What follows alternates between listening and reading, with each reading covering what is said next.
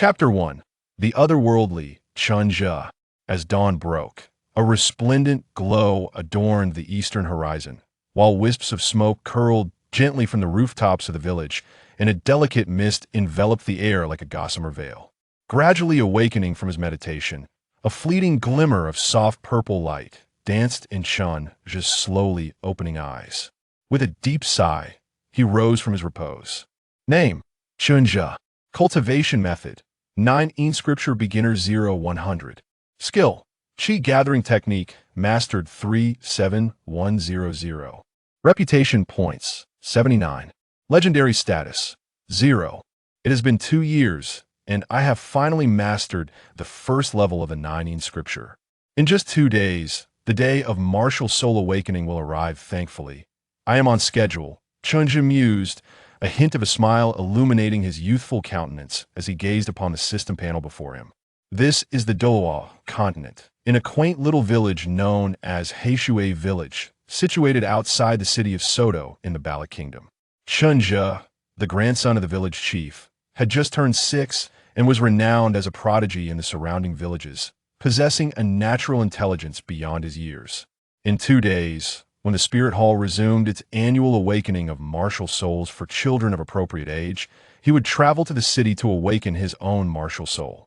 His family held high hopes for him, and he too was filled with eager anticipation. After all, this is the illustrious Douluo Continent. Having traversed into this world with an extraordinary advantage, I aspire to carve out a remarkable life in this vibrant realm.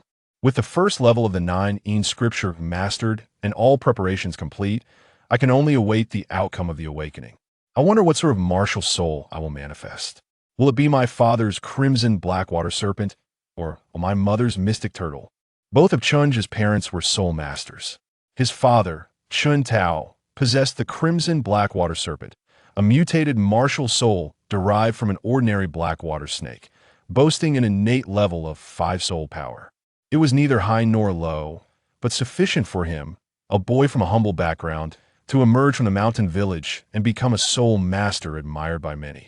His mother, Yu Xiaogang, wielded the mystic turtle, a quintessential defensive martial soul. Compared to his father's crimson blackwater serpent, which had considerable drawbacks due to its mutation, the mystic turtle was a time-honored and stable martial soul, with many in her family awakening soul power through it across generations. According to the texts, it was highly probable that Chen Zhe would also awaken a mystic turtle martial soul, given its extraordinary stability. A defensive type, while being a support role, is acceptable. I still yearn to be an output powerhouse. With his scattered thoughts gathered, Chen Zhe departed from the small hill where he practiced and made his way toward home. In his previous life, Chen Zhe was also named Chen Zhe, an ordinary young man from the Flower Kingdom on Earth. He had an unremarkable birth, grew up in an unremarkable manner, studied ordinarily, and worked a common job, ultimately succumbing to a sudden death one ordinary night due to overexertion. Then, inexplicably, he was reborn into the Douluo Continent, a world that existed within a novel from his past life, accompanied by an extraordinary system known as the Universal Retrieval System. Though referred to as a system, it was merely a simple panel divided into 2 sections: attribute allocation and universal retrieval manifestation.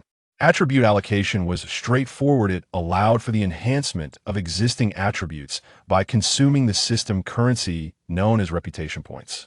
These points were unique power generated through the spread of Chen Zhe's name, collected and utilized by the system, akin to a form of belief. Universal retrieval, on the other hand, was more advanced.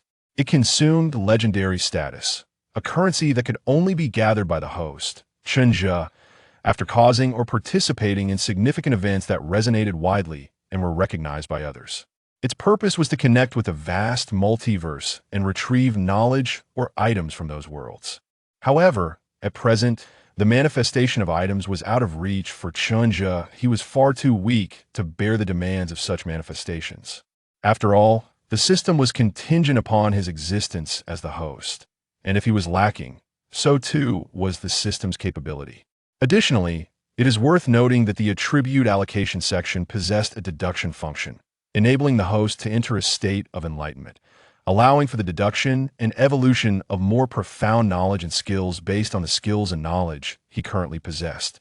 This function, however, required legendary status rather than the more conventional reputation points.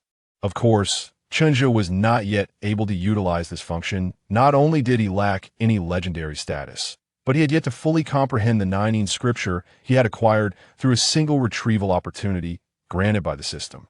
Speaking of which, the system had a rather frustrating aspect.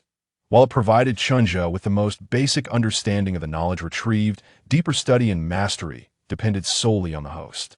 This was the primary reason it had taken him over 2 years since awakening his wisdom at 3 years old to only reach the beginner level of the 9 scripture, quite disheartening. Upon reaching his family's courtyard, before even stepping through the door, Chen Zhe called out, "Grandfather, I'm hungry. Is breakfast ready?" All right, it's ready. This morning, we have your favorite baked pancakes, just freshly made." In the kitchen came a slightly aged voice in response. As he looked up, he saw a sprightly old man clad in simple linen clothing, puffing on a pipe. It was none other than Chen Zhe's grandfather, Chen Zhe. "My dear grandson, why are you back so early this morning?" The old man chuckled. I finished my training early today, so I returned sooner," Chen Zhe replied, his face radiant with joy. Today marked the day he had finally mastered the 9 scripture after 2 years of diligent practice, occasion worthy of treating himself to an extra pancake. With that, he washed his hands and entered the adjacent small kitchen. His grandfather was an ordinary old man in Douluo Continent, born in a mountain village, with a family martial soul, the black water snake. Much like the other villagers, his soul power was only at level 1, and, at his age, he had barely reached level 16, just scraping by as a soul master. If one were to argue what made him extraordinary, it would be that he had a remarkable son, Chen Tao, who had ventured into broader waters. This was also the reason the grandfather had become the village chief after the previous chief passed away over a decade ago. Soul masters were a rarity in the village, with fewer than 10, and even those possessed low talent and levels. As far as Chen Zhe knew, aside from his father, a level 38 Soul Emperor, the highest was Uncle Chen Shu, who was at level 23 and currently worked alongside Chen Tao as a member of his mercenary group. Thus, this otherwise ordinary old man held considerable prestige in the remote Heishui village. "My dear grandson, how goes your training with the self-created soul skill?" the old man inquired, observing young Chen Zhe emerging from the small kitchen with a pancake in hand, a smile gracing his face. "Uncle Chen Shu just came by with news that my father has returned from the Stardow Forest and will be here today," Chen Zhe continued. Both of Chen Zhe's parents were mercenaries, having formed a small mercenary group with several close associates, engaging in escort missions and soul hunting services. They usually operated out of a small town near the Stardow Forest. However, they also had a base in Soto City, where they had recently taken on a noble's commission to venture into the Stardow Forest, offering a book in the multiverse, not engaging in mundane affairs. Chapter 2.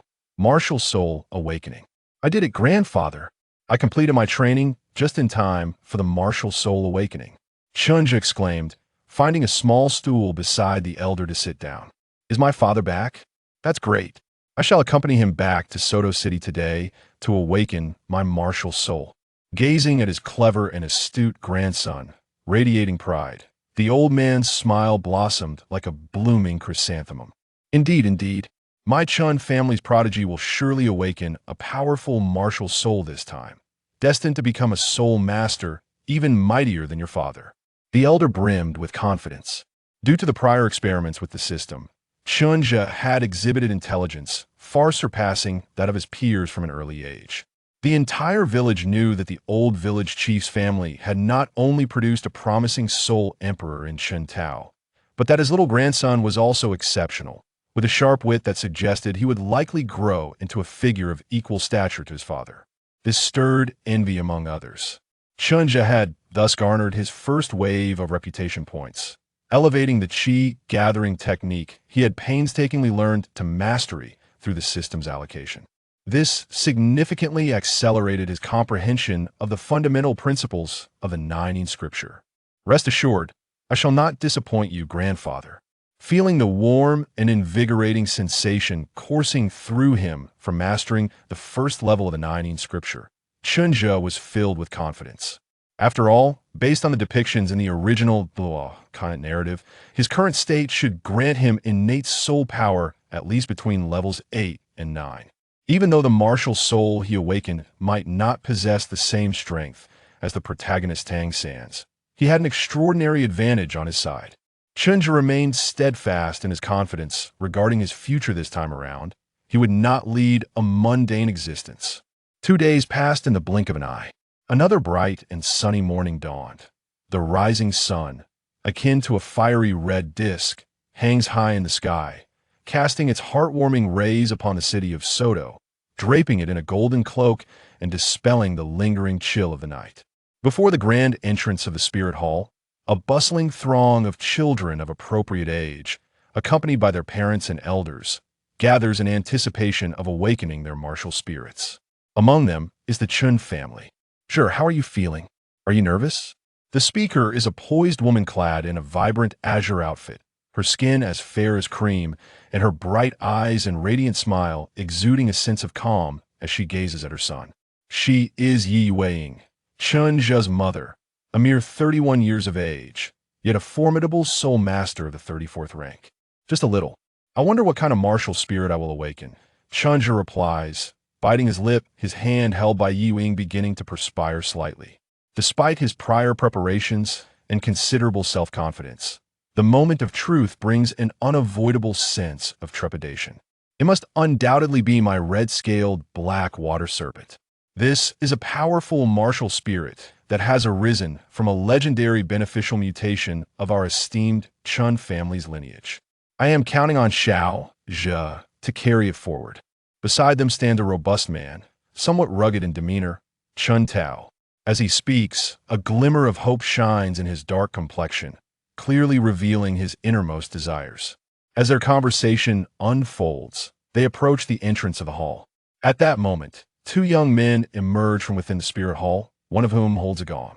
With the other hand, he strikes it twice with a hammer. Clang, clang. The resounding echoes capture the attention of everyone outside, instantly silencing the bustling crowd. Cough, cough. Greetings, everyone. I am Horst, a steward of the Spirit Hall and a 32nd rank soul master. I shall be the guide for the children awakening their martial spirits today. Seeing that all eyes are upon him, the young man introduces himself. The awakening of martial spirits is about to commence. Children who are to awaken, please step inside the Spirit Hall, while your relatives may wait outside. With that, he and another young man beckon the children to enter. Chen Zhe peers inside, glancing back at his parents. Chen Fu and Xuanwu nod encouragingly, while Yi Weiing gently squeezes Chen Zhe's small hand, whispering, "Go ahead, relax, believe in yourself, your father, and I will be waiting for you outside." Nodding decisively, Chen Zhe follows the others inside. All right, the ceremony is about to begin. Please line up orderly, and during the awakening process, everyone must remain silent and not disrupt the proceedings. Is that understood? Horst, presiding over the ceremony, admonishes the crowd.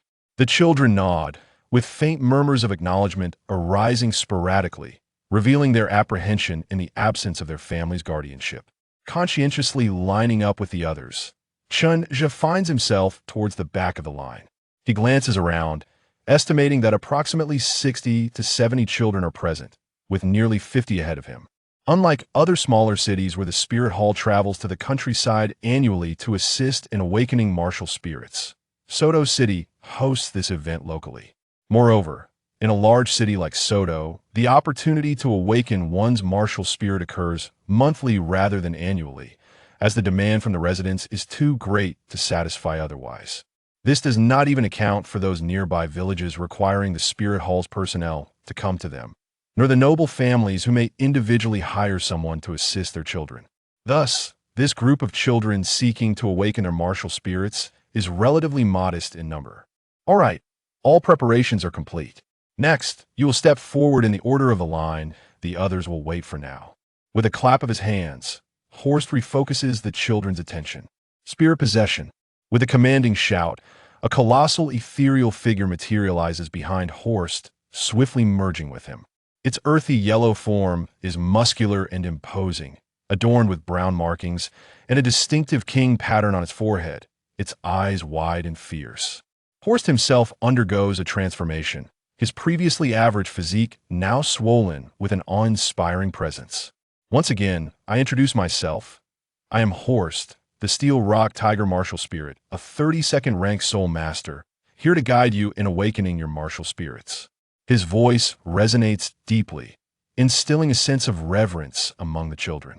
Instantly, silence envelopes the group as they gaze anxiously at Horst, who, pleased with their attention, speaks gently. Now, the first child, please step forward. What is your name? Shui, I am Shui. Greetings, steward. Very well. Young Shui, come before me and place your hand upon this crystal ball. Focus your mind, slowly attune to the latent power within you. Then reach out to it, guiding it forth. Yes, just like that. Shui, your martial spirit is a hammer. It appears quite hefty. Now, let us test your innate soul power by placing your hand back upon this crystal ball. Second rank soul power, that's quite decent. You have the potential to become a soul master. Best of luck to you, child. A fortunate beginning. A smile graced Horst's face as he observed the multitude of soul masters in Soto City, along with their numerous descendants. In the past, many children had awakened remarkable martial souls and possessed soul power. However, not every child is so fortunate. In this world, those with soul power capable of cultivating into soul masters are ultimately a rare few. This first child was indeed a lucky one, which significantly uplifted Horst's spirits. These are all accomplishments. Chapter 3. The Xuanming Turtle. Yu, with the martial soul of a scythe, possessed no soul power. What a pity. Yu, with a small green dagger as her martial soul, showcased innate soul power at level 3, quite commendable. Little one, would you be interested in joining the martial soul hall? Wang Jinshui, with the golden toad martial soul, had level 1 soul power. The ceremony proceeded in an orderly fashion, with Horst overseeing the children's martial soul awakenings. While another attendant named Yuan Jun diligently recorded the events, time passed slowly as child after child stepped forward to awaken and subsequently test their innate soul power. Those blessed with soul power beamed with joy, while those lacking it wore forlorn expressions. 2 young girls even burst into tears, leaving Horst in a flurry of concern. Some families rejoiced, while others mourned. Chen Zhe observed these scenes with a sense of nostalgia, inexplicably reminded of the college entrance examinations from his past life. Each moment was a pivotal juncture in one's life. Finally, it was almost Chen Zhe's turn. Lin Yinyong, with the martial soul of the Azure Spirit Fox, boasted innate soul power of level 6. Horst, gazing at the freckled child before him, was filled with astonishment. This was the first child he had encountered with innate soul power exceeding level 5. The Azure Spirit Fox, a splendid martial soul, coupled with level 6 innate soul power. Little one, would you be interested in joining our martial soul hall? Enroll in the academy and receive superior training. With your talent, it is entirely possible that you may one day become a soul king, soul emperor, or even a soul sage. The child named Lin Yinyong appeared quite excited, his face slightly flushed. I am willing. Esteemed attendant, I wish to join the martial soul hall and study at the academy. Before awakening his martial soul, his parents had instructed him, if he was fortunate enough to awaken high soul power, and the attendant invited him to join the academy, he should accept without hesitation. My father is Lin Haifeng, esteemed attendant, the owner of the Baozi shop right in front of the martial soul hall. I have seen you from a distance many times. Esteemed attendant. As he spoke, his excitement and nervousness were palpable, his eyes fixed intently on Horst's face, revealing a hint of admiration for the accomplished attendant. I aspire to become a powerful soul master like you in the future. Oh, is that so? We have indeed crossed paths before. How fortuitous. You shall not regret your choice today. Little Ling, under the guidance of the martial soul hall, you will evolve into a formidable soul master. Upon hearing this, Horst's joy was unmistakable, his smile widening. Come, step over here and provide Uncle Yuan Jun with your basic information, then wait for me. Once I am finished here, I shall personally escort you home. Horst took Lin Yingling's hand and led him to Yuan Jun. Yes, come here. Uncle will help you register and issue a certificate. With this certificate, you can go directly to the Soto City Martial Soul Hall Academy. Yuan Jun, invigorated by the moment, displayed a noticeably more enthusiastic demeanor. Innate level 6. How impressive. The Azure Spirit Fox is indeed a beautiful martial soul. Innate level 6 is merely the beginning. I shall awaken greater soul power. The emergence of a child with innate level 6 soul power ignited the spirits of those within the hall, causing the children to chatter excitedly once more. each wore expressions filled with enthusiasm. Particularly those yet to awaken their martial souls, their eyes gleaming with envy, wishing they could trade places. Up until now, only 2 had reached level 5 innate soul power, and 5 had achieved level 4. This was the first sighting of level 6. Chen Zhe, too, felt a surge of emotions, pondering whether he could awaken even greater soul power. His anticipation grew. He had never doubted his potential for soul power. The years of training had not been in vain. Just days prior, he had mastered the fundamentals of his technique and could now feel a warm current flowing within him, his inner strength, which also represented soul power in this world. He was well prepared, though uncertain of the extent of his abilities. After all, his parents' martial souls were not among the most powerful top-tier ones, with the system at his disposal. He never doubted that his future held promise. However, higher innate soul power signified a superior starting point, an elevated ceiling for the future, and a swifter ascent toward greatness. Before long, the once lively hall fell silent once again as Horst returned to the awakening array. Retrieving the crystal ball, the ceremony commenced anew. Next, it is your turn now, little one. Please step forward. Horst regarded Chen Zhe as he approached with a calm demeanor. The child, clad in a pure white robe that accentuated his small stature, appeared somewhat tall and composed, exuding an air of maturity that piqued Horst's interest. Following Horst's instructions, Chen Zhe placed his hand upon the crystal ball, closed his eyes, and quietly attuned to his body. Within his perception, the crystal ball emitted a peculiar resonance, harmonizing with the surrounding array and affecting him. With his eyes tightly shut, Chen Zhe delved deep within himself, feeling as though he had submerged into an endless expanse beneath the water. There, an elusive sensation beckoned him from the depths below. Following this feeling, Chen Zhe gradually descended.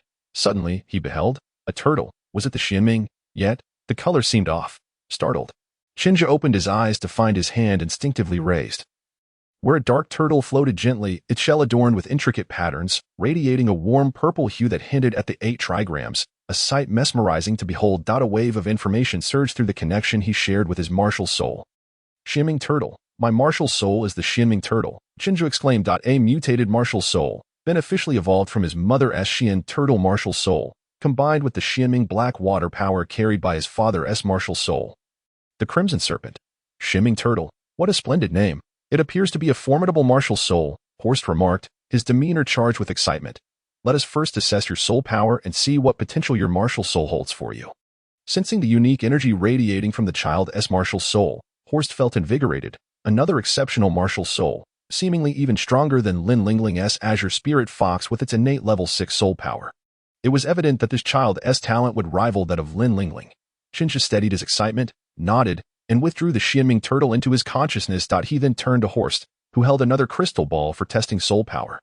Chen Zhe placed his hand upon it. A force drew from his palm, drawing forth the soul power awakened within him, which flowed into the crystal ball.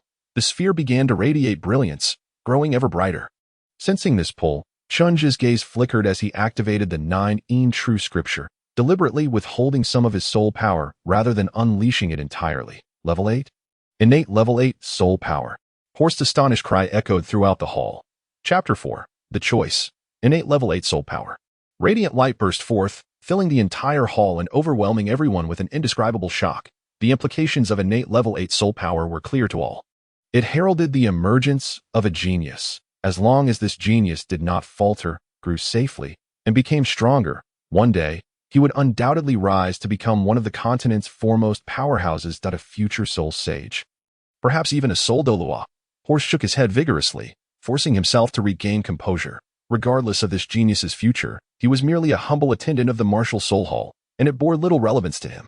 Of course, should he manage to align himself with this future powerhouse, it could yield significant benefits in the years to come, but that was a prospect many decades away. The crucial factor was whether this child could truly grow.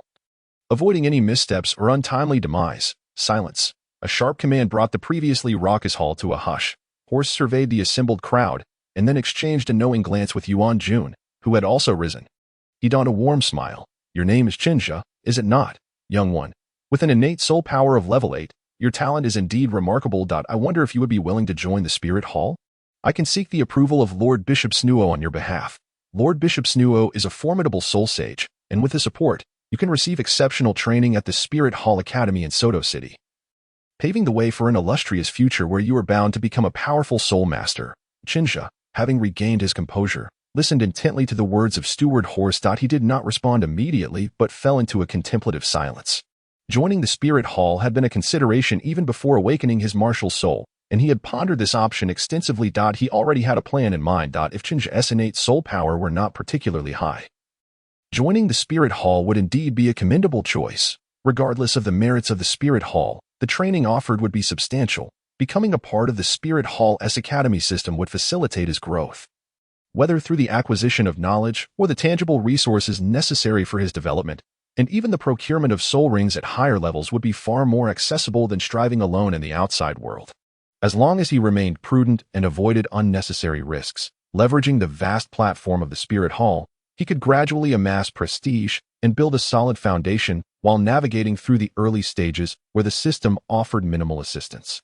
Once he reached a later stage of development, he would undoubtedly secure a promising future with abundant choices ahead. However, all of this hinged upon his innate soul power not being excessively high. He had set a threshold for himself. If his innate soul power was below level 7, he would consider joining the Spirit Hall if the steward extended a favorable invitation.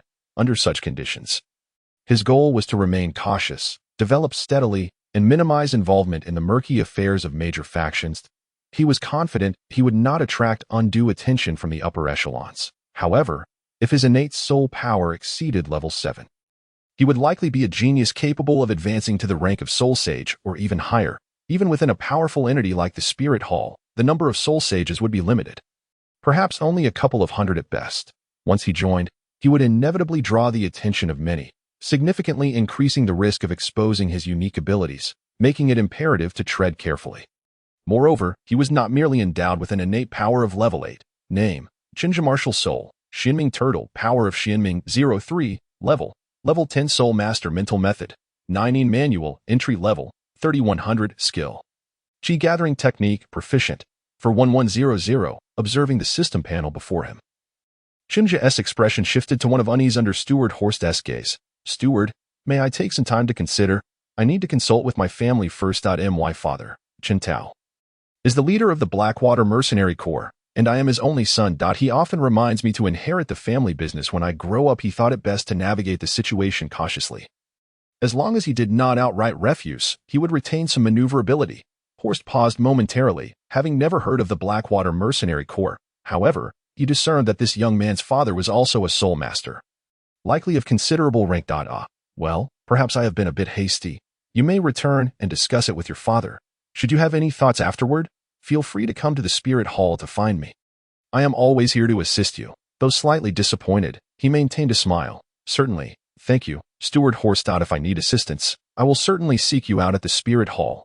Chen Zhe expressed his gratitude, genuinely appreciative of Steward Horst's understanding. Very well, you may proceed to register your information with Steward Yuan Jun. I will assist the remaining children in awakening their martial souls, Horst said with a hint of resignation. Understood. Thank you once again, Steward.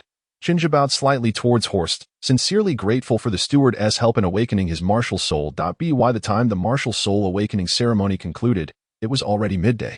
The bright sun shone overhead, casting a fierce summer light. He returned to the Blackwater Mercenary Corps residence in Soto City with his parents, riding in a carriage. Their home was situated not far from the Grand Soul Arena, in a large courtyard. Unlike the bustling vibrancy of the nearby Grand Soul Arena, this area, merely 2 streets away, belonged to the impoverished part of the city. It was a place where various individuals struggled to make a living in Soto City, a city that ranked among the largest in the kingdom, a melting pot of all walks of life. However, compared to the established forces within Soto City, the Blackwater Mercenary Corps, primarily active around the Stardow Forest, had little deep involvement in the local affairs. Their residence was located on the outskirts, close to the Grand Soul Arena. Chen Zhe entered the courtyard and surveyed his surroundings. It was rather modest, a living room, a few guest rooms, a kitchen, and a storage room comprised the entirety of the space. Its only advantage was its ample size, sufficient for the mercenary corps to convene. Seemingly noticing his son's disdain, Chen Tao playfully slapped the back of Chen Zhe's head. Enough of that, you little rascal. Now, what is it that you must return here to discuss? The mercenary corps is on break today. Your Uncle Wang and the others have all gone home, so there are no outsiders around. Having hurried back here after leaving the Spirit Hall, Chen Zhe had maintained a serious demeanor throughout the journey, which caused concern for his parents. Upon hearing this, Chen Zhe's mother, who had been smiling at the scene, also adopted a serious expression, quietly observing her astute son. Hey, Mom and Dad, Can you guess what my martial soul is? Chen Zhe, rubbing the back of his head, wasted no time and got straight to the point. Without waiting for his parents to respond, he fixed his expression and declared, "Martial soul manifestation." A dark halo emanated from Chen Zhe, and a turtle shell adorned with warm purple markings appeared behind him. His physique, having grown sturdier after awakening his martial soul, expanded even further, and the muscles in his arms bulged, despite standing only at 1 meter tall. He exuded an undeniable aura of authority. Chapter 5. By blood gazing at the transformed visage of his beloved son, along with the unfamiliar martial soul he bore, Chen Tao felt his mind blank. His throat felt dry as he swallowed hard, casting a glance at his wife. Their eyes met, both reflecting disbelief. For reasons unknown, a sense of relief washed over Chen Tao, restoring his clarity of thought. Contemplating a certain possibility, he turned his gaze back to the bright-eyed Chen Zhe and slowly spoke. A mutated martial soul. His voice came out slightly hoarse. Upon hearing this, Chen Zhe paused, noticing the peculiar expressions on his parents' faces and quickly realizing. Of course it's a mutated martial soul. What strange things are you two thinking about? No sooner had he finished speaking than he was enveloped in a warm embrace by his mother. My dear son. Wait, here's the situation. My martial soul is called Xuanming Turtle, and I possess innate full soul power. However, during my time at the Spirit Hall, I did not reveal everything. They all assumed I had innate level 8 power. In the living room, the family sat together as Chen Zhe recounted the events. Son, do you not wish to join the Spirit Hall? Why not? After listening to Chen Zhe's account, Chen Tao lowered his head and thought for a moment before looking up and meeting his wife's gaze. Asking, he had no doubts about the truth of Chen Zhe's words, including the claim of innate full soul power. Following the initial excitement, he was now able to calmly contemplate other matters. Indeed, you possess innate full soul power. Joining the Spirit Hall would be an excellent choice. Yu Xiaogang chimed in, echoing her husband's sentiments. While the couple possessed some strength and influence, they were ultimately merely two soul venerates and did not hold a significant standing in Soto City. Given the talent Chen Zhe had displayed, they felt unable to provide him with adequate support. He deserved better. How should I put this? Chen Zhe hesitated, contemplating his words before deciding to speak candidly. Mom and Dad, you know that I have previously developed some unique soul skills. Now, with the awakening of this powerful mutated martial soul, along with my innate full soul power, if I were to join the Spirit Hall, I would indeed receive certain benefits. However, I would also be subjected to considerable oversight, which would bring about various inconveniences. He glanced at their expressions, noting no significant change, and breathed a sigh of relief. Continuing, moreover, the reality is that our family even my maternal grandfather's family lacks reliable connections within the Spirit Hall. Upon joining, I would inevitably attract various prying eyes, and the future would be uncertain, with no guarantees. Therefore, I believe it would be better to study in Soto City, growing steadily at a measured pace. This way, I need not be separated from you. Finally, he emphasized, I can't bear the thought of leaving you to study elsewhere. Once more, the couple exchanged glances, and it was Chen Tao who spoke first. Are you afraid of losing your freedom? Indeed, this poses a dilemma. Beyond this, do you have any additional thoughts? With your current soul power level, simply acquiring a soul ring would qualify you as a soul master. Is it still necessary to attend a junior academy, or should you directly enroll in a middle-level martial spirit academy? This conversation seems to be a negotiation with Chen Zhe. Chen Tao is aware that his son has always been exceptionally intelligent and quite opinionated, which is why he often seeks his input on various matters.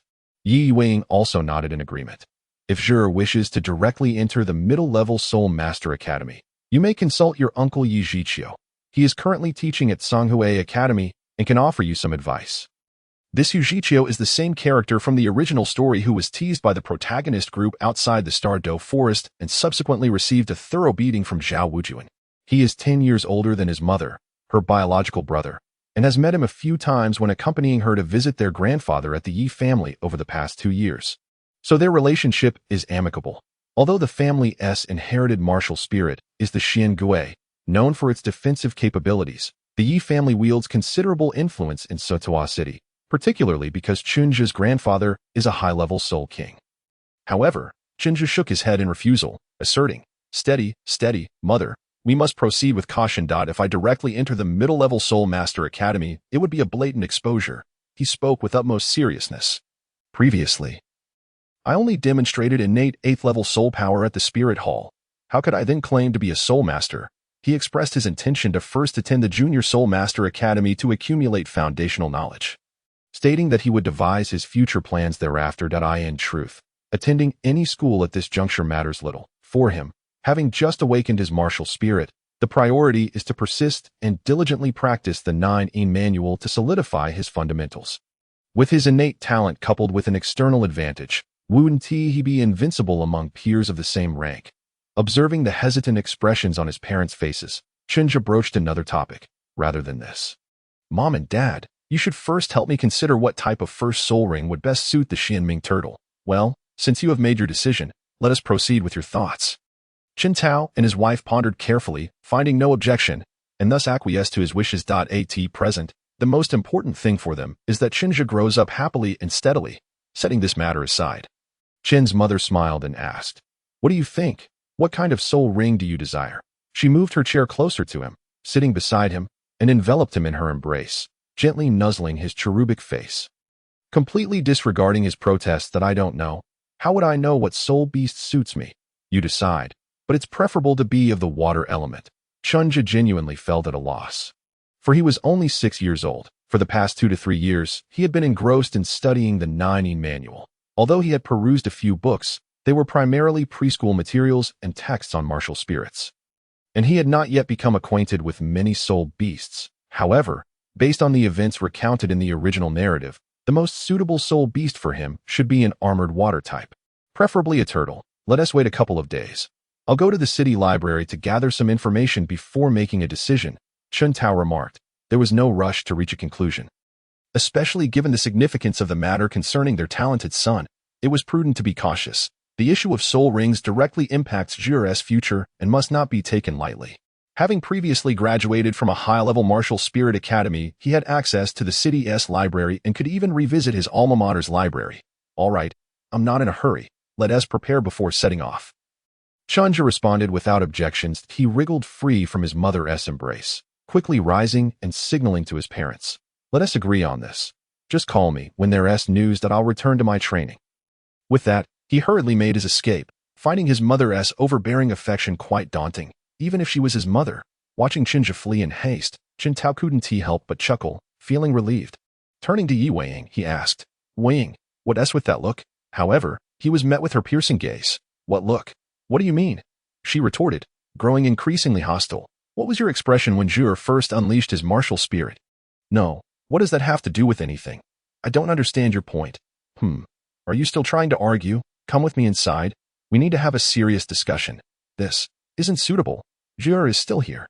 Chapter 6. The Power of Xuanming. Upon returning to his room, Chen Zhe sat cross-legged on the bed, his gaze slightly narrowed as he called upon the system within his mind. Name: Chen Zhe Martial Spirit, Xuanming Turtle, Power of Xuanming 03, Level 10 Soul Master. Mental Method, 9 Manual, Entry Level, 3100, Skill, Qi Gathering Technique, Mastery, 41100. After awakening his martial spirit, the system interface displayed new changes, revealing 2 additional attributes, martial spirit and soul power level. Chen Zhe had noticed this during his time at the Spirit Hall, but had not found the opportunity to study it thoroughly. Now that everything was settled, he eagerly returned to his room to inspect it immediately. The soul power level was clear and comprehensible. Focusing intently, Chen Zhe directed his attention to the martial spirit attribute. Concentrating his mind, as a piece of information instantly resonated within his heart. Martial Spirit, Xuanming Turtle, a water-type beast martial spirit, formed through the fusion and mutation of the power of Xuanming Red Snake of Blackwater. In the Xuan Turtle martial spirit, in the form of a spiritual turtle, it carries the power of Xuanming, possessing a high affinity for water attributes, allowing it to manipulate the purest water, power of Xuanming, also known as the power of the Xuanwu. This divine beast strength, inherent in the bloodline of the Xuanming Turtle, embodies the might of the sacred beast Xuanwu, characterized by latent accumulation, manifestation of the yin, and the harmony of yin and yang. Xuanwu. Chen Zhe was utterly astonished, rendered speechless by the revelation. What is this? My martial spirit possesses the bloodline of Xuanwu. Furthermore, the description indicates that this bloodline trait was inherited from the red snake of Blackwater. How could that peculiar creature, which my father boasts about but is actually rather average, be connected to the divine beast Xuanwu? This revelation has shocked me to my core. If that is the case, Chen Zhe forced himself to regain his composure, taking a deep breath before redirecting his gaze to the panel, specifically the suffix of the martial spirit attribute. Martial spirit, Xuanming Turtle, power of Xuanming 03. Notice. Your legendary degree is insufficient to conduct a bloodline evolution of the martial spirit. Gulp. Chen Zhe swallowed hard, feeling an overwhelming sense of joy wash over him. This is possible. Bloodline evolution can indeed happen, although it consumes the precious legendary degree. At least there is hope for his martial spirit to evolve towards the divine beast Xuanwu. While the current Xuanming Turtle martial spirit appears formidable, with its manipulation of the purest water and inherent power of Xuanming, it undoubtedly qualifies as a top-tier martial spirit. However, it all depends on whom it is compared to. After all, this is Xuanwu, the sacred beast Xuanwu. Even during his time on Earth, Chen Zhe, despite not being particularly interested in myths and legends, had heard of the illustrious name of the Xuanwu. In countless literary works and films, any mention of the sacred beast Xuanwu, regardless of its form, symbolized unparalleled strength and grandeur. Chen Zhe's face flushed slightly, his expression brimming with excitement.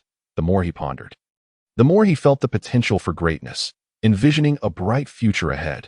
Taking several deep breaths, Chen Zhe once again compelled himself to calm down. Steady, steady. There's no need for haste. No need for haste.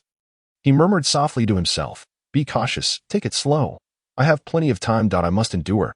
I absolutely must endure. At this moment, he acknowledged his own fragility and low strength.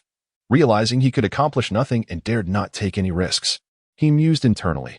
I'll lay low for a few years, gain some strength, and then I can start making a name for myself, earning prestige points. The legendary degree was something that couldn't be rushed. Participating in significant events that could influence this world would have to wait at least a decade or more. Long ago, he had inquired with his parents, discovering that the newly appointed female pope of the Spirit Hall had only assumed office for 3 to 4 years. According to the timeline of the original story, Bibi Dong's ascension to the papacy came the same year Tang San was born. Therefore, the protagonist Tang San should currently be around 3 to 4 years old. While he himself is 6 years old, this means he is 2 to 3 years older than Tang San. Thus, they could be considered peers, the first major event involving the protagonist group in the original story. The Soul Master competition occurs just before they turn 14, with the grand conflict against the Spirit Hall not happening until they are in their 20s, perhaps around 26. The timeline is a bit hazy. But it's not of great concern. Regardless, he has over a decade to develop, and the major upheaval is still at least 20 years away. There is ample time. Calm down, endure. The advantage is mine. Nevertheless, it is indeed necessary to carefully plan a growth trajectory, for opportunities are always reserved for those who are prepared. All for the sake of legend. All for Xuanwu. Time swiftly passed, and 5 days had gone by. The sun in the sky remained scorching, and the air was thick with dryness. In the soul-hunting forest of the Spirit Hall, Chen Zhe and his family of 3 arrived here, with the purpose of helping Chen Zhe obtain his first soul ring. Accompanying them were 3 members of the Blackwater Mercenary Corps, who were sworn brothers of Chun Tao, and his wife. 1 was Wang Zhua, a lean figure standing under 1.7 meters, sporting a pair of thin mustaches at the corners of his lips. With slender eyes that conveyed keen intelligence, his martial soul was the Firelight Mouse, a level 33 agility attack spirit master. Another was Xiao Ranner, with a serpentine waist and a refined face, her figure strikingly voluptuous. Her delicate features, adorned with a hint of makeup, were bright yet marred by a diagonal scar across half her face. Her martial soul was the Thornvine, a level 31 control spirit master. Finally, there was Tai Lin, a robust man whose arms were thicker than Chen Zhe's waist, his fierce countenance belying a hardy and straightforward nature. His martial soul was the mountain-crushing axe, a level 36 power attack spirit master. These 3 were the primary combatants of the Blackwater Mercenary Corps. If they were to include Chen Chu, who handled logistics, the entire Blackwater Mercenary Corps would be present. Unfortunately, Chen Chu's power was too low, only at level 23, and he seldom accompanied the team on soul hunts, hence his absence this time. Upon observing, the composition of the Blackwater Mercenary Corps was quite straightforward. Tai Lin led the charge with his brute strength. Yi Wing served as the tank, responsible for support and damage absorption, while Xiao Ranner controlled the battlefield from the center, offering assistance. Wang Zhua and the captain, Chen Tao, both agility attackers, engaged in harassment and cleanup. There were no support roles, no healing. This was the unfortunate reality. as auxiliary spirit masters were exceedingly rare, and those with reliable martial souls were even scarcer. Those who were dependable and of a level sufficient to hunt souls in the forest, typically. Level 30 was the threshold, were indeed a precious rarity. At least, such individuals were not something a small group like the Blackwater Mercenary Corps could possess, which reflected the situation of the majority of mercenary groups. What they could do was to carry extra supplies of medicine for emergencies.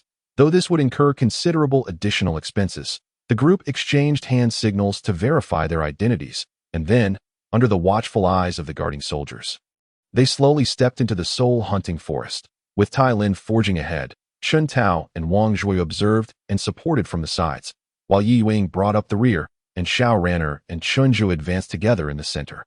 For Chen Zhe, this was his first time in such a lush and dense forest, with towering trees reaching for the sky. His eyes wandered around, quietly observing everything around him while cross-referencing it with the books he had perused in recent days. "How do you feel, Xiao Zhe, about entering the soul-hunting forest for the first time?" Xiao Ran'er, half a step behind Chen Zhe, kept a watchful eye on him. She found it somewhat amusing to see the little lad looking tense and scanning his surroundings.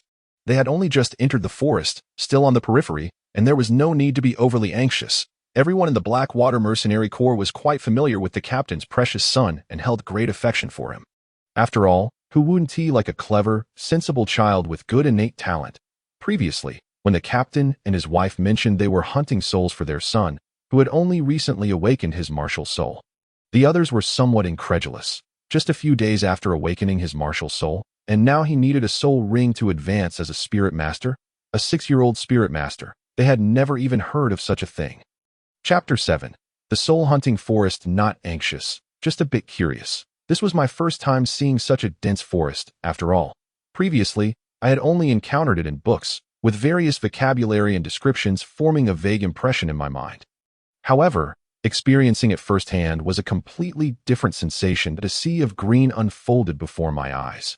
Looking up from below, the trees stood tall and robust, piercing the sky, their branches dense and flourishing, casting a shadow that gave Chunha the illusion of being beneath a cloud. "Ha ha ha, you've barely scratched the surface. You haven't seen the sights of the Stardoe Forest, that's where the true spectacle lies. Once you grow a bit more, Uncle Tai Lin will definitely take you to see it." "That SA domain suited for men," Tai Lin, leading the way, laughed heartily. "Really? Then it's a promise. I look forward to that day," Chunha replied, retracting his gaze and smiling faintly. He was indeed certain he would visit the Stardoe Forest. The Stardoe Forest was not something this small soul-hunting forest could compare to, whether in terms of resources or the dangers it harbored. At this moment, Wang Zhui, who had been wandering about, spoke up in a deep, powerful voice. "Xiao Zhe, have you thought about what kind of soul beast you wish to hunt for your first soul ring?" Upon hearing this, Chen Zhe turned his gaze to his father. Chen Tao seized the moment. "Let us head towards the water source, searching for rivers or lakes that would be best for Xiao Zhe to acquire a water-type soul beast or a defensive type with armor." He pointed to the right front, saying, "Let us go this way. I remember there's a small river here. If we follow the river upstream, we should reach a decent-sized lake that should have something suitable for Xiao." Everyone heightened their vigilance. They might encounter numerous soul beasts along the way. Water, the source of life, is essential for the survival and reproduction of all living beings. And water sources are the places where many soul beasts congregate and reside. Especially water-type soul beasts. This approach would greatly expedite the search for soul beasts, but could also pose significant risks. Fortunately, everyone present, apart from the novice Chen Zhe, had strength above the spirit master level and were seasoned mercenaries experienced in hunting souls. In the soul-hunting forest, where the highest-level soul beasts were at most 1,000 years old, they could manage. After determining their course, Chen Tao spoke again to Chen Zhe. "Over the past 2 days, I've gathered quite a bit of information. Among the known soul beasts in this soul-hunting forest, a few are particularly suitable for you. The spiral water turtle is the one I believe is best for you. It possesses a skill called spiral water flow, which aligns well with your martial soul. Even if you don't inherit this skill after hunting it, other water spirit armors would also be quite decent. The azure water unicorn, a soul beast said to possess the bloodline of the legendary water Chielin, has strong armor capabilities and excels in water control, making it suitable for you. However, I'm not very hopeful about encountering this soul beast. While it is indeed good, its population is exceedingly sparse, and whether we encounter it depends purely on luck. Moreover, as it's your first ring, even if we do find it, you may not be able to absorb it. The armored crocodile water beast is a soul beast that resides in marshy areas, and its numbers should be plentiful, making it easier to find a suitable one. However, its bloodline is not impressive, so it can serve as a backup option. Lastly, there are our own kin, the black water Xian snake and Xian turtle. Both of these soul beasts are distributed throughout this soul hunting forest, and their numbers are not insignificant, with some variations as well. At this point, Chen Tao's tone took on a strangely complex nuance. In summary, let us first find the water source. He glanced at his son, a flicker of pride passing through his gaze, and smiled. You probably won't settle for a subpar soul ring. We must prepare for a long stay in the forest. Once we return, you must treat Uncle Wang and the others to a grand feast with the New Year's money you've secretly saved up over the years. Upon hearing this, Chen Zhe understood and immediately pouted his little face. Really, Dad? That's so cruel. It's not easy for me to save up my little treasure. Laughter erupted among the group, lightening the atmosphere. The third soul skill, Mountain Crushing Strike. Bang! Bang! With Tai Lin's powerful axe descending, the colossal one-horned wild rhinoceros fell with a thud. Soon after, a circle of purple soul rings began to rise slowly from the corpse of the 1,500-year-old rhinoceros. This marked the third day since Chen Zhe and his companions had entered the soul-hunting forest. After fruitlessly searching along the periphery for 2 consecutive days, the group chose to venture deeper this morning. As expected, the variety of soul beasts encountered along the way had significantly increased, and their strength had correspondingly risen as well. The armored rhinoceros before them was the 4th soul beast over 1,000 years old they had encountered on this journey. Such unexpected encounters posed considerable challenges for the group. After the battle concluded, the group skillfully cleaned up the battlefield. Xiao Ranner helped Tai Lin tend to his wounds. He had just been grazed by the charge of the one-horned wild rhinoceros. Fortunately, it was not a direct hit, and he had not sustained serious injuries. Yi Weighing, keeping watch, surveyed the surroundings, her gaze lingering momentarily on the injured Tai Lin before shifting to the now hornless corpse of the one-horned wild rhinoceros. Tao Go. Something feels off. The soul beasts are far too active today. We only just stepped into the inner circle and Haven T even had the chance to delve deeper. Yet, we already encountered 4,000-year soul beasts. And this last one attacked us on sight. That's quite unusual. Normally, while the one-horned wild rhinoceros is known for its ferocity in battle, it rarely takes the initiative to attack humans or other soul beasts. I fear that there may have been some unforeseen changes in the forest. Should we consider retreating from the inner circle? With our strength, we may not fear 1,000 or 2,000-year soul beasts, but we cannot withstand continuous battles. Right now, Tai Lin's arm is still injured. Caution is the cardinal rule for the survival of mercenary groups. It is also the secret that has allowed the Blackwater Mercenary Corps to traverse the perilous depths of the dense forest and emerge unscathed on multiple occasions over the years. Chen Tao furrowed his brow, sensing the looming danger. Just as Yi Weighing had articulated, frequent skirmishes within the treacherous soul-hunting forest are inadvisable. They cannot withstand the relentless onslaught of soul beasts, even if they are capable of dealing with each one individually. Contemplating for a moment, Chen Tao nodded and, meeting the gazes of his companions, declared, "Zhe only requires a soul ring of 300 to 400 years. We truly need not venture too far into the inner circle. Given the unforeseen developments within the soul-hunting forest, it is excessively perilous to proceed further. Let us retreat from the inner circle. It merely means we will spend a few extra days searching gradually." He then turned to his son, who had been closely following Xiao Ranner, and urged, "Zhe, do not rush. The right opportunity will present itself. A few days' delay is inconsequential. Should a battle arise, stay close to Aunt Xiao." He then addressed Xiao Ranner. "I appreciate your assistance, Ranner. Oh, it's nothing." Xiao Ranner waved her hand dismissively, appearing unconcerned. "Leave it to me. I won't let anything happen to Zhe." Chen Zhe nodded earnestly, signaling his willingness to abide by everyone's guidance, remaining silent, lacking both strength and experience. He felt he had no right to voice his opinion and chose to quietly follow the arrangements. His father would never lead him astray. There was nothing to worry about. After ensuring everything was in order, the group did not retrace their steps, but instead turned and exited the inner circle from a different direction. Chapter 8. The Accumulation Water Ring. After enduring another 2 hours of trekking and encountering a multitude of agitated soul beasts, the group finally returned to the outer circle, where the variety of soul beasts was relatively sparse. A collective sigh of relief escaped them. The sun was now sinking low in the sky, casting a fiery hue upon the clouds at the horizon. Chen Tao, leading the way, glanced up at the changing sky, and addressed the group. Nightfall is approaching swiftly. Let us find a suitable spot to rest for the night. Our immediate task is to locate a place with a water source and procure some food.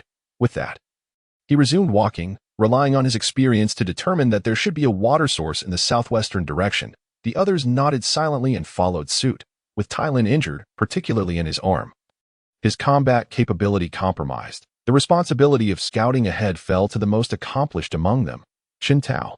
Before long, after navigating around a thicket of dense shrubs, a small waterfall came into view that it was a 3-meter-wide stream, cascading down from a mountain slope, not particularly high, yet forming a small pool below. The rich moisture wafted towards them, invigorating the group and dispelling much of their fatigue. Exchanging glances, they all broke into smiles. I'll fetch some water. Chen Zhe, why don't you scout for a suitable camping spot nearby? Wang Zhua, who had remained largely unassuming, volunteered. Being a sensitive attack type, he was particularly well suited for such tasks. Be careful. There may be soul beasts lurking in that pool, Chen Tao cautioned, offering no dissent. Rest assured, Wang Zhua replied with a calm smile, for he was no novice. As he approached the stream, however, a sudden splash erupted. A shadow lunged toward his head. It didn't emerge from the seemingly deep pool, but rather from a different direction, right from the shallow bank of the stream. Watch out, Chen Tao shouted, having been observing him closely. He leapt into action. First soul skill, Crimson Strike. Wang Zhua reacted instantly, remaining composed as he summoned his martial spirit and unleashed a soul skill. Second soul skill, Explosive Flame Strike. In an instant, the two forces collided. Wang Zhua was sent flying, tumbling several times before crashing onto the ground. Disoriented. At that moment, Chen Tao's attack struck. A serpent's tail, dark with crimson streaks, slammed into the halted shadow, sending it reeling backward. It was then that Chen Zhe finally discerned what it was, a python. Its black body and crimson eyes were crowned with a single, jet-black horn that measured over 5 meters in length and was as thick as a bowl. It reared back, hissing menacingly at the group. Everyone summoned their martial spirits, stepping forward to assist, while Chen Zhe closely followed Xiao Ranner. Having dealt a blow, Chen Tao did not pursue, but remained fixated on the black serpent, calling out to the fallen Wang Zhua. Wang Zhua, are you all right? Can you still fight? He needed to ascertain Wang Zhua's safety first. Cough, cough, cough. That I'm fine. This beast is not capable of injuring me, he replied, struggling to stand.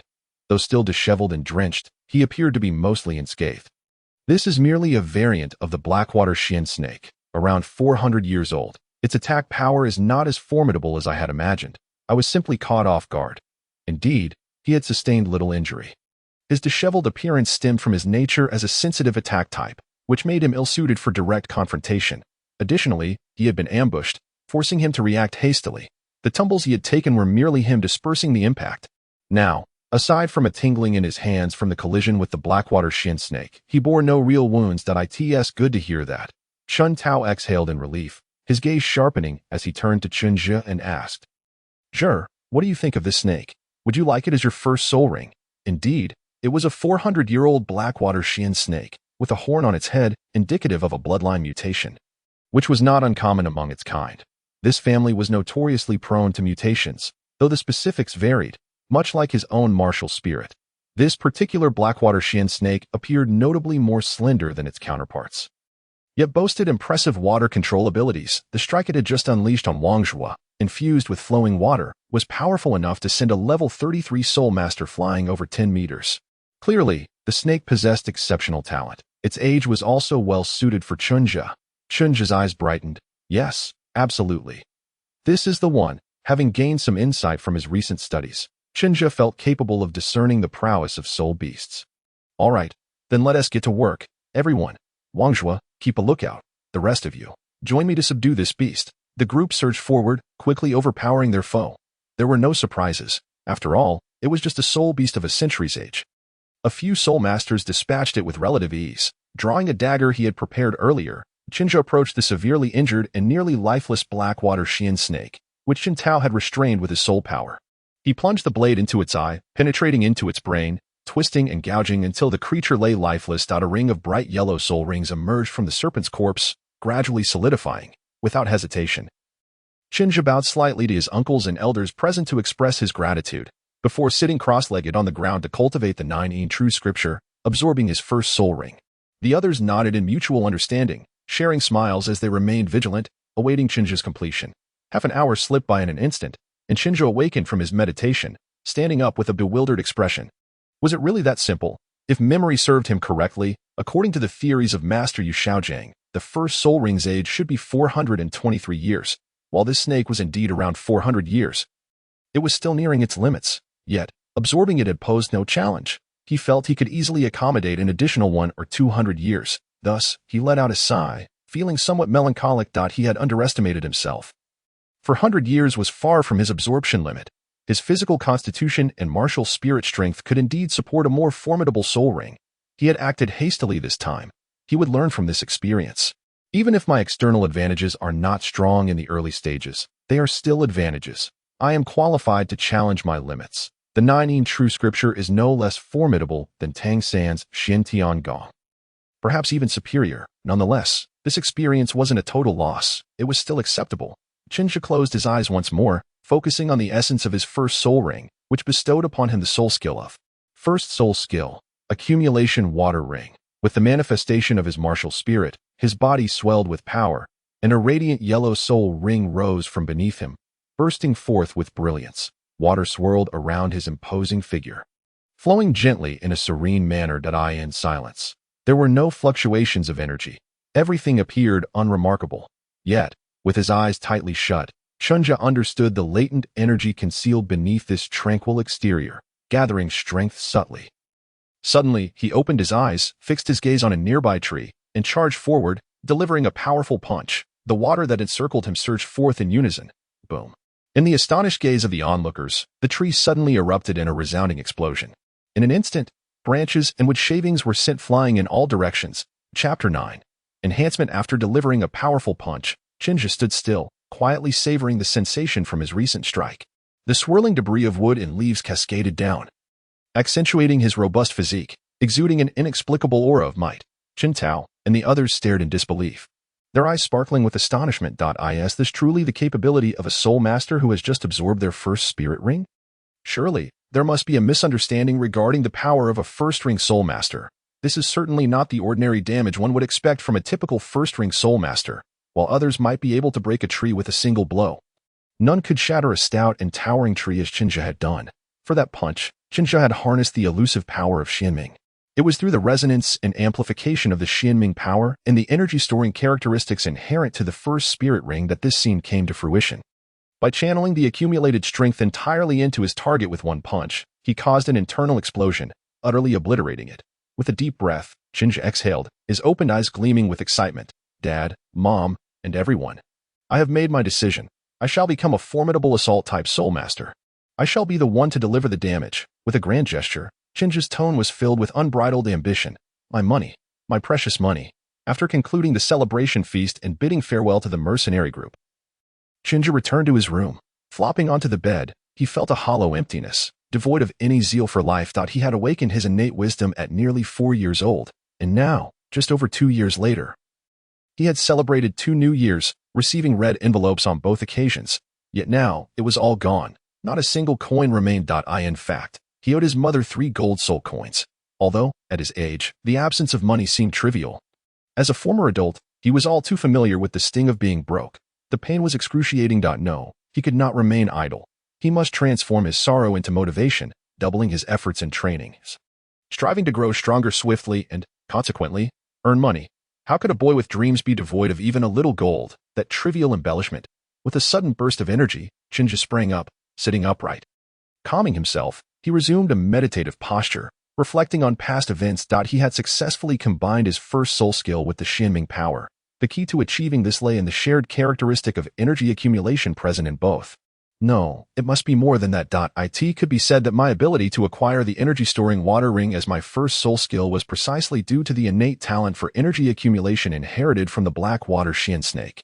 Perhaps it was the Xuanming power carried by my martial spirit that served as a catalyst. This was the most crucial factor. Chen Zhe came to a realization. The energy-storing water ring essentially functions like a rechargeable battery.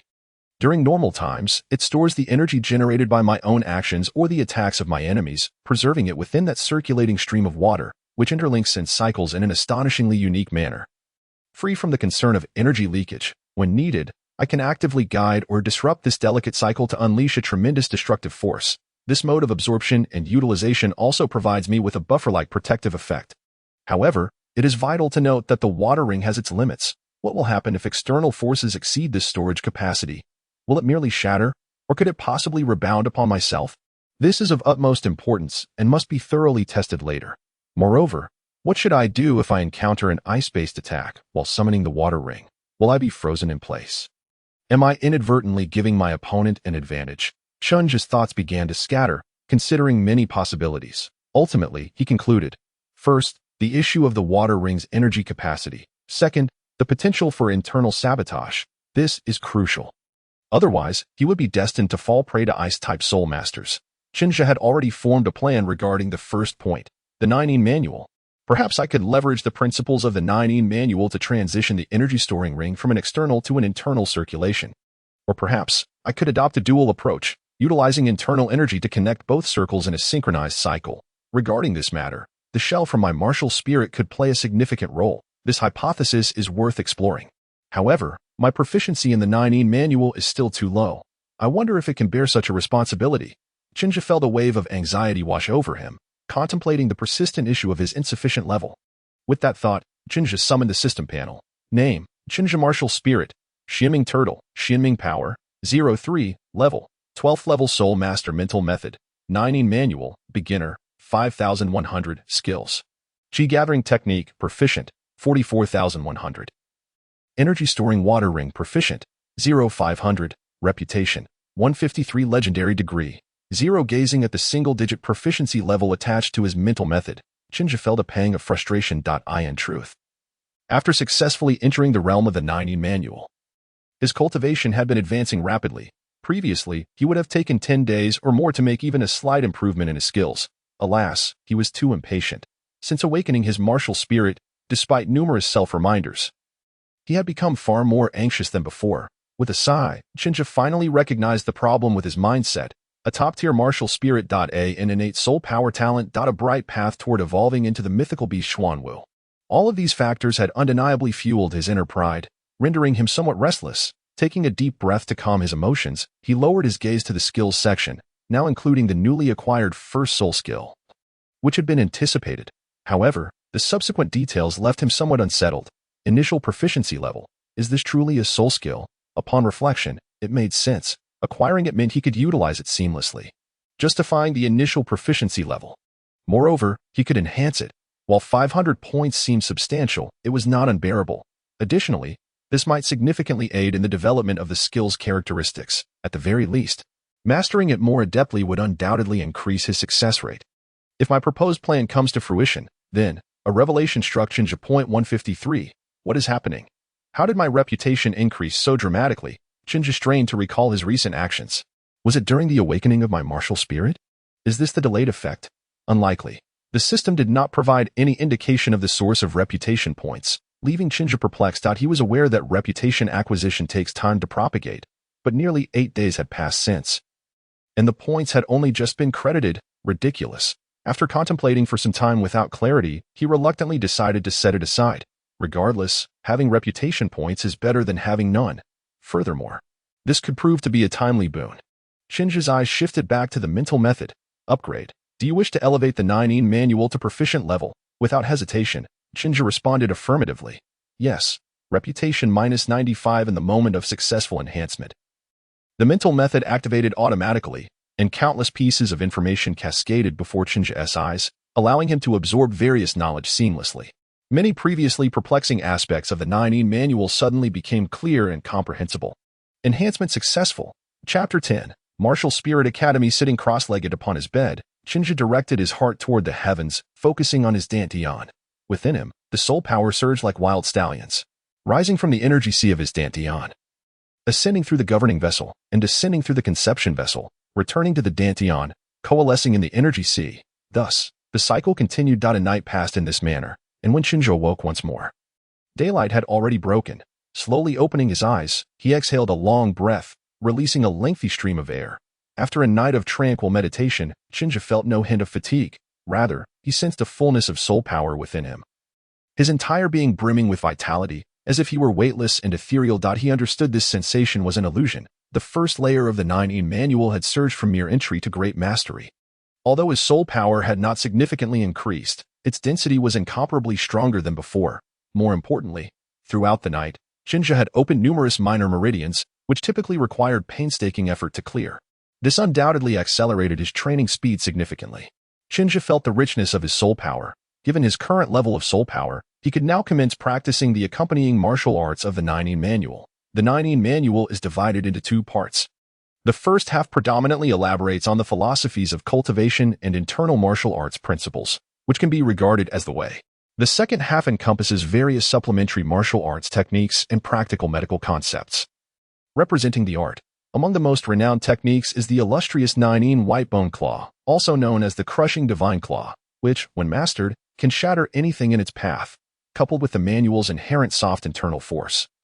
It achieves a harmonious balance of rigidity and flexibility, making heavy burdens feel light. Numerous techniques abound, such as the Spiral 9 Shadows for lightness and agility, the Ghost Domain Wind Howl for sound manipulation, and various other martial arts, ranging from the formidable to the feeble. Furthermore, there are medical insights and specialized skills, including the soul-shifting technique, wound healing chapter, acupoint striking chapter, and acupoint releasing chapter.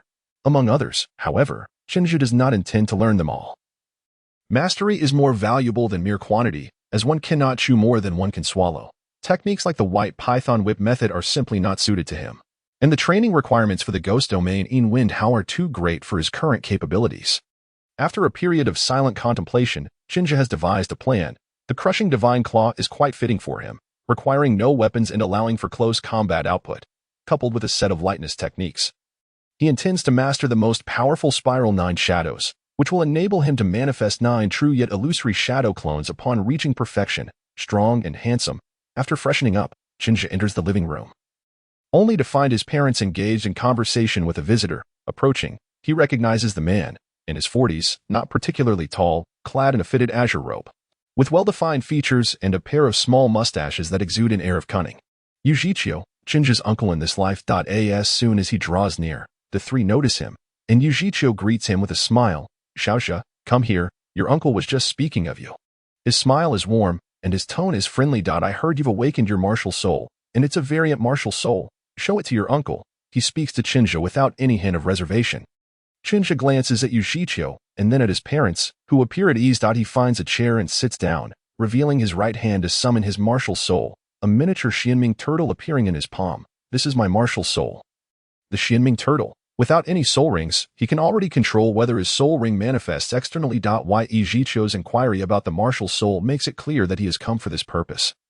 And Chen Zhe feels puzzled, uncertain of his uncle's intentions. It's been a long time since I last saw you. Zhu, I heard you successfully became a teacher at the Xuanwu Martial Soul Academy? Yes, uncle is now a teacher at the Xuanwu Academy in Soto City. Yu Xiao smiles lightly. But let's not discuss that today. I heard you're going to attend the Junior Soul Master Academy? Chen Zhe nods, affirming this. It's good to spend 2 years at the Junior Soul Master Academy. Associating with peers will benefit your growth, Yu Xiao remarks appreciatively, assessing Chen Zhe. With your innate soul power of level 8, you'll soon reach level 10, at which point you can transition to the Intermediate Academy to study deeper knowledge. Chen Zhe is taken aback and looks at his parents, only to see his mother, Yu Weiing, winking at her brother when she thinks he cannot see. Chen Zhe feels perplexed, unsure of what they're scheming, and can only nod in agreement. In that case, let's make some preparations. I'll take you to the Junior Soul Master Academy shortly. I have connections with the principal there, so you can enroll directly without waiting for the school season. Yu Xiao continues, smiling. Afterward, we will visit the Yi family. Your grandfather has been asking about you for quite some time. The Soul Master Academy enrolls in spring, and now it is midsummer, having already missed the opportunity. Chen Zhe blinks, unsure how to respond, and can only say, thank you, Uncle. At the Soto City Junior Soul Master Academy. It is Chen Zhe's first visit. He and Yu Xiao stand at the entrance, gazing at the resplendent gates adorned with white and gold patterns that shimmer in the sunlight. Through the gates, one can glimpse a magnificent fountain, wide and tidy pathways, and meticulously trimmed flower beds. The distant academy buildings are increasingly opulent, resembling a noble's private estate rather than a Soul Master Academy. Chen Zhe marvels internally at the grandeur. At that moment, an elderly man in gray-black robes adorned with blue and gold patterns approaches them. He has a kind expression, yet his presence is formidable. Upon seeing him, Yu Xiaogang promptly steps forward with Chen Zhe, Zhao Lao. Thank you for your assistance today. The old man waves his hand dismissively. No need for such formalities. He then turns to Chen Zhe. This young friend is the innate soul power level 8 genius. Isn't he? Ha. I must thank you for introducing such a talent to me. He smiles warmly at Chen Zhe, exuding a friendly demeanor. Indeed, this is my nephew, Chen Zhe, with innate level 8 soul power, who has just recently awakened his martial soul. He gestures towards Chen Zhe. This esteemed gentleman is Zhao Luan, the principal of the Suatua City Junior Soul Master Academy. Zhao Luan is a powerful soul king. Chen Zhe, you should greet the principal. Chen Zhe quickly bows respectfully. Hello, Zhao Lao. Very good. A well-behaved child. Principal Zhao Luan chuckles. It has been many years since we have welcomed a genius to our junior academy. Yu Xiaogang adds with a smile. I am flattered. But we must rely on Principal Zhao's guidance. The old principal waves his hand. Rest assured, in this Junior Soul Master Academy, should you require anything, do not hesitate to seek me out. He gestures behind him. Han Xinyong. Take this child to register for enrollment. I will have a word with you. Lao. A bespectacled middle-aged man approaches and respectfully bows to Principal Zhao Luan. Yes. Turning to Chen Zhe, he says, follow me. I will assist you with the enrollment process. After glancing back at Yu Xiaogang, Chen Zhe nods silently and follows along. Chapter 11. Roommate. As the moon hangs high in the sky, after a delightful dinner at his grandfather's house, and politely declining the offer to stay overnight, while promising to visit more often, Chen Zhe returns home with his parents. He gazes up at the sky, where not a single star is visible, and the moonlight is sparse, the moon intermittently hidden behind clouds. It seems a storm may be brewing. Retracting his gaze, Chen Tao looks at his son and smiles. Curious why we kept this from your uncle and the others. Chen Zhe nods in affirmation. In truth, he does not relish broadcasting that he possesses innate full soul power.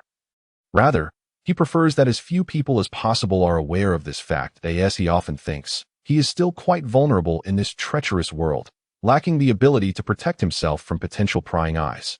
So discretion is paramount. However, it perplexes him that his parents have not concealed this from the mercenary group, yet have kept it from the Yi family.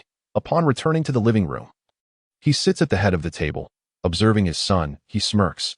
You think I wouldn't consider what you've thought of? Your mother and I have discussed it, and henceforth, we shall uniformly declare that you possess innate level 8 soul power. The fewer who know, the better. I've already cautioned Uncle Wang and the others to keep this matter confidential. His expression turned serious. Revealing this to your Uncle Wang was unavoidable, as we need their assistance to help you secure a better soul ring. Your mother and I, both soul emperors, lack the capacity to escort you alone through perilous forests in search of suitable soul beasts. The events of those days should have confirmed this, that we cannot afford to squander your talent by making you wait a year or more to hunt for souls. Moreover, they are all trustworthy friends of mine. As for concealing it from the Yi family, he chuckles. The fewer who know, the less risk of trouble. Yi Weiying nods in agreement, affectionately ruffling her son's hair. Once you enter the Soul Master Academy, study diligently, and do not neglect your cultivation for the sake of play. What your father and I can do for you is limited. From now on, much will depend on you. You have always been a clever child. And your father and I believe you will inevitably become a formidable force. Chen Zhe's heart stirs, and he nods solemnly. I will. The next day, Chen Zhe arrived once more at the Soul Master Academy, laden with bedding and luggage. Today marked the true beginning of his enrollment. Yesterday had merely been an introductory visit to meet the dean, during which he had only registered briefly before following Yu Xiaogang back. Upon entering the academy, after inquiring for directions twice, Chen Zhe finally located his dormitory. Room 301. Glancing at the door plate to confirm he was in the right place, he knocked softly, and after a few moments, pushed the door open. Before him stood 4 young boys, clad in their school uniforms, all appearing to be around 8 or 9 years of age. These must be his roommates. Hello everyone, I am Chen Zhe. The new student, he greeted them with a smile. The boys, who had been engaged in playful banter moments before, exchanged bewildered glances. A sturdily built boy stepped forward, saying, You must be the genius our teacher mentioned. Assigned to our dormitory. Greetings. Surprisingly amiable. Chen Zhe nodded with a smile that if there's no one else arriving today, that would indeed be me. With that, he entered the dormitory. It was quite spacious, even with 6 beds arranged within it. It did not feel cramped. 5 of the beds were already made up, leaving one in the corner unoccupied. Clearly, this was his assigned bed. Chen Zhe walked over and cheerfully asked the group, Could you tell me about the academy? I'm new here and know nothing yet. The boys exchanged glances, seemingly perplexed by Chen Zhe's familiarity. Eventually, the sturdy boy introduced himself. I am Lei Long, a third-year student with the martial soul of the Thunder Tiger. These are my classmates, Xuanming, Yinyong, and Yang Xian. He then curiously inquired, I heard you are a genius with innate soul power level 8. Is that true? Ah, indeed it is true. My martial soul is the Xuanming Turtle. Chen Zhe replied, meeting their curious stares with a smile. Oh, you are all third years as well. Then we must be classmates. He had directly transferred, as the first 2 years of the Junior Soul Master Academy focused on basic literacy and language courses. Along with a meditation class, subjects he had already mastered, thus allowing him to skip ahead. A turtle martial soul.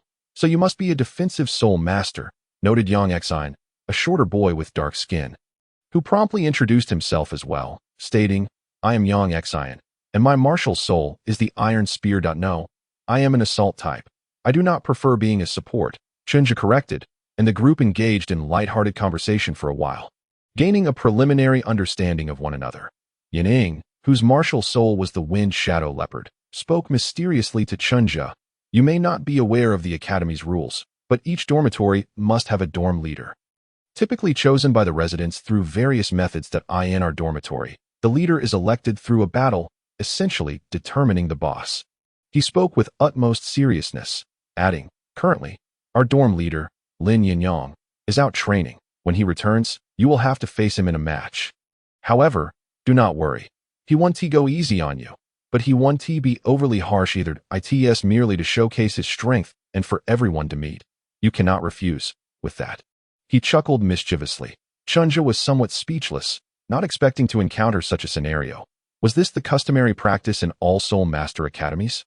Oh, is that so? But how can you be so certain I cannot defeat him? I too possess soul power at level 8. Chen Zhe did not mind indulging these children in their boss game. Because I am a first-ring Soul Master, came a sudden voice from the doorway.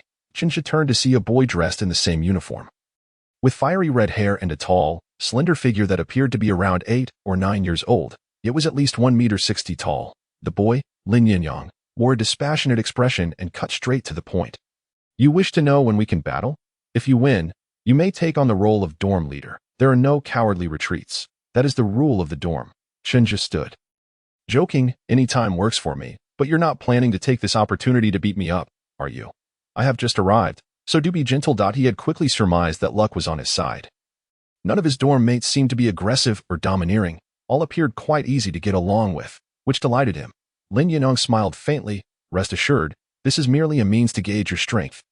I won't harm you. After all, they would be living together for several years, and it would not be prudent to overly harm a future roommate. He silently added, very well. Then I look forward to your guidance. Lin boss, Chen Zhe replied with a casual smile, stepping into an open area that had just been cleared by Lei Long and the others. The onlookers, eager for the spectacle, made Chen Zhe feel somewhat exasperated. Chapter 12. Lin Yinyong ready?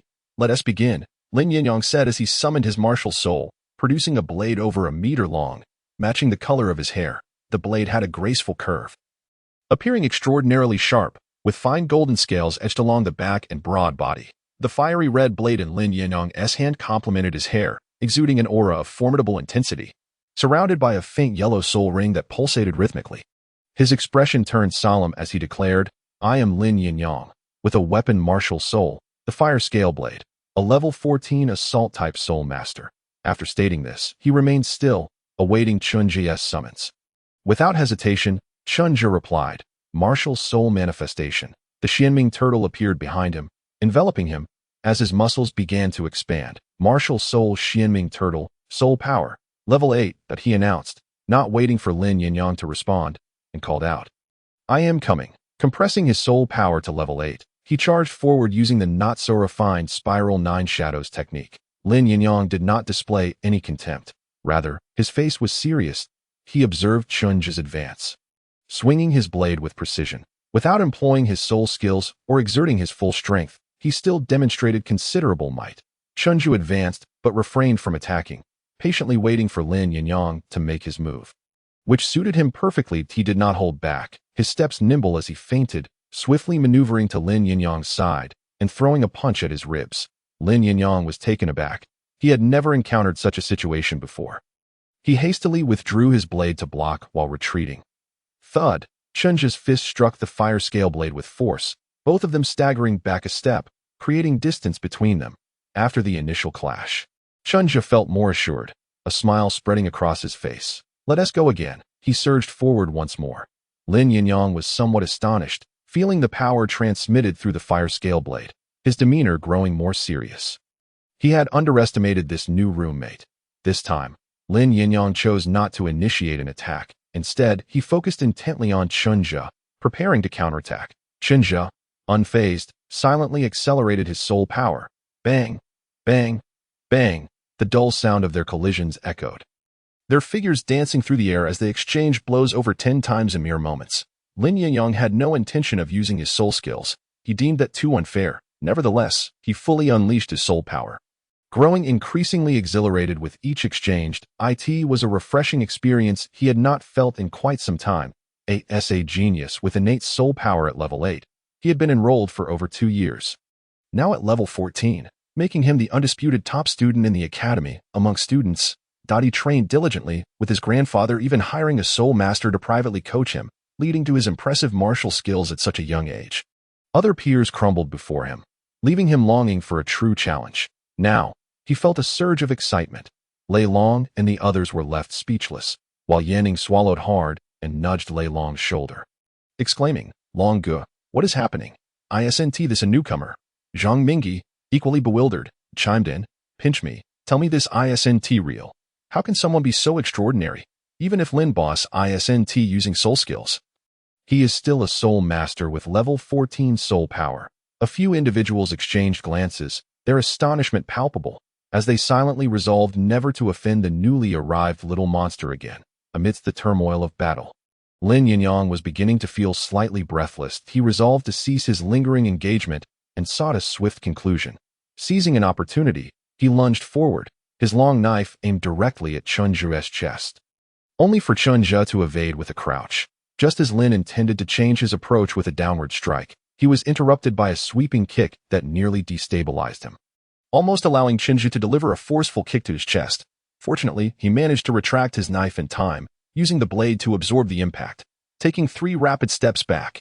Even Lin Yinyong, known for his calm demeanor, found it difficult to maintain his composure, his face flushed with embarrassment and indignation. With so many witnesses present, did this brat not consider sparing him some dignity?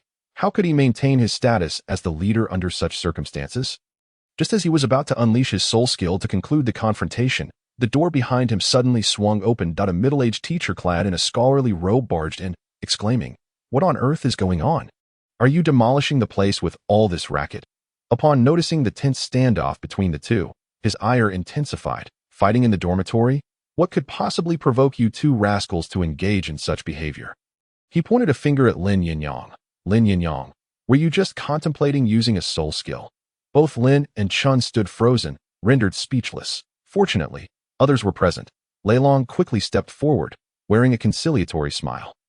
Mr. Foam, please, let us not be hasty. It's all a misunderstanding. There was no fight. We were merely welcoming a new member. This is a welcoming ceremony indeed. Yes, a welcoming ceremony. The other 3 chimed in, nodding vigorously. They even pulled the bewildered Chen Zhe into the conversation. This is our dormitory's new member, just arrived today, a real genius. We were just engaging in a friendly soul master game to express our camaraderie. Welcoming a new member? I find that hard to believe. The middle-aged teacher's expression conveyed skepticism as he pointed at Lin Yinyong, who had just sheathed his weapon, looking quite embarrassed. What kind of welcoming ceremony involves drawing a blade and employing soul skills? Nonetheless, his gaze scanned the group, and upon seeing their expressions devoid of any anger, he felt slightly reassured, realizing that it might not be a serious matter after all. Still, he maintained a stern demeanor. I don't care how this situation arose. You are all to step outside and face punishment. I notice some litter that has been cleaned up over by the 3rd playground. You are to tidy it up, all of you. What? The group sagged at the news, yet they had no choice but to silently exit the dormitory. Chen Zhe, feeling equally helpless, followed suit. Here, Zhigu, try this. It's delicious. At noon, after completing their cleanup duties at the playground, the group reconvened. Lei Long took the initiative to treat everyone, reserving a private room on the second floor of the cafeteria to commence a proper welcoming banquet. Yinyong served Chen Zhe a generous portion of braised pork, his stature towering over Chen Zhe as he earnestly remarked, "Zhe, you truly are impressive to hold your ground against Lin Yinyong for so long. Weren't you just awakening your martial soul not long ago?" "Oh, no. I'm nowhere near Lin Yinyong's caliber. He didn't even use soul skills against me." Chen Zhe graciously accepted the pork, humbly replying, "I've merely been training alongside my parents for some time. Thus I possess a bit of martial prowess. Lin Yinyong is the real powerhouse, despite being only a year or so older than me. He has already attained level 14 soul power. His future is boundless." He raised his juice in salute, declaring, "To you, Lin Yinyong, I toast. I'll drink to your health. You may partake as you please." With a grand demeanor, Lin Yinyong felt a bit exasperated, yet he raised his juice glass and drained it in one go. "There's no need to call me Lin Yinyong. Just address me by my name. Or you may call me Dorm Leader. I'm not fond of the title Yinyong." Unable to suppress his curiosity, he added, "Your footwork during our duel was quite peculiar. I was deceived several times. What was that about?" Had it not been for the Spiral 9 shadows, which misled his judgments and allowed Chen Zhe to seize opportunities for counterattacks, their skirmish would not have lasted so long. Chapter 13. The Back Mountain Ah. "About that, have you heard of self-created soul skills?" Chen Zhe replied with a subtle smile, "That it's a technique distinct from soul ring skills, known as self-created soul skills. That's self-created soul skills. Can soul skills truly be self-created?" The group appeared puzzled, as this concept exceeded their comprehension. That of course it can. Ultimately, soul skills are merely a technique for utilizing soul power, Chen Zhe asserted confidently, since it's all a matter of technique. It's not unreasonable for a soul master to devise a set of combat techniques based on their regular training. Though, it's worth noting that self-created skills may not necessarily possess the power of those derived from soul rings. Regarding the principles of soul skill formation, Chen Zhe, with his current knowledge, could not articulate a comprehensive explanation, yet it was evident that it involved a certain technique, using soul power as energy, one's martial soul as a foundation, and soul rings as a driving force, three elements working in concert to create a skill. Lin Yinyong, who had been attentively listening, pondered this term and looked up to ask, "So, mastering such skills must also require certain prerequisites, akin to how we need soul rings to unleash soul skills." He seemed to grasp the concept. Chen Zhe was somewhat surprised by his perceptiveness and generously offered guidance. "Precisely. The two most crucial factors are the quantity of soul power and the strength of your control over it. The former determines the potency of your soul skills, while the latter dictates the precision of their execution." He particularly emphasized, especially the latter, if a soul master lacks sufficient control over their soul power, they simply cannot learn those techniques, let alone apply them. After speaking, he observed the four individuals who appeared somewhat disheartened, alongside Lin Yinyong, who seemed deep in thought, and chuckled lightly. "You really don't need to fret over this. Self-created soul skills are exceedingly rare on the continent. The reasons for this are quite simple. Not only is there a lack of creators, but also a scarcity of learners. This threshold is akin to an insurmountable chasm for the vast majority of soul masters. After all, soul masters belong to a privileged class across the continent. Many do not exhibit a fervent enthusiasm for diligent training. As they reach a certain age, the majority prefer to find a comfortable place to enjoy life, wishing to indulge in the fruits of their earlier efforts. In simpler terms, there exists a deficit of a warrior's spirit." Chen Zhe refrained from passing judgment on the various reasons behind this phenomenon. He focused solely on bettering himself. After concluding this discourse, he returned to his meal, choosing not to speak further. The topic shifted elsewhere, and the four friends began to engage in various antics. Only Lin Yinyong remained, his head bowed in contemplation, casting occasional glances at Chen Zhe, his gaze flickering slightly. Chen Zhe appeared entirely oblivious to it all. Thus, Chen Zhe embarked on his life at the Soto City Elementary Martial Soul Academy. His days consisted of eating, sleeping, attending classes, training, exercising, and frequenting the library, striving to enhance his strength and acquire knowledge. He even slowed his research on the Nining manual, for the simple reason that he realized he might not be able to cultivate the second level of the Nining manual in the near future. The Nining manual is a technique of the Yin cold attribute, and this inherent coldness cannot be attained without reason. It necessitates the aid of certain treasures of the Yin cold attribute to facilitate cultivation, gradually altering the characteristics of one's soul power through prolonged external stimulation. Among the best known to Chen Zhe is the treasured cold jade bed from the ancient tomb school in the Divine Eagle. With such an artifact, he could confidently achieve the second level within 7 days. Unfortunately, he did not possess it. Another method would be to seek out a place rich in yin energy to train, such as a graveyard or a mass burial site. However, he declined, not for any other reason, but simply out of fear. Thus, he could only send a message home, asking his family to help gather treasures like cold jade, hoping for a stroke of luck, though he held little hope for success. Indeed, over half a month passed without a single word that in truth, when it comes to cultivating yin attribute soul power, he does possess an advantage. The Xuanming Turtle is also a soul of the yin attribute, which endows his soul power with inherent coldness. With patience, he could still progress. However, the timeline would likely stretch to a year or two. In the depths of night, at the hour of the rat, when the yin energy is at its peak, Chen Zhe manifested his martial soul, seated cross-legged upon a massive stone in the Academy's back mountain. With each breath, he seemed to resonate with the cold moon hanging high in the sky. Glimmers of moonlight cascaded down, enveloping him, saturating every fiber of his being, every sinew. After a long while, his cultivation concluded, and Chen Zhe slowly rose. Exhaling a deep breath, he felt invigorated. His soul power had grown slightly colder, not significantly, but still a cause for celebration. After stretching his stiff neck, he gazed towards a particular spot in the forest. Come out now. You've been standing there for over 10 minutes. Aren't you tired? Lin Yinyong. In the tranquil woods, a slender figure emerged after a brief moment of silence. It was his roommate, Lin Yinyong. Lin Yinyong's expression was calm, yet his eyes concealed a stirring intensity. He approached Chen Zhe directly, halting 10 paces away.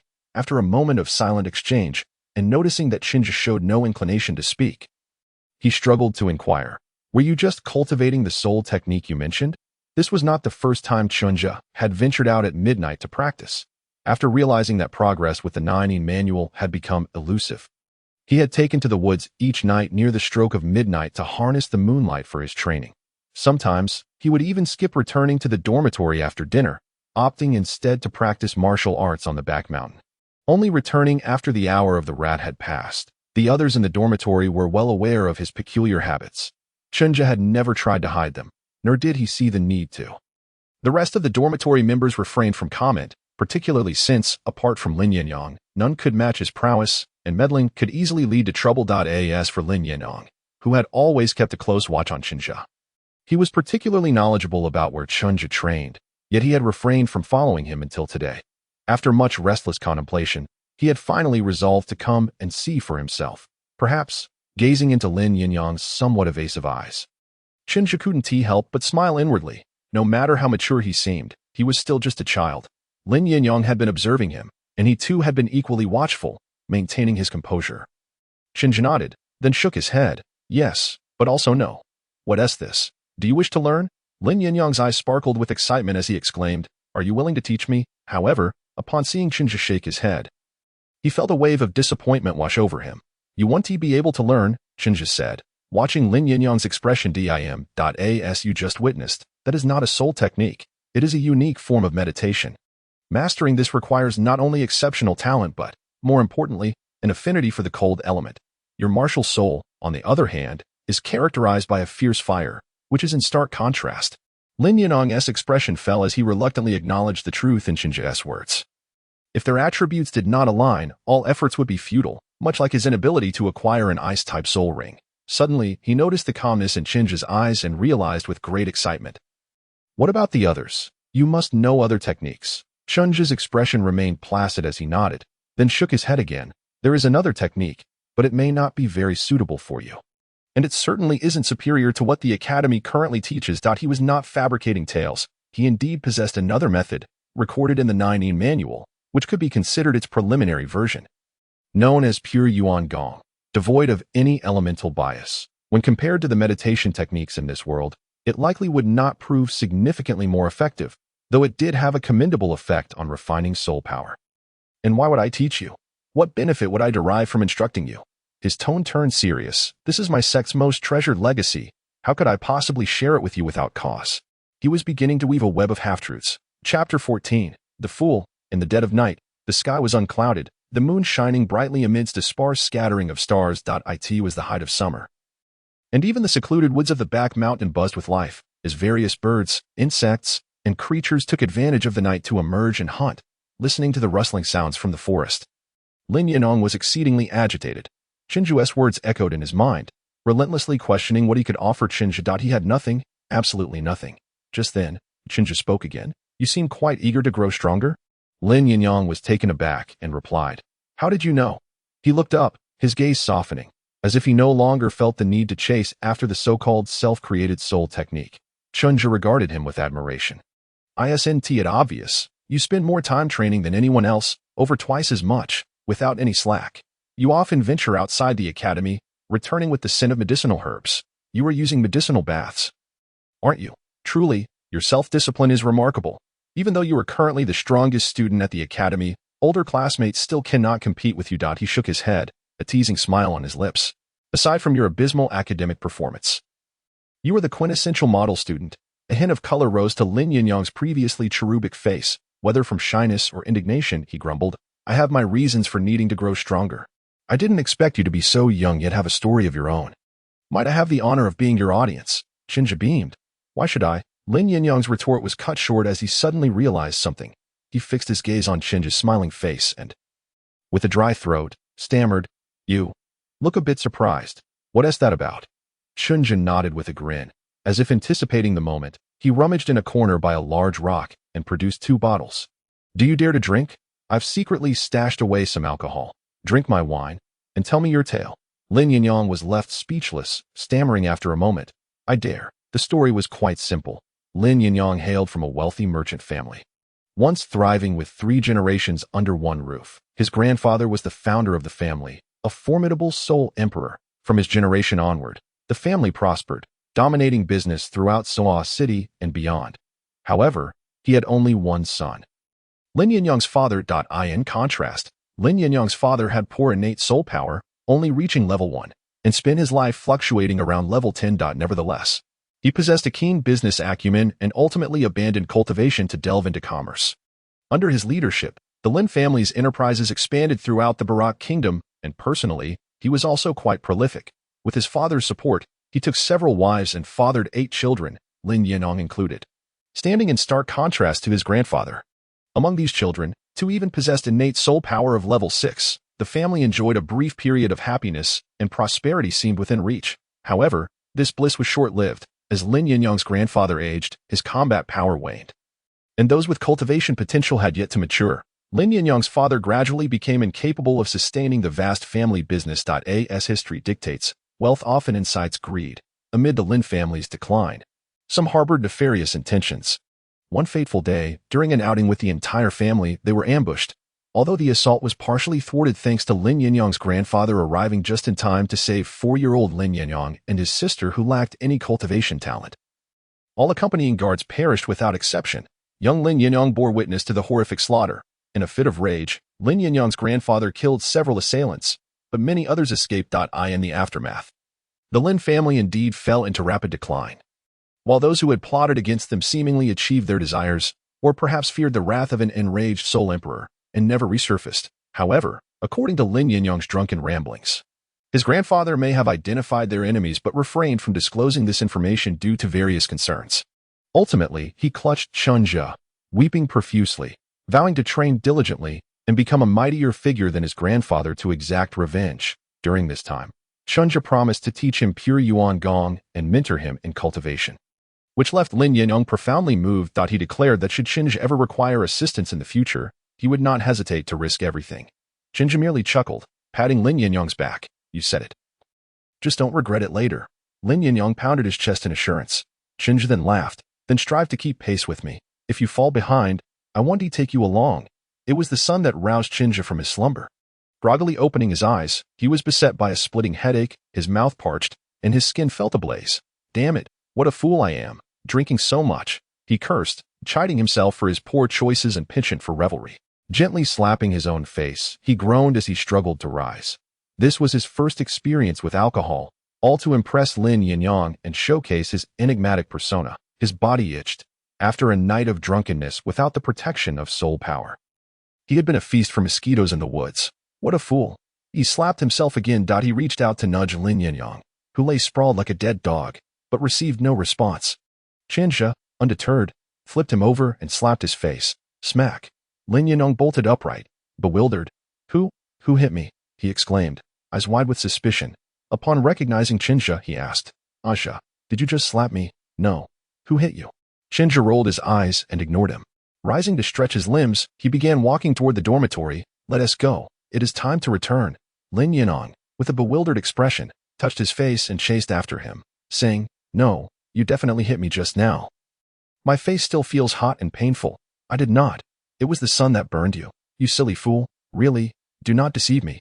Truly. Time, like a fleeting white horse, has swiftly passed, and in the blink of an eye. Half a year has gone by. During this period, Chen Zhe faithfully kept his promise to assist Lin Yinyong in cultivating the pure Yuan Gong. He also imparted to him the flying catkins technique, an extraordinarily advanced skill for neutralizing force, capable of rendering even the most potent attacks intangible. Indeed, quite remarkable. Unfortunately, the 9 manual did not contain a suitable sword technique for Lin Yinyong's practice, leaving him to explore on his own in this regard. Chen Zhe specifically advised him to prioritize the enhancement of his soul power, suggesting that the creation of a sword technique could wait until his soul power matured. As they exited the academy gates, Chen Zhe turned to the impassive Lin Yinyong beside him and inquired, Are you certain you wish to accompany me? The destination he was preparing to visit was none other than the antique shop owned by Flender, the headmaster of Shrek Academy, located in Soto City. Half a year had passed, and despite Lin Yinyong mobilizing his family's resources to search, the coveted cold jade remained elusive. However, while training yesterday, an unexpected thought struck him. Flender's quaint little shop. Though seemingly unremarkable, it housed treasures such as the golden needle of dragon whiskers, and perhaps, just perhaps, it might contain the cold jade he sought. Chen Zhe decided to pay it a visit, hoping that a blind cat might indeed stumble upon a dead mouse. Should the cold jade elude him, he would be content with any other cold attribute treasures he might encounter. Chapter 15. Flender, of course, we are brothers, are we not? Lin Yinyong was quite intrigued by the treasures Chen Zhe mentioned, especially since their destination was the domain of a reclusive soul saint, an opportunity not to be missed. Observing Lin Yinyong's enthusiasm, Chen Zhe sighed resignedly. Then let us proceed, but you must promise me to follow my instructions without question. He adopted a serious demeanor. After all, he is a soul saint, and in his presence, we are but insignificant beings. Thus, we must strive not to provoke him. Certainly, your word is law, Lin Yinyong replied earnestly. Chen Zhe then chuckled.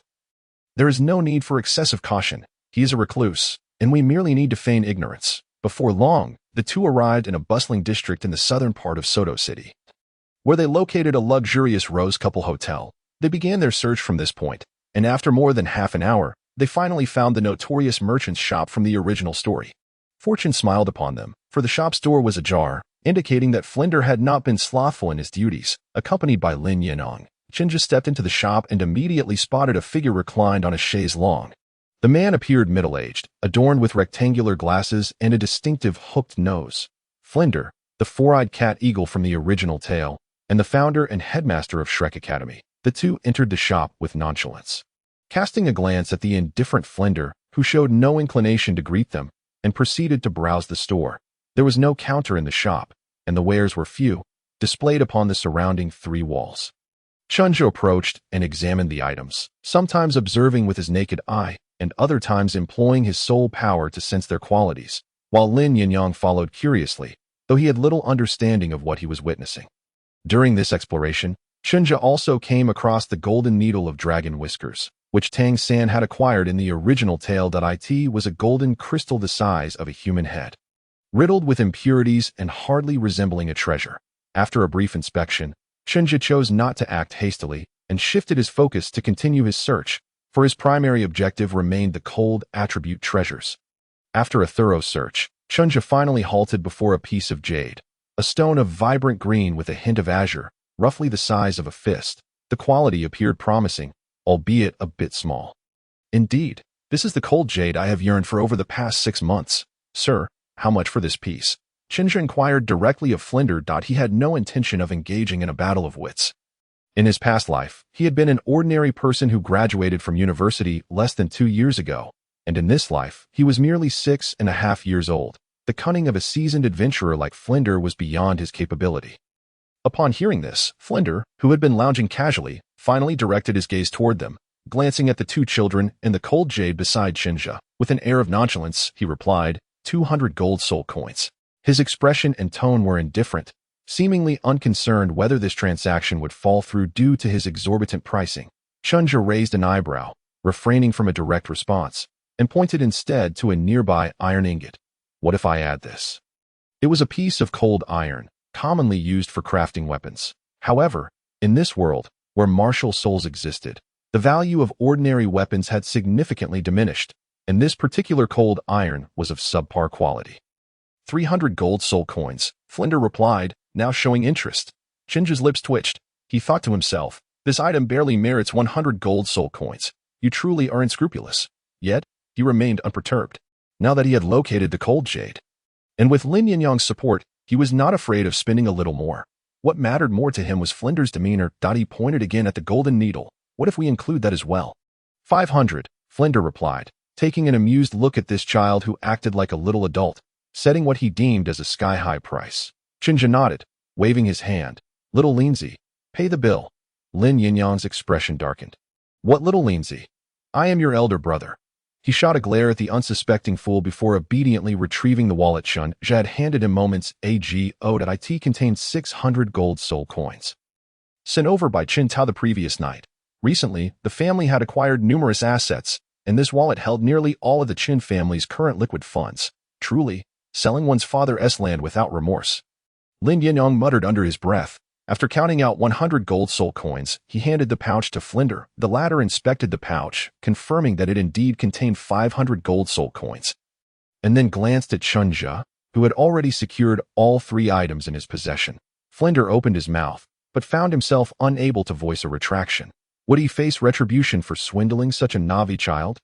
Initially, upon seeing the 2 young genius soul masters enter the shop, Flender had intended to exploit the opportunity to fleece them, but now he found himself somewhat taken aback. On the other hand, when Chen Zhe observed that Flender did not attempt to inflate the price as he had with Tang San in the original tale, he breathed a sigh of relief that it seemed his judgment was correct.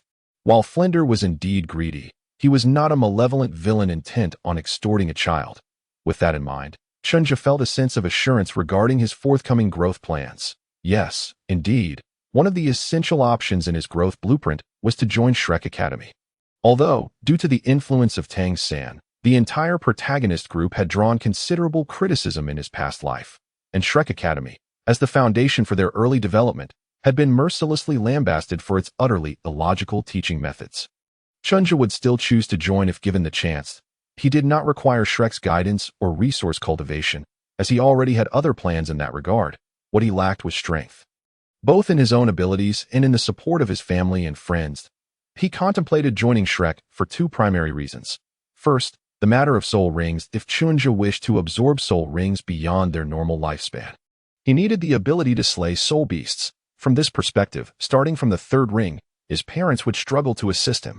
Whether Lin Yinyong's grandfather still had any combat strength left and whether he could enter the soul beast forest to hunt was uncertain. Especially concerning the subsequent 4th and 5th rings. It was known that 10,000-year soul beasts possessed the strength of a soul emperor, thus joining a faction with a soul saint was imperative. Second, the issue of talent. Due to the system's influence, he would undoubtedly engage in mischief in the future, which would inevitably lead to making enemies who might seek revenge. While he was unafraid, he worried about his parents and grandfather. A strong man requires allies, and he had already begun to seek and cultivate his own faction, with Lin Yinyong being one such ally. As for the fact that many within that circle were problematic individuals, Chen Zhe considered it inconsequential. In this day and age, which prodigy is not considered a problem child? Even Chen Zhe himself, in the eyes of others, is regarded as a problematic individual. As long as he possesses the ability to guide and educate the main protagonists, all of this becomes inconsequential. From Chen Zhe's perspective, it is far better to have those talented individuals assist Tang San in his ascension to divinity, rather than allowing them to wreak havoc upon the Douluo Continent. Therefore, enlisting them under his banner to traverse the continent together is a far more appealing proposition. Time is indeed on his side. Consequently, in his grand design, joining Shrek Academy is an immediate priority. Of course, this is predicated on the assumption that Flanders, the current ruler of Shrek, is a person of principle. Otherwise, Chen Zhe's joining would be akin to delivering a sumptuous feast on a silver platter. In that case, he might as well have directly infiltrated the spirit hall. Chapter 16. Laying the foundations. Thus, Chen Zhe seized this opportunity to gauge Flanders' character, risking little more than a slight financial loss, a price he could still accept. Now that the treasures were secured, the weight that had long burdened his heart was finally lifted. He glanced at the still-dazed Flanders and inquired, "Boss, can you procure more of this cold jade?" He gestured with the piece of cold jade in hand. Flanders, regaining his composure, squinted his eyes and replied, "Oh, do you have a pressing need for this cold jade? How much do you require?" Instead of confirming its availability, he first inquired about the quantity needed. Chen Zhe, however, shook his head. "Just tell me if you can acquire it." "Indeed," Flanders responded. Intrigued, he scrutinized the boy before him and continued, "However, next time, I cannot sell it to you at the current price. For a piece of the same size, it will cost at least 300 gold soul coins." He wore a look of mock sorrow. "Kid, do you realize how fortunate you have been this time?" Chen Zhe was momentarily taken aback, gazing at Flanders as if he were a simpleton. "Boss, do you take me for a fool, are you not?" Flanders exchanged a knowing glance with Lin Yinyong, then discreetly averted his gaze, inwardly lamenting, "Boss, you are utterly lacking in sincerity, trying to fleece me like a lamb." Chen Zhe continued, "I do not shy away from revealing that I purchased this cold jade for the purpose of cultivating my martial spirit. I have been searching for it for quite some time without any leads." His expression was calm. "This is merely the price I am willing to pay for the sake of having it. But that does not imply I am a fool. Had you not encountered me, this item would barely be worth 50 gold soul coins. However, this need is merely a transition from nothing to something. Any excess thereafter is merely a bonus." What Chen Zhe stated was indeed factual. Possessing this piece of cold jade on him would significantly accelerate his cultivation speed, and his need for additional pieces was not particularly pressing.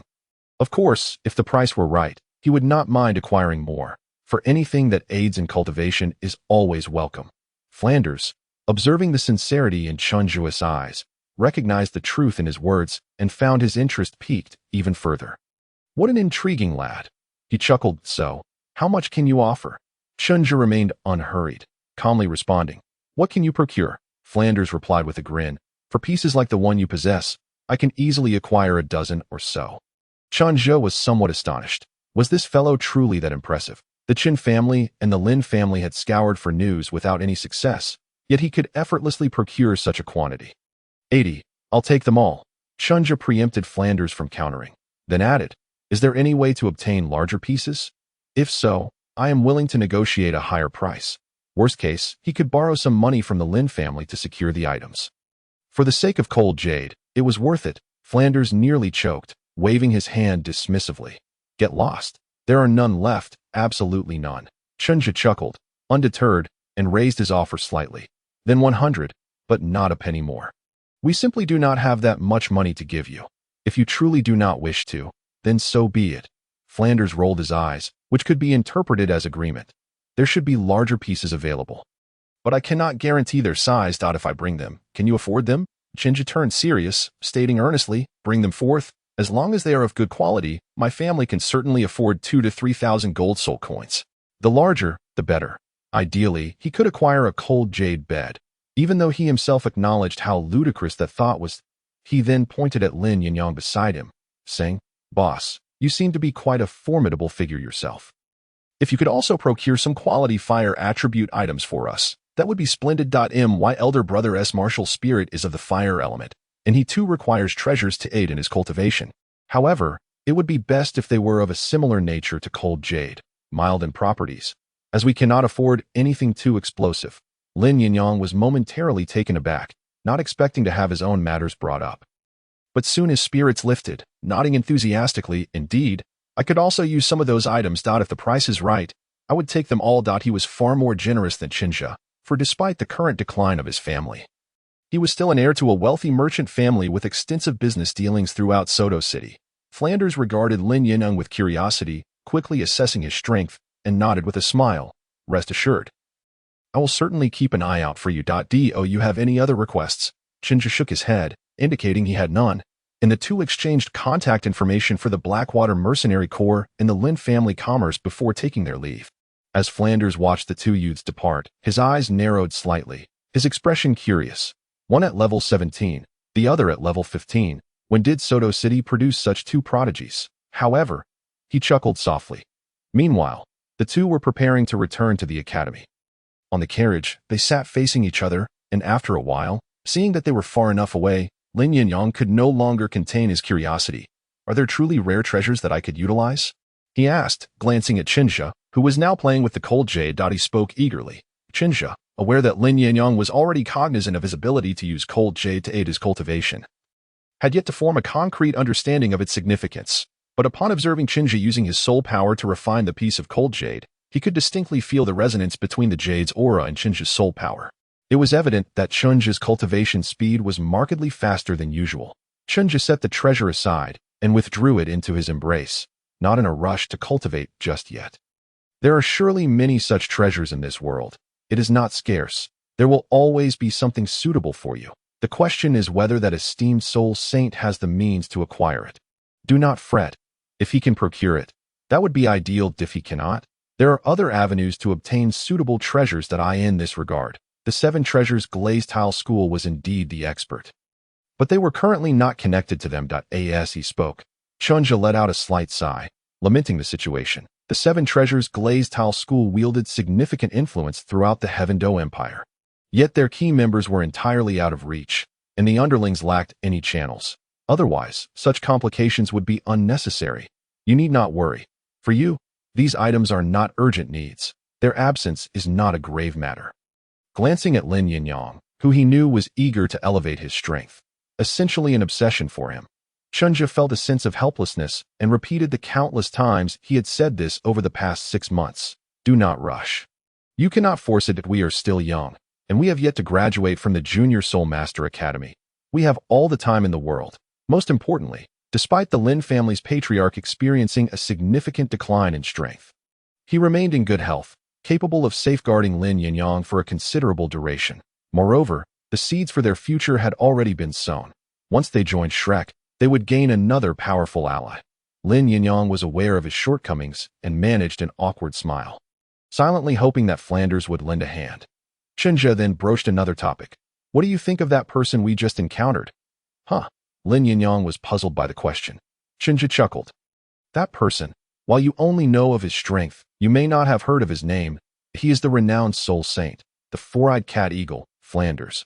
Although he has been living in Soto City for these past years, he has not been idle. It is said that he established a Shrek Academy in a village outside the city. He relayed the situation of Shrek to Lin Yinyong, falsely claiming that this information had been gathered by his family. Though the educational methods at Shrek may be flawed and may not impart much knowledge to us, the fact remains that there are 2 soul saints and several soul emperors within its ranks. What do you think of the recently encountered Director Flanders? If you were offered the chance to join Shrek Academy, how would you respond? This caught Lin Yinyong off guard. Evidently, he had never considered such a question before. Observing his bewildered expression, Chen Zhe sighed. Even while bearing the weight of deep-seated grievances, he was still just a child. Lacking any semblance of long-term planning, he merely knew to shout about diligently honing his skills and swiftly gaining strength. He spoke softly. There's no need to rush into decisions. We still have 3 years until we graduate from the Junior Academy.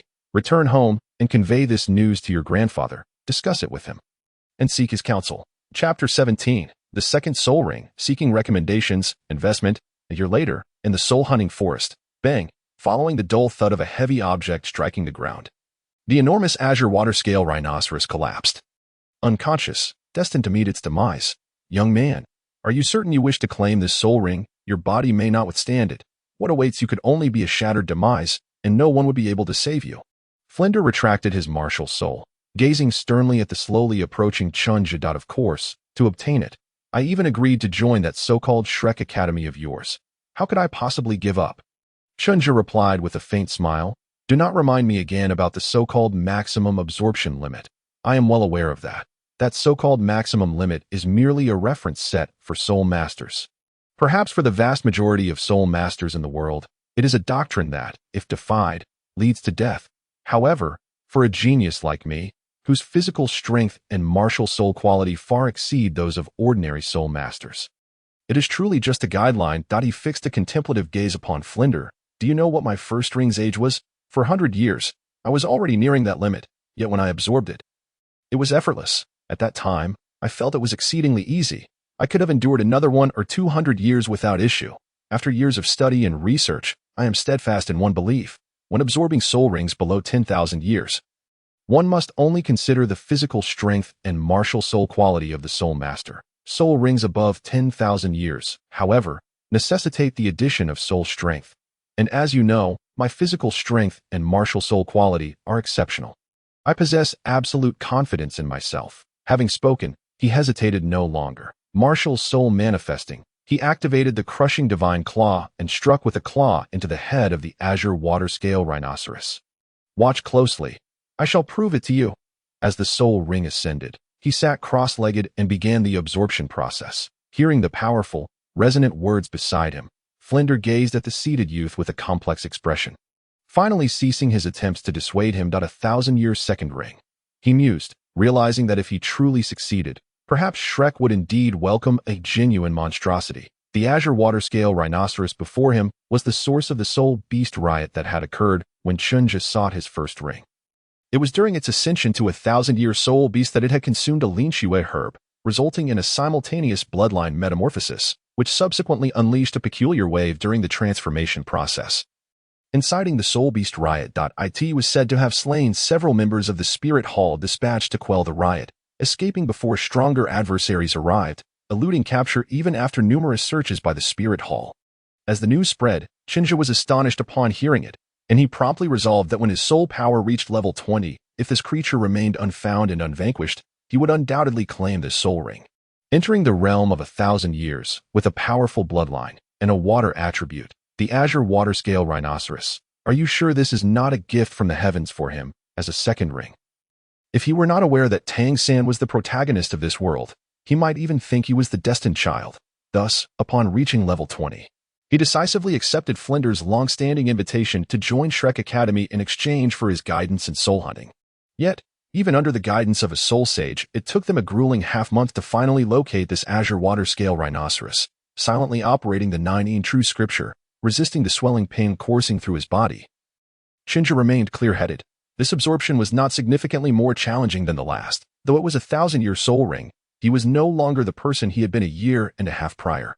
Name: Chen Zhe Martial Soul, Xuanming Turtle, Xuanming Power, 03, Level 20 Soul Master Mental Method, 9 True Scripture, Proficient, 971,000, Skills, Qi Gathering Technique, Master, 16,500, Energy Accumulation Water Ring, Master, 372,000. Spiral 9 Shadows, Beginner, 83,100. Crushing Divine Claw, Beginner, 93,100. Reputation Points, 36. Legendary Status, 0. With the assistance of Hanyu, the 9 True Scripture advanced by leaps and bounds, reaching the second level and attaining proficiency. However, after achieving proficiency, the rate of improvement significantly diminished. The skill Energy Accumulation Water Ring also reached the master level due to an additional point allocation. His reputation as a genius spread throughout the Junior Soul Master Academy, garnering him considerable prestige. However, the progress of his initially mastered Qi gathering technique was slow, only recently reaching the master stage. Adding to this, he had just begun to grasp the basics of Spiral 9 Shadows and Crushing Divine Claw after merely a year and a half of practice. Half an hour swiftly passed, and everything appeared so tranquil, devoid of turmoil. Suddenly, the previously composed Chen Zhe trembled, violently spewing forth a mouthful of blood. Flender was taken aback, rushing forward to assess the situation, yet hesitating to touch Chen Zhe's body. Anxiously pacing with a troubled expression, regret surged within him. However, Chen Zhe was already too preoccupied, inwardly cursing. Mental impact. He quickly steadied his mind, retrieving the cold jade orb he always carried and clasping it in his palm. Accelerating the operation of his technique, the azure water-scale rhinoceros had unexpectedly developed mental prowess upon reaching a mere 1,000 years, and it possessed notable intelligence, something Chen Zhe had not anticipated. Moreover, it remained motionless, allowing him to absorb its soul ring. Then, just as Chen Zhe's mind began to relax, it struck him fiercely. No wonder it had eluded capture for so long. It turned out to be quite the cunning creature. Fortunately, having lived 2 lives and being nurtured by the 9 True Scripture's soul power over the years, his mental strength was already extraordinary. Had it been someone else, they might have met a dire fate. Feeling a surge of apprehension, Chen Zhe hastily extinguished the lingering traces of the azure water-scale rhinoceros's soul power and quickened the absorption of the soul ring. Soon, under Flender's anxious gaze, Chen Zhe's aura gradually stabilized, allowing Flender to breathe a sigh of relief. Before long, Chen Zhe's aura was completely steady, and a faint purple soul ring firmly encircled him in martial soul manifestation. This time, the absorption was finally successful. Flender too exhaled deeply, relief washing over him, and a look of excitement began to surface on his face. He regarded Chen Zhe with the eyes of one beholding a rare treasure. He has succeeded. He truly has succeeded. 1,000-year second ring. A monstrosity. A true monstrosity. Heaven bless Shrek. Heaven bless Shrek. Flender's emotions surged, yet he dared not utter a single sound, striving to calm himself while remaining vigilant of his surroundings.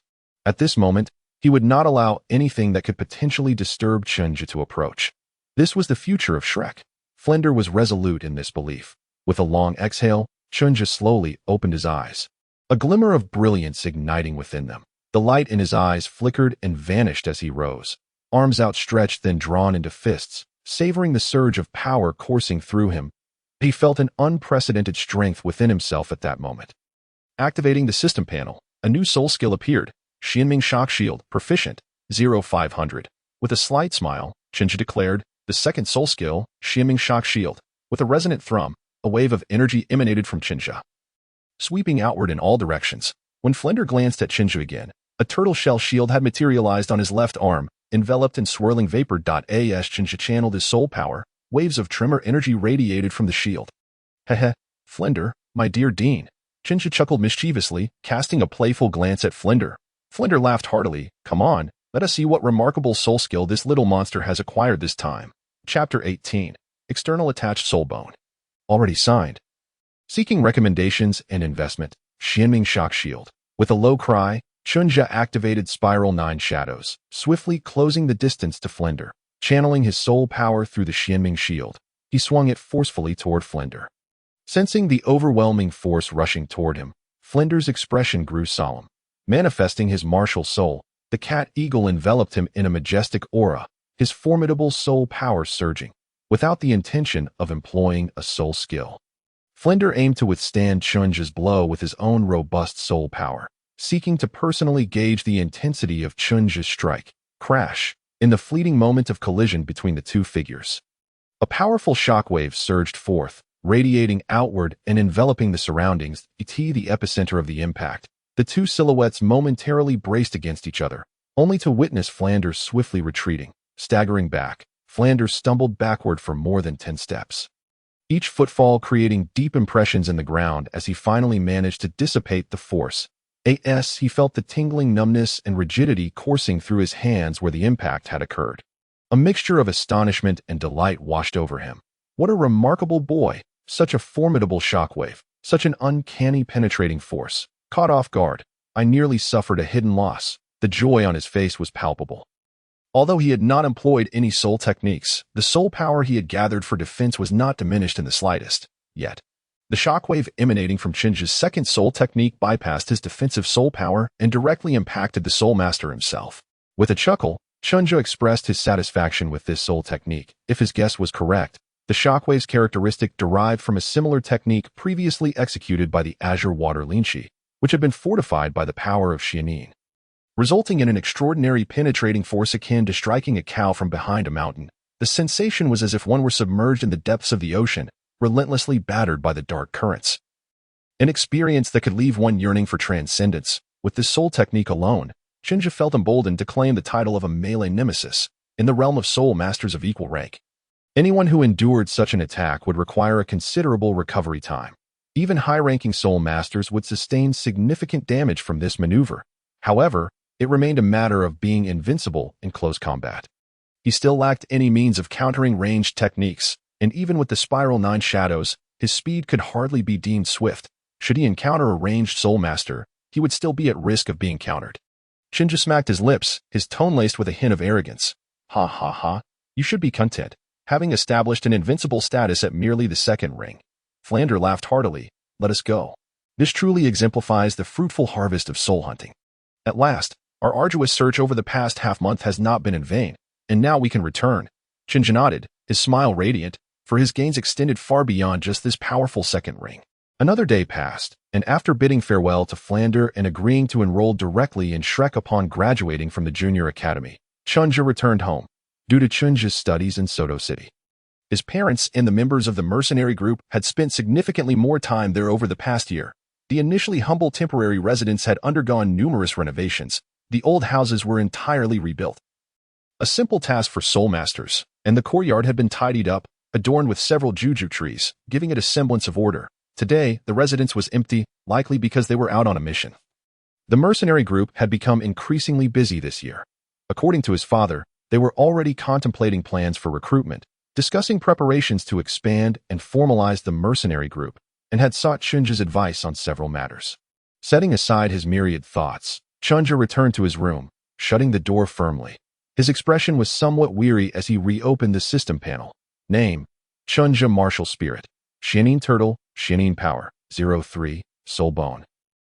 External Soul Bone, Level, 22 Great Soul Master Mental Method, 9 In True Scripture, Mastered, 981,000, Skills, Qi Gathering Technique, Master, 17,500, Spiral 9 Shadows, Beginner, 85,100, Crushing Divine Claw, 94100, Soul Techniques, Energy Accumulation Water Ring, Master, 372,000.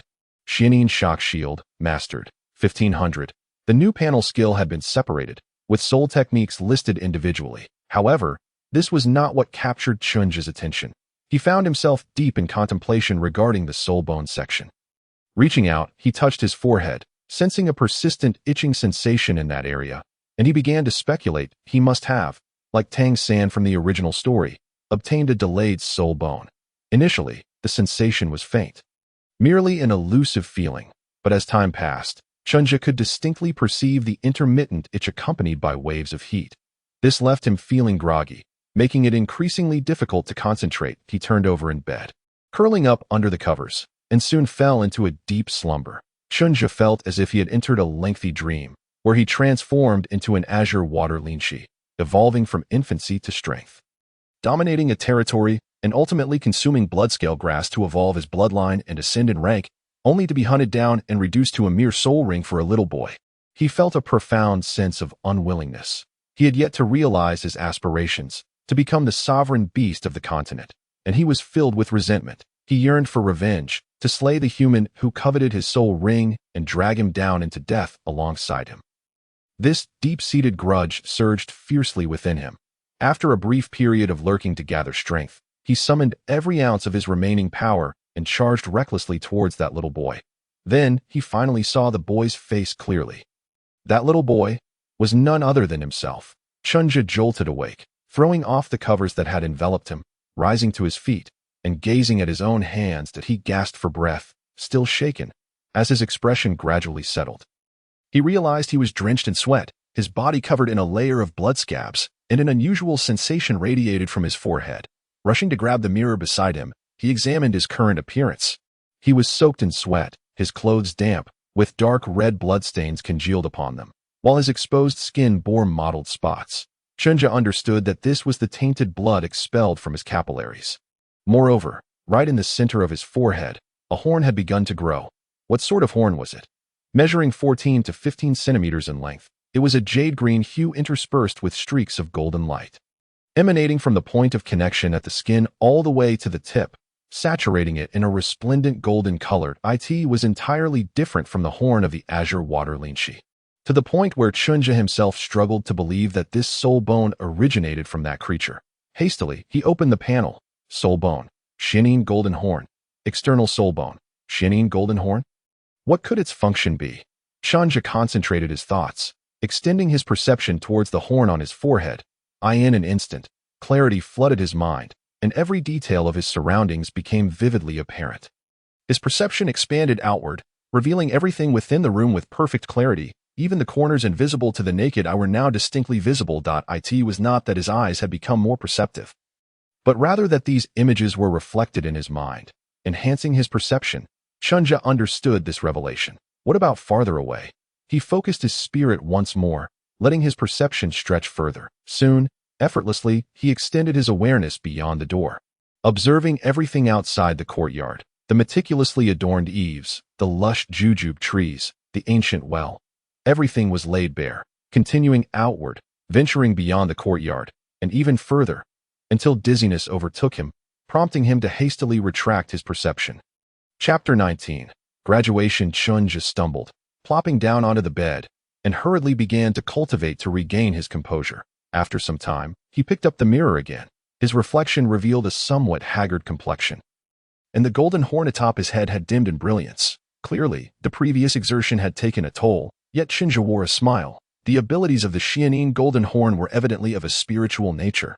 While surprised, Chen Zhe could comprehend this. The azure water linchi was undoubtedly a rare species, having attained wisdom after merely a millennium and possessing considerable soul power. Furthermore, this external soul bone had not granted him any soul technique. As evidenced by the system panel, its purpose and method of use remained for Chen Zhe to explore. This aspect was reminiscent of Tang San's 8 spider lances, given his current cultivation level. The ability to amplify perception and project images allowed him to extend his awareness to a radius of over 50 meters. Additionally, utilizing the Xianing golden horn consumed not only soul power, but also mental energy, leaving him with a lingering grogginess. Most importantly, he discovered that using the Xianing golden horn seemed to impose no restrictions. The only limitation was his cultivation strength, and there were no signs of inability to control it. With a mere thought, the Xianing golden horn vanished from sight. His forehead returned to its smooth and flat appearance, leaving only a golden line across his brow, adding an air of mystique to his youthful visage. Holding the mirror in one hand, he brushed his fingers over the golden line, feeling no trace of it, as if it were merely a tattoo. This left him perplexed. After all, Tang San's 8 spider lances were not like this.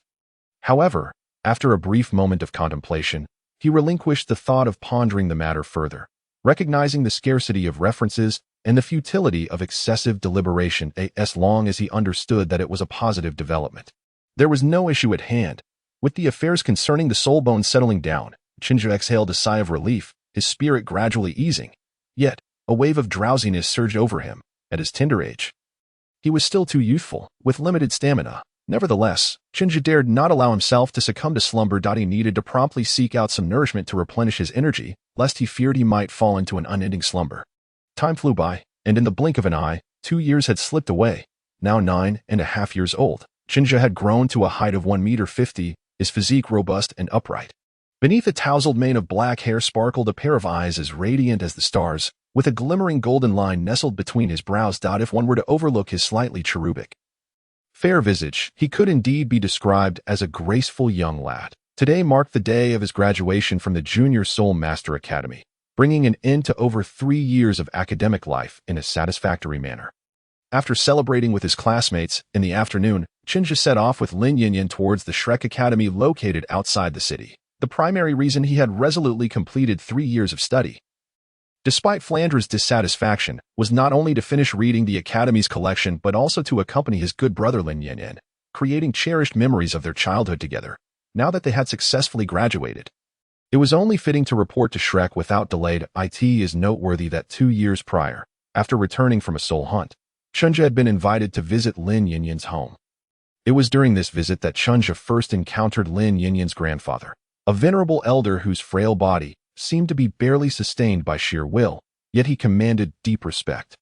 That day, Chen Zhe shared a meal with the elder and engaged in casual conversation. The following day, Lin Yinyong joyfully informed Chen Zhe that, after more than a year, his grandfather had finally relented and agreed to allow Lin Yinyong to accompany him to Shrek for his studies.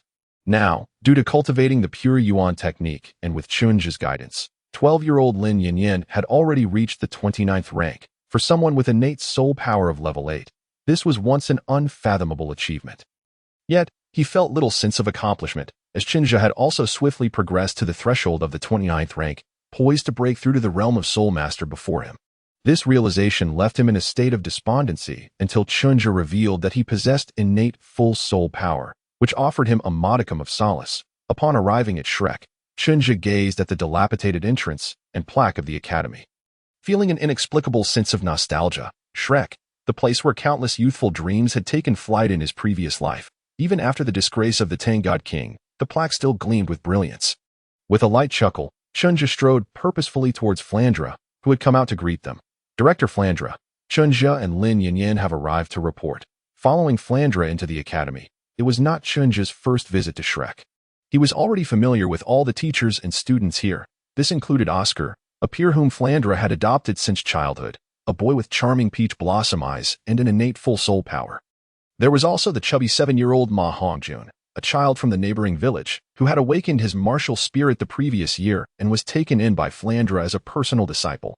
His martial spirit was the evil fire phoenix, a spirit with peculiar side effects, possessing innate soul power of level 9. Both of these individuals were members of the original protagonist group, a combination of prodigious and troublesome children.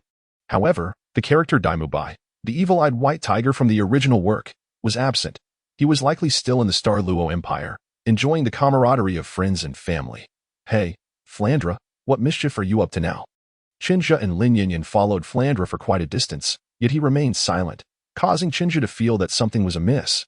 Heh, you'll know once we arrive, Flandre replied, his tone playful. Adjusting his spectacles, he quickened his pace. Hurry up, don't keep them waiting too long, or you'll be the ones to suffer later. Chen Zhe was at a loss for words, but followed suit shortly thereafter.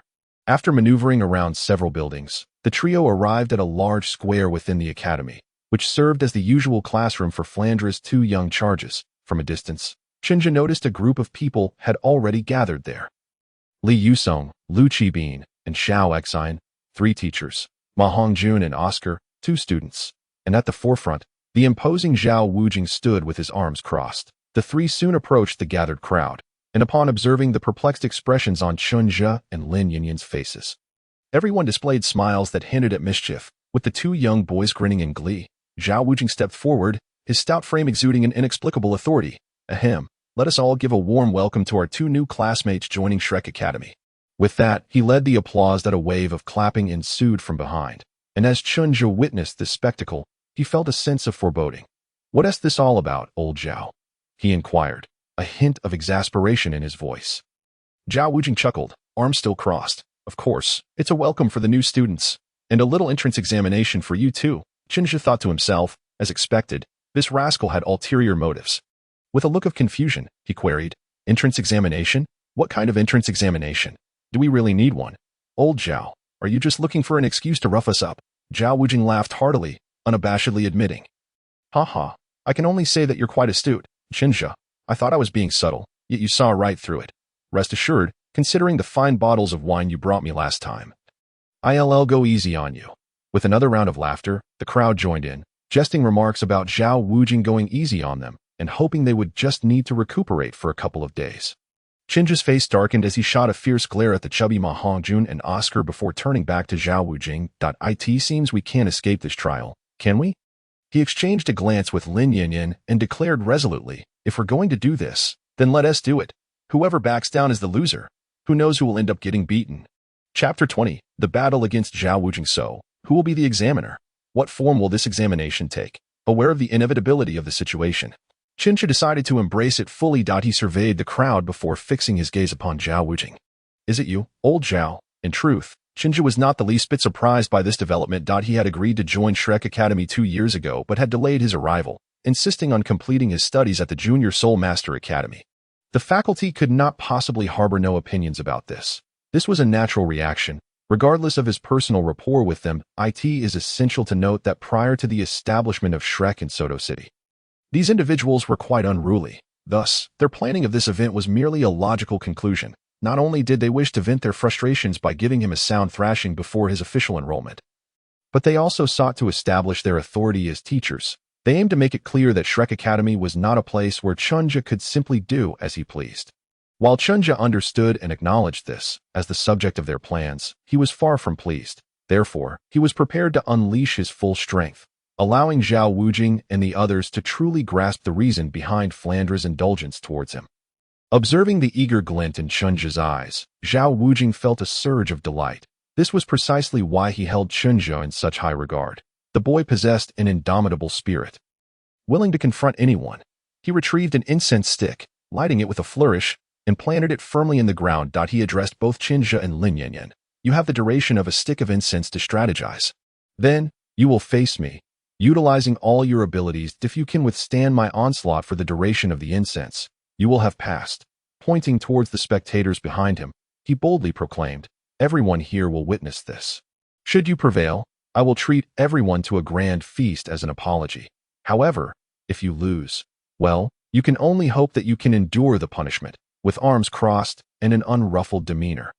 Zhao Wujing declared, "Begin now. Do not say I, old Zhao, did not give you a fair chance." Chen Zhe, incensed by Zhao Wujing's arrogant demeanor, huffed in irritation and, without further ado, pulled Lin Yinyong aside to discuss strategy.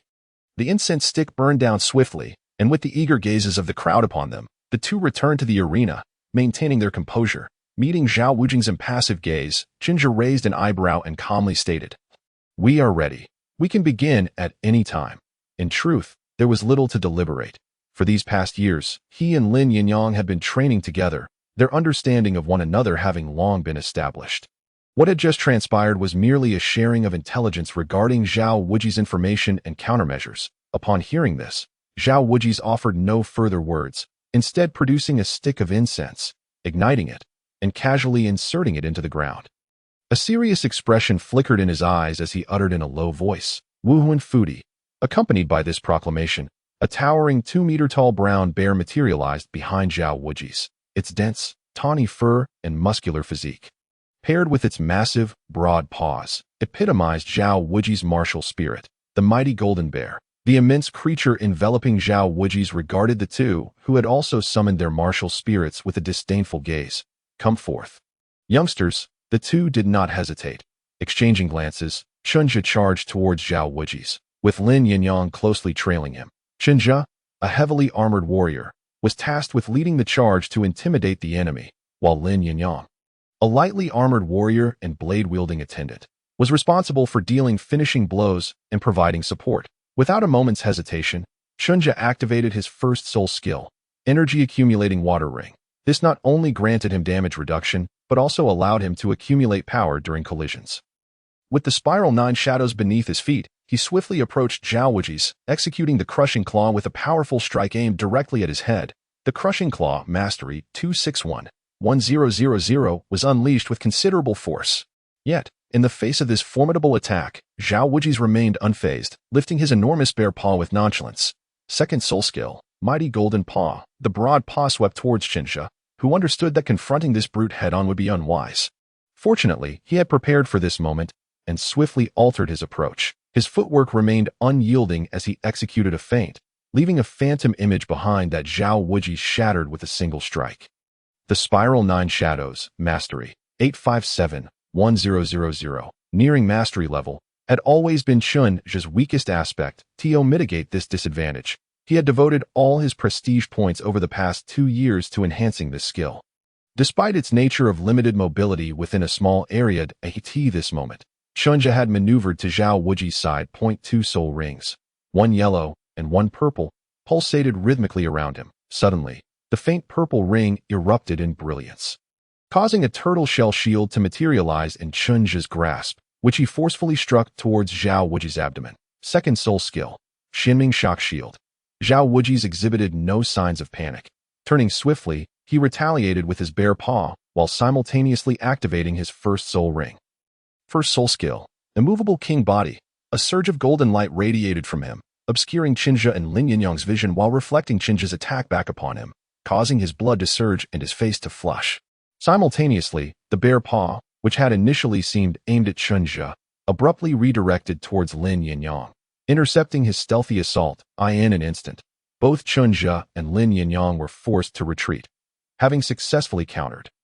Zhao Wujing wasted no time, charging towards Chen Zhe once more, as his second and third rings flared with renewed brilliance. His intent was clear, to eliminate Chen Zhe, the primary combatant. Second soul skill, Mighty Golden Paw. Third soul skill, Gravity Enhancement. As Zhao Wujing's relentless assault surged towards him, Chen Zhe cursed inwardly. Realizing this villain still harbored intentions of delivering a finishing blow, he hastily intensified his footwork, accelerating the operation of the 9 True Classic, while simultaneously utilizing the Energy Accumulating Water Ring to absorb the rebounding shockwave. The power flowed with the water ring's motion, encircling before converging once more upon Chen Zhe's turtle shell shield. A sly grin spread across his face as he stood his ground, facing Zhao Wujing's mocking gaze, and swung his shield towards the oncoming bare paw. "Come forth." Let us clash head-on. Let us see if you can reflect this. Activating the Xuanming power, he unleashed his second soul skill, Xuanming Shock Shield. A violent clash resounded, sending shockwaves rippling outward. Zhao Wuji's expression shifted dramatically as an unusual tremor emanated from Chen Zhe's turtle shell shield, penetrating through his protective soul power and surging up his arm, wreaking havoc within his body. His internal energy became chaotic in an instant, the rising pressure reddening Zhao Wuji's face and nearly causing him to spew forth blood, compelling him to hastily channel his soul power to suppress it.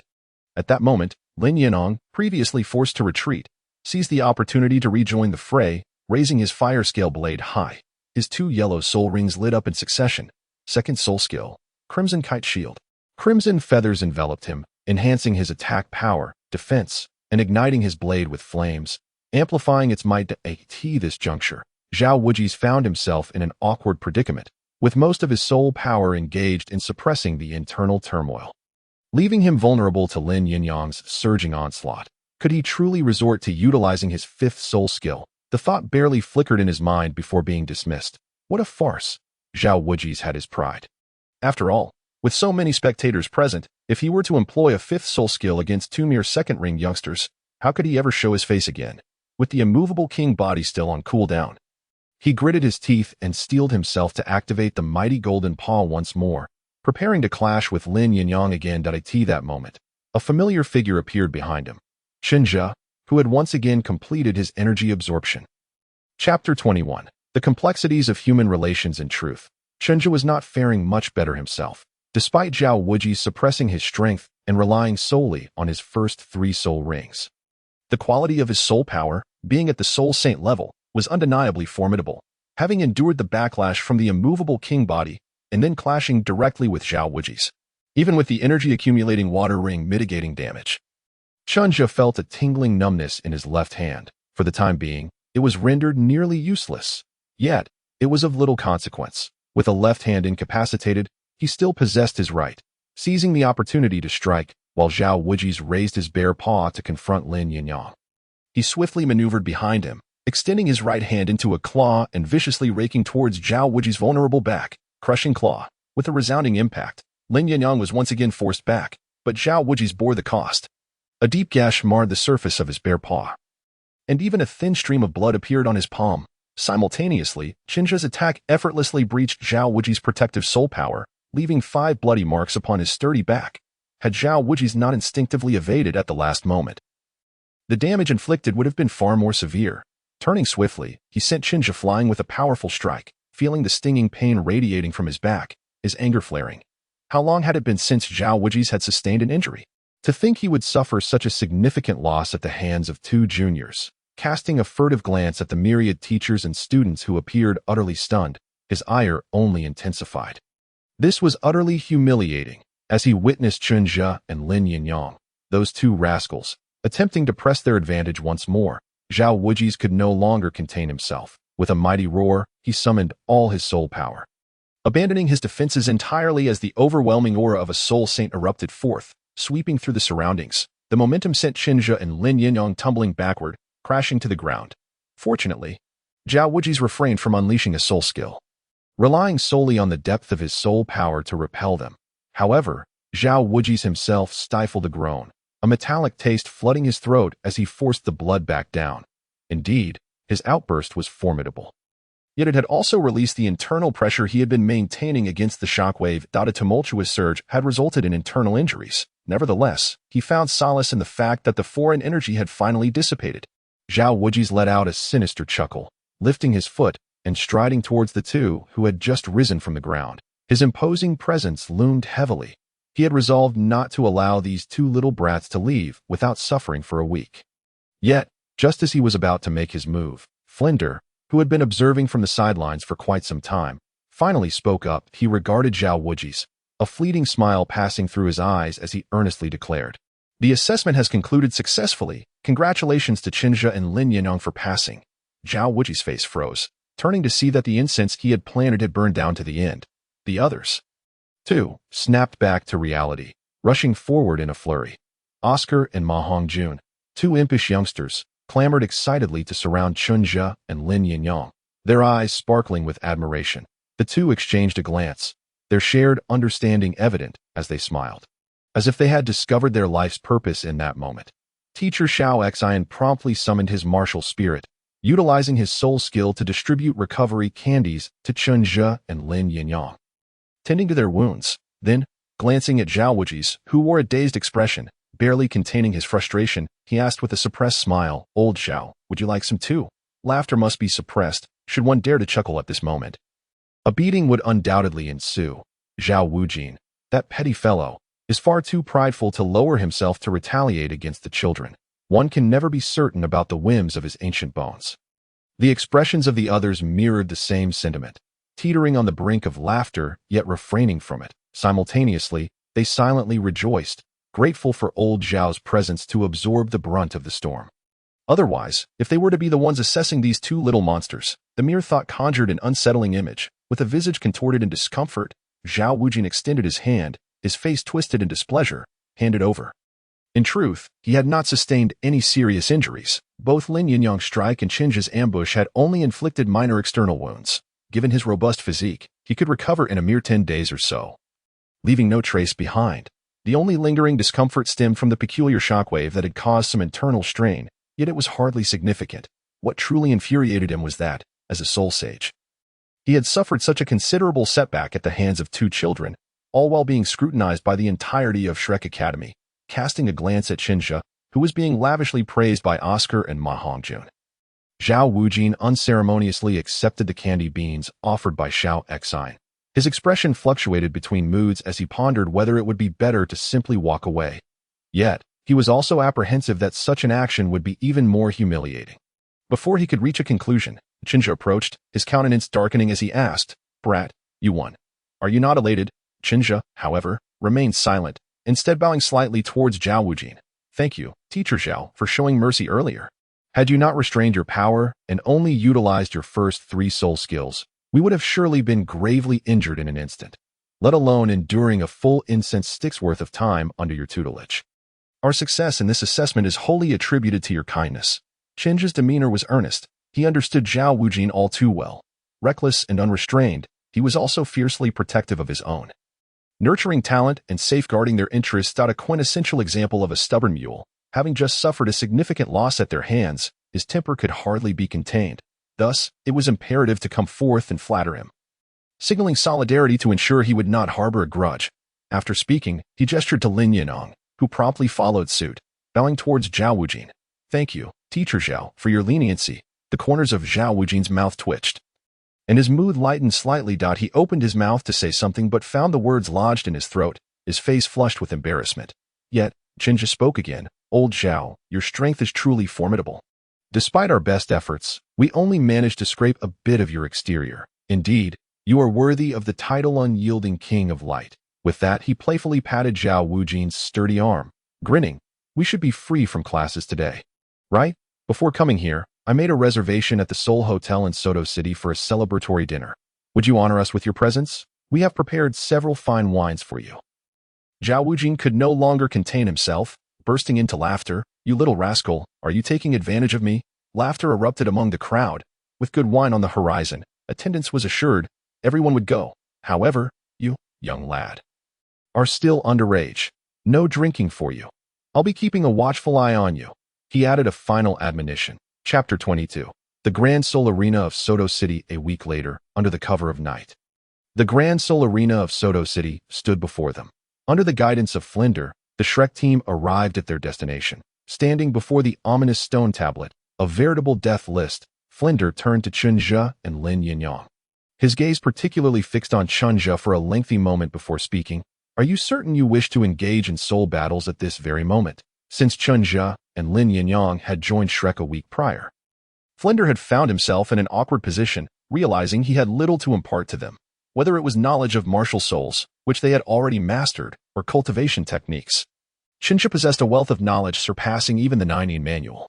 Ultimately, he could only share tales of his adventures and some rare insights regarding soul beasts. Yet, given their tender age, he questioned the utility of such lessons. This left him feeling quite embarrassed and helpless, exemplifying how exceptional students could render their teachers seemingly inept. After regaling them with stories of the continent's secrets for several days, Chen Zhe had proactively suggested they visit the Grand Soul Arena for practical experience. Of course, I had long desired to come here for training, but my rapid growth and strength had previously deterred me, now that we have both reached the 29th level of soul power. Remaining in the academy to meditate no longer yields the swift progress it once did. I believe that external challenges may facilitate our development. Chen Zhe spoke calmly. Lin Yinyong nodded in agreement. Indeed, since reaching level 29, the pace of our advancement has significantly slowed, and besides, you are still here to supervise us, right? Flender's lips twitched. Did he misunderstand the meaning of difficult? With a sigh, he expressed his melancholy. Very well, as long as you are aware of the stakes. He gestured towards the imposing stone tablet behind him. You both must already be familiar with what this signifies. Look closely at the multitude of names etched upon it. You must take heed and remain vigilant. His tone grew serious as he concluded. Understood. We are aware. Chen Zhe and Lin Yinyong responded in unison. Flender nodded, producing 2 masks from behind him, which he handed to them. Put these on. To avoid attracting unnecessary trouble, you must disguise yourselves. One must always be cautious. We cannot monitor you at all times. When you register, you will also need to adopt alias. Chen Zhe accepted the mask and examined it.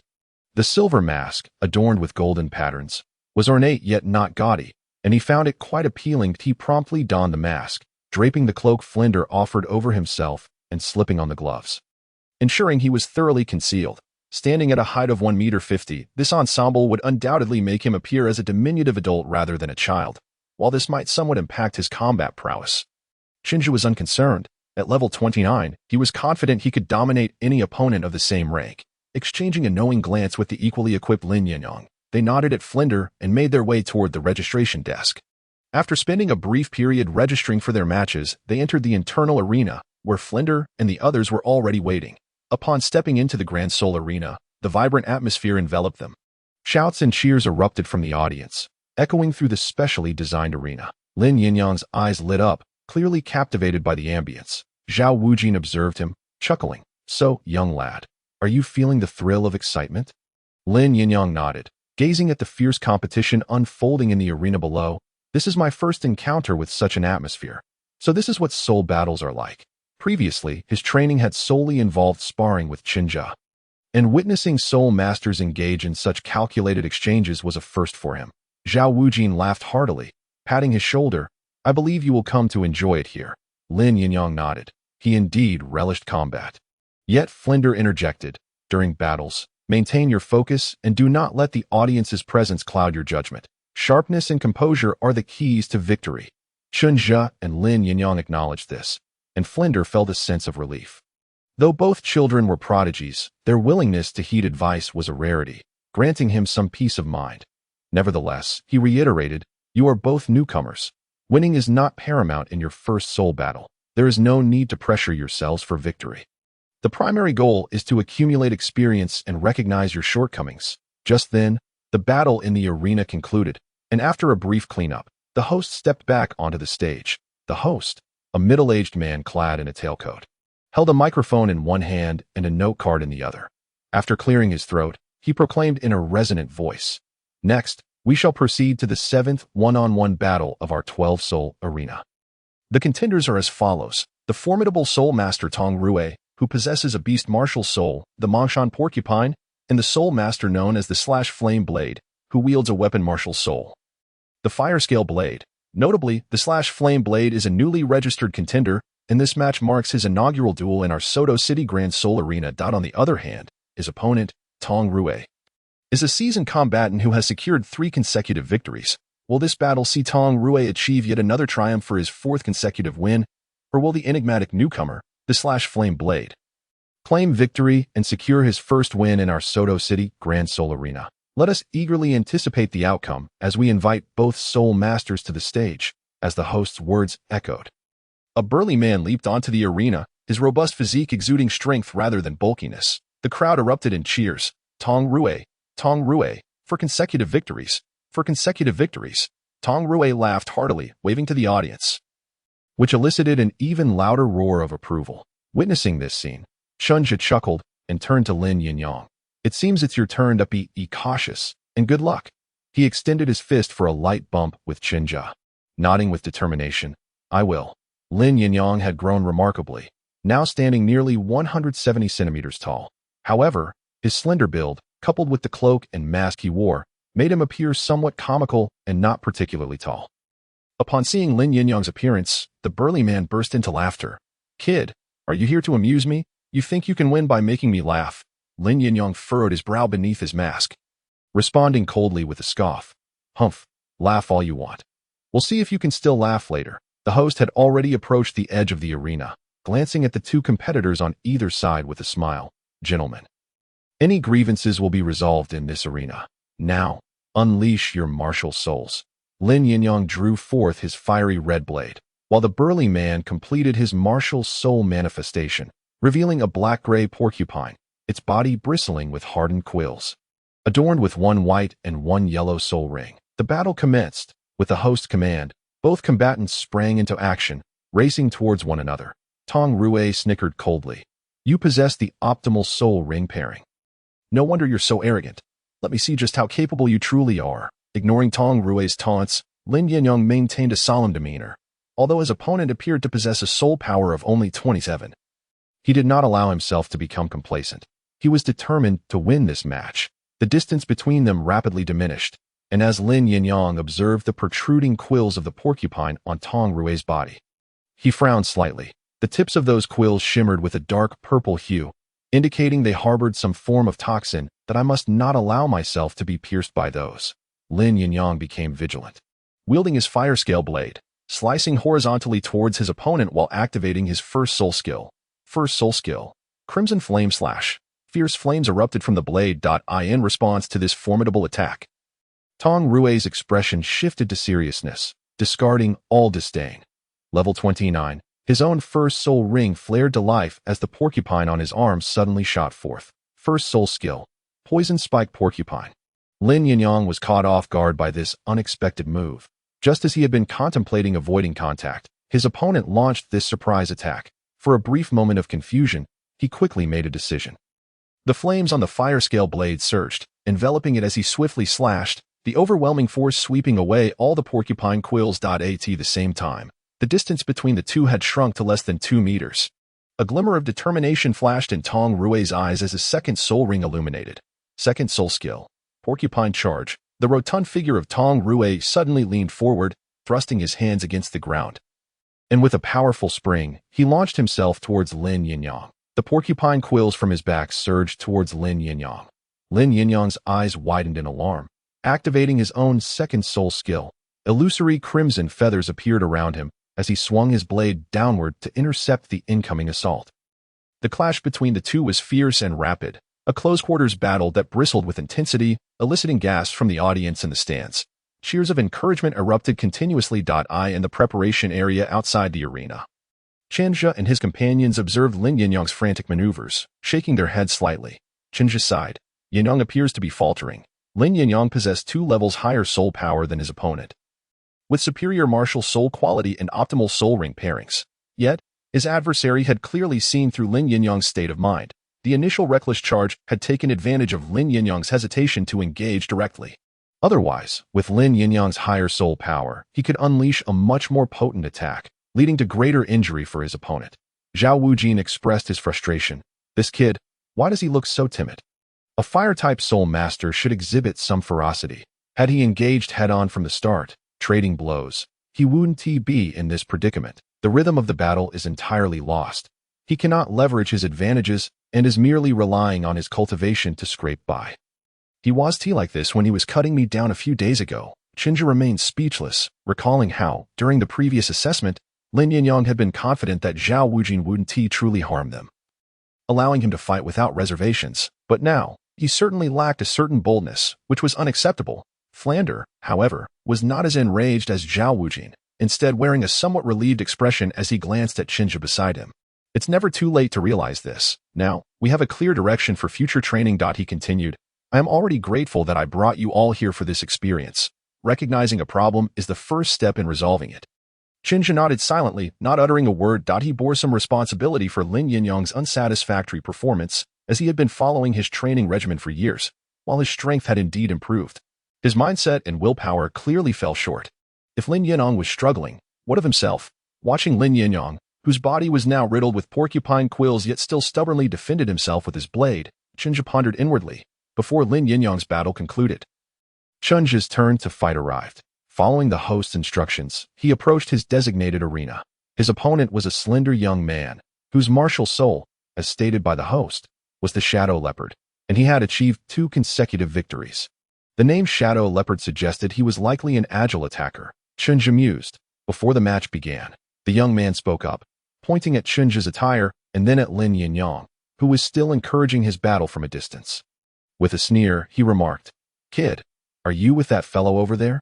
Chen Zhe's expression stiffened, his eyes darkening. He was already burdened with worries, and this provocation ignited a surge of unnameable anger within him.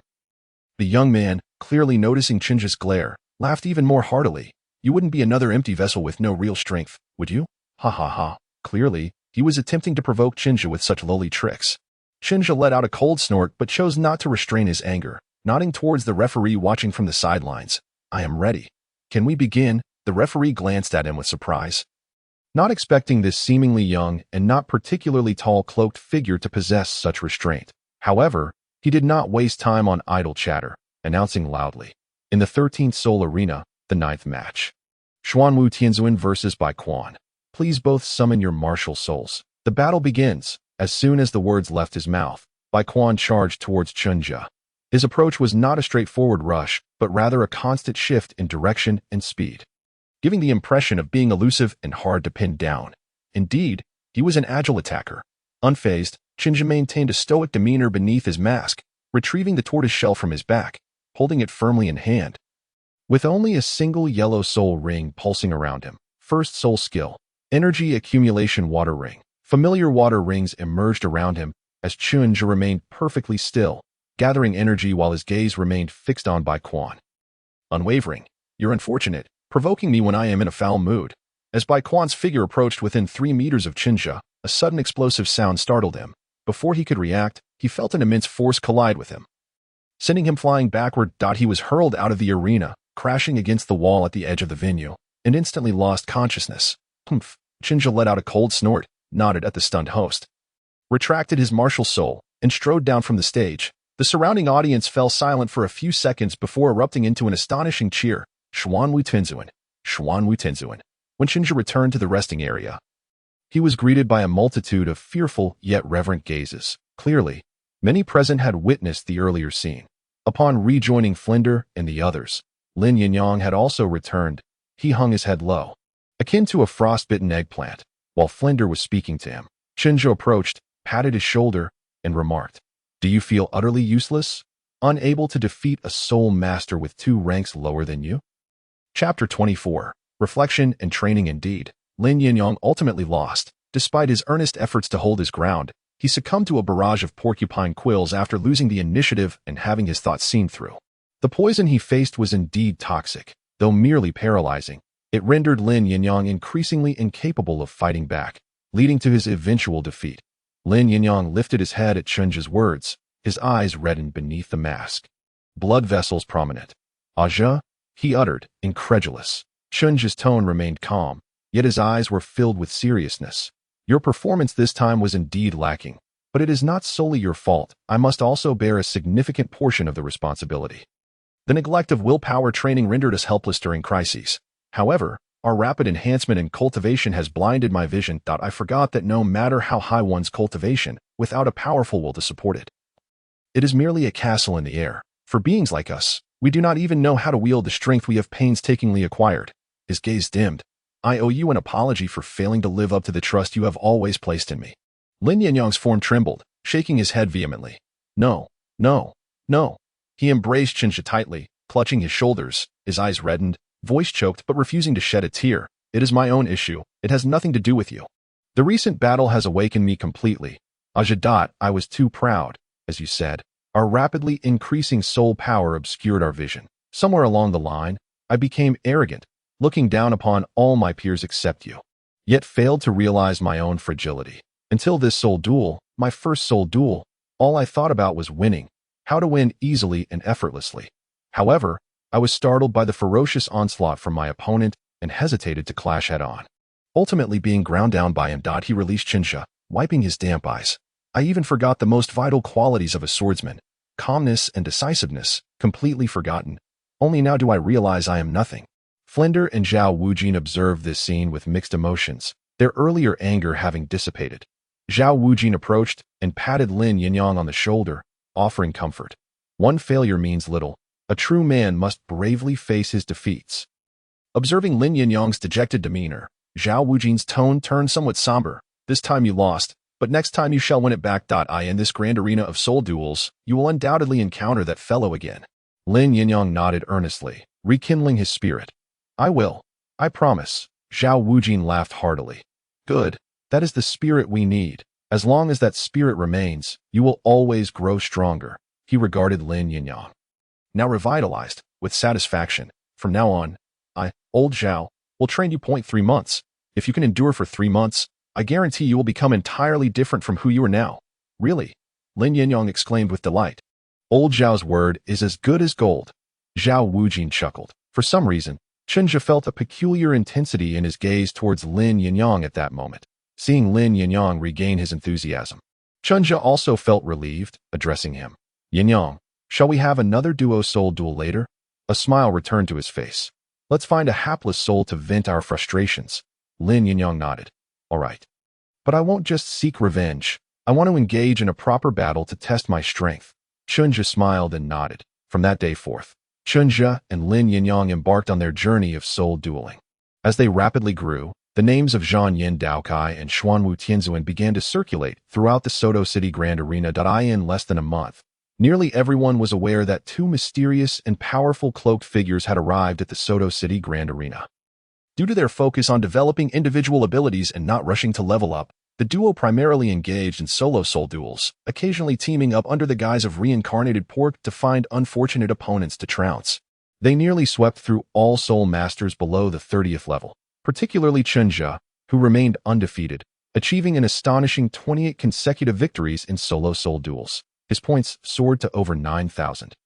And with his current winning streak, he was set to earn 1,000 points per victory. This meant that with one more win, he would reach the 10,000 points required to be promoted to Gold Soul Duelist, achieving Gold Soul Duelist in just 1 month. What a concept! The entire Soto City Grand Arena was in a frenzy. That evening, the crowd gathered once more at the Grand Arena, clamoring as they spotted a throng of people shouting, Xuanwu Tianzuan. Here comes Xuanwu Tianzuan. Xuanwu Tianzuan. Look here, I am your fan, Xuanwu Tianzuan. I heard you will be dueling against a soul master above 35 levels today. Do you have confidence in defeating them? Amidst the raucous crowd, Zhao Wujin, dressed in a cloak identical to Chen Zhe's, snorted coldly, releasing an aura of a soul saint that swiftly silenced the throng, parting a path for them to enter the Grand Arena. Upon entering the prepared box in the Grand Arena, Lin Yinyong, who had not participated in the duels for the past 4 days, slumped onto the sofa, utterly speechless. This is absurd. Aja, why are your supporters so frenzied? Chen Zhe smiled faintly, taking a sip from his water flask. If you could achieve a clean sweep to Gold Soul Duelist, they would be just as fervent for you. Wouldn't you agree? Dean Flender. Chen Zhe turned to the side, where Flender had just entered, looking somewhat sheepish. Flender smiled awkwardly. Of course. Zhao Wujin cast a disdainful glance at Flender. Come on, Flender, how much did you bet this time? Flender chuckled, holding up a single finger. 1,000. He then turned to Chen Zhe, his expression generous. Little Zhe, you must win today.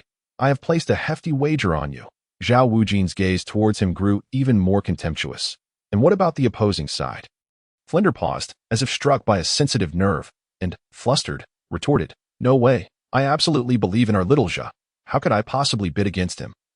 Zhao Wujin sneered, having previously placed a substantial wager himself and won. Although he had refrained from betting recently due to Chen Zhe's increasingly outrageous streak, his pockets were now feeling quite full, and he did not hesitate to show Flender no favor. Who knows? After all, this is a crucial battle for Little Zhe's promotion to Gold Soul Duelist. The arena's people won't let us pass easily. Tell me, what intel have you gathered? Chen Zhe asked with anticipation. For he was the one most eager to win today's duel. He harbored a strong belief that if he could secure victory in this battle, immense rewards would follow, a notion he sensed vaguely. Chapter 25. The Crucial Battle. Flender pulled out a piece of parchment. Ban Hongwei, 35 years old, possesses the weapon martial soul, colorful hammer with a soul power level of 36, classified as a soul master, and boasts an optimal soul ring configuration of yellow, purple. Placing the parchment aside on the table, Flender spoke with a hint of exasperation.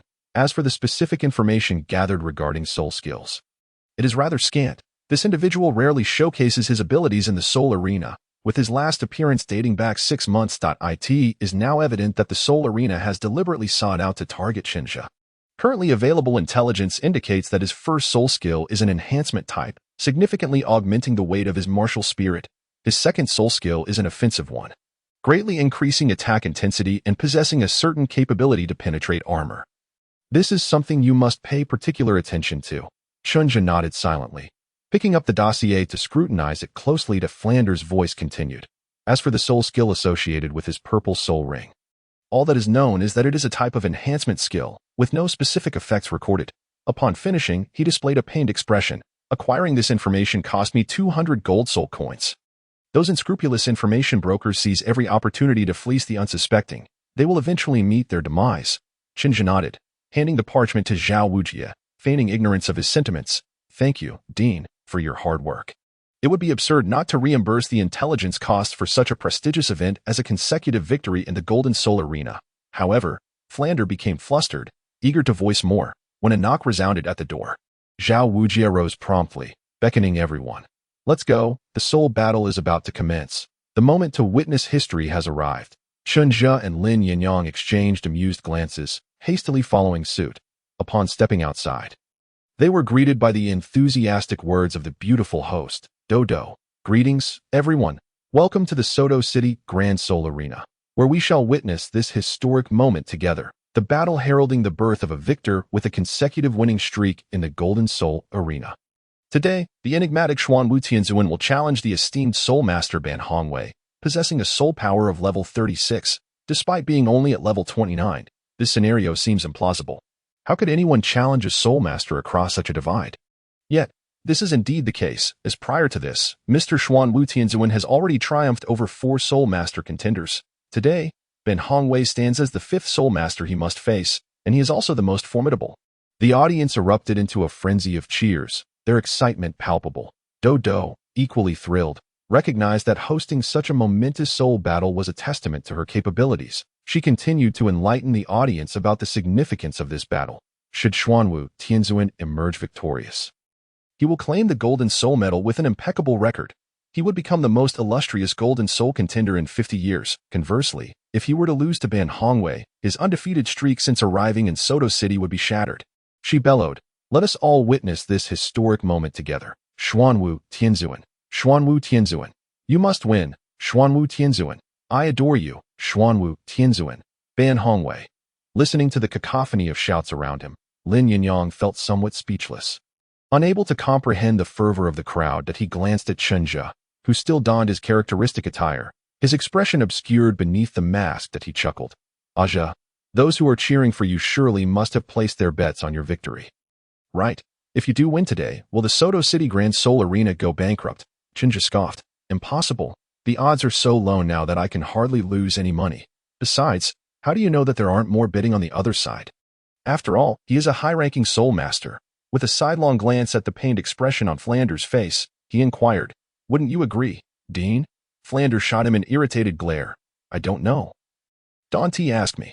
Zhao Wujie laughed heartily. Meanwhile, Dodo concluded her passionate speech and began to invite the contestants to the stage. Chen Zhe nodded at them, following the staff towards the main soul battle arena. In preparation for today's monumental clash, the Grand Soul Arena had suspended the majority of other battles. Upon stepping onto the arena, Chen Zhe noticed a middle-aged man entering from the opposite side. The very opponent he was to face today. He stood at an impressive height of nearly 2 meters, with a robust physique and muscular build, exuding a sense of coordinated beauty that was far beyond those who were merely muscular without strength. Shaking his head, Chen Zhe positioned himself within the arena, halting 100 meters away from his opponent. The other man also came to a stop, and an atmosphere of gravity began to envelop them. Dodo flapped her pristine wings, hovering above the soul battle arena, and upon noticing the 2 men's lack of dialogue, she promptly announced, "Now, the moment we have all been eagerly anticipating is about to commence. Let both sides summon their martial spirits." Chen Zhe swiftly summoned his martial spirit, the turtle shell manifesting behind him. With only a single yellow soul ring pulsating around him, the soul battle commenced. First soul skill, energy accumulation ring. Chen Zhe remained unperturbed, initiating with his first soul skill as usual, then patiently awaited his opponent's move, opting for a strategy of waiting and conserving energy. After much training, he had developed a unique approach to battle, rarely resorting to the reckless tactic of charging forward with a shield to strike at an opponent's head. He had finally come to understand what it truly meant to be a heavily armored warrior. Remaining stationary, Chen Zhe was not surprised to see Ben Hongwei's reaction. He was well aware of Chen Zhe's battle style and recognized that he was gathering strength. However, witnessing that even in the face of him, Chen Zhe only bore a single soul ring. A flicker of anger crossed Ben Hongwei's eyes. Did he truly consider himself among the previous weaklings? With that, he hefted his 2-meter-long giant hammer and strode towards Chen Zhe. Intent on a swift resolution, eager to teach this arrogant fellow a lesson, Ben Hongwei moved swiftly, closing the distance between them. 20 meters, 10 meters, and then Ben Hongwei made his move, raising his hammer, his first soul ring illuminating. First soul skill, 1000 gene drop. The color of the massive yellow hammer deepened as it descended directly towards Chen Zhe. Boom! The strike created a fissure in the arena, showcasing its astonishing weight. Chen Zhe's eyelid twitched at this sight, yet his movements did not falter. His hand transformed into a claw, aiming for his opponent's waist. Oh, what astonishing speed! Xuanwu Tianzuan exhibited his remarkable self-created soul skill, having mysteriously appeared beside Ben Hongwei in an instant.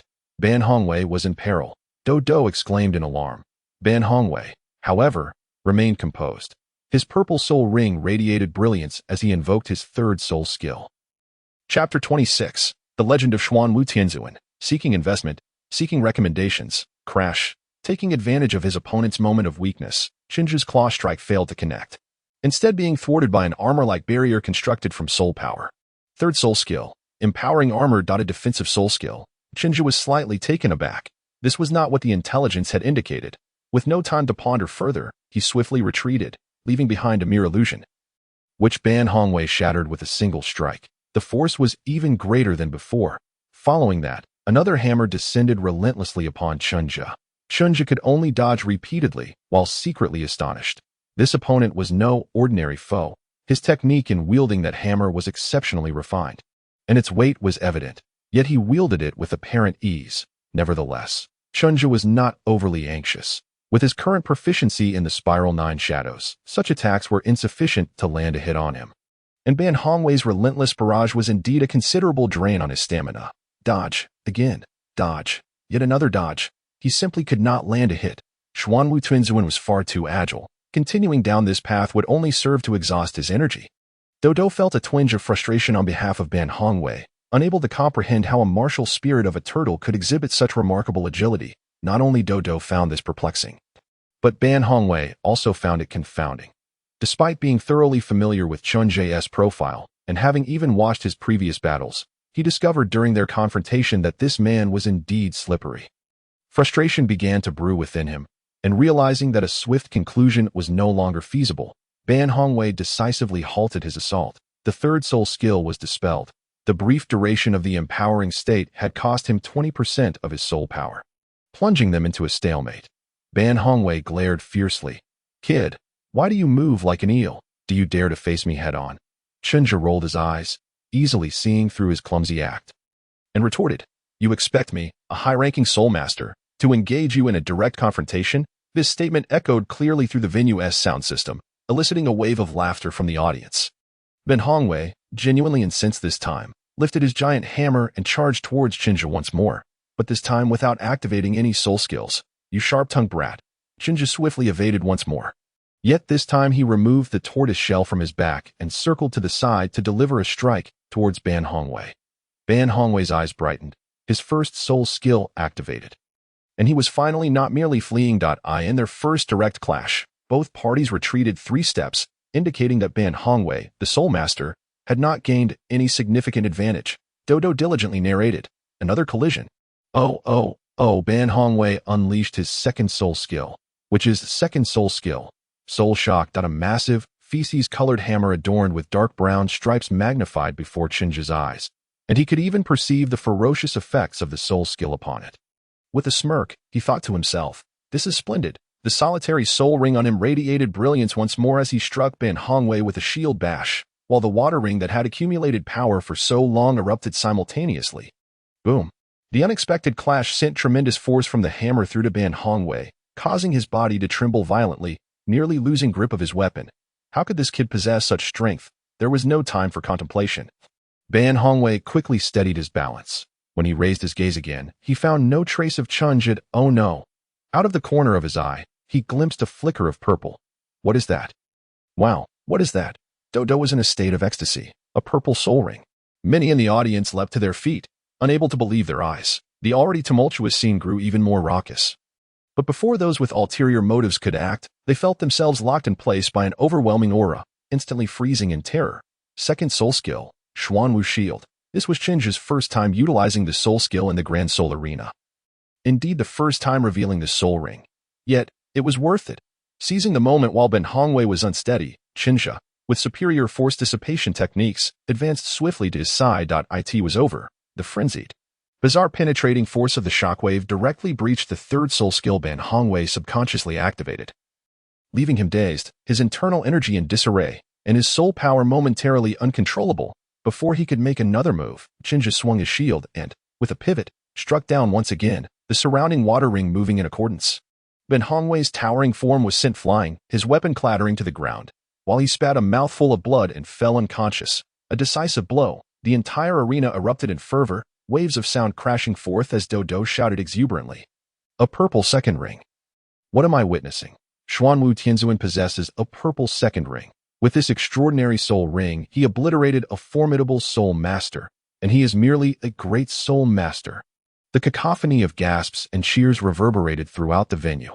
As the protagonist, Chen Zhe was also overwhelmed with emotions, yet he struggled to maintain his composure and turned to the host. Dodo, did I win?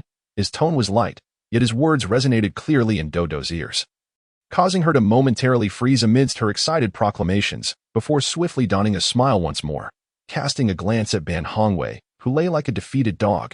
Of course, her stature suddenly elevated, her voice booming. Ban Hongwei, the soul master, has lost his fighting capacity. I now declare, the victor of this soul battle is Xuanwu Tianzuan. Oh, Xuanwu Tianzuan. Xuanwu Tianzuan. As Dodo's declaration echoed, the already boisterous atmosphere reached a fever pitch. Yet, Chen Zhe was oblivious to it all, for his system, which had never before drawn attention to itself, suddenly stirred. Notification: congratulations, host, on achieving the title of Undefeated General. Notification: congratulations, host, on obtaining the title Undefeated General.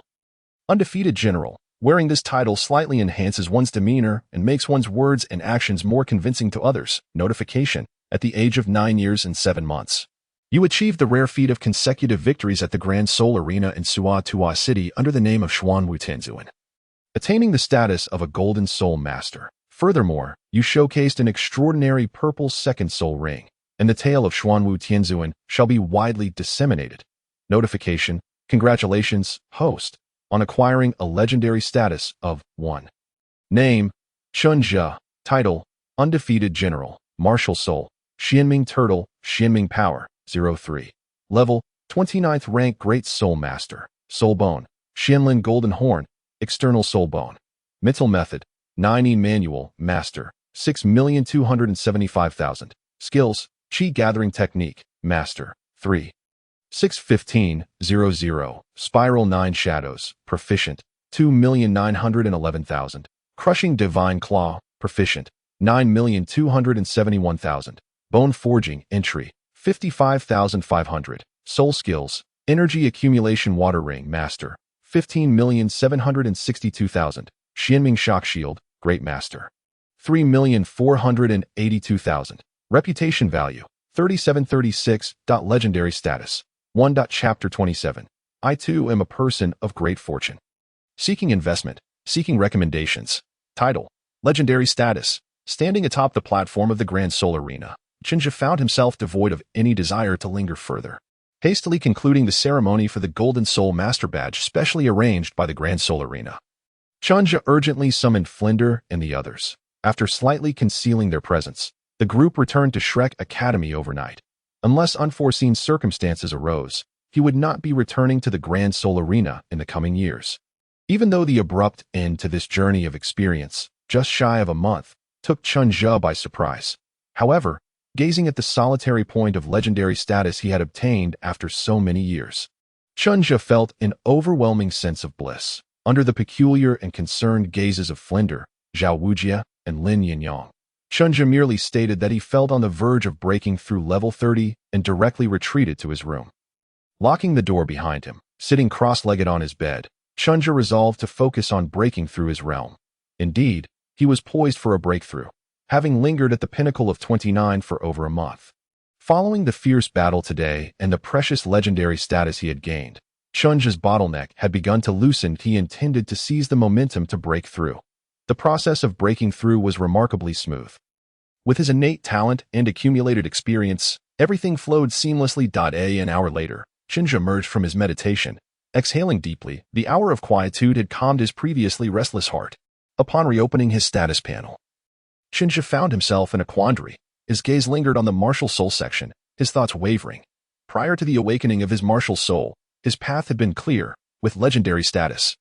He would directly initiate the celestial retrieval. However, after the awakening, he had acquired the option of martial soul bloodline evolution, which required 3 points of legendary status, a dream unattainable within a short time frame.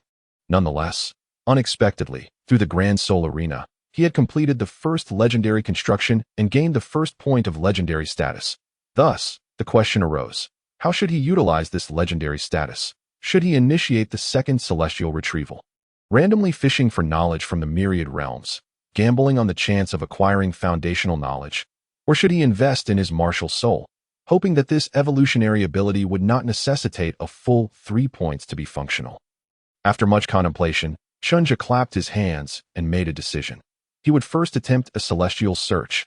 Both options were gambles, betting on the system's favor, but investing in the martial soul would be futile if it proved ineffective. While this unexpected boon of legendary status would take many years to manifest its worth, conversely, after the celestial retrieval, regardless of the knowledge obtained, whether immediately applicable or not, it would still be secured, at least allowing for immediate practical application. In truth, Chen Zhe felt fortunate. The 9 manual he had retrieved during his first fishing expedition had continued to benefit him, so he carried a flicker of hope.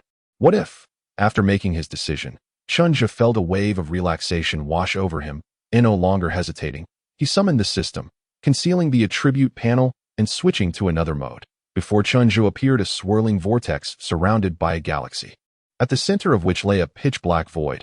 Fixated on that black hole, a system prompt emerged. Notification. Would you like to initiate the celestial retrieval manifestation? Yes. Chen Zhe's expression turned serious. Notification. Initiating celestial retrieval manifestation. Notification. Commencing retrieval. Notification. Retrieval complete. Congratulations, host, on acquiring Basic Alchemy Understanding. Parsed. Notification. Basic Alchemy Understanding, divided into 2 parts. The upper part focuses on herbs, encompassing the identification, cultivation, harvesting, and storage of numerous herbs, covering 3,000 varieties. The lower part details pharmacology, flame control, and the art of pill formation. Chen Zhe's gaze became somewhat vacant. What did he just witness? Slap? He gently slapped himself on the face, taking a deep breath. He regained his senses as an uncontrollable wave of elation surged within him, prompting Chen Zhe to burst into laughter. What does it mean to be the chosen one? At this moment, Chen Zhe truly felt as if he might indeed be a person of great fortune.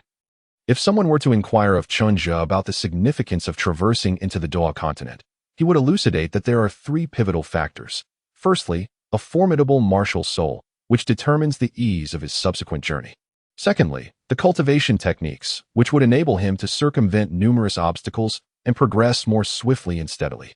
Lastly, an understanding of herbs, or rather, divine herbs, which dictates his eligibility to covet the most crucial opportunity in the Douluo Continent, the ice and fire Yinyong eyes. In truth, Chen Zhe had previously harbored aspirations regarding the ice and fire Yinyong eyes. Should he acquire ownership of them, he would at least have access to the divine herbs that had appeared in the original narrative. And now, truly, heaven is aiding me. The opportunity has been laid before me. As he swiftly perused the information inscribed in his mind by the system, Chen Zhe's expression gradually settled, yet his smile remained undiminished. Fortune favors the bold. It seems this opportunity is destined for him and Tang San. With this initial comprehension of alchemy, even if he is unfamiliar with the herbs within the ice and fire yin-yang eyes, he can discern their effects and properties through his acquired knowledge. This is indeed my path to greatness. He silently marveled, then switched his interface, reputation points. 4908. Observing the surge from a little over 3,000 to nearly 5,000 reputation points. Chen Zhe understood that his illustrious achievements had once again borne fruit over the past few hours. He felt a tinge of gratitude, for his previous life had instilled in him the prudent habit of stockpiling attribute points while gaming. With his current attributes sufficient, he had developed the instinct to hoard any remaining points. Thus, when the time came to learn new skills or navigate special challenges, he could allocate them strategically. Indeed, this would soon prove invaluable. Once he thoroughly memorized the initial comprehension of alchemy, he could immediately allocate points. That would mark the true commencement of his ascent. Early the next morning, as the first light of dawn began to illuminate the horizon, a knock resounded at Chen Zhe's door. It was Lin Yinyong, who had spent the night without sleep. Even upon arriving at Shrek, he remained Chen Zhe's roommate. After Chen Zhe had returned the previous night and achieved a breakthrough, he hastily shut the door, not wishing to disturb Chen Zhe's cultivation, and thus spent the night with Xuanwu. Now, with the sun barely risen, he had returned to ascertain Chen Zhe's condition. Chen Zhe, equally exhilarated and sleepless, sprang up to open the door upon hearing the knock. Lin Yinyong, upon seeing Chen Zhe's beaming face, felt a wave of relief and inquired, "Did you succeed?" Chen Zhe nodded affirmatively. "Indeed. I have now reached level 30 and can hunt for soul rings at any moment." He chose not to divulge the matter of the initial comprehension of alchemy to Lin Yinyong. Having resolved to keep it a secret until he had meticulously planned its utilization, Lin Yinyong, though happy for him, nonetheless managed to smile. "Congratulations, Aja. You are on the cusp of becoming a soul master at just 9 years old. Undoubtedly the youngest in history. Yet, internally, he could not help but feel a twinge of melancholy, for he himself was already 12 and still languishing at level 29. These past years had truly felt like a waste. Chapter 28. Ma Hongjuan's Evil Fire, Seeking Investment, Seeking Recommendations. Unaware of Lin Yinyang's thoughts, Chen Zhe would have certainly advised him not to compare himself with others, with a gentle smile. He remarked, "No need to envy me. You will soon reach level 30 as well." Judging by Lin Yinyang's current soul power intensity, he had already completed the accumulation required for level 29, and now merely needed an opportunity to break through. "Let us go find something to eat first. Once Flender and the others are awake, I will need to discuss with them about assisting me in hunting soul beasts." Chen Zhe mentally reviewed the soul beasts that were suitable for him, yet found himself at a loss. Alas, his current knowledge of soul beasts was insufficient. He would have to seek Flender's guidance. Upon entering the kitchen, the kind woman from the neighboring village, who had come to assist with cooking, had already prepared breakfast. Flender and the others were enjoying their meal, including Ma Hongjun and Oscar. As Chen Zhe walked in, Xuanwu was the first to notice him, sensing Chen Zhe's still unsteady soul power. Xuanwu's eyes lit up, teasingly saying, "So you truly have reached level 30. How does it feel, our esteemed Golden Dose Spirit Master?" Chen Zhe rolled his eyes and plopped down beside Oscar. "What does it feel like? It's merely a breakthrough to level 30. Nothing to make a fuss about." He then filled a bowl with kanji and began to eat heartily. He turned to Flender. "For my third soul skill, I would like either a buffing skill or a ranged skill. Do you have any recommendations, Dean Flender?" Upon hearing Chen Zhe's inquiry, Flender pondered briefly. "Are you still considering a water-type skill?"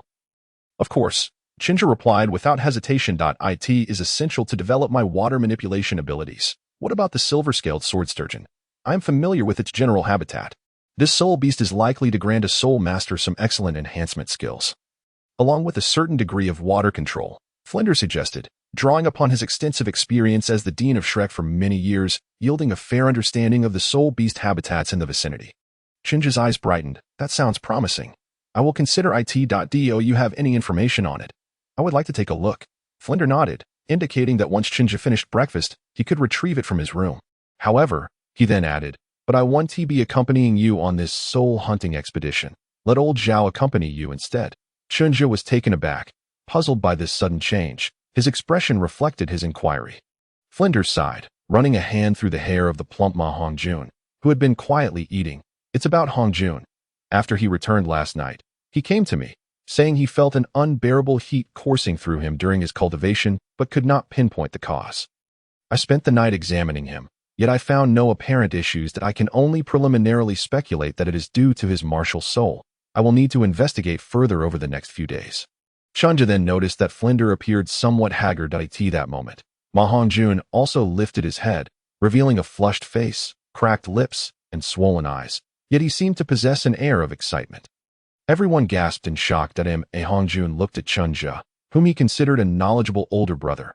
Actually, this situation has been present since I acquired my first soul ring.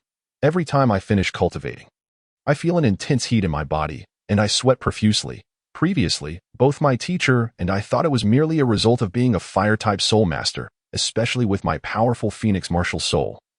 So we dismissed it that a cold bath would solve the issue. His expression turned grim. However, last night, after I successfully broke through to level 15, it felt as though a fire was ablaze within me. I was unbearably hot, continuously sweating, and even soaking in cold water did nothing to alleviate it. As he spoke, the chubby boy began to tremble. Zhugu, am I going to die? Flender erupted in anger. Die? What nonsense. I assure you that if I can find a remedy, I will speak of death again, and I will thrash you. Ma Hongjun flinched, immediately ceasing his lament, though he still trembled, his face filled with grievance. Chen Zhe, his expression grave, recalled Ma Hongjun's affliction from the original narrative, stemming from the evil fire of the phoenix martial soul. At such a tender age, he had become a notorious seafood enthusiast, frequently haunting the seafood markets and even causing trouble for many virtuous young women. It was only after consuming the rooster-crowned phoenix sunflower that his martial soul evolved into the fire phoenix, effectively suppressing the evil fire, thus alleviating his affliction. Currently, he lacked the means to procure a rooster-crowned phoenix sunflower for Ma Hongjun. Moreover, wasn't Ma Hongjun just over 7 years old? How could the side effects of his martial soul manifest so early? The tools for his mischief had yet to mature. Observing Ma Hongjun's current condition, Chen Zhe was uncertain if he would be able to wait until the tools matured, perhaps in the future. Flender would genuinely discover a way to help Ma Hongjun channel the evil energy. Chen Zhe could not discern, nor did he wish to dwell on such uncertainties, setting down the bun in his hand. Chen Zhe approached Ma Hongjun and, with a serious expression, extended his hand. Let me see your hand. Having thoroughly studied the Nine manual, while he may not be a medical savant, he could discern some matters pertaining to minor ailments. Ma Hongjun, unsure of the reason, complied and extended his hand obediently. Under the watchful eyes of all present, Chen Zhe placed his hand upon Ma Hongjun's pulse, simultaneously inquiring, "How's your appetite? Do you still find food appealing? Or do you feel disinclined to eat? First, ascertain whether there is anorexia and whether his body is rejecting the intake of energy." Although Chen Zhe himself feels that Ma Hongjun just ate quite heartily, Ma Hongjun obediently replied, "No, I can eat that. I just drank 3 bowls of porridge and had 4 steamed buns." Haha. Chen Zhe glanced at his complexion and, considering his current pulse along with some details from the original text, already had a plan in mind. Chen Zhe then turned to Flanders. "Dean Flanders, how much do you know about Hongjun's martial soul, the evil fire phoenix, particularly regarding the innate evil fire it carries?" Upon hearing this, Flanders recognized that Chen Zhe truly possessed some insights. Perhaps he indeed had a way to address the current situation. Without hesitation, he recounted all that he knew and speculated. "Currently, all I know is that it is a rather troublesome flame. Its temperature is extremely high, difficult to extinguish, and it can directly burn soul power. Yet it is challenging to control." After quietly listening to Flanders' account, Chen Zhe inquired, "Is there a characteristic that amplifies the emotions of the opponent, or perhaps directly imposes a specific emotion upon them?" Flanders was taken aback, somewhat unclear about Chen Zhe's meaning. "Emotions? I haven't encountered such a phenomenon in my personal experiments." There is. Before Flanders could finish, Ma Hongjun eagerly interjected. "When I was in the village, I encountered a group of wild boars that were destroying crops. I tried to burn them with fire, but didn't kill them. They all escaped. However, the wild boars that were scorched by my flames seemed to become very agitated, running even faster." Oscar chuckled. "Fatty, why don't you say they were just burned by you?" Ma Hongjun shot him a fierce glare and retorted, "It's precisely because they were scorched by my fire. I saw it very clearly. It was definitely not just pain, at least not entirely." He looked at the skeptical expressions of the others and asserted confidently, "I guarantee it was absolutely not just because of pain." Chapter 29, The Solution. Seeking recommendations. Seeking investment. Chen Zhe nodded at Ma Hongjun. indicating his belief in his words. I think I have a rough understanding of the situation. He surveyed the crowd, meeting their hopeful, apprehensive, and puzzled gazes, and addressed Ma Hongjun. The human body is the most profound and intricate, and no one can fully elucidate the mysteries within it. Yet, our predecessors did not abandon their research into the enigma of the human body. On the contrary, the principles and theories regarding human physiology, pathology, and disease treatment have always been among the most significant topics of study.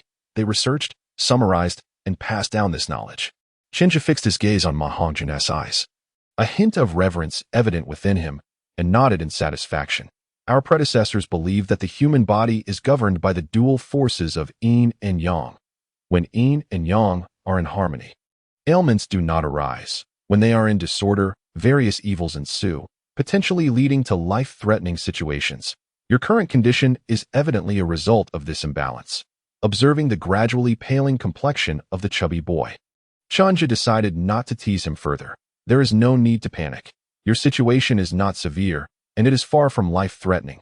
Upon hearing this, Ma Hongjun finally felt relieved, having been nearly scared to death moments ago.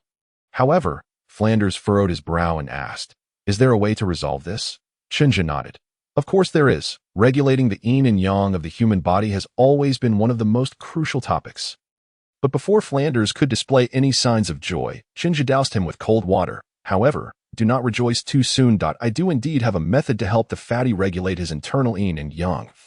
But this merely addresses the symptoms, not the root cause. His main issue lies within his martial soul, specifically with that evil fire. It is well known that the martial soul and the soul master are one entity. Yet at many times, they exist as two independent beings. The two influence each other while also maintaining their independence. The current state of the fatty is a consequence of being affected by his martial soul. He is too weak to fully control it. Chen Zhe stated solemnly. If my intuition is correct, the evil fire carries a peculiar force of desire. He stared intently into Flanders' eyes, enunciating each word. This force is powerful. Yet it does not distinguish between friend and foe.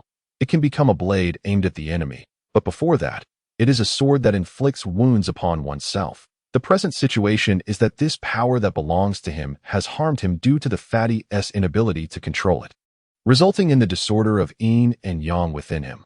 Whether it is a blessing or a curse, the fatty is still too young, not fully developed. Otherwise, when he suffers an episode, he would transform into a humanoid monster controlled by desires, ultimately perishing in the throes of release. Everyone present was left speechless. In the Douluo Continent, where maturity comes early, even Oscar and Ma Hongjun understood the implication of Chen Zhe's words. Oscar, in a daze, murmured, that kind of death is too. Xuanwu, with a darkened expression, directly slapped the back of his head. You little brat, you haven't even matured fully. What are you thinking? Oscar, looking aggrieved but too intimidated to retort, could only mutter softly. Haven't you also remained a single dog? Xuanwu's face immediately turned dark, and the crowd burst into laughter, alleviating the previously tense atmosphere. Flanders did not laugh, but the gloom in his eyes dissipated considerably, and he inquired again. So Chen Zhe, do you have a solution to this problem? Ma Hongjun is his beloved disciple, and over the past year, he has treated him like a son. Chen Zhe had long prepared his thoughts and raised two fingers. Two methods. Flanders' eyes brightened, and a look of joy appeared on Ma Hongjun's face. Yet he remained silent, patiently awaiting further details. Chen Zhe did not linger and elaborated. The first method is to strengthen the fatty himself. By enhancing his strength and his control over soul power, he can consequently influence his martial soul. However, this method has a flaw. The stronger the soul master, the stronger the martial soul, and thus the evil fire will also become more powerful. One never knows when it might erupt. And if Ma Hongjun still cannot control this evil fire by then, he will be doomed. Having said this, he did not pay any attention to their expressions and continued with his second finger. The second method is to strengthen the martial soul itself. Chen Zhe smiled slightly. The fatty's martial soul is a mutated one, and it is a retrogressive mutation, evolving towards the avian king, the phoenix, through the power of bloodline. However, due to incomplete evolution and inherent flaws, it has given rise to that powerful yet bizarre evil fire. Therefore, the second method is to assist the fatty's martial soul in completing this evolutionary path, which would enable him to dispel or even control this evil fire. Flanders appeared shocked, clearly taken aback by Chen Zhe's proposition, and simultaneously, he couldn't help but think of another person. Ma Hongjun was filled with surprise and hurriedly asked, "Can martial souls really evolve? Can my martial soul become a true divine bird, the phoenix?" Chen Zhe nodded, affirming his query. Flanders took a deep breath. "What should we do? Since you have proposed this hypothesis, you must already have a plan. Right?" Chen Zhe explained. "It's quite simple. The incomplete retrogression is fundamentally due to insufficient bloodline concentration. Since that is the case, we should help him replenish the power of his bloodline. Right? I want to mention the first ring. But starting from the second ring, Dean, you will need to specifically hunt soul beasts that contain phoenix bloodline to extract their bloodline to supplement the fatty S deficiencies. Allow this bloodline power to converge within the fatty. Under the same root and origin, his martial soul will automatically absorb the bloodline power to replenish itself until a qualitative change occurs due to quantitative accumulation." Flanders' face stiffened. "Will it really be effective? Where can we find soul beasts with phoenix blood?" Chen Zhe nodded earnestly. "It will definitely be effective." He was truly willing to vouch for this, as the role played by the rooster-crowned phoenix flower was precisely this. The greatest difficulty lies only in the scarcity of soul beasts possessing phoenix blood, but this was a matter for Flanders to consider. He merely provided a feasible plan. Moreover, as long as his plans regarding the ice and fire yin yang I succeeded in the future, the rooster-crowned phoenix flower would also have a solution. Flanders met the hopeful gaze of his treasured disciple, seeing the expectation and admiration clearly reflected in his eyes, sighed, reluctantly nodding at Ma Hongjun. Flanders could already imagine the arduous life ahead of him, searching for phoenix-blooded soul beasts across the land. Yet for Ma Hongjun, he was willing. Furthermore, Flanders thought of another person, the best brother he had in his life. If this method truly proves viable, no, it is still unfeasible. He simply cannot break through to the 30th level. Chen Zhe remained oblivious to the brainstorming occurring in Flanders' mind as he continued speaking. Prior to this, "I can assist the chubby one by prescribing a medicinal bath regimen, aimed at maintaining the balance of yin and yang within him as much as possible. Although it cannot address the root cause, it can afford him some time for growth." Flanders nodded appreciatively. "Thank you, Aja." Ma Hongjun also expressed his gratitude, quickly adding, "Thank you, Brother Zhe." Chen Zhe smiled. "No need for formalities. It is only right. The chubby one is my junior as well." Zhao Wujia let out a hearty laugh, giving Chen Zhe a solid pat on the shoulder. "Good lad, truly worthy of being our Shrek star of tomorrow." Chapter 30, The Third Soul Hunt. Seeking recommendations, seeking investment. The subsequent arrangements for this matter were thus settled by the group.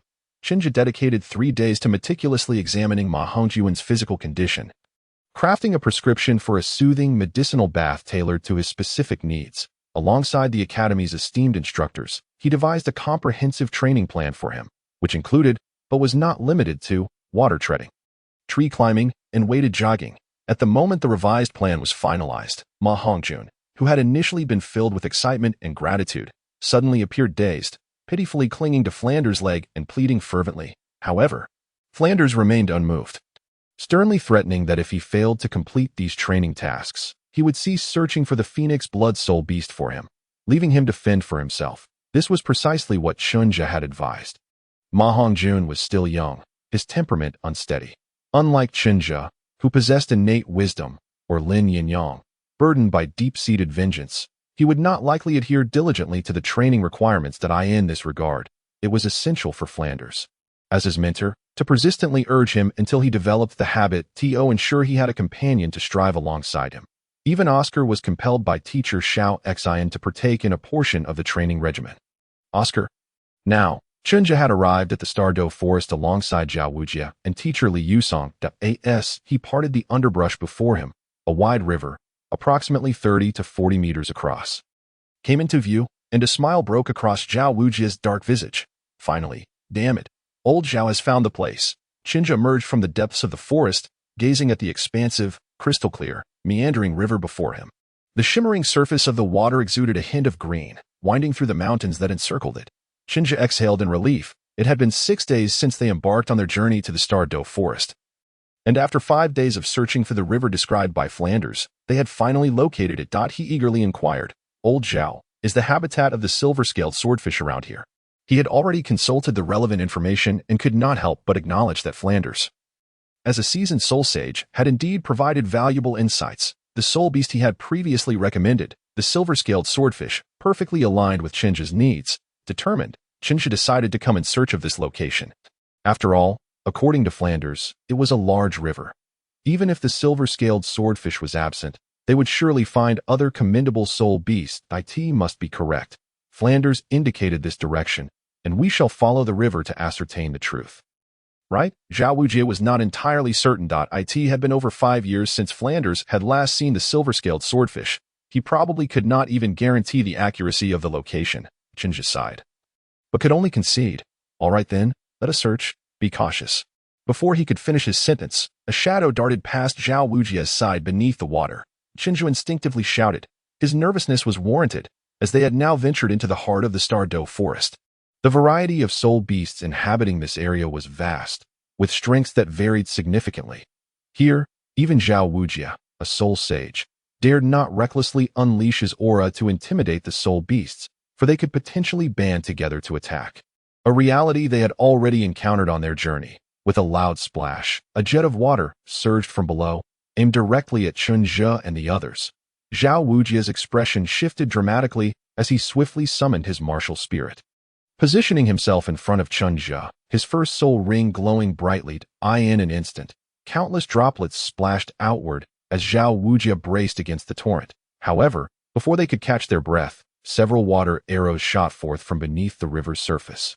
Xuanwu's countenance darkened, and he chose not to withstand the onslaught. Instead, he lifted Chen Zhe and shouted to Li Yinyong, "Move quickly." The three of them flickered and reappeared 100 meters away. Xuanwu set Chen Zhe down and turned to Li Yinyong, asking, "Did you catch a glimpse of the soul beast?" This was truly frustrating. They had just found the location and were already met with such a formidable challenge. Li Yinyong's expression was grave. "I couldn't see clearly, but I did notice several silver flashes beneath the water. Given the intensity of the previous attack, it must have been a soul beast of at least several thousand years in age. Particularly the first attack, I suspect it might be a 10,000-year soul beast." Silver flashes. Chen Zhe and Xuanwu exchanged glances. Could it be? What extraordinary luck. It was evident that both had arrived at the same conclusion. Xuanwu surveyed the surroundings, hesitating slightly before addressing Chen Zhe. "I will go take a look. You two stay here and keep an eye on your surroundings." Upon seeing the two nod in agreement, Xuanwu returned to the previous spot. He peered around for a moment, then picked up several stones, enveloping them in soul power before tossing them into the water, with a series of splashes. Robust water columns surged towards him once more. Chen Zhe and Li Yinyong witnessed it clearly. After Xuanwu evaded the blast, the water column crashed through 2 large trees before finally coming to a halt. "It truly was a 10,000-year soul beast," Li Yinyong murmured. Xuanwu returned to the two, and Chen Zhe hurriedly asked, "What did you see? Was it the silver-scaled swordfish?" Xuanwu shook his head. "It doesn't seem like it. It is indeed silver in color, but it appears quite stout, which does not align with the description of the silver-scaled swordfish as a streamlined, sword-like creature." Chen Zhe felt a pang of disappointment. Having hoped for another stroke of good fortune, seeing his disheartened expression, Xuanwu and Li Yinyong exchanged amused glances. Xuanwu chuckled. "Suitable soul beasts are not so easily encountered. I believe that the soul beast we just encountered possesses commendable water control abilities. Why not attempt to hunt one?" Chen Zhe's eyes brightened. "Let's give it a try. We should first ascertain what kind of soul beast it is. Perhaps it is one we are familiar with." For him at this moment, recognition was tantamount to usability, especially since they were by the riverbank. Xuanwu nodded. "You two should join me. This stretch of river should be the habitat of those soul beasts. I currently only see one that is 10,000 years old. A soul beast of 10,000 years is something Li Yinyong could also contend with, so there was no need to overly concern themselves with Chen Zhe's safety." He then inquired, "By the way, what age range of soul beast are you hoping to acquire?" Chen Zhe's absorption limit differs from that of ordinary individuals, typically. The highest age limit for a third soul ring among regular soul masters is 1,760 years. However, Chen Zhe could not possibly adhere to that restriction, considering that his second ring alone was already of 1,000 years. Chen Zhe pondered briefly before responding. "Perhaps 4,000 to 5,000 years. I feel that this range would be suitable, as my physical strength has surpassed that of most high-level soul masters and can barely rival some soul sections." This data was derived from his father, Chun Tao. Nearly 4 years had passed since then, and the once 38th level Chun Tao had broken through to a soul sect level a year ago, currently standing at level 42. The soul ring was procured with the assistance of Flanders, who was paid 2,000 gold soul coins for the hunt. This was one of the reasons Chen Zhe had such a good rapport with Flanders. That 2,000 gold soul coins was undoubtedly a friendly price. And Flanders genuinely valued him at that time. All right, Zhao Wujia readily agreed, not expressing any doubts. Having sparred with Chen Zhe numerous times, he was confident in this regard. Once again at the riverbank, the three, prepared for the endeavor, were no longer apprehensive about potential underwater attacks. Zhao Wujia immediately unleashed his fourth soul skill, position tracking, locking onto a soul power intensity of over 4,000 years emanating from a silver fish, and struck down with a powerful iron palm. Chapter 31. Establishing a merchant association. Zhao Wujia and Lin Yinyong worked in unison, swiftly capturing a silver-gray fish over 2 meters long, with a large head and a small tail, adorned with shimmering scales interspersed with golden lines, and featuring plump gills and long silver whiskers. A fathead fish. With another decisive blow, Zhao Wujia sent the enraged 10,000-year silver fish flying, laughing heartily as he led Chen Zhe away. There was no need to engage further. The unmoving king was not adept in aquatic combat. Once again retreating 100 meters away, Zhao Wujia tossed the now unconscious fathead fish onto the ground. Does anyone recognize this soul beast? Lin Yinyong shook his head. Like Zhao Wujia, he was also a lackluster student. While he could manage to comprehend the terrestrial soul beasts, his knowledge of aquatic ones was rather limited. However, Chen Zhe wore an expression of delight. After manifesting his martial spirit, he stepped forward to examine the creature. It appears to resemble the legendary dragon-beard fish. He noted its large head and small mouth, silver scales, and golden whiskers, with a distinctly defined lateral line, which indeed aligned well with the descriptions of the dragon-beard fish.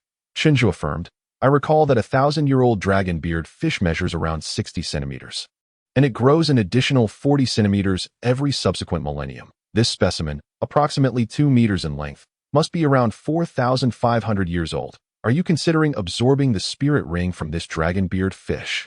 Zhao Wujia asked, noticing Chen Zhe's eager demeanor. Should we also seek out the silver-scaled sword sturgeon? Hesitating at this proposal, Chen Zhe pondered. The silver-scaled sword sturgeon undoubtedly seemed the most suitable choice for him at present. Yet, the dragon-beard fish was equally impressive.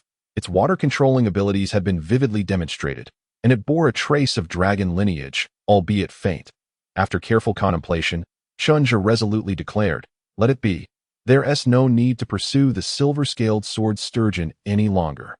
The silver-scaled swordfish might offer substantial enhancement spirit abilities, but in terms of water manipulation, it may not surpass the dragon-beard fish. Most importantly, having encountered the dragon-beard fish so fortuitously upon his arrival here felt like destiny. Acknowledging his growing belief in serendipity, Chen Zhe decided to trust in fate once more. Let us proceed to acquire the spirit ring swiftly and return home. There are numerous matters awaiting our attention.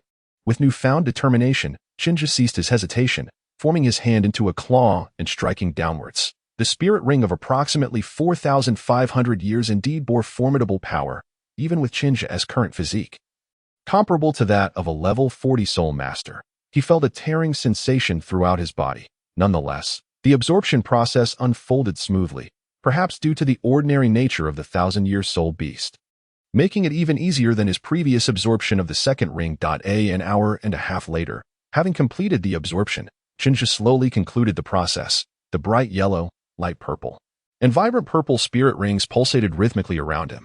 Meeting the eager gazes of Zhao Wujia and Lin Yinyong, Chen Zhe smiled and nodded. I've acquired another remarkable spirit ability. Old Zhao, would you care to experience it? Intrigued by his satisfied grin, Zhao Wujia inquired. Oh, what kind of spirit ability is it? Enhancement type or attack type? As he spoke, he assumed a defensive stance, while Lin Yinyong stepped aside, adopting a spectator's demeanor. Chen Zhe merely chuckled. You'll find out if you give it a try. Third spirit ability, Dragon Ascending Waterfall. With his feet firmly planted in the perfected spiral 9 shadows, he swiftly appeared beside Zhao Wujia, his third spirit ring glowing brightly as he raised his leg for a strike. A torrent of violent water erupted from his movement, surging forth with devastating force. Boom! The ferocious water swept outward in a wave from the two, uprooting all vegetation within a 10-meter radius. After the initial strike, Zhao Wujia, having braced himself, stood firm and rubbed his arm where Chen Zhe had kicked him, feeling a tingling sensation. He expressed his astonishment. The power of your spirit ability must rival that of some fourth-ring soul elders. It was noteworthy that this was merely Chen Zhe's third ring, unleashed with the soul power of a 30-something level practitioner. Chen Zhe beamed with delight. thoroughly pleased with his spirit ability. The Dragon Ascending Waterfall is indeed an explosive-type spirit skill. And given its age of 4,500 years, it's only natural for it to possess power comparable to that of a fourth-ring soul elder. He continued, one notable advantage is its relatively low soul power consumption. I could execute an attack like that 20 times. He surmised this was likely due to the exceptional water manipulation abilities of the Xuanming Turtle. 20 times. Both Xuanwu and Lin Yinyong were left utterly speechless. Their lips dry as they gained a clearer understanding of Chen Zhe's reputed invincibility among his peers, as touted by Flanders. To unleash explosive power akin to that of a soul elder as fourth ring 20 times. What a true monster he was. They found themselves marveling internally countless times. 2 days later, at Shrek Academy, Chen Zhe and his companions returned to the institution. Upon their arrival, Chen Zhe immediately sought out Flanders. After recounting the details of their soul-hunting expedition, Chen Zhe stated, Principal Flanders, I wish to request a leave of absence to return home. Flanders was taken aback. Home? What do you need to go home for?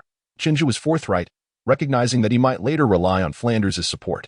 My family is in the process of establishing a commercial association. Recently, my parents communicated that their mercenary group is preparing to form a business entity, and they wish for me to return to discuss it. The Blackwater Mercenary Group had formalized its recruitment processes for over a year.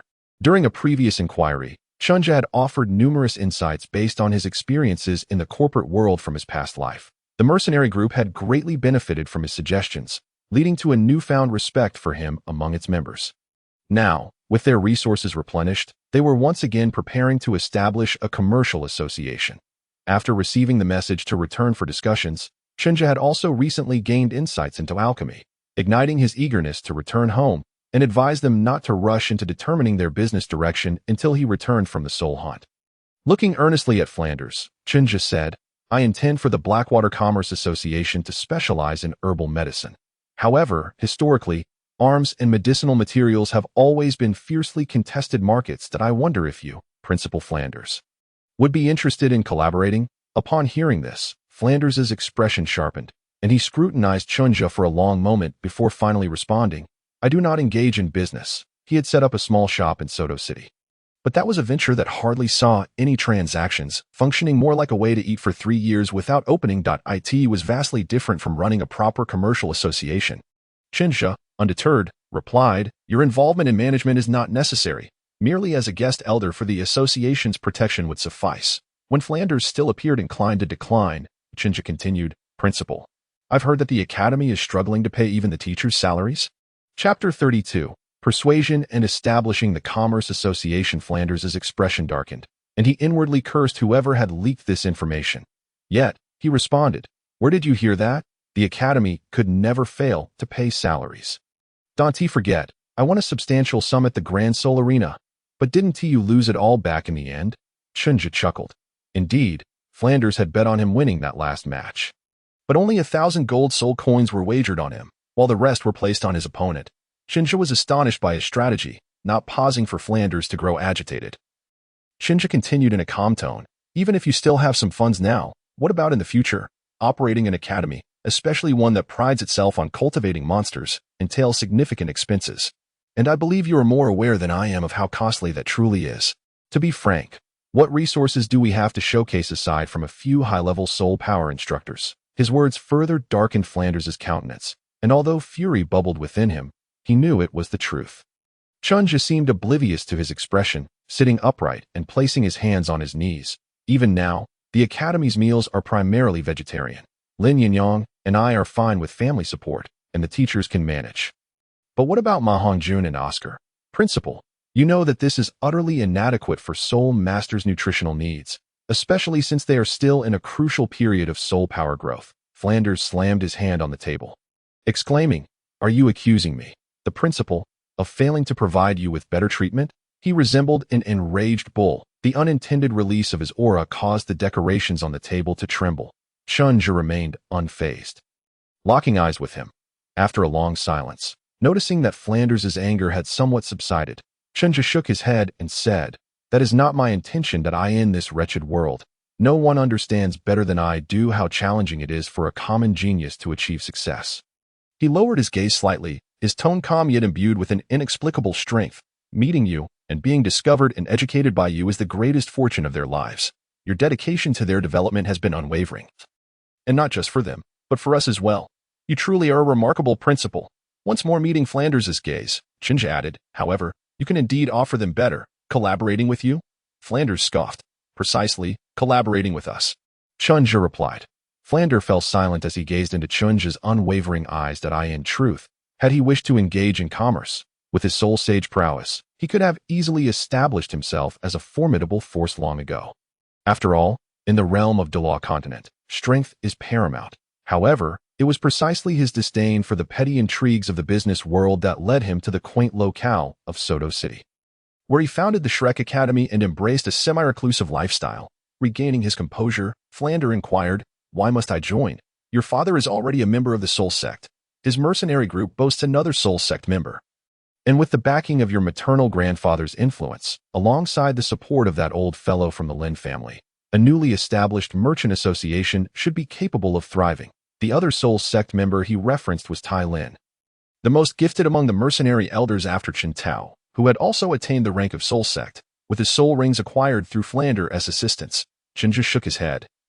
Not sufficient. Observing the confusion on Flander's face, Chen Zhe patiently elucidated. We possess certain pharmaceutical formulas that are not available on the market, and their efficacy surpasses that of existing alternatives, provided we have the raw materials. We can directly produce and sell them. This represents a lucrative business opportunity, but without the protection of high-ranking soul masters, our endeavors will remain modest, and we must remain vigilant against others' covetous eyes. At this revelation, Flander understood. He was already aware of Chen Zhe's valuable possessions. Yet, he had not anticipated their quality to be so exceptional that he would worry about managing the enterprise. The confidence radiating from Chen Zhe suggested he had meticulously planned this venture and harbored considerable ambition. Reflecting on Chen Zhe's previous statements, Flander found himself intrigued. After a moment of contemplation, he asked, "What percentage are you prepared to offer me?" 10%. Chen Zhe replied, his demeanor unflinching. Flander rolled his eyes, gesturing towards the door. "Get out. 10% is hardly adequate. You must understand that your role is merely to lend your name to intimidate a few unscrupulous individuals. The instances requiring your direct involvement will be few and far between. Perhaps even non-existent." Chen Zhe remained composed at this juncture. Pleasantries were unnecessary, for the stakes involved substantial profits. Flander dismissed Chen Zhe's assertions. At least 20%. You acknowledge that without my name as a soul sage to deter threats, your merchant association will struggle to gain traction. 20% is impossible. The association will have numerous members relying on this for their livelihoods. You cannot simply take a fifth of the profits while contributing nothing. Unless you involve the Academy's teachers to help maintain order during their free time. Are you out of your mind? You think we are worth only 20%? After a vigorous debate involving several Academy instructors, Chen Zhe departed the Academy satisfied. The final agreement stipulated that Flander would invest in the Merchant Association under the Academy's name, abstaining from operational involvement while providing martial support that a teacher would be assigned to the Merchant Association to address external threats beyond Chen Tao's capacity, with the option to request assistance from the Academy during critical moments. Profits would be settled quarterly, with the Academy receiving 30% for the first 5 years. Afterward, contingent upon necessity, if the Academy continued to dispatch teachers, they would receive 30%. If not, it would reduce to 25% until the next 5-year period. How the Academy would allocate its share was Flander's concern alone. Now, Chen Zhe had returned to Soto City alongside Lin Yinyong. After parting ways with Lin Yinyong, who was visiting home, Chen Zhe returned to the Blackwater Mercenary Corps Soto City base, where Chen Tao and the others had awaited him for quite some time. The mercenary group now comprised 17 members, including the original 6 elders and 11 newcomers recruited the previous year. Among them, Chen Tao and Tai Lin had both achieved the rank of Soul Sect within the past year. Yi Wing had reached level 39, while the older but less talented Wang Zhuo and the youngest, Xiao Ranner, were both at level 37. Among the newcomers, only 2 had attained the rank of Soul Master. One at level 31 and the other at 34. The rest were great Soul Masters, including Chen Chu, who hailed from the same village as Chen Zhe. He was merely a 26-level Great Soul Master, possessing rather average talent, likely destined to become just a Soul Master in his lifetime. Although this lineup was rather unremarkable, it was entirely sufficient to maintain the initial operations of the Merchant Association. Chen Zhe had already established rapport with the group, leading to swift discussions with minimal contention. The primary products for the early stages of the Merchant Association were threefold: a black snake bone liquor derived from blackwater snakes, ordinary creatures, and blackwater mystic snakes, low-tier soul beasts, infused with various herbs, boasting effects that invigorate vitality and slightly enhance soul power, with long-term consumption marginally accelerating soul power cultivation for those below level 30. The second product was a black jade healing ointment, crafted from snake bones, not limited to blackwater mystic snakes, turtle shells, and the spiritual herb black snake vine, combined with various auxiliary medicines to create an effective external healing remedy. The third was a detoxifying powder, a purely herbal product primarily composed of honeysuckle and purple orchid leaves, exhibiting remarkable detoxification properties. According to Chen Zhe's estimates, it could effectively neutralize toxins from soul beasts under 3,000 years of age. These selections stemmed from Chen Zhe's preliminary research into medicinal concoctions. While their effects were generally modest, aside from the black jade ointment, the other two had limited utility for high-ranking soul masters. Nevertheless, the aim was ease of sourcing, straightforward production, and wide appeal, capable of swiftly generating initial capital for the association. The production base was established in Blackwater Village, Chen Zhe's hometown, which boasted plentiful forests, abundant with blackwater snakes and black snake vines. With proper planning, it would evolve into an ideal breeding ground for blackwater snakes and a cultivation center for black snake vines. The villagers had been engaged in such endeavors for generations. The sole challenge lay in initially sourcing honeysuckle and purple orchid leaves from outside, but that posed little issue. Sales would occur at shops near the Great Soul Arena and in small towns surrounding the Stardow Great Forest, simultaneously purchasing various snake-type soul beasts, including but not limited to blackwater mystic snakes. Chapter 33. Timefly sales personnel would be recruited externally, and Chen Zhe intended to shamelessly seek assistance from Lin Yinyong's grandfather to procure a few talented individuals to serve as managers. The primary roles of the mercenary members would subsequently revolve around coordinating and overseeing various tasks, particularly logistics. Ensuring the smooth flow of goods was paramount to the association's success. This was an area where Flender's group would also need to contribute, as Chun Tao and the others were already preparing to establish a dedicated escort team. Regarding profit distribution, Chen Zhe's family would receive the lion's share of 50%, while the only other Soul Sect member, Tai Lin, would take 5%. After deducting the Academy's 30%, 1.5% remained for the other members. Do not dismiss this as meager. Ultimately, this is a world governed by strength. And without it, one cannot aspire to acquire more, whether in soft or hard power. Correspondingly, this distribution ratio was not fixed. Adjustments would be made every 5 years based on contributions and strength, though Chen Zhe anticipated minimal changes.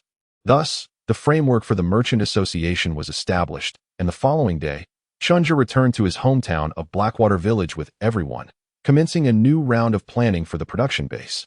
He also devoted quality time to his grandfather during his stay in Blackwater Village. In recent years, the elder has appeared increasingly aged, yet his countenance remains adorned with a perpetual smile, exuding a remarkable spirit. In the days to come, Chen Zhe became a pivotal figure, traversing the Academy, the Merchant Association, and the village of Heishui. His daily endeavors were devoted to diligently cultivating his soul power and honing his soul skills. He meticulously studied the 9-in manual and the newly acquired fundamentals of alchemy.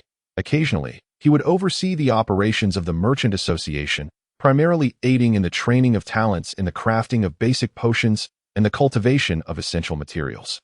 Everything seemed to be progressing in a positive direction. Time flew by, and over 4 years had slipped away. Name: Chen Zhe. Title: Unyielding General Martial Soul. Xuanming Turtle. Xuanming Power 03. Level 40 Soul Master Soul Bone. Xianlin Golden Horn. External Attached Soul Bone. Inheritance: Fundamentals of Alchemy Master Max. Mental Method: 9-in Manual Master Max. Skills: Qi Gathering Technique Master Max. Spiral 9 Shadows Grandmaster 6,385,000. Crushing Divine Claw Grandmaster 3,055,000. Bone Forging Chapter Proficient 5,961,000. Healing Chapter Proficient 3,691,000. Ghost Prison Wine Roar Proficient 2,851,000. Soul skills, energy accumulation water ring, master, max.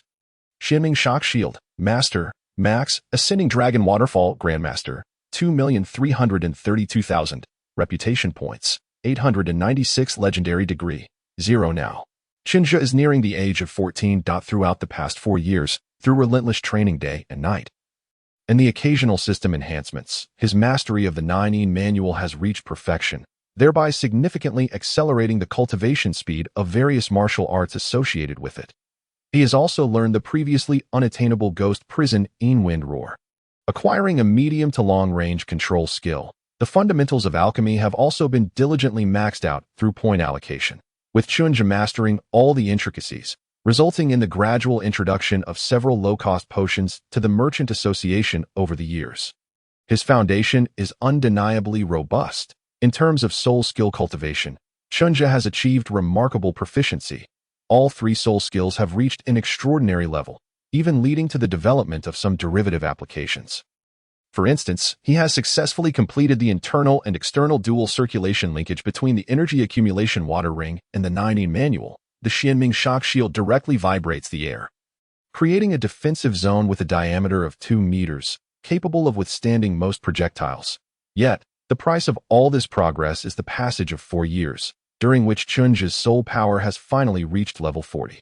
Aside from Chen Zhe, Lin Yinyong, who has been equally devoted to his training, has now attained level 38. He has just turned 17. Ma Hongjun and Oscar have also experienced rapid advancements due to the substantial improvements in Shrek Academy's resources. Oscar, who is of the same age as Chen Zhe, has reached level 33, having received the 3rd ring of the blood-red intestine with the help of Flanders. Ma Hongjun, just shy of 12, has reached level 28. Unlike Oscar, who has progressed slowly due to neglecting his physical training, this fellow's slow advancement is a direct result of his sheer arrogance and propensity for laziness. Otherwise, with the assistance of the pulse unblocking pill specifically crafted by Chen Zhe to channel his chaotic energy, he would not have remained at level 28. Flanders has been at his wits' end regarding this matter, utterly helpless. Chen Zhe feels a tinge of disappointment. This young man's flaws are unlikely to change without experiencing the harsh realities of life.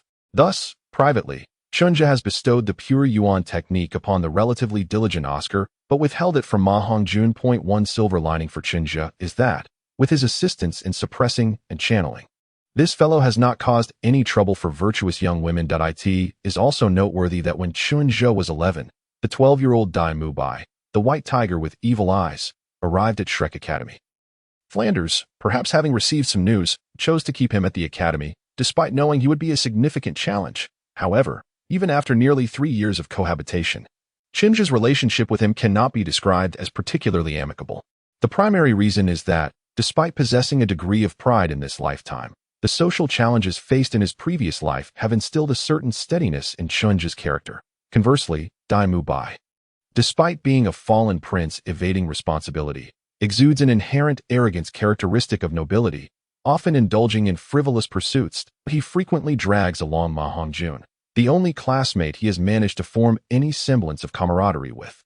Under Flanders' indulgence, such a person is fundamentally incompatible with Chen Zhe, and the absence of conflict between them is merely due to a lack of conflicting interests.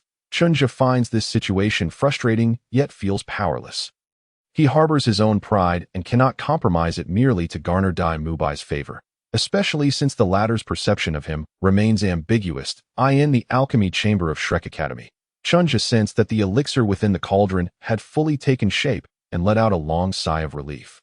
Even though the fundamentals of alchemy have been maxed out, akin to having the knowledge but lacking the skill, his current cultivation level still yields only an 80 success rate in crafting these basic potions. Fortunately, relying on his grandfather's adept alchemical skills, this batch of elixirs has once again succeeded. After lowering the flame to its minimum and nurturing it for another 3 minutes, Chen Zhe tapped the lid of the cauldron, and a rich, fragrant aroma wafted out. Outside, Ma Hongjun, who had been patiently awaiting the success of the alchemical process, instantly brightened at the familiar scent. Indeed, it wasn't long before Chen Zhe emerged, holding a jade vial. Tossing the vial to Ma Hongjun, Chen Zhe announced, 12 pills have been refined. This is your supply for the month. Ma Hongjun eagerly accepted it, beaming. Thank you, Brother Zhe. You've worked hard. Chen Zhe nodded in satisfaction.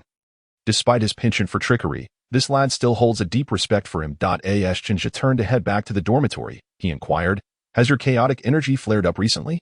He had not kept tabs on Ma Houjuan's chaotic energy issues for quite some time.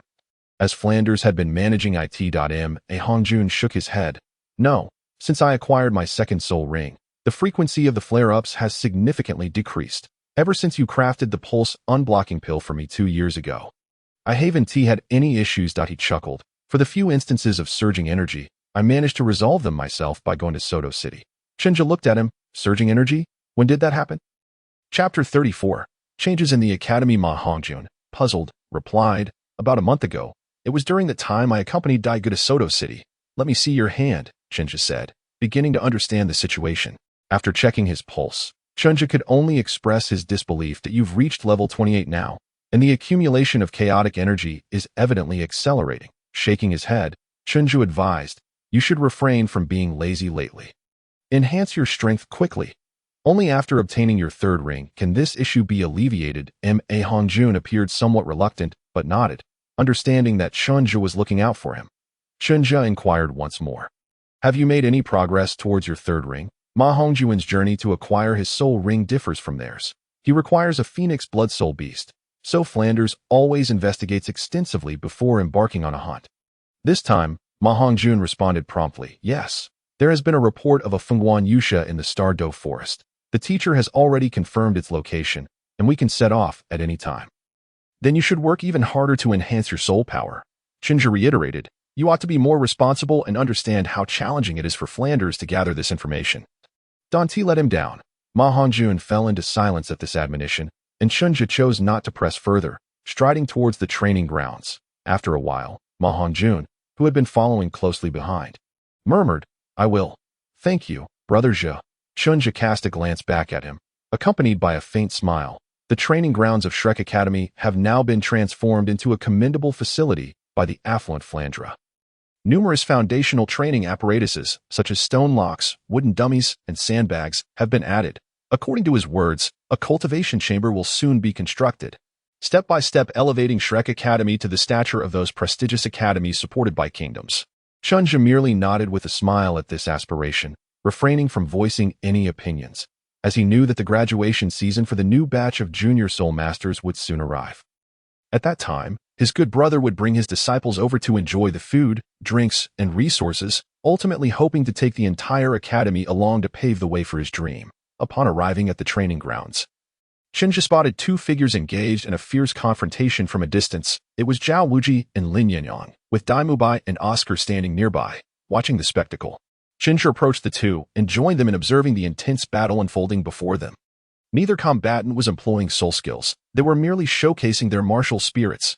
Lin Yinyong executed his self-created mountain fire blade technique with a vigorous flair, revealing intricate subtleties in his movements. Zhao Wuji, on the other hand, utilized his broad bare paws to withstand Lin Yinyong's fierce onslaught.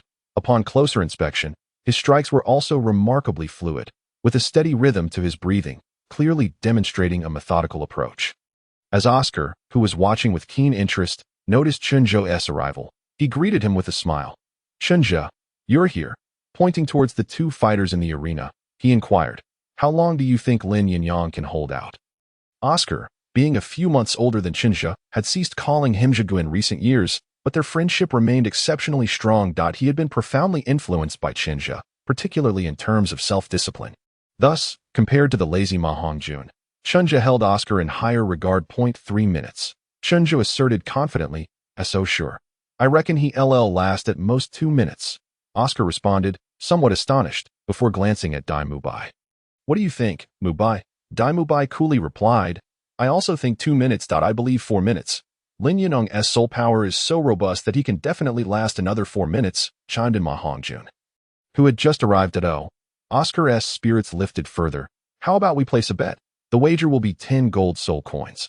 All right, let us wager. 10 gold soul coins, the stout boy declared with bravado, as these coins had become trivial to them since Shrek had overcome its previous hardships. Chen Zhe and Dai Mubai chuckled in agreement, while Chen Zhe called out to Lin Yinyong in the arena. Yinyong, did you hear that? Put in some effort. Naturally, the 2 fighters heard the banter. Lin Yinyong rolled his eyes in exasperation, ignoring the ungrateful group, as he was the one taking the hits. Zhao Wuji chuckled. having predominantly been on the defensive, suddenly increased his offensive frequency, catching Lin Yinyong off guard, who could only struggle to fend off the assault. In less than a minute, Lin Yinyong, bruised and battered, lay motionless on the ground. The group approached, laughing. Oscar lamented, "Teacher Zhao, this one do. I was hoping to win some money to treat everyone to a nice meal. As he spoke, he offered Lin Yinyong some recovery herbs. Zhao Wuji scoffed, pulling Lin Yinyong to his feet. "If you don't win, you want to treat us." Oscar smiled awkwardly, gritting his teeth. "I will. Tonight, we're heading to Soto City." Zhao Wuji, appearing quite disdainful, waved his hand. "Go away. Don't bother me that I've been busy these past few days." That he then turned to Chen Zhe and asked, "I heard you've reached level 40? Chen Zhe nodded with a smile. "I broke through 3 days ago. I'll need your and the Dean's assistance to hunt for soul beasts." Zhao Wuji's expression grew serious. "Flender mentioned that you plan to challenge a 10,000-year fourth ring. You must understand that 10,000-year soul beasts are not comparable to 1,000-year ones. Without sufficient soul strength, absorption is impossible." Before Chen Zhe could respond, Ma Hongjun burst out. "What? Old Zhao, are you saying that Zhigu intends to absorb a 10,000-year soul ring?" His face was one of disbelief, clearly stunned by the revelation. Even though he was already aware that Chen Zhe's second ring was a 1,000-year one, the others also appeared astonished, especially Dai Mubai, whose gaze towards Chen Zhe was particularly complex. Whenever he saw the radiant Chen Zhe, he could not help but think of another person, his brother Davis. Both of them shone with an intensity that overshadowed his own brilliance. The difference was that Davis relied on his age, while Chen Zhe, this was also one of the reasons Dai Mubai had previously been indifferent to Chen Zhe's overtures. Why did he choose to endure hardships in a small place like Soto City? It was because he was tired of living in Davis's shadow. He did not wish to be a mere supporting character. He aspired to blossom as the most striking red flower. And then he encountered Chen Zhe. Now, this dazzling genius was preparing to absorb a 10,000-year fourth ring, which stirred a complex mix of emotions within him, as he had long been stagnant. Countless times he had contemplated approaching Chen Zhe for guidance. Yet he hesitated to do so. Zhao Wuji surveyed the astonished expressions on his students' faces with satisfaction, yet he admonished Ma Hongjun with a tone of disappointment. "Is it so hard for you to believe that a 10,000-year fourth ring is within reach? You know well how much effort Chen Zhe has poured into honing his strength over the years. If only you had half of his dedication, Flender would be dreaming with Joy. Ma Hongjun fell silent, genuinely feeling a pang of shame. Oscar then turned to Chen Zhe and remarked, "I've heard that the average soul master requires 1,200 years to absorb a fifth ring. Is your physical condition already comparable to that of a soul king?" Chen Zhe smiled with confidence, even surpassing that. Chapter 35. The unforgettable silver-scaled sword sturgeon Chen Zhe indeed possessed the confidence to fully absorb a 10,000-year soul ring. This was not solely due to his physical prowess, which rivaled that of any soul king. Over the years, as his soul power cultivation advanced, his comprehension of the nine true classic deepened, allowing him to increasingly appreciate the profound and embracing qualities of water. This enhanced his understanding of force dissipation and guidance, leading him to be entirely confident in his ability to accommodate the energies of soul beasts aged between 10 and 20,000 years. As for the soul capabilities, there was no need for concern. Whether it was the unique soul power of the nine true classic cultivated over the years or the soul secret methods recorded in the alchemical texts, he had ample means to manage any soul impact issues. At least regarding the soul impact from a mere 10,000-year soul beast, he could easily disregard it. After showing off a bit in front of his companions, Chen Zhe and Zhao Wuji promptly made their way to Soto City to find Flender, and the trio set off towards the Stardoe Forest without delay. This time was of the essence, as the new enrollment season for Shrek was fast approaching. Although recent years had yielded little in terms of new recruits aside from the troublesome Dai Mubai, Flender remained quite enthusiastic, asserting that a strong student body was a vital foundation for an academy's rise. However, Chen Zhe was skeptical of his claims, for Flender had been grinning ear to ear, as if privy to some news he was unwilling to disclose. After 3 days of arduous travel, the trio finally reached their destination. It was still the same azure river from before, and Chen Zhe remained fixated on the memory of the silver-scaled sword sturgeon Dada. "This is the place. It was here that we hunted for Aja's third soul ring last time." After more than 4 years, Zhao Wuji was filled with nostalgia. "What a pity. It seems that the dragon whiskerfish have migrated since our last visit. Otherwise," Zhao Wuji said with a hint of sadness, tears trickling from the corners of his mouth. Chen Zhe silently nodded. Indeed, the dragon whisker fish had exquisite flavor, Just a sprinkle of salt elevated its aroma to rival that of delicately crafted dishes from top-notch chefs.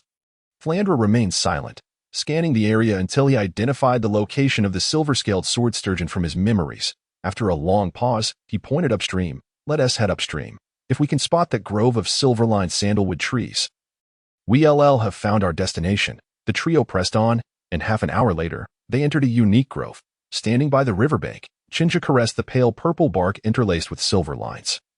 Inhaling the rich fragrance that emanated from it, marveling at the wonders of nature, he then turned to Flandra. Is it possible to transplant this silver-lined sandalwood? I believe it could serve as an excellent container for storing high-quality medicinal pills. Since delving into the fundamentals of potion making and spending 4 years cultivating the land in Heishui village, Chen Zhe felt that the agrarian talent deeply rooted in his soul had been awakened.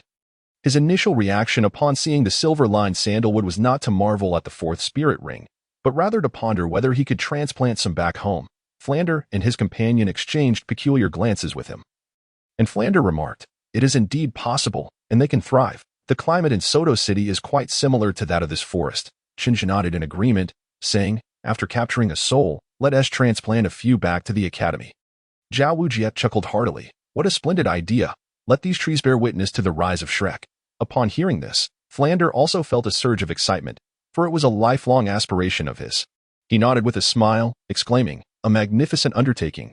The trio continued on their way, with Flender leading the charge. Soon, they arrived at a river that was significantly wider than the previous one. Standing beneath the shade of the silver-lined sandalwood trees, they observed the shimmering silver streaks in the water, which were none other than the swordfish. Chen Zhe turned to Flender and asked, "What should we do now? Can you and old Zhao directly capture a suitable one?" The 1,000-year silver-scaled swordfish measured just over 1 meter in length. This type of soul beast was known for its small, agile, and swift nature, making it relatively easy to capture one. However, Flender shook his head. "No. Our soul power nets cannot contain them. Do not be deceived by their petite appearance. The silver-scaled swordfish is named for its attacks, which are as swift and sharp as a sword."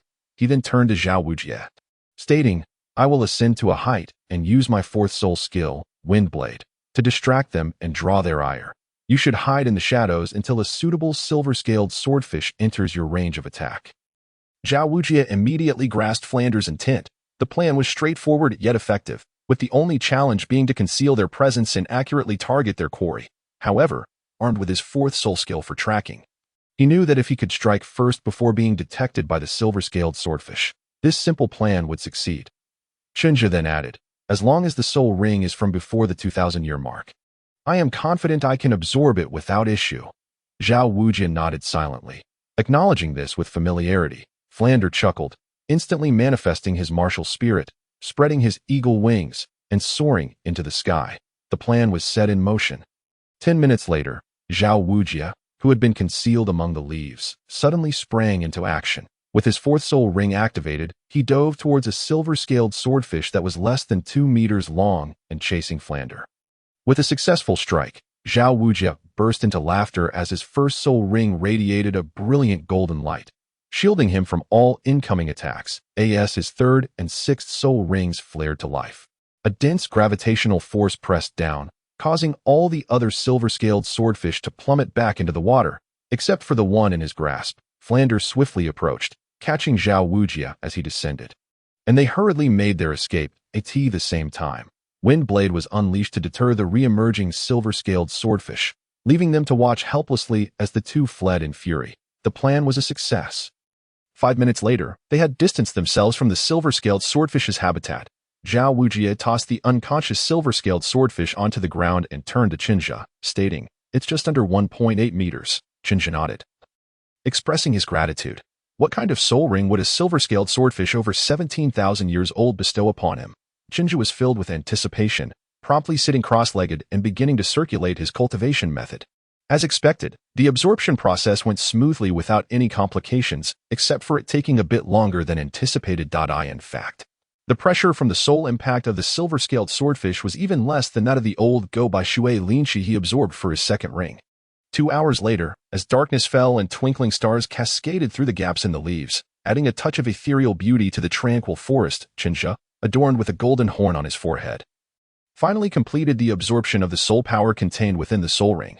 Slowly opening his eyes, he was met with the astonished and peculiar gazes of Flender and Xuanwu. Chapter 36, an odd sensation noticing their expressions. Chen Zhe touched the golden horn on his forehead and smiled, saying, "Have you heard of external spirit bones? Mine comes from the Baishui Linqi." Chen Zhe was genuinely pleased, successfully absorbing the fourth soul ring, which was over 17,000 years old, was largely thanks to the Xian Lin Jin Jiao. It acted like a stabilizing force, suppressing all disturbances within his sea of consciousness. After completing the absorption of the soul ring, Chen Zhe could distinctly feel that the Xian Lin Jin Jiao had also gained significant benefits, a sensation he had not experienced during the absorption of his third ring. A double blessing. External spirit bones. By Shui Linqi. Flander's expression turned envious. He had not expected this young man to possess such a hidden treasure. Chen Zhe awkwardly scratched his nose and smiled sheepishly, hesitant to speak. The reason he hadn't revealed this to Flender earlier was due to his inherent caution. Possessing such a treasure made him wary of whether Flender might have ulterior motives, given their limited interactions at the time. However, now that they had lived together for several years, he was willing to extend a measure of trust to them. Moreover, in light of the 1,000-year soul ring, he could not afford to be overly cautious. Seeing Xuanwu still wearing a puzzled expression, not comprehending what was being discussed, Chen Zhe took the opportunity to enlighten him about external spirit bones. These are spirit bones beyond the 6 conventional ones. Growing alongside their master, inseparable once matured, and self-destructing upon the master's death, time flowed swiftly, and half a month passed in the blink of an eye. Xuanwu was busy preparing for admissions at the academy, with Li Yinyong and Lin Yinyong. While Chen Zhe had spent several days in Flander's small shop, embracing a peculiar sentiment that even he could not articulate, he wondered if he might encounter the renowned protagonists of the world ahead of time. However, until the day before Shrek's admissions, Chen Zhe had not seen Tangen and Xuanwu arrive at Flander's shop. This left him somewhat perplexed, as an odd feeling began to stir within him. Though he refrained from pressing the issue that he would adopt a strategy of waiting patiently, knowing he would eventually meet them during the admissions process at Shrek Academy. After spending a night at the Heishui Merchant Association in Soto City, reviewing various accumulated documents, Chen Zhe set off early the next morning on his journey back to Shrek. The journey was uneventful, with nothing out of the ordinary occurring. Upon seeing the Academy's custom-made dark green sign, Chen Zhe slowed his pace and sighed. Indeed, novels were deceptive. The notion of a chance encounter was merely a fantasy. As he approached the Academy, his gaze fell upon the long line of applicants in front of Shrek Academy. In the back of the queue, he spotted a girl clad in black leather, with an extravagant figure and long black hair. A bit further ahead, he noticed a girl in a pristine white dress, exuding an air of arrogance. Lastly, there was a pair, one boy in blue attire, appearing ordinary and composed, and a girl in a pink dress, exquisite and lively, with a vibrant expression. Zhu Xuching, Ning Rongrong, Tang San, and Xuanwu. All were positioned towards the rear of the line, clearly having just arrived, yet Chen Zhe had not encountered any of them. Choosing not to approach, Chen Zhe experienced a strange sensation as he made his way to the registration desk at the front. Just before an irate man could voice his grievances, he plopped down behind Li Yinyong. Observing Lin Yinyong, who looked like a model student beside Li Yinyong, Chen Zhe tentatively inquired, "Yinyong, has anyone gone in today?" For several days, he had felt a peculiar sense that things were not quite aligning with the original narrative. 5 have gone in, but none are above level 25. Lin Yinyong replied, shaking his head. He then skillfully refunded the registration fee to the parents of the eliminated student and called out to the crowd once more about Shrek's admission requirements. Chen Zhe pondered over this, glancing at the individuals in the crowd before rising and stating, "I'll go in and take a look." For days now, he had been struck by an odd sensation, as if the world line had shifted. However, he had remained in Soto City, having had no interaction with Tang San. What could have caused Tang San to bypass Flander's shop entirely? Did they not stay at the Rose Hotel? Did Tang San still know Dai Mubai? Today, he had indeed not seen Dai Mubai. Currently, it was Lin Yinyong assisting Li Yinyong with student registrations. Entering the academy, Chen Zhe surveyed the checkpoints set up at the front. Yet, he did not encounter any students who met the admission standards. They could not even qualify for the first soul power control task. Shaking his head, Chen Zhe headed directly to the training ground, where he found Xuanwu sitting at a small table, drinking, though he still did not see Dai Mubai. Before Chen Zhe could speak, Xuanwu asked, "Chen Zhe, have you seen that kid Dai Mubai?" Chen Zhe shook his head in silence, while Xuanwu wore an expression of indignation. "That insufferable brat. He promised me, old Zhao, that he would come to assess this final challenge yesterday, Yet he ran off to Soto City instead, and now there's not a trace of him. I swear he'll eventually meet his end because of a woman. Chen Zhe remained silent. Although he too disapproved of Dai Mubai's demeanor, he had no interest in disparaging him behind his back. Observing the still furious Zhao Wujie, he smiled and said, if he doesn't return, then allow me to take your place. It will be a good opportunity to gauge Tang San's current level and see if there have been any changes. Approaching Zhao Wujie, he pulled up a chair and sat down. Popping a drunken peanut into his mouth, curiously, he inquired, where's Flender? On such an important day, why is he absent? Wasn't he always the most enthusiastic in previous years? Zhao Wujie's anger flared even more at the mention. I don't know. I didn't see him last night. After idly chatting with Zhao Wujie for a while, they finally spotted Lin Yinyong approaching with a few others, just as it was in the original story. It was the same group of individuals. Chen Zhe inwardly pondered if he had misjudged the situation as the group drew near. He set down his petite wine glass, glanced at the composed Zhao Wujie, and slowly rose to his feet. Addressing the gathered individuals, Chen Zhe spoke nonchalantly. It seems that this year, only you few have made it to the fourth challenge. Regardless of the circumstances, he intended to elevate the atmosphere. Tang San and his companions exchanged glances, turning to Lin Yinyong. Lin Yinyong, fully aware of Chen Zhe's penchant for theatrics, complied, stating, indeed, these few are the few qualified students to enter our Shrek Academy this year. Chen Zhe nodded at Lin Yinyong, internally commending him. Now, let us begin with introductions. I am Chen Zhe, the chief examiner for this fourth challenge. My martial soul is the Xuanming Turtle, and I am at level 42 in the Battle Soul realm. Soul Master? Exclaimed the group in unison. Observing Chen Zhe's evidently youthful countenance, they were taken aback. Chen Zhe, now 14, had reached an age where he was rapidly growing, standing at a height of 1.76 meters. With black hair and eyes, and striking features complemented by a simple white robe, he exuded an aura of cleanliness and refinement. Furthermore, his years of studying the 9-yin manual and alchemy lent him an air of scholarly gravitas that captivated all who beheld him.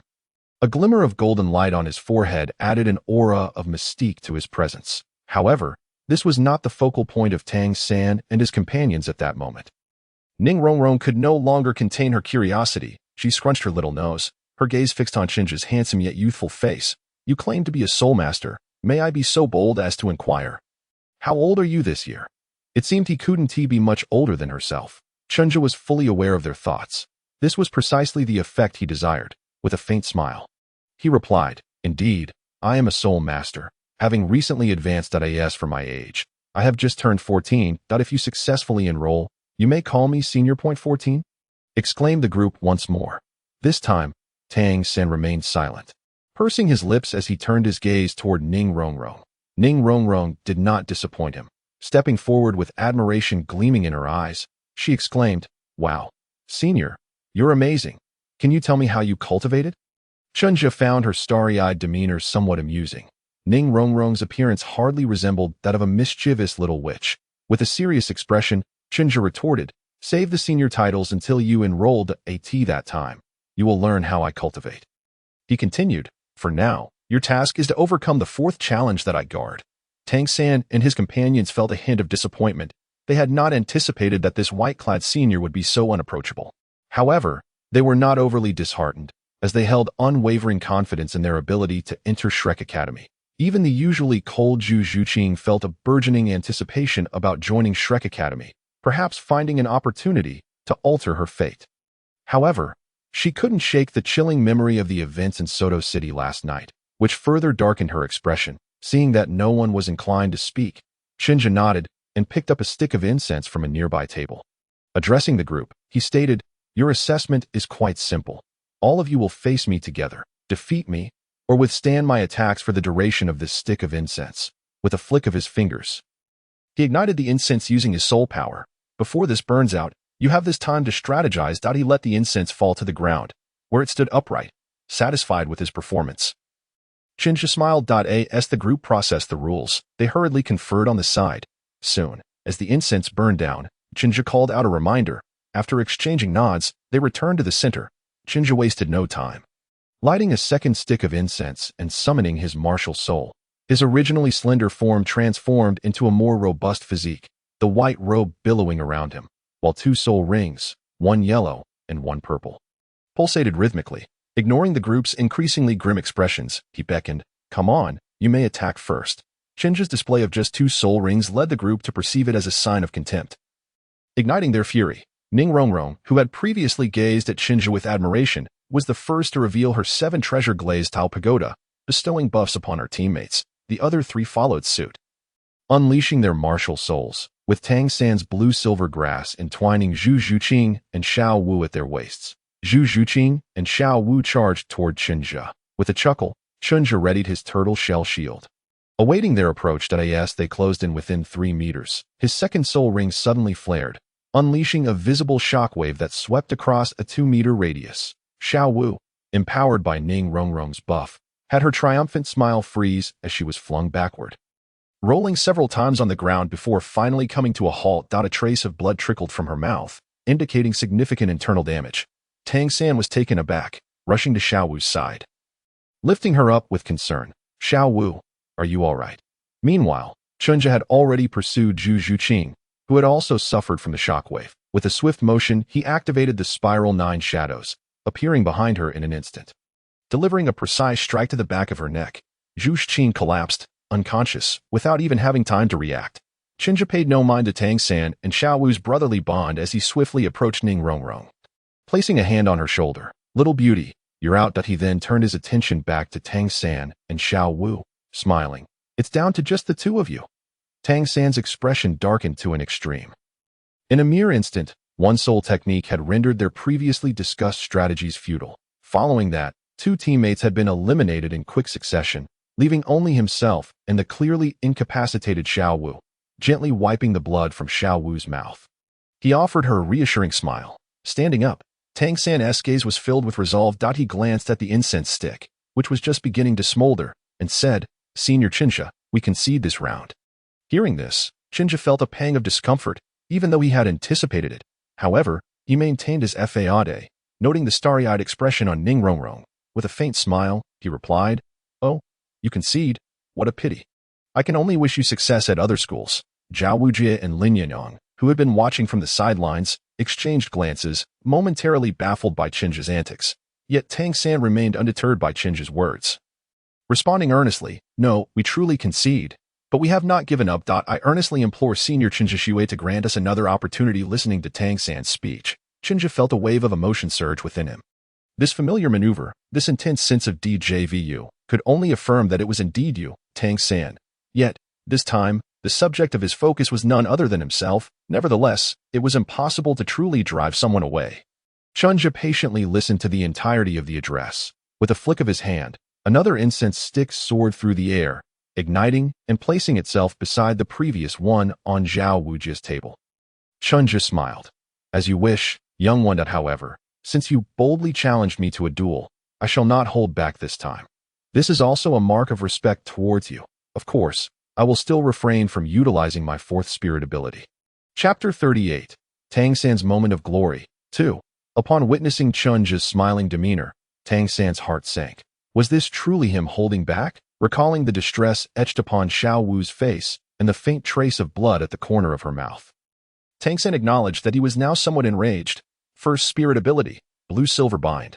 As the challenger, Tang San initiated the attack, simultaneously activating one of the Tang sect's secret techniques, Ghost Shadow Misty Steps. He began to advance slowly toward Chen Zhe. During his movement, he swayed slightly, his hands shimmering with cold light as he unleashed a barrage of projectiles. "How impolite of you." Chen Zhe's gaze turned icy, his smile vanishing. First spirit ability, Energy Accumulating Water Ring. A gently flowing water ring materialized around Chen Zhe, redirecting all the projectiles aimed at him the moment they made contact. Concurrently, he stepped forward using the Spiral 9 shadows to confront Tang San. Tang San's expression shifted dramatically as Chen Zhe released the energy accumulating water ring to deflect his projectiles. He sensed something was amiss, now witnessing Chen Zhe's intricate footwork, which rivaled Ghost Shadow Misty Steps. He finally comprehended the magnitude of the opponent he faced. At this moment, the novice Tang San could only think, is there a sect in this world that, like the Tang sect, delves deeply into the path of martial arts? Before he could ponder further, Chen Zhe was already at his side, his right hand clawing toward Tang San's forehead with a fearsome intensity. Startled, Tang San quickly activated his purple extreme demonic eye, while simultaneously employing the controlling crane-catching dragon technique, hoping to redirect Chen Zhe's assault elsewhere. Chen Zhe, however, was keenly aware of his intentions. With a dismissive smile, he countered, "Gravity, I am your ancestor," leaning into Tang San's pull, before Tang San could display any semblance of relief. Chen Zhe suddenly surged forward, retracting his claw and forcefully driving his elbow into Tang San's chest. With a resounding thud, Tang San was sent flying, a sweet taste flooding his throat as he coughed up a mouthful of blood. Gasping for air on the ground, he clutched his chest in terror, feeling as though he had danced on the precipice of death. If that elbow had struck his heart, raising his head. His eyes crimson, he locked onto Chen Zhe, who regarded him with a faint smile, having refrained from pursuing him further after landing a successful strike. Yet, Tang San would have preferred that Chen Zhe had outright eliminated him. In the face of Chen Zhe, the Tang sect's proud techniques were rendered utterly ineffective. The concealed weapons he carried were merely rudimentary, failing to breach the protective water ring surrounding Chen Zhe. Strength, speed, defense, technique, and even skills, he was completely overwhelmed. In this moment, Tang San felt an unprecedented sense of frailty. The Shrek Academy, a den of monsters, and the students are no less than monsters themselves. Tang San mused. Alas, he might have already forfeited his chance to enroll as he regained his composure and rose from the ground. Chen Zhe offered a casual smile. "Will you continue to fight, young one?" At these words, Tang San instinctively glanced at the burning incense. Now halfway consumed, a glimmer of hope ignited in Tang San's eyes. Perhaps there was still a chance, if only he could stall until the time was up. He glanced toward Xuanwu, who was watching him with tear-filled eyes. Tang San nodded resolutely, fixing his gaze on Chen Zhe. "Let us fight." As long as he could enter Shrek Academy, he would rapidly grow stronger. And in time, he would have his chance for vengeance. Xuanwu's tears would not be shed in vain, he vowed. Chen Zhe chuckled. Then let the assessment continue. No sooner had he spoken than he vanished. "Third brother, be careful." Xuanwu, having regained her composure, shouted urgently to Ning Rongrong. Tang San's pupils dilated, instinctively retreating while activating his purple extreme demonic eye once more. Ghost shadow misty steps swiftly danced, leaving behind a trail of phantoms, only to be shattered by another figure in an instant. Tang San narrowly evaded Chen Zhe's assault several times, each moment fraught with peril. He had no time to contemplate his next move. Everything was instinctual. Suddenly, he caught a glimpse of purple light blooming in his peripheral vision. Before he could react, it felt as though he had been struck by a charging armored rhinoceros, sending him hurtling backward like a ragdoll. Watching Tang San crash to the ground and tumble repeatedly, Chen Zhe halted his assault. This time, he had restrained most of the impact from the Dark Abyss shock shield, ensuring that Tang San would not sustain serious injury. Nevertheless, even so, Tang San still felt utterly wretched. His limbs were limp, lying on the ground. He attempted to rise, but could not muster any strength. All he could do was glare with bloodshot eyes. Repeatedly trying to struggle to his feet, observing Tang San's plight, Chen Zhe withdrew the remaining quarter of the incense, extinguishing it. Addressing the onlookers, including Ning Rongrong, Xuanwu, and the recently awakened Zhu Xuching, Chen Zhe coldly announced, "Challenger Tang San has lost combat capability." The assessment is concluded. Upon hearing this, Tang San, who had been valiantly struggling, suddenly felt his strength evaporate, collapsing back to the ground, motionless. The defiance in his eyes faded, leaving only silent tears behind. Powerless, impotent, and helpless, Xuanwu's heart ached for him. Rushing over to embrace Tang San as they wept together, sensing the strange gazes from Zhao Wujie and Lin Yinyong, Chen Zhe cleared his throat. "Yinyong, please take the younger students to their dormitory." Glancing at the two sobbing individuals, Lin Yinyong could only nod, feeling helpless. Turning his attention to the still frightened Ning Rongrong and Zhu Xuching, he said, "Come with me. I'll take you to select your dormitory." The two suddenly snapped back to reality, with Ning Rongrong asking blankly, "Huh, what dormitory? Didn't we get eliminated?" Zhu Xuching, however, looked at Chen Zhe with sudden excitement. Chen Zhe wore a teasing smile as he addressed them. "Who said you were eliminated?" Ning Rongrong remained in a daze. "But we lost. Boo-hoo, Xuching. What are you doing?" Zhu Xuching had clamped her hand over Ning Rongrong's mouth. Chen Zhe chuckled. "You indeed lost, but that does not mean you were eliminated." "Who told you that losing equates to elimination?" "I certainly never said that." Both girls displayed expressions of astonishment, while Chen Zhe cast a glance at Tang San and Xuanwu, who were equally captivated by his words. Without waiting for them to respond, Chen Zhe continued with a gentle smile, The true test determining your eligibility for enrollment consists of the first 3 assessments, which evaluate your spirit power control, martial soul mastery, and physical strength.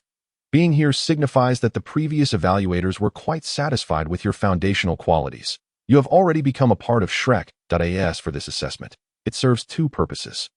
The first is to conduct a baseline test, allowing the Academy to better understand you for targeted training in the future. The second is to temper your temperament, imparting the knowledge that there are always greater heights beyond your own.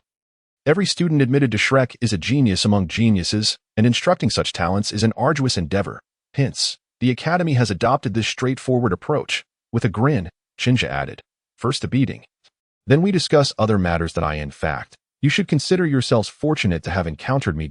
You know who evaluated Lin Yinyong and me when we entered the Academy?" The others looked on with confusion. Chen Zhe pointed at Xiaowu and stated, "It was him, the unmoved King Xiaowu, a soul sage. That assessment was truly intense. What you experienced can only be considered child's play." Xiaowu smiled broadly, albeit feeling somewhat embarrassed. This kid, Ning Rongrong and Zhu Xuching understood, and though being on the receiving end was hard to accept, they could only nod in agreement. Your strength speaks volumes, and your word is law.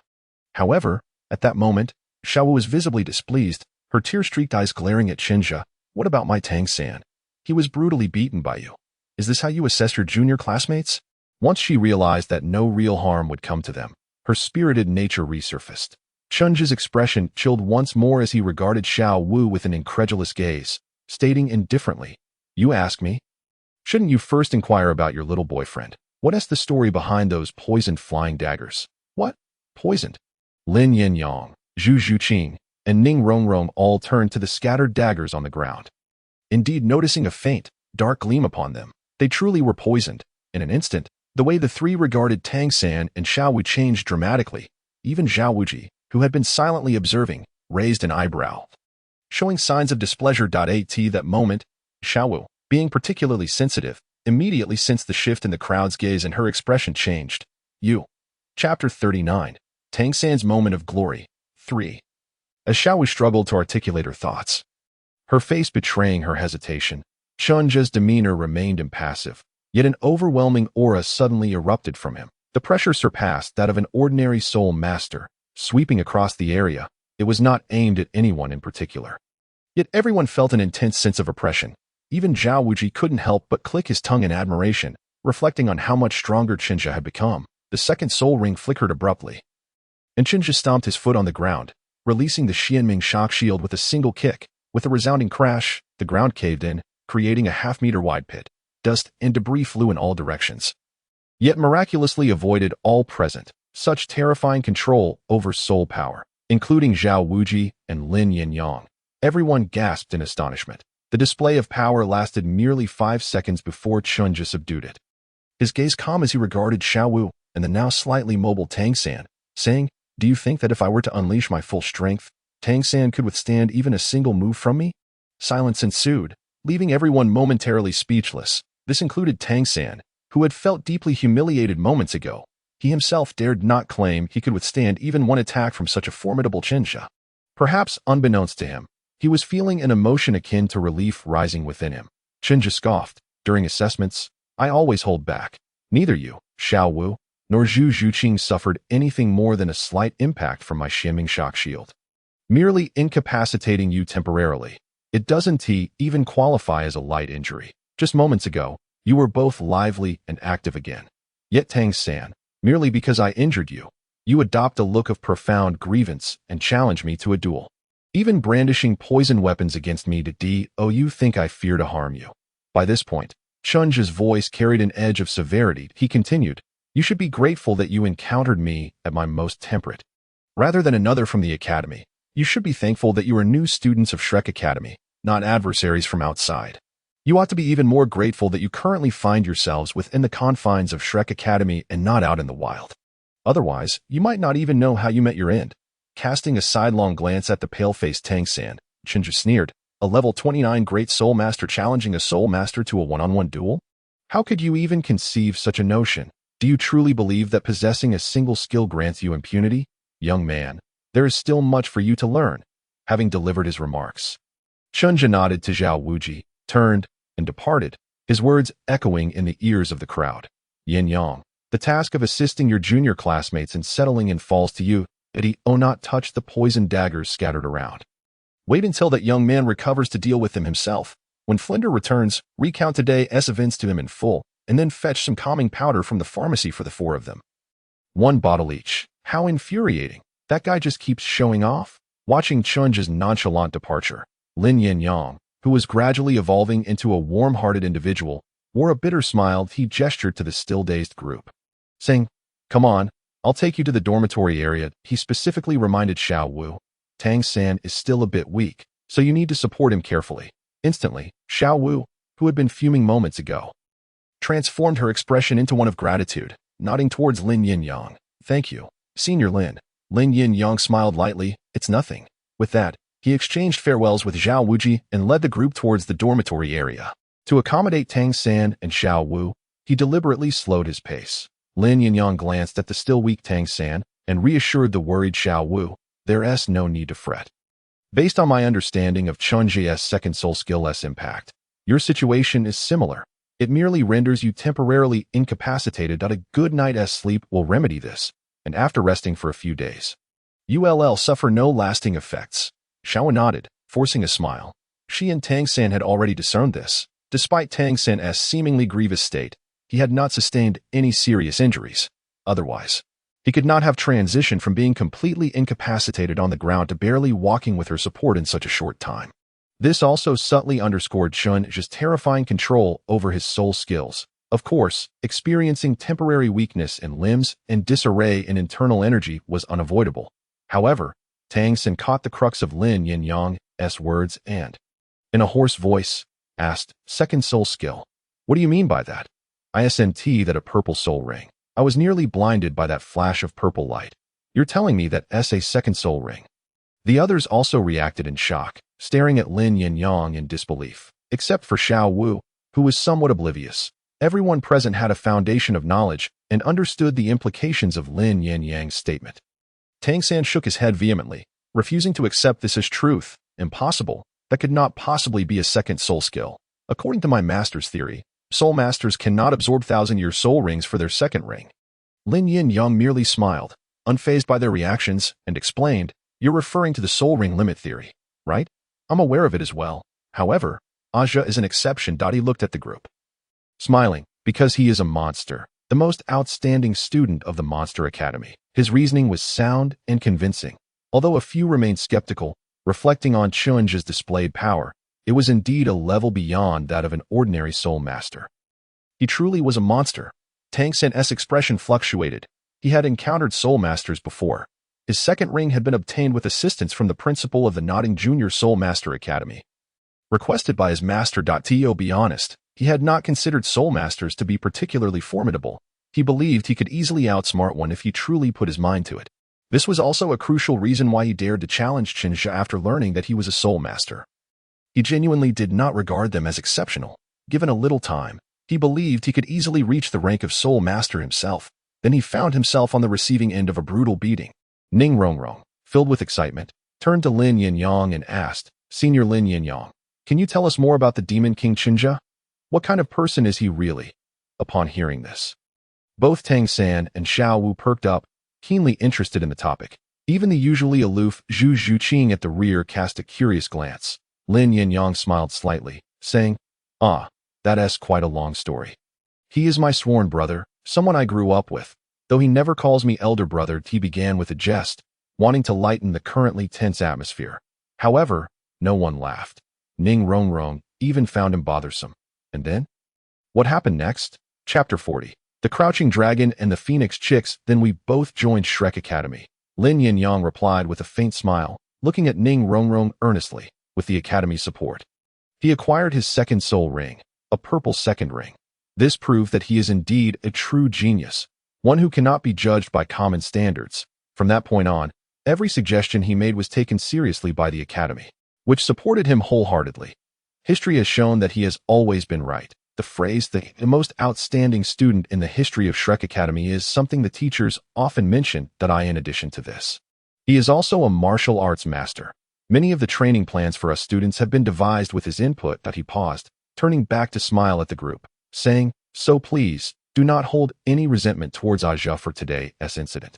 He acted with your best interests in mind. In truth, even though he appeared quite angry at the end, he did not genuinely harm you. In his previous words, he truly is the most good-tempered individual in the entire academy."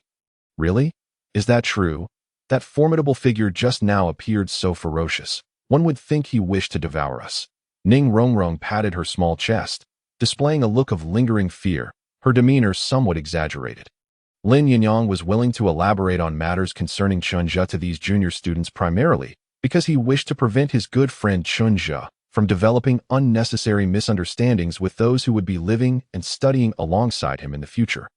The current outcome seemed quite favorable that a smile crept onto Lin Yinyong's face, at the very least.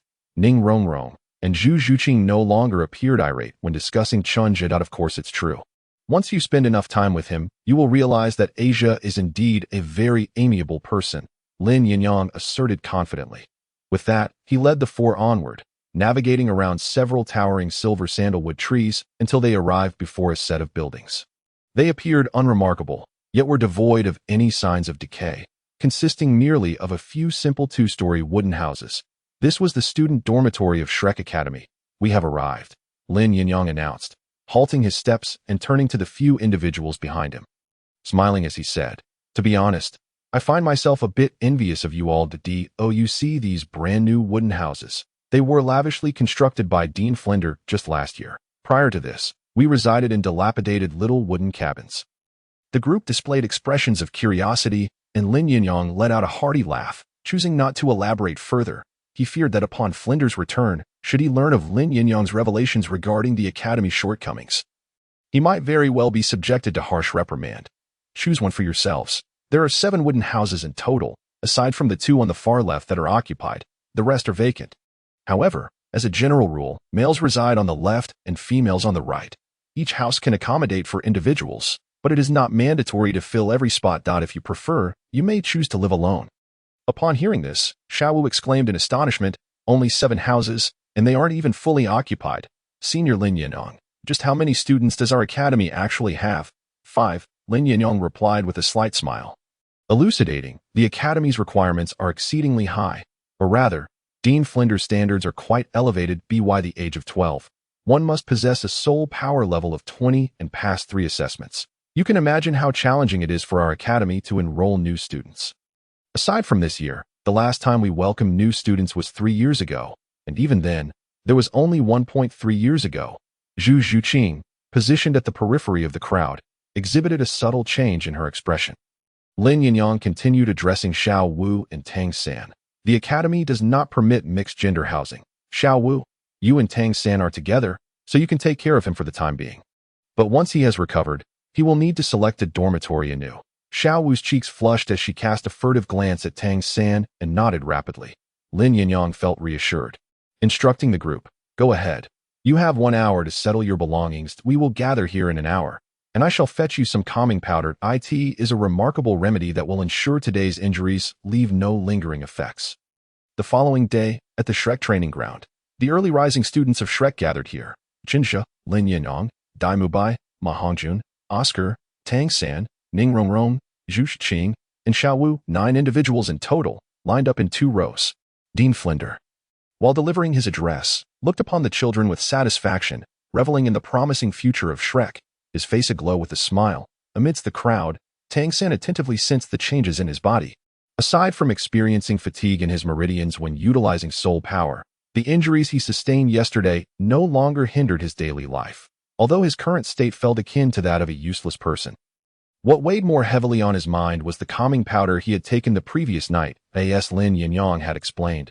Despite its name, the calming powder induced profound sleep, its medicinal properties acting upon the spirit, which in turn facilitated the healing of physical injuries through the connection between spirit and body.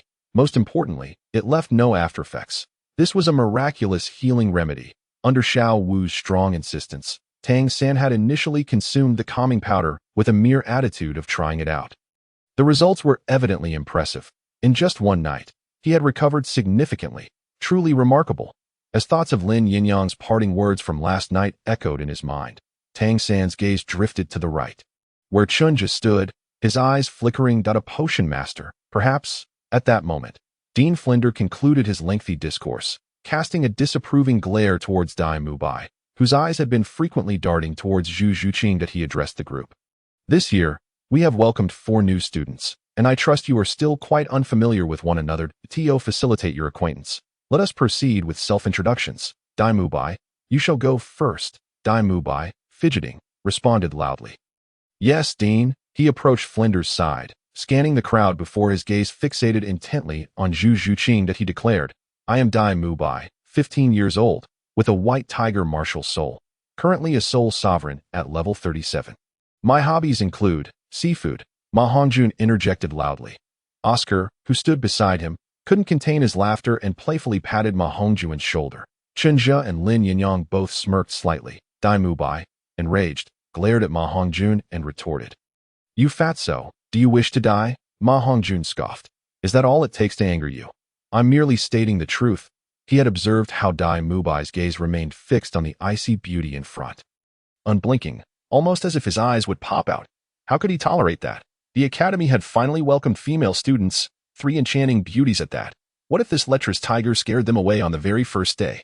Ma Hongjun felt it was his duty to stand up for the potential happiness of his fellow students and reveal the true nature of this lustful predator. Dai Mubai, upon hearing this, was furious, his eyes wide as he summoned his martial soul, declaring, I will tear you apart today. He seemed entirely unconcerned about Dean Flender's presence. The Flender's lips twitched, and with a surge of soul power, he swiftly subdued the nearly berserk Dai Mubai. He was well aware of the situation. This was a quagmire he preferred not to wade into, and he shot a fierce glare at Ma Hongjun. This little rascal. Chapter 41. Determination to resolve the phoenix feather issue. Ma Hongjun was utterly bewildered, unsure of what was happening. However, upon witnessing his teacher's dark expression, he immediately deflated, lowering his head and daring not to speak further. Flender released the restrained Dai Mubai, his gaze conveying a warning. This shall not happen again. Dai Mubai, acknowledging his wrongdoing, refrained from further provoking Flender, merely snorting in response, allowing the matter to rest for the time being. Flender's gaze darkened further as he cast a glance at the seemingly indifferent Zhu Xuching, who appeared detached from the situation. Flender sighed. Following this incident, Dai Mubai's self-introduction was left unresolved, and he returned to the lineup. Choosing not to stand beside Ma Hongjun any longer, he feared he might lose control and strike that rascal who had ruined his chances. Casting a glance at Dai Mubai, Chen Zhe raised an eyebrow. Sensing something amiss, Ma Hongjun's demeanor appeared increasingly agitated. Had it been in the past, he would never have dared to act out in Flender's presence. It seemed a discussion with Flender was in order. Chen Zhe mused. The self-introductions proceeded in an orderly fashion, yet it was evident that everyone's minds were elsewhere. They merely reported their names, ages, martial souls, and soul power levels before hastily concluding. Unlike in the original narrative, Flender did not employ any tricks for training auxiliary soul masters. Today was merely to facilitate mutual acquaintance. Formal classes would commence the following day. After the disbandment, Chen Zhe pursued Flender, while Zhu Xuching, Ma Hongjun, and Dai Mubai hastily departed. Observing the remaining individuals in the training ground, Xuanwu decisively approached the seemingly innocent Ning Rongrong. Rongrong, do you know what seafood is? Ning Rongrong, striving to maintain her persona, shook her head. I don't know. Xuanwu. Why do you ask? Oh, Xuanwu replied, disappointment evident in her voice. I was just curious about what seafood means, and why that Dai Mubai became so angry upon hearing it. She then turned to Lin Yinyong, her most familiar senior. Senior Lin, do you know what seafood is? With his back to them, Lin Yinyong's expression momentarily faltered as he stifled a laugh at Oscar's reaction. Turning around, he replied nonchalantly, perhaps it is some kind of edible aquatic product? Ha ha ha. Oscar could no longer contain himself. He uttered a few words, causing everyone nearby to burst into laughter. Not far away, Tang San, deep in thought, turned in confusion, only to see Xuanwu resting a hand on Ning Rongrong's shoulder, her gaze fixed on Lin Yinyong and Oscar, radiating joy. When did you all become so familiar with each other? On the other side, in Flander's office, Chen Zhe took a seat alongside Flanders and promptly shared his findings. He then asked gravely, has Ma Hongjun broken through to the 29th level? Indeed, he just achieved that breakthrough 2 days ago. Flanders replied, his expression growing serious. Chen Zhe continued, his voice low, this is not a good omen. The last time I saw him, I sensed his evil fire was excessively active. Has he been frequently visiting Soto City lately? Flanders nodded silently, confirming Chen Zhe's suspicions. Chen Zhe's eyes reflected reproach. You should not have indulged him at such a young age, allowing him to gallivant with Dai Mubai. Chen Zhe pondered. It seems this is the consequence of breaking through, giving rise to wicked thoughts. The surging desires have fueled the growth of his evil fire, accelerating its expansion. At this point, a hint of self-reproach crept into Chen Zhe's words. I also bear some blame. How did I not foresee this earlier? I am well aware of Hongjuan's self-control. Although it seemed somewhat like hindsight, there had been no issues over the years until 2 months ago, when Ma Hongjuan's evil fire began to surge uncontrollably. He should have sensed it sooner. Flanders fell silent, finally grasping the severity of the situation. To him, and to the vast majority on the continent, it was not unusual for a 12-year-old genius soul master to engage in such behavior. Nor was it seen as significant. Yet, Chen Zhe's words struck him like a heavy blow. Could all the efforts of these years be in vain? Taking a deep breath to steady himself, Flanders asked, What are your thoughts? Chen Zhe indeed had some ideas, but he still needed to ask, Are you determined enough to be strict with Ma Hongjun? Flanders replied resolutely, He will be confined, not allowed to leave the academy until he reaches at least the 30th level. Regardless of how he pleads during this time, confinement means abstinence. For someone like Ma Hongjun, who has just tasted indulgence, this will undoubtedly be a tremendous blow, but also the best form of motivation. During this process, with the evil fire fueling his desires, he will be tormented, feeling as if he is burning alive. And at such a time, only Flanders can restrain him, provided he is resolute. However, given Flanders' history of indulgence towards Ma Hongjun, Chen Zhe felt uncertain about the outcome. That if Ma Hongjun were to escape again, all efforts would be rendered futile, not just the efforts of this period, but those of all the years prior. For, with Ma Hongjuan's self-control, he could not withstand the erosion of the evil fire and would become like the despicable character from Chen Zhe's previous life in a novel. Yet now, due to Chen Zhe's intervention, many changes had already occurred, both externally and within Ma Hongjuan's own mindset. He could not assure himself that this time would ignite Ma Hongjuan's fighting spirit to grow stronger, urging him to strive alongside the others from Shrek Academy. Chen Zhe was never adept at gauging and manipulating others' hearts, nor could he gamble on the success of his plans regarding the ice and fire in Yang. Flanders fell silent once more. After a moment's pause, he nodded solemnly, speaking with a tinge of guilt. This should have been done long ago. If I had heeded your advice all those years ago and been stricter with him, he might have already become a soul ancestor by now. Flanders did not fully comprehend what Chen Zhe meant by being consumed by desire, but the memory of Ma Hongjuan's breakdown was etched vividly in his mind. The madness, the torment of wanting to tear off a piece of oneself to alleviate the suffering. It was this that had led him to indulge Ma Hongjun for the past few years. As long as he could complete his training tasks, Flanders had allowed him leeway. Indeed, he had grown complacent, believing that with Chen Zhe's pills to suppress the evil fire and the bloodline enhancement from the Phoenix Blood Soul Beast, the issues had been largely mitigated. Little did he expect that when problems arose, they would be so devastating. With the accumulation of years, Ma Hongjuan's evil fire had grown exponentially, compounded by his own wicked thoughts. If he were to forcibly suppress Ma Hongjun now, the consequences were unpredictable. But at this moment, he had made up his mind.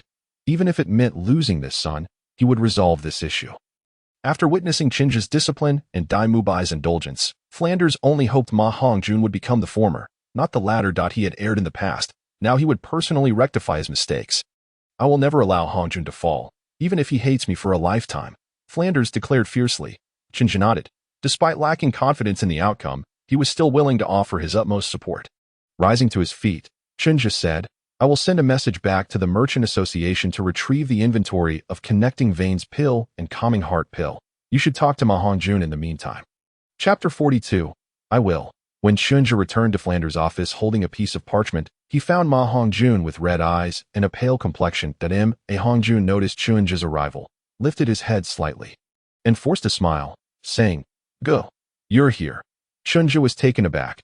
He did not expect Ma Hongjun to exhibit such an attitude. He glanced at Flanders, seeking clarification. Flanders, appearing quite at ease, smiled and patted Ma Hongjun's head, saying, This time, Hongjun has been very sensible. I have shared everything with him, and he is willing to cooperate with us. Ma Hongjun actually displayed such awareness. Was this still the same Ma Hongjun he knew who liked to cut corners?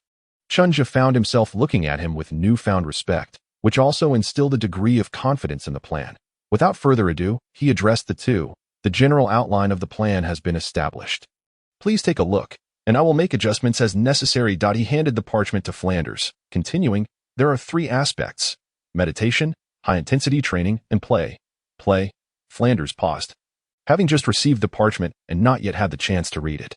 Chen Zhe nodded, glancing at Ma Hongjun, who was also listening intently. The issue with Hongjun is less about the growing evil fire and more about his weak willpower. His expression turned serious, although this may seem a bit harsh. Hongjun, the efforts we have made over the years, whether it is supplementing your phoenix blood or providing pills to assist in suppressing the evil fire, have been entirely sufficient to safeguard your growth. Ultimately, you are still merely a great soul master. No matter how strong the evil fire is, how strong can it truly be? It is still a part of your power, intrinsically linked to you.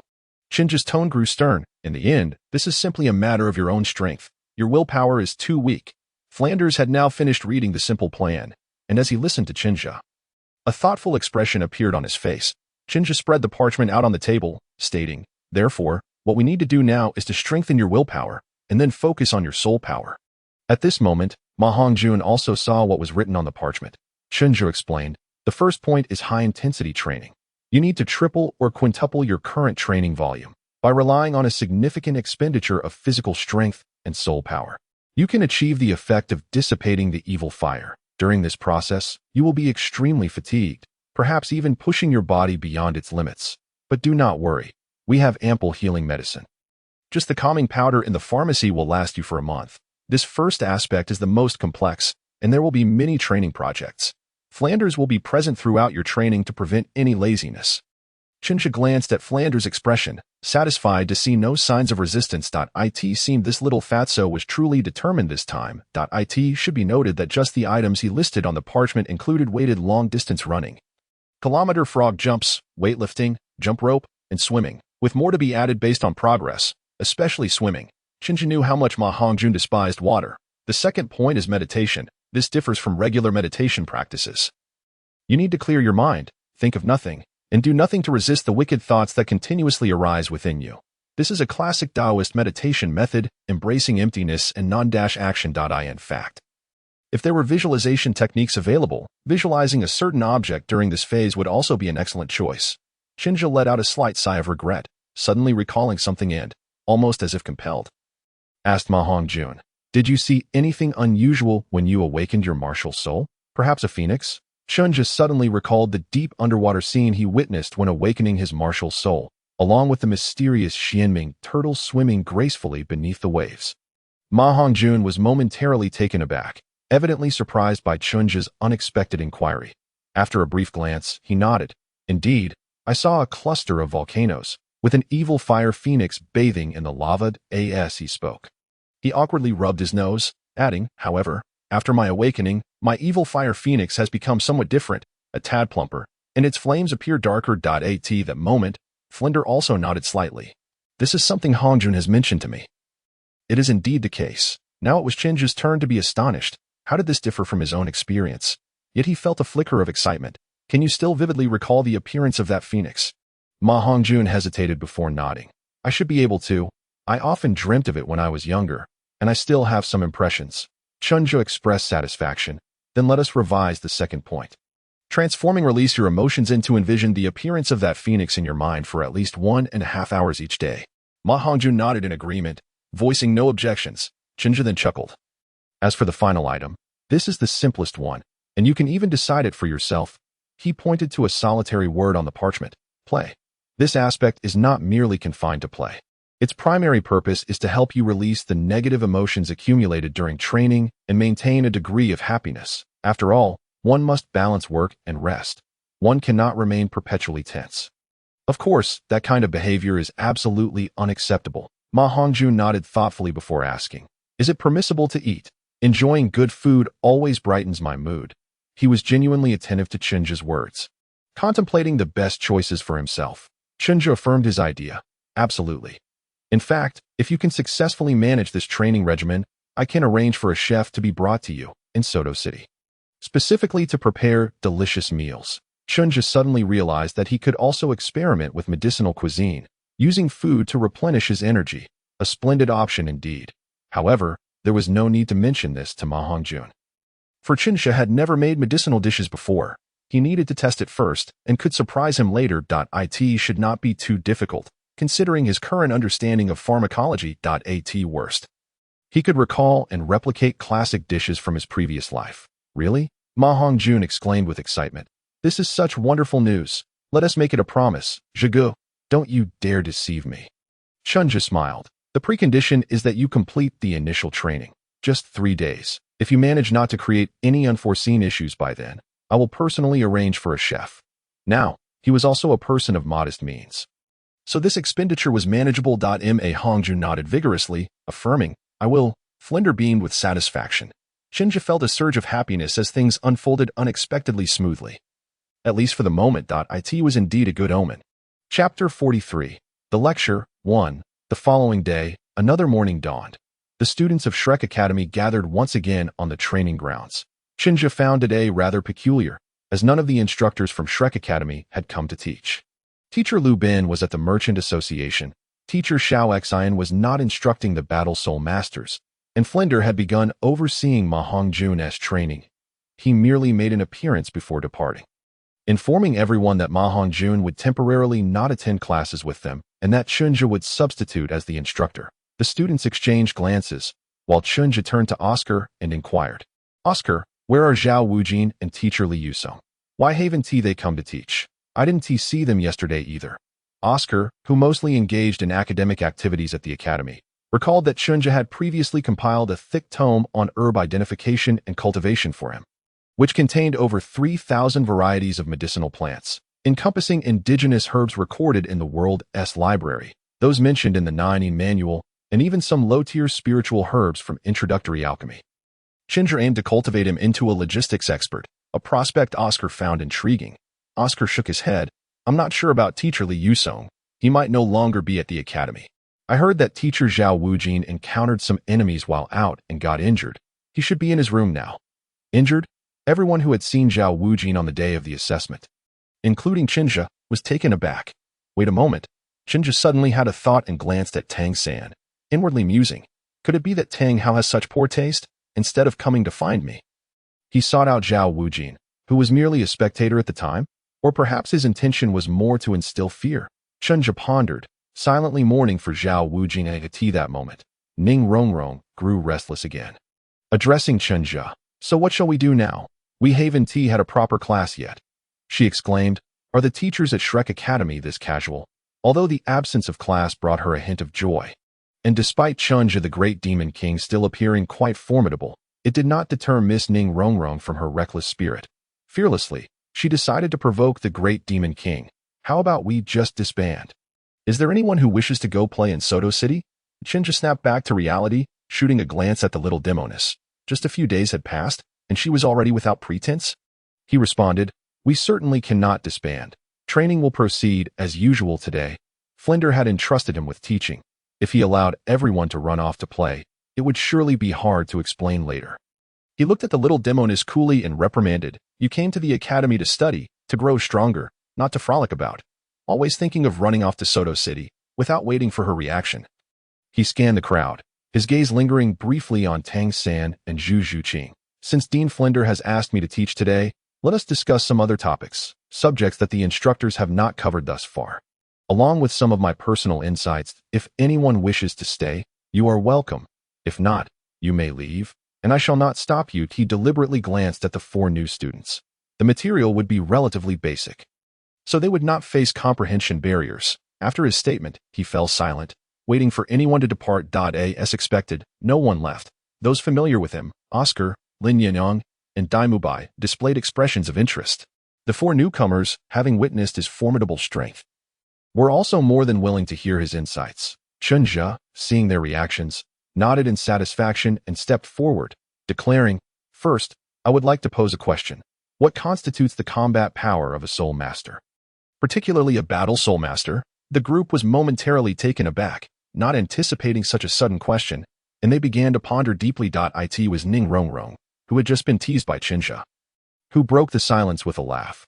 Isn't it just the martial soul, soul power, and soul skills?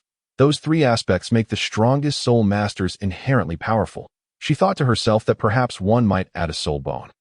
But that item was far too precious for the average soul master, so she refrained from mentioning it. With a proud expression, Ning Rongrong regarded Chen Zhe, appearing quite clever in her assumption of his simplicity.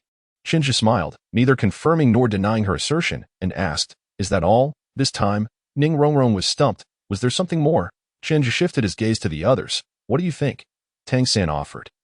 Techniques? He had a profound understanding of techniques. Tang Sect's ultimate skills emphasized their importance. As Tang-san spoke, it seemed to open the floodgates for others. Dai Mubai clenched his fists and declared. Strength, Zhu Xuching chimed in. Speed, Lin Yinyong chuckled and added, and momentum. Over the years, aside from studying various martial arts techniques with Chen Zhe, Lin Yinyong's greatest achievement was grasping a combat style that relied on overwhelming presence during his time learning from Zhao Wujing. This was the foundation of his mountain fire momentum blade technique. Zhao Wujing's contribution to this was immense, and to honor him, Lin Yinyong had chosen to place mountain, representing the immovable king, at the forefront of the technique's name. Chen Zhe was pleased with their responses, smiling as he remarked, "Correct, the martial soul, soul rings, and soul power form the foundation of our strength. This grants us, like all soul masters, powers beyond the reach of ordinary individuals.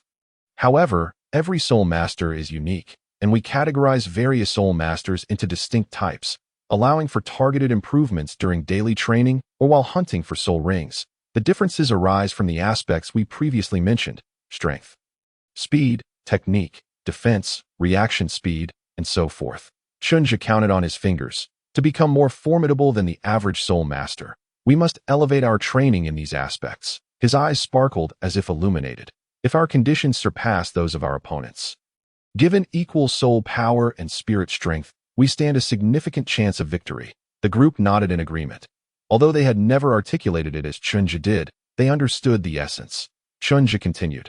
However, if we only focus on these, it would still be insufficient. We require additional elements to interconnect these foundational qualities, allowing our strengths to be fully realized. He turned to Lin Yinyong. It is precisely what Lin Yinyong just mentioned: momentum and combat experience. Lin Yinyong nodded and shared a smile with Chen Zhe, recalling his first battle. Despite having superior foundational conditions then, he had lost, marking the beginning of his transformation. The person he was now was far from the hesitant soul master clutching a blade in the arena. Xuanwu frowned and asked, "Are you suggesting that our subsequent training will revolve around these aspects?" Chen Zhe replied firmly, "Not only in the future, but everything you have learned so far is aimed at enhancing these foundational qualities. The distinction lies in our academy's approach, which will provide you with more efficient methods of improvement. Furthermore, our teaching methodology will differ from the collective instruction you received with Tang-san at the Junior Soul Master Academy. It will be tailored to each individual's needs," Chen Zhe stated calmly. As I mentioned, we will first assess your abilities, and then we will provide each of you with personalized training guidance. As long as you are willing to cooperate and persevere," he added, deliberately glancing at Ning Rongrong. Ning Rongrong shot him a furious glare. "Are you implying that I cannot endure?" How dare he underestimate her? Although deep down, she herself doubted her capacity to endure such training. She retorted defiantly, "I am a support soul master. I do not require these." Chen Zhe chuckled, dismissing her. In due time, she would realize her error. At that moment, Zhu Xuching suddenly asked, "If I meet the Academy's requirements and train according to your methods, can I become as strong as you?" "No." Chen Zhe smiled slightly. "If you follow my plan diligently, I am confident that your soul control and physical coordination will improve rapidly." Chen Zhe crossed his arms and smiled faintly. "However, to attain my level of strength is nearly impossible." As he spoke, the Xuanming Turtle materialized behind him, devoid of spirit possession, yet 4 soul rings, yellow, purple, and black, slowly ascended beneath him. If my level of power were so easily replicable, Lin Yinyong and the others would have exceeded their current strength by now. "What?" The expressions of the 4 newcomers faltered. Gazing at the black soul ring on Chen Zhe, Tang-san was incredulous, feeling as though his worldview had shattered, muttering, This is impossible." Ning Rongrong, who had remained composed until now, widened her eyes in astonishment. Yet Zhu Xuching's eyes sparkled with determination as she stepped forward, earnestly saying, "Teach me." Chen Zhe nodded, then shook his head. "I will guide you. We will formulate training plans for you. This has always been our academy's practice. However, as you may have already discerned, I possess certain unique legacies. and these opportunities for learning are not readily available. They require passing through stringent trials. He cast a glance at Tangen. Tangen immediately understood Chen Zhe's implication, aside from Oscar and Dai Mubai. The others exchanged thoughtful glances with Tangen, recalling his performance that day. Chen Zhe was indeed truthful. He would not conceal the path of martial arts as Tangen did, but neither would he impart knowledge indiscriminately, as that would be both irresponsible and a desecration of the legacy's creators. Thus far, among the original Shrek students, only Lin Yinyong had received such instruction, and Chen Zhe's criterion for him was virtue. When Chen Zhe first met Lin Yinyong, he had observed him for over half a month before deciding to entice him to the back mountain. Lin Yinyong's conduct had indeed been commendable, despite his intense desire for martial skills. He had never entertained thoughts of seizing them outright. Oscar was half an exception. His diligence over the years was evident, and his character was decent. Having emerged from a period of weakness, Chen Zhe decided to give him a chance. Yet he was not suited for combat, and since he held a significant interest in the path of healing, Chen Zhe was willing to provide support. He bestowed upon him pure Yuan Gong and Li Hong Shifan, one for refining soul power and the other for survival. Due to his association with Flanders, Chen Zhe's expectations for Ma Hongjun were not high. As long as he could maintain his integrity and resist the allure of evil fire, that would suffice. However, best not to dwell on it for Dai Mubai. For various reasons, his relationship with Chen Zhe had remained merely a nodding acquaintance. Chen Zhe would be foolish to share martial arts with him. Thus, Chen Zhe regarded Zhu Xuching and said, "You should comprehend the implications of my words. I must be accountable to my predecessors. Yes, the predecessors from Earth." This statement elicited a nod of agreement from Tangen, who found it reasonable. Zhu Xuching's expression fell. The opportunity to grow stronger lay before her, yet she could only watch it slip away. The reluctant, the unwavering demeanor of Chen Zhe left her powerless. Ning Rongrong and Dai Mubai also sighed inwardly.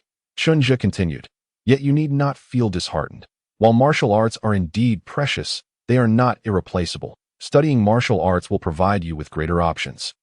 But the foundation of our existence as soul masters lies in our spirits, and the guidance provided by the Academy is tailored to your realities, making it more suitable for you." Zhu Xuching forcibly quelled her tumultuous emotions and calmly inquired, "What should I do?" Chen Zhe, observing her emotional state with newfound respect, flipped his hand and produced a stack of papers, extracting one to present to her. "This is yours." He distributed the others, ensuring everyone except Lin Yinyong and Oscar received one. They no longer required this. "Take a look, and feel free to ask any questions." Zhu Xuching opened the document. Name: Zhu Xuching Spirit. Spectral Cat's Soul Power Level. Level 27 Great Soul Master Personal Traits. Swift. Agile suggested training direction. Assassin suggested enhancements. Phase 1, Stealth Ability, Instantaneous Burst.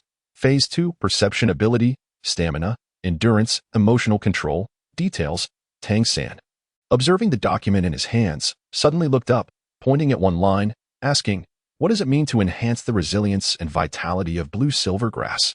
I do not quite understand. And what about the last part regarding the suggested direction for soul ring selection, which states to prioritize accumulating life strength?" Upon hearing his inquiry, Chen Zhe shrugged and replied, "It is quite literal.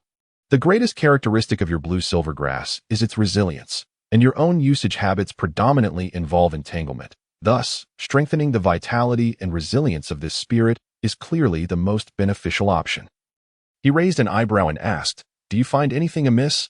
Although he disapproved of Tangen's style, he had indeed put thought into this training plan draft. Tangen frowned, however. "My first and second soul rings do not align with your suggestion of enhancing vitality. Yet they suit me well." He locked eyes with Chen Zhe. "The entanglement grants me strong control, while the parasitic ability provides me with a degree of sustenance and endurance, significantly enhancing my strength." Chen Zhe chuckled lightly. "Are you suggesting that they have diversified your combat methods and provided you with a broader array of strategies?" Tangen nodded, affirming that was indeed his intention. At this moment, the others had also finished reviewing their documents and turned their gazes toward Chen Zhe, eager to see how he would respond. Chen Zhe then inquired, "Do you lack combat strategies?" Tangen's brow furrowed as he grasped Chen Zhe's meaning. Possessing Tang Sek's ultimate skills, he certainly did not lack strategies for combat. Yet observing Tangen's contemplative silence, Chen Zhe further probed, "How long can your spirit's strength restrain a soul venerable?" In the original text, Tang San and Dai Mubai had engaged in a battle where his blue-silver grass was easily broken by Dai Mubai. Tang San's frown deepened. I am merely a great soul master, and my first soul skill is poisonous. This is merely a way to sidestep the issue. Yet his soul ring was selected by his teacher, and he feels compelled to justify it. Chen Zhe smiled gently and pulled out a small vial from his pocket. What if I have an antidote? With a delicate flick of the bottle's cork, a fragrant aroma wafted forth, clearly indicating the high quality of the antidote. Tang San furrowed his brows, remaining silent. Chen Zhe continued. When I was at the 29th level, I once ventured into the soul arena of Soto City for training, and I have defeated numerous soul masters, the strongest being at 36, whom I eliminated with my second soul ring in an instant. He then turned his gaze towards Lin Yinyong. Lin Yinyong nodded and addressed the group. I can attest to this. I was present at the time. After that, to avoid unnecessary troubles, Aja ceased his visits to the soul arena. For his second purple ring was too astonishing. The others were moved but remained silent, lost in contemplation. Even Ningrongrong, who had previously boasted about being a support soul master, was now visibly shaken. Staring at Chen Zhe in awe, observing their expressions, Chen Zhe remarked, You all aspire to become as strong as I am, so I shall share my methods with you. He gestured to the training plans in their hands. Identify the characteristics of your martial soul. Then combine them with your personality and combat style, starting from the most crucial aspect of hunting for soul rings. This targeted strengthening is the true reason for my invincibility at the same rank.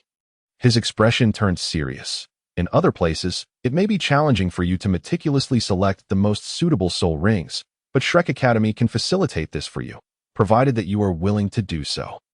Chen Zhe then regarded the frowning Tang San. In my view, your two soul rings are not optimally utilized. The first is virtually useless, as you do not lack means to confront opponents. Its enhancement for you is negligible. The second soul ring is decent, with its ability to siphon energy being a form of life energy manipulation. His tone turned teasing. However, its impact on your own enhancement is not as significant as you might think. Otherwise, you would not have rushed forward when you challenged me. Ask yourself, at that moment, where did your two soul skills rank in your priorities? Chapter 45, The Lesson. 3. Tang San's expression flickered, oscillating between various emotions. Where do they rank? Now, his application of blue-silver grass was primarily aimed at restricting opponents, with hidden weapons and Tang Sek's ultimate techniques being his true means of subduing foes. In recent years, he had focused more on refining Tang Sek's ultimate techniques, regarding soul skills merely as tools to be employed when necessary at this moment. He recalled Chen Zhe's application of soul skills, the terrifying control he exhibited, and the enhancements it afforded him. Tang San lifted his palm, where a sprig of blue-silver grass swayed gently. Is it really? Not wanting to dwell on the contemplative Tang San, Chen Zhe redirected his attention to the others. What do you think? Any further questions? Xuanwu wore a gloomy expression, silent and lost in thought. Zhu Xuching contemplated the documents in her hands. Meanwhile, Dai Mubai, who had not previously found an opportunity to speak, inquired, Chen Zhe, you mentioned that the best direction for enhancing one's martial soul should align with one's personality and martial soul characteristics. Could you elaborate on that? His tone had become significantly more amiable than before, devoid of any arrogance. Chen Zhe noted inwardly that of course. Chen Zhe pondered briefly. Let me use myself as an example. My martial soul is the Xuanming Turtle. What kind of soul master do you think I would typically become? Upon hearing this, Dai Mubai realized, a defensive soul master. Yet you have not chosen that path. Nodding, Chen Zhe replied, because I dislike the feeling of merely enduring attacks without retaliating. Therefore, even though my martial soul is a turtle and my grandfather's family possesses abundant experience in cultivating defensive soul masters, I chose not to become one at this point. Chen Zhe chuckled. Fortunately, the Xuanming Turtle, besides having formidable defensive capabilities, also possesses exceptional water attribute control, which affords me greater versatility. Dai Mubai grasped his meaning. Martial souls and soul masters are intrinsically linked and should complement each other. A powerful martial soul does not encompass everything. A soul master must also possess the capacity to harness that power. Just like a fierce tiger martial soul in the hands of a timid individual, its effectiveness may be less than that of a mere cat. Dai Mubai's eyes glimmered with understanding. Chen Zhe continued. In fact, among all of us here, your soul ring configuration is the most perfect, second only to mine. It fully accounts for all the characteristics of your martial soul and aligns with your combat style. Suggesting it has been carefully selected, hasn't it? The effects of Dai Mubai's first 3 soul skills include shield generation, mid to long-range attacks, and buffing, which, when combined with the inherent ferocity and agility of the white tiger, creates a near-unstoppable melee damage dealer. Moreover, he adopts a balanced approach, exhibiting no glaring weaknesses, rendering him difficult to counter. He can only overwhelm with sheer strength. Dai Mubai nodded. This was the legacy of the Star Luo Empire. He was not inclined to delve deeper into this topic, and Chen Zhe, recognizing the cue, refrained from pressing further. What about me? What of my soft-bone enchantress rabbit? Xuanwu suddenly interjected. Why does your plan suggest I develop towards a support protective soul master and focus on acquiring more survival skills? I'm a sensitive attack soul master. Her expression was one of clear dissatisfaction. Chen Zhe turned his gaze toward her, unfazed, because I have yet to identify any combat-related characteristics suitable for your martial soul. The soft-bone enchantress rabbit, its primary trait is flexibility, coupled with a certain bewitching ability. While Xuanwu has mastered the 8 technique, what can that truly accomplish? It might pose a threat to mid to low-level soul masters. But if you continue down that path in the later stages, you'll merely be serving yourself up on a platter. At that point, you would simply become a trigger for Tangen's rage.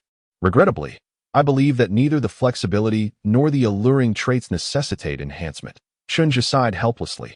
I have long pondered why a martial soul like the soft-bone enchantress rabbit would possess innate full soul power.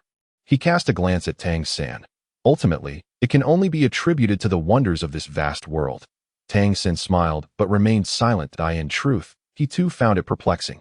After all, Xuanwu did not possess twin martial souls, did she? Chen Zhe asserted seriously. In my view, the positioning of your soft-bone enchantress rabbit is rather awkward. As a sensitive attack type, its attack power is insufficient. And as you level up, you will likely find yourself easily outmatched. Transitioning to charm and control is also difficult. Given your petite stature, it is challenging to enhance your bewitching capabilities. Furthermore, I have observed your mental fortitude, which, to be frank, is rather average, perhaps even inferior to Tangen's. Noticing Xuanwu's face darkening, Chen Zhe feigned helplessness. After much contemplation, I can only suggest that you emulate rabbits in nature, adopting a strategy of stillness to counter movement. Focusing on defense and counterattacks, steering towards a support protective role. This might allow you to leverage some of your inherent advantages. Xuanwu, upon hearing this, erupted in fury, gesticulating wildly. What do you mean by that? Do you look down on me? I am formidable. No one could defeat me in Nodding City. She emphatically thrust her modestly developed chest forward, exclaiming, and who says Sister Xuanwu lacks charm? I may be young now, but when I grow up, I will undoubtedly become a captivating and enchanting soul master. Humph, Chen Zhe scoffed, not even glancing in her direction. Ning Rongrong stifled a laugh, and the others struggled to contain their amusement. Tangen hurriedly intervened to halt Xuanwu's reckless behavior, now genuinely acknowledging that Chen Zhe possessed considerable insight. His suggestions often cut straight to the heart of the matter, leading Tangen to contemplate whether he should encourage Xuanwu to train in the direction Chen Zhe advised. Tangen was acutely aware of Xuanwu's abilities. Despite her mastery of the 8 technique, her current strength was increasingly inadequate to make a significant impact among soul masters of the same rank. Moreover, how would she fare at higher levels? Having nearly completed the training arrangements for the newcomers, Chen Zhe concluded, we are distinct from the vast majority of soul masters in the world. We are geniuses with the potential to ascend to the pinnacle. Therefore, we must meticulously plan our growth from the outset. My belief is that it is better to sacrifice some early combat advantages to ensure that our foundational accumulation is robust enough to support our ascent to greater heights. He solemnly stated, the advantages of possessing a high-quality martial soul and innate soul power become increasingly negligible as we mature, for those who ascend to the ranks of high-level soul masters typically possess similar innate talents. However, the number of individuals qualified to reach the pinnacle is exceedingly scarce. You are all extraordinary talents from Shrek Academy, and I sincerely hope that when we stand at great heights, no one is left behind. This is the heartfelt desire of all our faculty and students. The crowd was visibly moved, nodding in unison, gaining a deeper understanding of the name Shrek Monster Academy. Chen Zhe felt a sense of gratification, reassured that his words had resonated with them. That concludes today's lesson. After dispersing, I encourage you to reflect on what we've discussed and return to me to finalize the training plan. Of course, feel free to engage in discussions among yourselves. Very well. Thank you. Even Tang San expressed his gratitude to Chen Zhe as everyone dispersed and returned to their respective homes. Ning Rongrong was not ready to let things end there.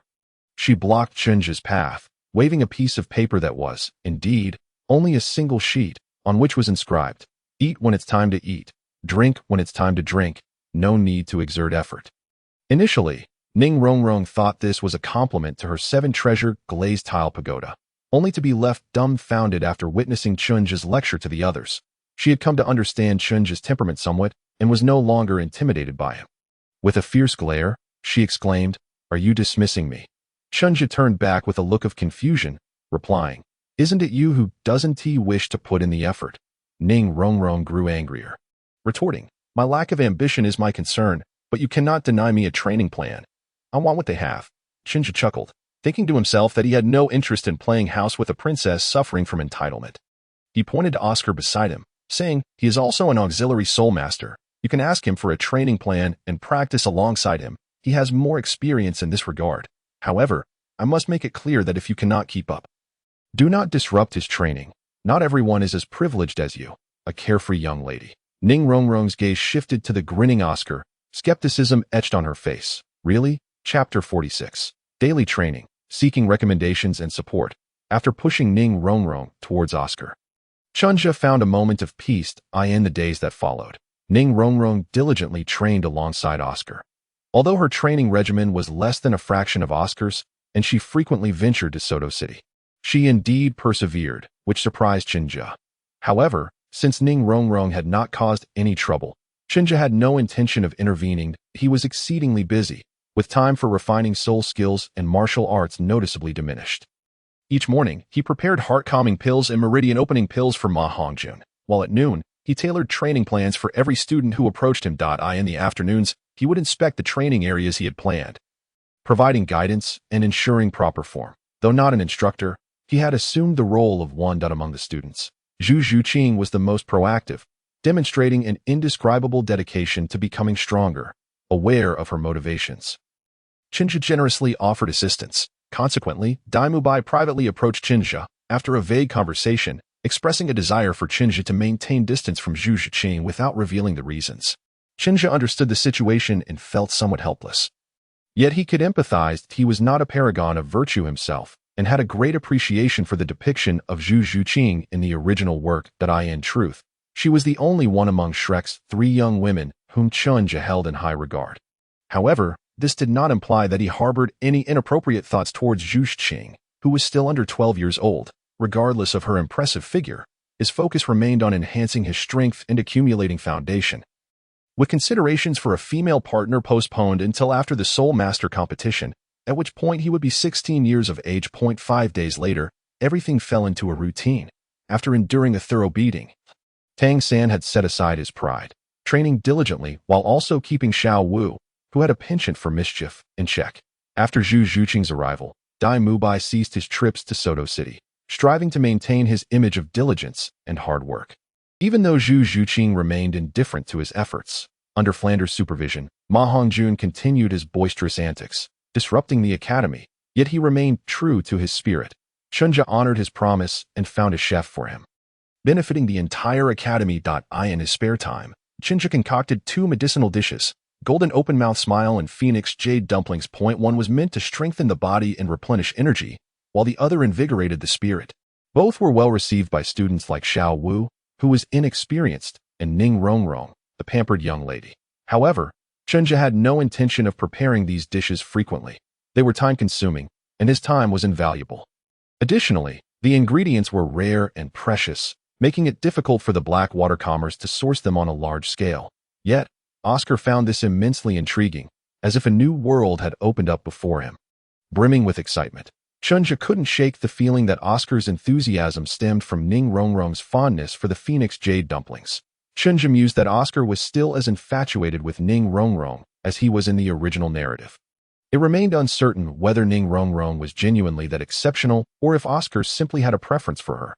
Nevertheless, Chen Zhe graciously agreed to his inquiries, as they were not of significant consequence. Furthermore, Oscar had not divulged the secrets of pure Yuan Gong and serpent-style raccoon to Ning Rongrong without specific instruction from Chen Zhe, demonstrating that he was still level-headed and not blinded by beauty. This was reassuring. At least Chen Zhe's teachings over the years had not gone to waste. Under his guidance, Zhu Xuching trained diligently. Although the duration was short and results were not yet visible, Zhu Xuching remained steadfast in her belief and execution. Lin Yinyong undertook the responsibilities of a caring senior brother, acting as a bridge between Chen Zhe and the many students during Chen Zhe's busy periods. He urged his juniors and seniors to progress. This routine continued for another half-month. Within a large conference room at Shrek Academy, teacher Li Yinyong remarked, "Isn't it a bit premature to venture into the great soul arena? These young talents have only just begun their training and have yet to experience true growth." Having returned to the academy a fortnight prior, he had been closely monitoring the students' progress, primarily overseeing Dai Mubai, Zhu Xuching, and Xuanwu's daily training. Thus, he was well aware of the newcomers' capabilities. Their current strength paled in comparison to Yinyong and Chen Zhe's past prowess. Entering the Great Soul Arena now would yield limited progress. Better to refine their skills within the academy. Li Yusong's observations were factual. Previously, Shrek had no alternatives. As a group of self-taught soul masters lacked the knowledge to adequately educate students, the academy was also impoverished, with scant resources for student development, necessitating early exposure to the soul master world for practical training. However, times had changed. The current Shrek Academy was thriving, bolstered by Chen Zhe's intellect and resources, providing the academy with better options. Teacher Xiaoxian nodded in agreement, his demeanor consistently mild. "Oldly has a point. We can afford to take our time with this decision. At the very least, we should wait until the students complete their first training plan." He was now the direct instructor for both Oscar and Ning Rongrong. Zhao Wujing, however, frowned, asserting, "How can we be so cautious?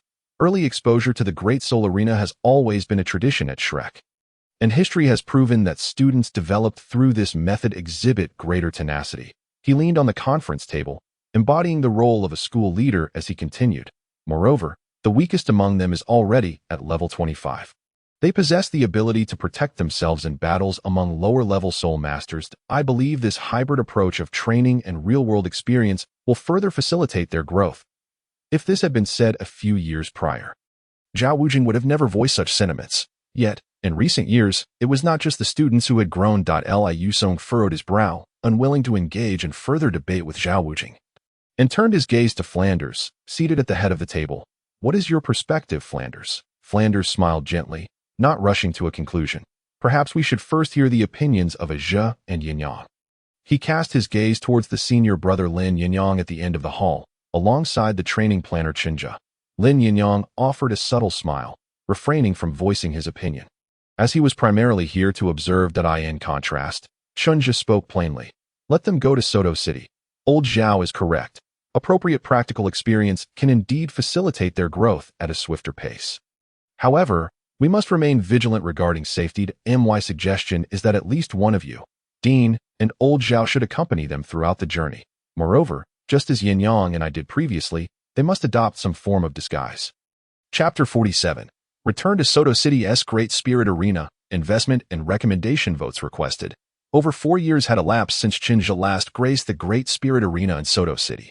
Yet this time, his presence was not for personal training. In a corner of the hotel lobby, not far from the arena, the students and teachers of Shrek Academy were gathered together. Lin Yinyong and Dai Mubai elucidated the rules of the Great Spirit Arena to Tangen and the others. Once they concluded, Chen Zhe, clad in a black robe, took his seat at the position beneath Zhao Wujia, lifted a cup of tea from the table, and sipped lightly before addressing the Shrek students. "The Great Spirit Arena will serve as your training ground for the foreseeable future." His tone was gentle.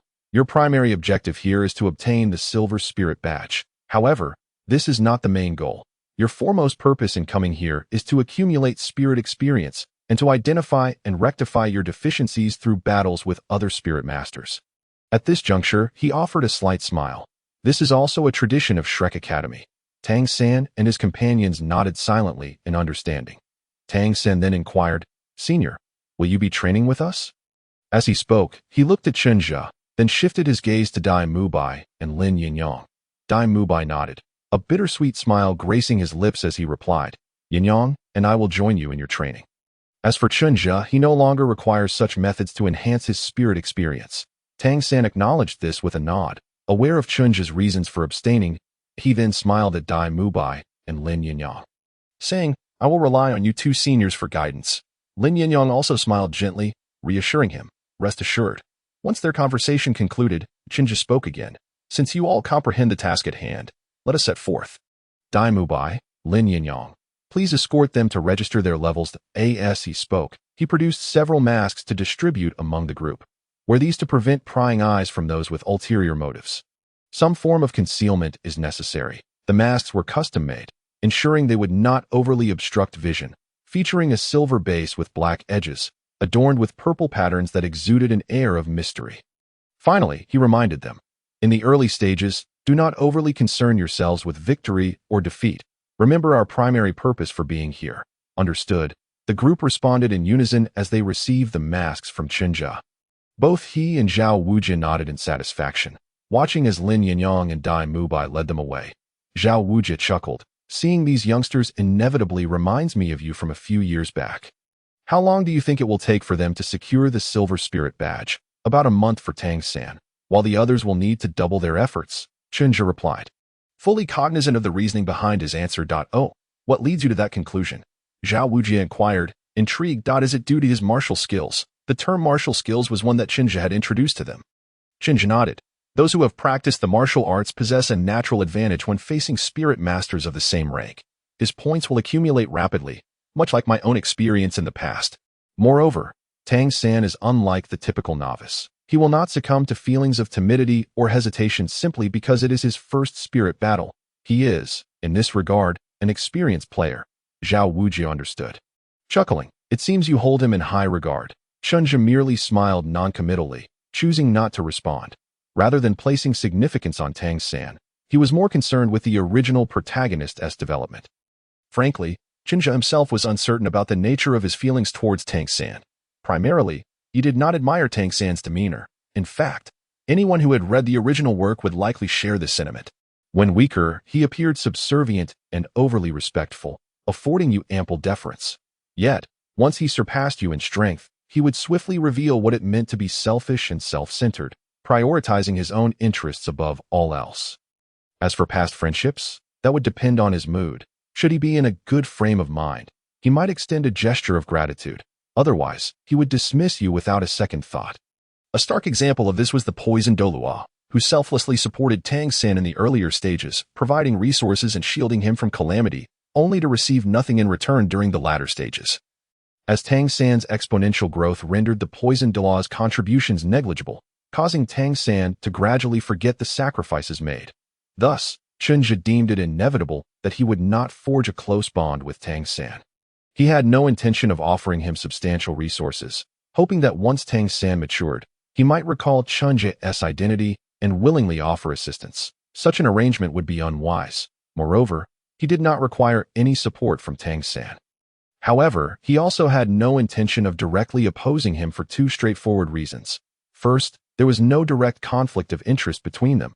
Second, Chen Zhe was mindful of Flander's feelings. After several years at Shrek Academy, Flender had treated him with kindness beyond measure, setting aside matters of soul-hunting assistance. In all other aspects, whatever Chen Zhe desired, Flender readily provided.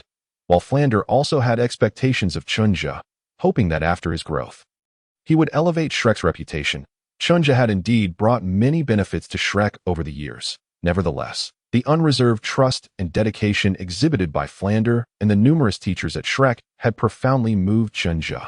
Furthermore, they had never pried into Chen Zhe's secrets. Did they not recognize his uniqueness, be it in martial arts or alchemy? Yet, they chose to remain silent on the matter. Whenever Chen Zhe was willing to share, they accepted. When he preferred to withhold, they never pressed for more. Reflecting on this, Chen Zhe's gaze flickered, and he murmured to himself, "Master, Yu Xiaogang, please do not let me down." He had resolved that as long as Yu Xiaogang did not make reckless decisions upon witnessing Shrek's current situation, such as imposing burdens on the academy to fulfill his own dreams, Chen Zhe was willing to coexist peacefully with them, if only for Flander's sake. Arriving with Zhao Wujie at the interior of the Great Spirit Arena, the atmosphere remained as boisterous as ever. Chen Zhe's black robe swayed gently, and he donned a mask akin to those of the students, reflecting on the lively energy surrounding him. Addressing the Shrek students behind him, he asked. "Are you all prepared?" The group appeared eager and animated. With Ning Rongrong clinging to Zhu Xuching's arm and resting her head on her shoulder, adopting a charming demeanor. "Of course, I shall win my very first spirit battle alongside Zhu Xuching," Chen Zhe chuckled. "Then I wish you an early victory." The others nodded in agreement, clearly brimming with confidence. However, Chen Zhe noticed that Dai Mubai stood at the periphery of the crowd, not actively participating in their discussions. Although masked, his demeanor suggested a certain low pressure. Was this a result of vying for Ning Rongrong's attention? Observing him curiously, Chen Zhe speculated, but chose not to intervene. He turned to lead the group towards their private box. As their turn to battle had yet to arrive, and they would first rest and wait, for this training expedition, he had deliberately booked a long-term private box. The Academy possessed sufficient funds for this. For the next month, this box would serve as their base of operations. Chapter 48, Spirit Battles, 1. Within the private box, before the floor-to-ceiling windows, the Shrek students watched the battles unfold below. They were situated in the competition area rather than the deathmatch zone, meaning the spirit battles were not excessively brutal, often concluding with opponents conceding and refraining from further attacks. Nevertheless, injuries were still prevalent. After several rounds of spirit battles, nearly every contestant exited with minor injuries, with 2 sustaining broken arms and sprained legs. Chunha observed his students with a smile, asking, "What are your impressions?" Lin Yinyong and Dai Mubai, both seasoned veterans, were expressions of indifference, seemingly unfazed by the unfolding events. Zhu Xuching's gaze was icy and inscrutable, betraying no emotion. Though Ning Rongrong maintained her usual spirited demeanor, a slight furrow appeared on her brow. Oscar, a newcomer to this arena, displayed an unexpectedly calm demeanor. He had signed up for the duo soul battle alongside Lin Yinyong, yet there was no sign of panic on his face, having cultivated an air of scholarly refinement. He seemed somewhat out of place in this setting. Xuanwu, brimming with bravado, nonchalantly declared, "This level of soul battle is a piece of cake." After all, she was no stranger to combat, and such scenes did not intimidate her. Tangen, however, furrowed his brow and admonished, "Xuanwu." In response, Xuanwu huffed in displeasure. Tangen, feeling helpless, could only caution, "Be careful when it's your turn. I don't wish to see you get hurt. Don't underestimate me." "Tangen," Xuanwu retorted with a hint of annoyance, "I am quite strong too. Have you forgotten that I am still Xuanwu from Nodding City?" Tangen offered a wry smile, pondering whether Nodding City could truly compare to this place. Yet, seeing Xuanwu's displeased expression, he chose not to pursue the matter further, resolving instead to protect her from harm at that moment. Zhao Wujin, who had been seated regally on a refined sofa, finally spoke up. "In soul battles, minor injuries are unavoidable. What you must do is remember these pains, as they will deepen your understanding of your own strength." Chen Zhe cast a surprised glance in his direction. Not expecting Zhao Wujin, who often appeared as merely a bodyguard, to take the initiative to impart wisdom, Lin Yinyong chimed in, "Indeed, as long as you avoid serious injuries, our Academy's reserves of medicine are quite sufficient." Tangen smiled slightly, intending to add something, but the announcer's voice interrupted him. "Next up is Tangen." Immediately, he rose, a fleeting spark of excitement lighting his eyes. Xuanwu, no longer sulking, waved her hand enthusiastically. Cheering, "Go, Tangen." The others nodded encouragingly, their smiles directed at him. Tangen's prowess was undeniable. At the current rank of 29, he was practically invincible among his peers. After showcasing a crushing performance, he returned to the box. His expression serene, as this level of soul battle posed no challenge for him. Naturally, it offered little in terms of training benefits. Observing his demeanor, Lin Yinyong remarked, "There's no need to rush. As a newly registered participant, it is normal to face opponents of lesser strength. Once your score improves, you will encounter adversaries who will truly test your mettle." Tangen nodded in understanding. Soon, the battles among the students commenced in succession. Lin Yinyong, now a Silver Soul fighter, maintained his solid foundation and secured victories with ease. Dai Mubai, though slightly less impressive, struggled valiantly at the 37th rank. Upon returning to the box after his victory, he showed no signs of elation. His plans to impress had faltered, and without comparison, there was no harm done. However, the performance left him feeling a twinge of embarrassment. The others fared differently. Zhu Xuching, having avoided Tangen this time and benefiting from nearly half a month of training, displayed significant improvements in her physical coordination, securing a clean first victory. Xuanwu, however, was grazed by the fist of an opponent wielding the bear spirit. although she ultimately triumphed and sustained no severe injuries. Her petite frame still winced in pain, prompting Tangen's heart to ache for her. Even as the opposing muscular soul master lay disoriented from Xuanwu's attacks, Tangen glared fiercely at him, only to be met with a retaliatory stare from the latter's companion. Upon noticing the group of masked individuals nearby, the opponent wisely averted his gaze, recognizing defeat. Chen Zhe, exasperated by the unnecessary conflict, glanced at Tangen and remarked, "I have already warned you that in soul battles, injuries are commonplace, as long as they do not threaten your core vitality. There is no need for such dramatics." Tangen lowered his head in silence, unsure if he had absorbed the lesson. Ignoring him, Chen Zhe turned to the rest, asking, "Who among you has signed up for the duo soul battle?" Ning Rongrong was the first to leap up, exclaiming, "Me. I am teaming up with Zhu Xuching for the cat tower combination." Oscar added with a smile, "I'm partnering with brother Yinyong." Xiaowu chimed in, "And I'm with Tangen." Chen Zhe furrowed his brow slightly, questioning, "Are you sure you're up for it?" Xuanwu, defiantly raising her chin, insisted, "I am strong too."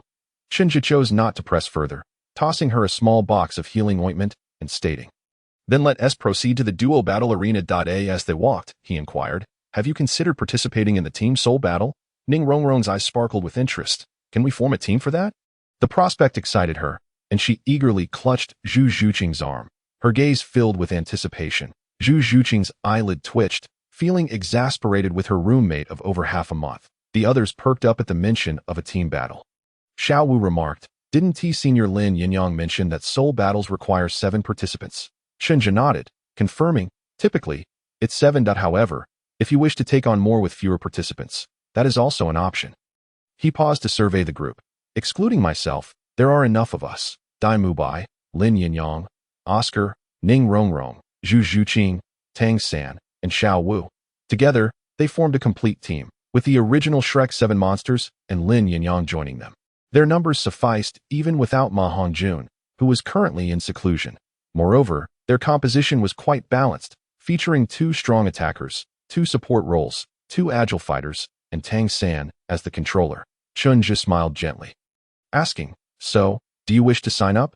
This will help you acclimate to the chaos of battles between soul masters, ensuring you won't be flustered should you encounter such situations in the wild." "All right, I'll join too," Dai Mubai, who had remained silent until now, affirmed. The others nodded, expressing keen interest in the proposal. "Very well, I will assist you in registering shortly. Since Hongjun is absent, you shall be the first group to enter the arena. When he returns, we can adjust the lineup according to our opponents," Chen Zhe announced with a smile. Chapter 49, Soul Battle 2, Seeking Votes, Investment. Thus, the plan was set, while they prepared for the duo soul battle. Chen Zhe and Zhao Wujin went to register them. When Tangen and the others returned to the box, they found Chen Zhe engrossed in a piece of paper upon noticing their arrival. He set the document down, took a sip from his tea, and looked at them with a smile, asking, "So, have you experienced the difference between duo and solo soul battles? Still riding the adrenaline from the earlier encounters?" Ning Rongrong bounced into the box, her face alight with excitement that it was exhilarating. "That ugly woman charged straight at me during the battle, but Zhu Xuching held her off brilliantly. It seemed they had emerged victorious." Chen Zhe mused inwardly. His gaze shifted to Zhu Xuching, who, despite her cold demeanor, bore a faint flush on her delicate features from the exertion. Meeting Chen Zhe's gaze, she stated plainly, "The opponents were 2 agile attackers. Both rat spirit wielders, whom my spirit cat effectively countered. Even so, our victory was somewhat fortuitous. Over the past month and a half, she had developed a direct communication style with Chen Zhe, which he appreciated given his tight schedule." Chen Zhe nodded, understanding that a fragile agile fighter paired with a mere support could hardly overcome seasoned veterans. He noticed some signs of wear on Zhu Xuching's clothing, producing a packet of healing ointment. He handed it to her and surveyed the others, who appeared considerably more at ease, their breath steady. Even Xuanwu had managed to avoid new injuries this time. Chuckling softly, Chen Zhe handed them the paper. "Take a look. These are your first opponents in the team battle, the Blazing Fire team." Dai Mubai was the first to receive the information, which was quite straightforward, containing only the basic details such as names, martial souls, soul power, and soul ring configurations. This was merely the fundamental intelligence provided by the Grand Soul Arena. More specific effects of the soul rings would require additional payment. However, this information was sufficient. as the Flame Fire team only had 3 Soul Masters, while the rest were merely Great Soul Masters. Although Shrek also had 3 Soul Masters participating, the quality was incomparable. Winning this match was not a daunting task. Once they had finished relaying the intelligence, Chen Zhe, with a gentle smile, inquired as he took the paper handed over by Lin Yinyong. "So, how do you feel? Are you confident?" Tangen nodded firmly. His expression resolute. "No problem, we will win." Dai Mubai crossed his arms, exuding confidence. "With our Shrek team's strength, dealing with such opponents is hardly a challenge." As he spoke, his gaze flicked towards Zhu Xuching, only to be met with her icy demeanor. A surge of irritation welled up within him. He felt he could no longer endure it. This woman, for reasons unknown, had received his overtures for over half a month with an unyielding indifference. In the past half-month, he had diligently trained at Shrek, seizing every opportunity to check on her well-being. Were it any other woman, he would have never stooped so low. Did he not care for his pride? Yet, she remained utterly dismissive. "This is the last time," Dai Mubai vowed to himself. "If she does not give me a response tonight, I shall no longer play the monk or be a sycophant." Back in the bustling city of Soto, his spirits lifted once more. Withdrawing his gaze from Zhu Xuching, he glanced at the composed Chen Zhe, a wave of suspicion rising within him. Recently, he had felt that there was something amiss between Zhu Xuching and Chen Zhe. Yet despite his observations, he could not discern the truth. He had to suppress his thoughts once again. Unbeknownst to Chen Zhe, who was unaware of Dai Mubai's musings, he was busy assigning tactics to the rest of the Shrek team. "Our strategy is quite simple. The first round of team battles will primarily serve as an adaptation phase." His expression serious, his tone measured. "Dai Mubai, you are the main attacker and the team's strongest shield. Lin Yinyong will assist and finish off enemies. And when necessary, we'll take over to absorb some of the attacks aimed at you." "Understood," Lin Yinyong responded solemnly, while Dai Mubai nodded in agreement. "Zhu Xuching, your role is to maneuver, targeting the backline and disrupting the opponents to protect Dai Mubai and Lin Yinyong." "Understood," Zhu Xuching replied in a clear voice. Chen Zhe nodded in satisfaction before turning to Ning Rongrong and Oscar. "Your task is straightforward. Ensure your own safety and avoid being eliminated by the opponents. That alone constitutes significant success." Ning Rongrong felt a pang of unhappiness. She had sensed that Chen Zhe looked down upon her. Now, he even included Oscar. However, upon observing Chen Zhe's stern demeanor, she hesitated, not daring to voice her dissent. Frustrated with her own timidity, she turned and lightly kicked Oscar. Oscar looked utterly bewildered. "What's wrong, Rongrong?" Ning Rongrong huffed, choosing to remain silent. Chen Zhe cast a helpless glance at the mischievous little witch, thinking how troublesome these younger ones could be. He then turned to Tangen and Xuanwu, speaking seriously. "You two face the most challenging tasks. Tangen, as a control type, you must manage the rhythm of the entire battle, coordinating your teammates' actions during both offense and defense." Tangen nodded, confidence brimming within him, for these were lessons imparted by Master. Chen Zhe nodded approvingly. "The art of combat can only be truly comprehended on the battlefield. I want to provide you with more detailed arrangements. Adapt as the situation unfolds." Wrapping the paper containing the opponent's intelligence, Chen Zhe cautioned Xuanwu, "Your primary mission is to safeguard Tangen, ensuring he remains focused if the opponents breach our formation. You must also take on the responsibility of protecting the 2 support roles." Initially perturbed by Chen Zhe's earlier remarks, Xuanwu's face lit up with excitement as she replied, "Leave it to me. Sister Xuanwu, I won't let Rongrong or the others come to any harm." Having reviewed the intelligence, she understood that the opponents comprised 1 agile attacker and 3 strong attackers, undoubtedly attempting to break through Shrek's formation. There would be ample opportunity for her to showcase her talents. Chen Zhe smiled with satisfaction as the announcer's voice echoed through the arena. Rising, he declared, "Go forth. I shall await your triumphant return here." The members of the Shrek team stood in unison. "We shall not disappoint." As the battle commenced, the opponents predictably launched their assault, led by a burly man wielding a massive crimson axe. He was their captain. Dai Mubai activated his white tiger barrier and charged forth to intercept. With Lin Yinyong close behind. As the Soul Masters prepared for a fierce clash, the atmosphere outside grew increasingly lively. The clamor was incessant, and by the large windows, Chen Zhe turned to Xuanwu with a smile. "Old Zhao, what do you estimate their chances of victory to be?" Xuanwu laughed heartily, producing a bottle of wine from seemingly nowhere to take a swig, then replied, 80% at 0. Chen Zhe glanced at him. I expected you to say 100%. Zhao Wujie chuckled. One must leave some room for uncertainty. Zhu Xuching is already approaching the enemy's control-type Soul Master. Chen Zhe's gaze shifted to the back line, where he observed Zhu Xuching launching a ferocious assault against the thorny Blood Soul Master. Meanwhile, on their side, the four enemy Soul Masters attempted to advance, but were firmly held back by the formidable duo of Lin Yinyong and Dai Mubai. Unable to make any progress, Xuanwu, anxious in the back line, jumped in frustration, several times attempting to intervene, but was restrained by Tang San. Chen Zhe smiled. Victory was assured as anticipated. The battle concluded swiftly. Zhu Xuching, despite facing interference from the opponent's other two teammates, successfully attracted the attention of three adversaries with her relentless onslaught, aided by Ning Rongrong's buffs. Since she could not secure a kill, she ultimately shifted her focus to disruption. With Oscar's recovery sausages at her disposal, she felt unbothered by exhaustion. A core control, a support, and a defensive Great Soul Master rendered ineffective led to the isolation and eventual demise of the other four teammates who had charged into Shrek's ranks. The outcome was as expected, though the speed of their defeat was surprising. Chen Zhe and Zhao Wujie were both exceedingly satisfied. The Shrek team, a motley crew of young prodigies, jubilantly entered the private room, now displaying the exuberance characteristic of their age after their recent victory. Ning Rongrong laughed heartily, wrapping her arm around Zhu Xuching's shoulder and shaking her excitedly. At that moment, she reminded Chen Zhe of a gleeful husky. Ha ha, Xuching, it was all thanks to us. Ha ha ha. Her spittle nearly landed on Zhu Xuching's face, prompting the latter to push her away in disdain. Even now, she found it hard to believe that the Ning Rongrong before her was the same demure girl in a white dress who had joined the academy alongside her. In stark contrast to their exuberance, Xuanwu appeared somewhat sullen.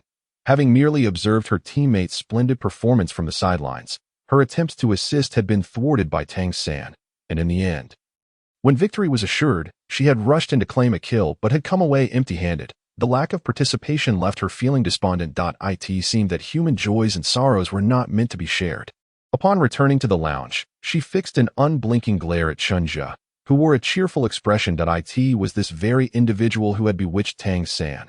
As an agile attacker, she had now been relegated to a protective role. Had anyone ever seen an agile attacker not engaging in the fray? Certainly not. She was the only one. Feigning ignorance to her glare, Chen Zhe smiled at the group. How does it feel? Exhilarating, invincible, refreshing. The boys responded with laughter, clearly in high spirits. Even Zhu Xuching's icy demeanor had thawed somewhat. This transformation caught Dai Mubai's attention, and he thought to himself, could there be a chance? Chen Zhe then remarked, in that case, let us indulge in a grand feast before returning to the academy. The night has fallen, and we shall rest well before resuming training tomorrow. Chen Zhe does not engage in the practice of winning and then delivering a lecture, as that would be too demoralizing. A resounding victory has evidently inflated the egos of these individuals, yet it is of little consequence. This is merely the first match. They will soon face formidable adversaries. As long as he and Zhao Wujie nurture their fighting spirit on the field, there is no need to worry about their growth being stunted. Of course, regular training must be maintained. A chorus of lamentations arose from the crowd. Zhao Wujie chuckled and chided. You may allocate the remaining time for your daily training tasks as you see fit. Tomorrow, there is no need to come to the great fighting arena. Return the day after. From now on, this will be the routine. A day apart to reflect on your experiences at the academy. The previously pretentious little monsters erupted into cheers once more, filling the lounge with a jubilant atmosphere. The increasingly unrestrained Ning Rongrong was the most exuberant of all. An hour later, having exited the hotel near the great fighting arena, the group, now sated, was preparing to head home to tea. This moment, Dai Mubai turned to Zhao Wujie and said, Teacher Zhao, you all may head back. I have some matters to attend to and will return to the academy tomorrow morning. Zhao Wujie was taken aback, but, knowing Dai Mubai well, quickly regained his composure. He cast a peculiar glance at Dai Mubai and waved his hand, saying, just be sure to take care of yourself. The others looked on in bewilderment at Dai Mubai's sudden departure. Puzzled by his actions, the original Shrek students had their suspicions but deemed it inappropriate to voice them. Merely exchanging glances. A sideways glance at the unfazed Zhu Xuching led them to shake their heads in silence. Oscar, meanwhile, was internally marveling at Dai Mubai's strength as he chased after a female classmate, exuding an air of carefree joy. This minor episode did not dampen the spirits of anyone aside from Zhu Xuching. As they all laughed their way back to Shrek Academy, after bidding farewell to the group, Chen Zhe and Lin Yinyong prepared to return to their dormitory, having always been roommates. Unexpectedly, they were intercepted midway by Flender, who approached with a beaming smile. Aja, come with me for a moment. I would like to introduce you to someone. Flender's tone was filled with excitement. He is my dearest brother. We once roamed the continent together. Chen Zhe's heart stirred, realizing who it was, the master, Yu Xiaogang. Chen Zhe's gaze flickered as he calculated the timing. Indeed, the master had likely arrived around this time. Oscar had long since reached level 30, and the Shrek group had not ventured into the Stardow Forest. However, they had been training at Shrek for over half a month, and rounding off the time, Yu Xiaogang had unknowingly made his way to Shrek Academy. Yet, Chen Zhe maintained an air of curiosity, smiling as he asked, who could possibly excite the illustrious Dean Flender to such an extent? Could it be your old flame? Chen Zhe's tone carried a teasing lilt. Flender's smile faltered, his expression darkening, as he retorted, Pa, what nonsense. I told you he is my brother. A man. Chen Zhe dropped the pretense, bursting into hearty laughter. Then let us go. Take me to meet your esteemed brother. He should be a remarkable person, much like you, I presume. Of course, Xiaogang has always been a wonderful person. Flender laughed heartily in response. He had created Shrek Academy, home to its most exceptional students, and now he was about to reunite with his greatest regret, his dear brother. This encounter could be deemed historic. Flender felt that this might indeed signify the ascent of Shrek Academy. As Chen Zhe observed the ecstatic middle-aged man lost in his joy, he couldn't help but smile wryly. Take it down a notch, Flender. You are the dean, after all. Yet, within, his resolve only strengthened. Flender ceased his rambling and led Chen Zhe to his office. Soon enough, Chen Zhe found himself in the presence of the famed flat-headed man. This master, Yu Xiaogang, known for his notorious reputation in his past life. Chen Zhe's gaze flickered, his emotions complex as he approached Flender and greeted him. Hello, my name is Chen Zhe. Chapter 51. The first encounter with Yu Xiaogang. Hello. I am the master, Yu Xiaogang replied, smiling as he greeted Chen Zhe. Flender gestured for Chen Zhe to take a seat and solemnly introduced him. Master, whose real name is Yu Xiaogang, was once my closest brother.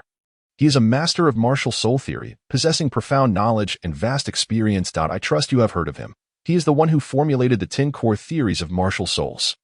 Moreover, he is now a new classmate of ours at the academy, serving as Tangen's teacher. Tangen is indeed a student mentored by the master. Turning to Yu Xiaogang, Flender continued with utmost seriousness. Chen Zhe, the most gifted student since the founding of Shrek Academy. Additionally, he has long studied martial souls, martial arts, and herbal medicine, particularly in martial arts and alchemy. Chen Zhe's accomplishments are unparalleled. With that, he chuckled.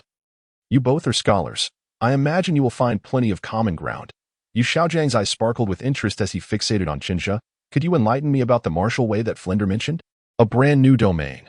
Even now, he could hardly believe the information he had received.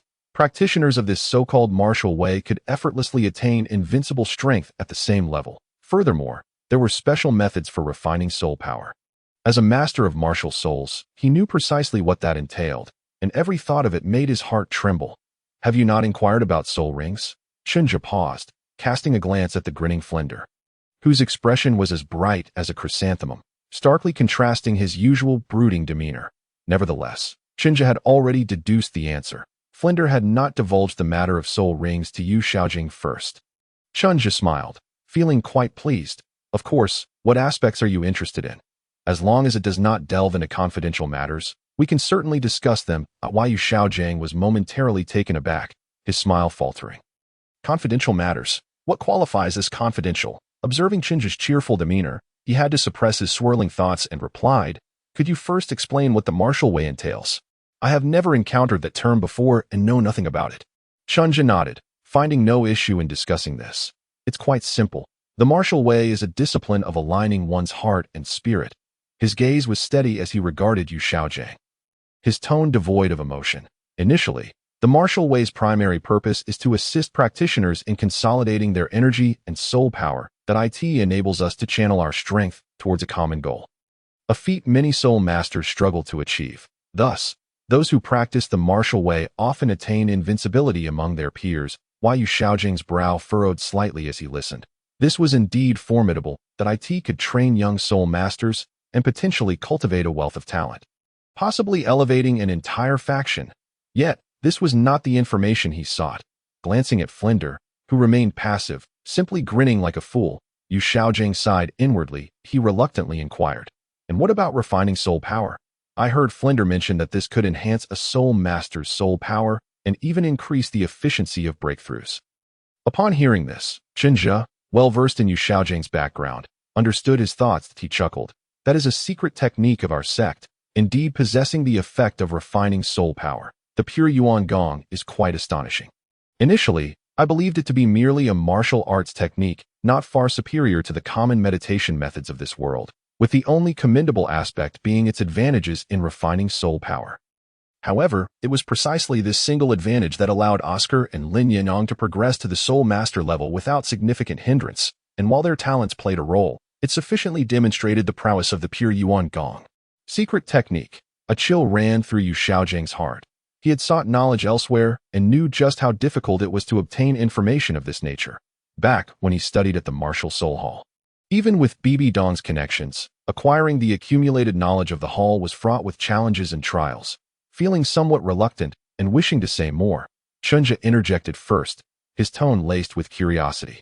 "Master Yu Xiaogang, you mentioned this is your first encounter with the martial way?" Chen Zhe was no longer inclined to continue this conversation, as it was evident Yu Xiaogang was merely a taker. Since he wished to extract knowledge, Chen Zhe decided to redirect the conversation. Chen Zhe's voice brimmed with curiosity. "But I see your disciple, Tang San, the new student mentioned by Flender, is also someone who has practiced the martial way for many years. To seek something, one would rather approach a stranger like me than to request it from your disciple. Wouldn't it be more convenient?" Ah, at this moment, Yu Xiaogang was rendered speechless. Was the path he practiced truly martial arts? Suddenly, he recalled the unique soul skills that Tang San had developed, and he was utterly dumbfounded. Observing his expression, Chen Zhe found it amusing, though he maintained a facade of seriousness as he stated, "The path of martial arts has never been solely my perspective. It is steeped in tradition. Over the past few days, I have engaged in considerable discourse with Tang San, whose martial arts inheritance constitutes a comprehensive system distinct from my own. This is the culmination of wisdom accumulated by our ancestors over countless years. Yet, judging by your expression, it seems you are entirely oblivious to this." He bore an expression that suggested disbelief, clearly finding it hard to accept that Yu Xiaogang, after years of mentoring Tang San, could be so uninformed regarding the essence of martial arts. His acting was impeccable. Having portrayed a child for so many years, Chen Zhe felt quite confident in his skills. While Yu Xiaogang, at that moment, stood as if struck by lightning, his mind racing with connections involving Tang San, resulting in a sudden epiphany. The path of martial arts. Could it be the inheritance of the Haotian sect? No wonder the Haotian sect has always been regarded as the foremost sect in the world. Yu Xiaogangs' expression fluctuated between joy and distress, a clear indication of his turbulent thoughts. Chen Zhe, having lost interest in further conversation, rose and addressed Flanders and Yu Xiaogang. "It seems there are misunderstandings that need to be resolved between you, Master Yu Xiaogang, and your disciple, Tang San. Given this, I shall take my leave." Flanders was bewildered by Chen Zhe's sudden departure, unsure of his intentions. Why Yu Xiaogang also lifted his head, wanting to retain him, as there were still questions lingering in his mind. However, Chen Zhe offered them no opportunity, smiling as he said, "Until tomorrow, Master Yu Xiaogang. I reiterate, as long as it does not pertain to the secrets of our lineage, I am more than willing to engage in further discussion with you." Chapter 52. This is impossible. The following day, all the Shrek Academy students, including Chen Zhe, rose early. In the early morning, when Chen Zhe arrived at the training ground, the others had already gathered. Even Daimubai, who had been out reveling the night before, was present. Of course, Tang San was there as well. Upon noticing Chen Zhe approaching, his expression remained unchanged, merely nodding slightly in greeting. Chen Zhe returned the gesture with a smile. Simultaneously, he noticed Flanders and the rest of the Shrek teaching staff walking in, prompting him to quickly organize everyone into formation. At that moment, he discovered that a short figure clad in red was trailing behind Flanders. Ma Hongjun had returned to the fold. He appeared considerably thinner, with sunken cheeks and pronounced dark circles under his eyes, exuding an air of fatigue that made it evident that he had endured a difficult time recently. Upon standing beside Chen Zhe, Ma Hongjun forced a strained smile. "Brother Zhe, good morning." Chen Zhe patted his shoulder gently, replying, "Good morning to you as well." Clap. Clap. Flanders clapped his hands to draw everyone's attention. Then, with a smile, formally introduced the new member of the Shrek Academy teaching staff. This esteemed master joining our Shrek Academy is indeed cause for celebration, and we look forward to his vast knowledge infusing our academy with new vigor, he concluded by leading the applause. Everyone enthusiastically responded. The students, who had developed a sense of belonging to the academy, were delighted by this reinforcement. Tangen clapped especially fervently. The misunderstandings from the previous night could not diminish the profound bond between master and disciple. At that moment, Flanders stepped aside, allowing Yu Xiaogang to take the floor. With a stiff smile, he addressed the audience. Greetings, everyone. I am Master Yu Xiaogang. You may refer to me simply as Master. He surveyed the promising Shrek students. Feeling a surge of emotion, he sensed that fate had finally smiled upon him. After a lifetime of struggles, he was now on the brink of a new dawn that if he could nurture these children well, his name would resonate throughout the world, no longer a mere dream. Moreover, this time, he had the extraordinary martial arts to assist him. Though his exterior remained composed, his heart was ablaze with excitement. Occasionally, he exchanged fervent glances with Tangen and Chen Zhe. Casting a glance at Flanders, Yu Xiaogang stated calmly, "From now on, I will serve as your training instructor, offering guidance and assisting you in formulating your training plans." Aside from the already aware Chen Zhe and the informed Tangen, the others were utterly astonished, unable to restrain their gazes toward Chen Zhe. What was happening? Their current training regimen was quite effective, and they had made considerable progress in recent days. Why did it need to change? Observing this scene, Yu Xiaogang's already rigid smile became even more strained. Feeling somewhat awkward, for the first time, he realized that earning the students' approval might not be as simple as he had anticipated. With this thought, his gaze unconsciously turned towards Chen Zhe, this young man. At that moment, Chen Zhe burst into laughter, glancing at Flanders, who had finally grasped the underlying issue. The little monsters of Shrek did not require a change in their training plans. At least not in the short term. Thus, his good friend's position would lack any real purpose, relegating him to the role of a mere mascot. But would Yu Xiaogang accept such a fate? Flanders, having emerged from the elation of his friend's arrival, began to sweat profusely. No one understood Yu Xiaogang better than him. With his pride, such a scenario was unimaginable. Chen Zhe wore a broad smile, leading the applause. "Welcome, Master Yu Xiaogang. We also look forward to your valuable insights on our growth journey and your contributions to the development of Shrek Academy." Suggestions were one thing. Discussions about planning could wait. Amidst the applause, Yu Xiaogang sensed something amiss, yet he could not pinpoint it. Given Chen Zhe's graciousness, he could only maintain his smile and decided not to dwell on it, preparing to get straight to the point. "In order to better understand each of your strengths, I would like you to engage in a battle of souls against one another." Why Yu Xiaogang's demeanor shifted to one of seriousness and focus as he declared, "Through observing your battles, I will learn about your combat styles and martial soul characteristics. Subsequently, I will offer suggestions based on my lifetime of learning." His eyes radiated confidence, instilling a bit more faith in the students. Ning Rongrong even pondered whether this so-called master could perhaps use his skills to manage the formidable Chen Zhe. Yu Xiaogan's tone was grave.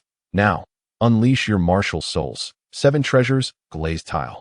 White tiger avatar. The little monsters wasted no time in summoning their martial souls. Chen Zhe smiled slightly, issuing a firm command. Xuanming Turtle. Avatar. The obsidian-hued Xuanming Turtle manifested behind him, warm violet patterns appearing across its shell. And upon assuming the avatar, Chen Zhe's already robust physique became even more imposing. 4 soul rings of yellow, purple, and black rose from beneath him, emanating an invisible pressure in Yu Xiaogang's eyes. The air around Chen Zhe appeared to ripple. And upon closer inspection, nothing was amiss, until Chen Zhe's 4 soul rings flashed past his vision. His expression shattered once more. What is this?" Yu Xiaogang incredulously turned to see Flanders laughing heartily, clearly having orchestrated this moment. His worldview faced unprecedented turmoil. He felt as though his heart had momentarily ceased beating. Yet, clinging to a sliver of hope, he glanced at his disciple, Tangen, who was equally filled with regret, realizing that their heartfelt exchanges the night before had caused them to overlook this crucial detail. Observing his teacher's disarray, Tangen could only nod helplessly, affirming the reality of the situation. The last flicker of hope in Yu Xiaogan's heart was abruptly extinguished as he turned his gaze back to Chen Zhe. Feeling the piercing intensity of the 2 purple lights and the dark glow, stumbling backward, Yu Xiaogang staggered a few steps, his eyes fixed on the 4 soul rings. He fell backward. Master. Xiaojing. Teacher. Chen Zhe was momentarily stunned.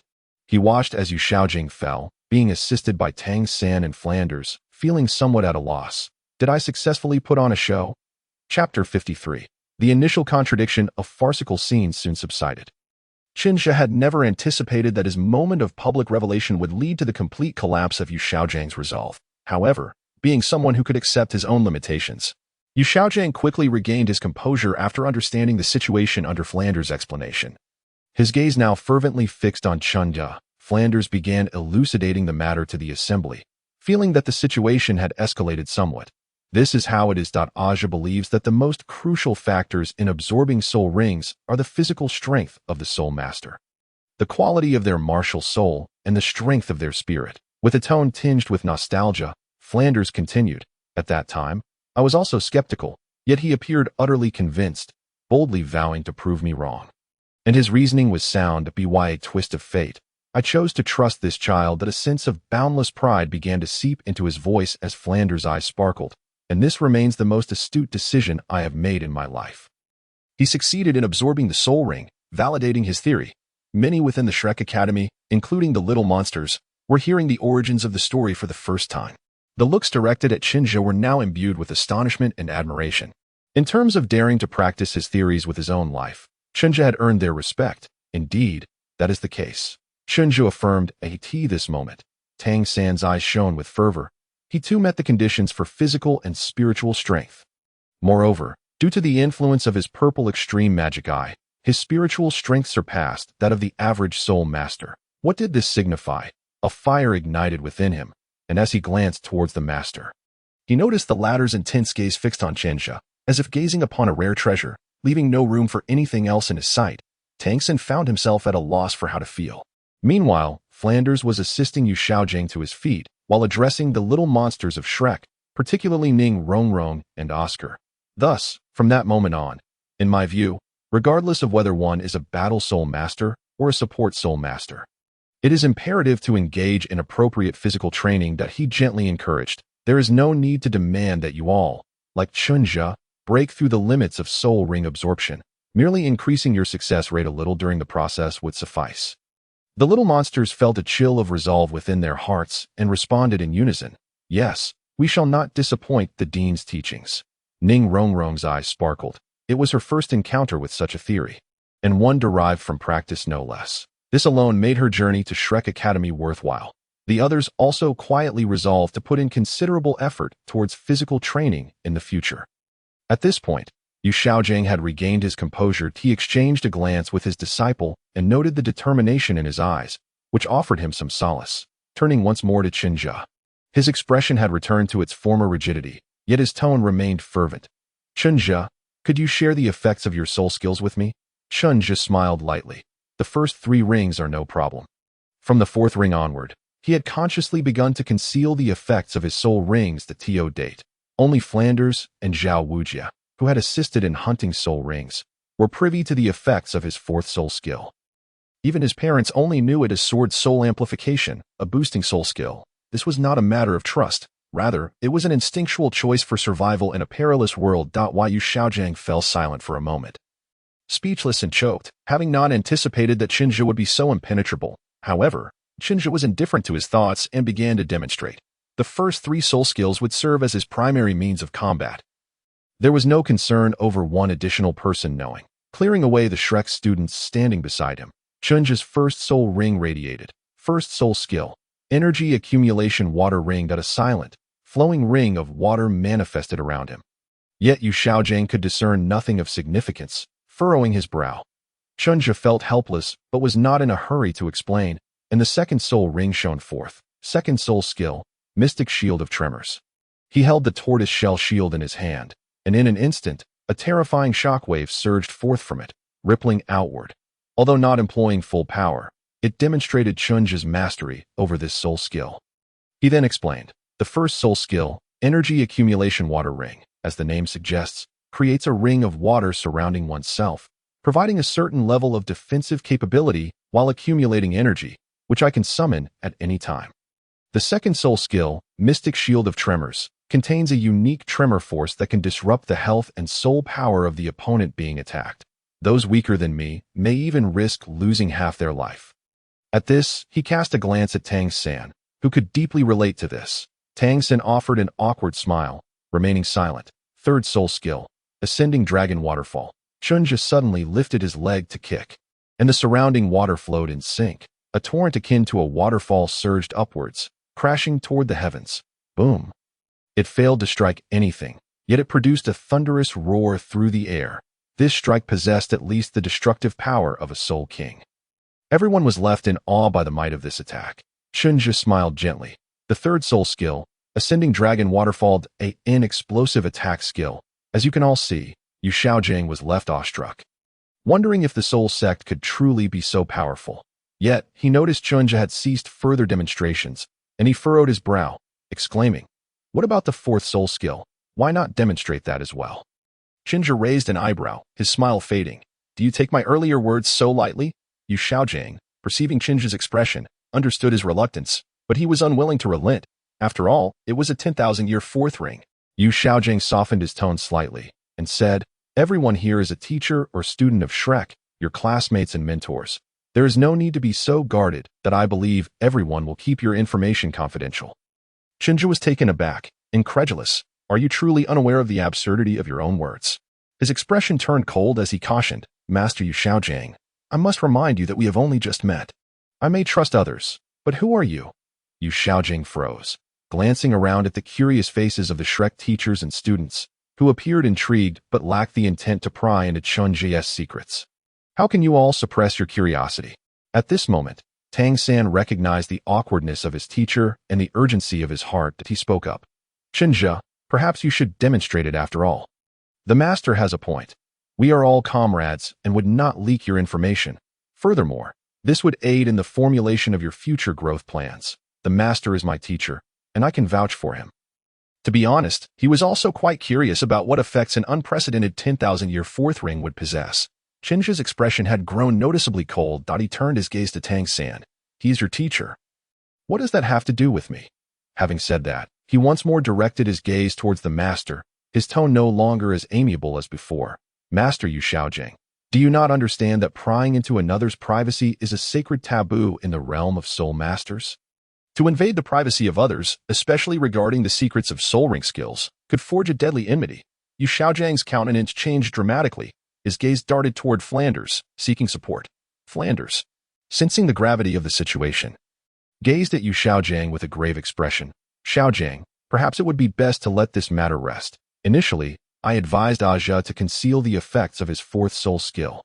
Chapter 54. The problematic child. As the situation spiraled in an unexpectedly grim direction, Flanders found himself unable to remain passive. He hurriedly stepped forward to counsel.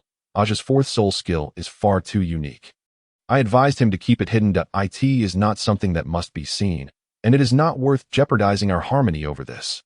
Having said that, he turned to Chen Zhe. "Aja, you too. To mention deadly enmity is excessive. The master is now one of us at Shrek Academy." Flanders had initially intended to coax Chen Zhe into softening his tone, but upon seeing the coldness etched on Chen Zhe's face, he swallowed his words back down. Prideful individuals, indeed. Flander let out a soft sigh. His intervention managed to ease the increasingly tense atmosphere somewhat. Chen Zhe's expression also softened, his previously stern demeanor dissipating at this moment. Yu Xiaogang felt a twinge of regret.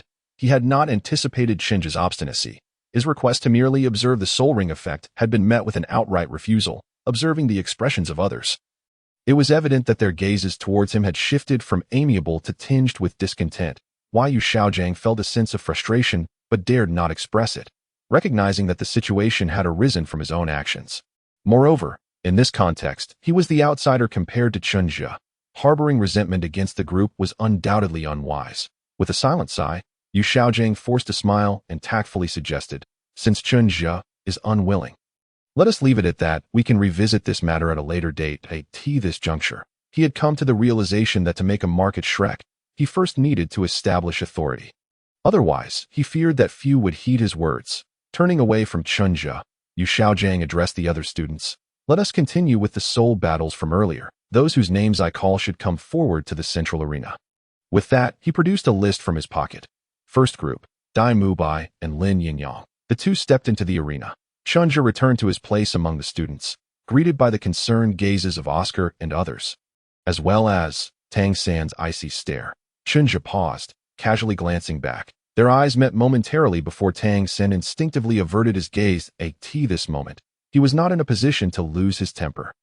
Yet Chen Zhe understood that this enmity had been forged. With a scoff inwardly, he felt no trepidation. On the contrary, knowing Tang San's character, he had already begun to contemplate his future choices. Fortunately, he was not entirely unprepared for this confrontation. He simply had not anticipated the conflict arising so swiftly. At this moment, Ning Rongrong quietly approached Chen Zhe, poking him in the side and playfully exclaiming, "Chen Zhe, you looked quite intimidating just now. If you find me so frightening, why would you come over to speak with me?" Chen Zhe shot her a disapproving glance, wishing to avoid pleasantries, and asked directly, "What do you want?" Ning Rongrong chuckled.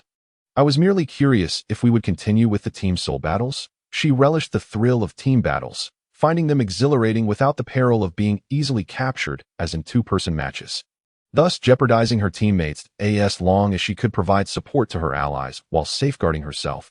Victory was within reach. However, the earlier incident would undoubtedly impact the Academy's subsequent arrangements. Stealing a glance at Tang San and Xuanwu, Ning Rongrong's concern was evident. Chen Zhe understood her apprehension and noticed that several others were also attentively listening, that he reassured them. "Rest assured, your training plans will not undergo any significant changes in the immediate future. There is no necessity for that." The ongoing evaluative soul battle continued, and Chen Zhe engaged in a controlled spar with Dai Mubai. Yu Xiaogang gradually settled into the rhythm, watching the students' performances with a serious demeanor as he took notes. After everyone had participated in at least one soul battle, he closed his notebook and addressed the group. "All right, I now have a preliminary understanding of your situations. We will have another round of battles. But this time it will not be one-on-one. Rather, it will be 2 against 1 or even 3 against 1, with 2 or 3 weaker students facing a stronger one." That his gaze once again fell on Chen Zhe. "For the first match, let it be Chen Zhe against Dai Mubai and Zhu Xuching." Chen Zhe had no objections, raising an eyebrow as he stepped into the central arena. However, an issue arose on the other side. Before Dai Mubai could make a move, Zhu Xuching coldly declared, "Report, I refuse this battle." Yu Xiaogang's expression faltered, his gaze fixating on her as he calmly inquired, "Why?" Others looked on, curious about this unexpected turn of events. Zhu Xuching and Yu Xiaogang locked eyes, both maintaining a frigid silence. The surrounding air grew heavy with anticipation. After an indeterminate period, Yu Xiaogang's lips twitched, and he reluctantly pressed on, "You must tell me the reason." Zhu Xuching, what was this troublesome individual? Zhu Xuching remained silent, merely casting a glance at the visibly displeased Dai Mubai. The Shrek Academy's students understood. Zhu Xuching was unwilling to face Dai Mubai in battle. The small monsters, aware of Dai Mubai's pursuit of Zhu Xuching, exchanged glances, their curiosity igniting. Yu Xiaogang, having grasped the underlying tension, contemplated for a moment before conceding. "Then you may sit out this round. Tang San, you will battle Chen Zhe alongside Dai Mubai." "Yes," Tang San promptly replied. Zhu Xuching visibly relaxed, even nodding at Yu Xiaogang in gratitude. "Thank you, master." "Humph," Dai Mubai snorted in anger, glaring fiercely at Zhu Xuching. She remained unfazed, ignoring him as she returned to the crowd. Was the relationship between the two beyond repair? Though the cause of their discord remained unclear, Yu Xiaogang felt a bead of sweat form on his brow. The match soon commenced, with Tang San and Dai Mubai launching a fierce assault on Chen Zhe. He relied on the Xuanming shield for defense, not rushing to retaliate, as he sought to provide these two ample opportunity to showcase their abilities. However, within less than a quarter of an hour, Yu Xiaojiang's brow furrowed deeply. Dai Mubai's explosive outburst of aggression sparked his considerable dissatisfaction. Flender and the others wore similarly grim expressions, clearly aware that something was amiss with Dai Mubai. "Stop!" Yu Xiaojiang's voice rang out, breaking the flow of the battle. His expression was one of utmost displeasure. Unable to endure further, the trio ceased their actions, and Yu Xiaojiang fixed his penetrating gaze on Dai Mubai. "Dai Mubai, do you even comprehend what you are doing?" His tone was laced with suppressed fury. "What do you mean?" Dai Mubai retorted, his demeanor brazen. "We're battling. Is this not what you requested?"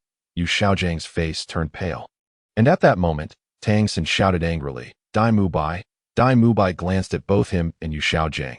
His disdain unmistakable, he dared not show his teeth to Chen Zhe, but felt emboldened in front of them.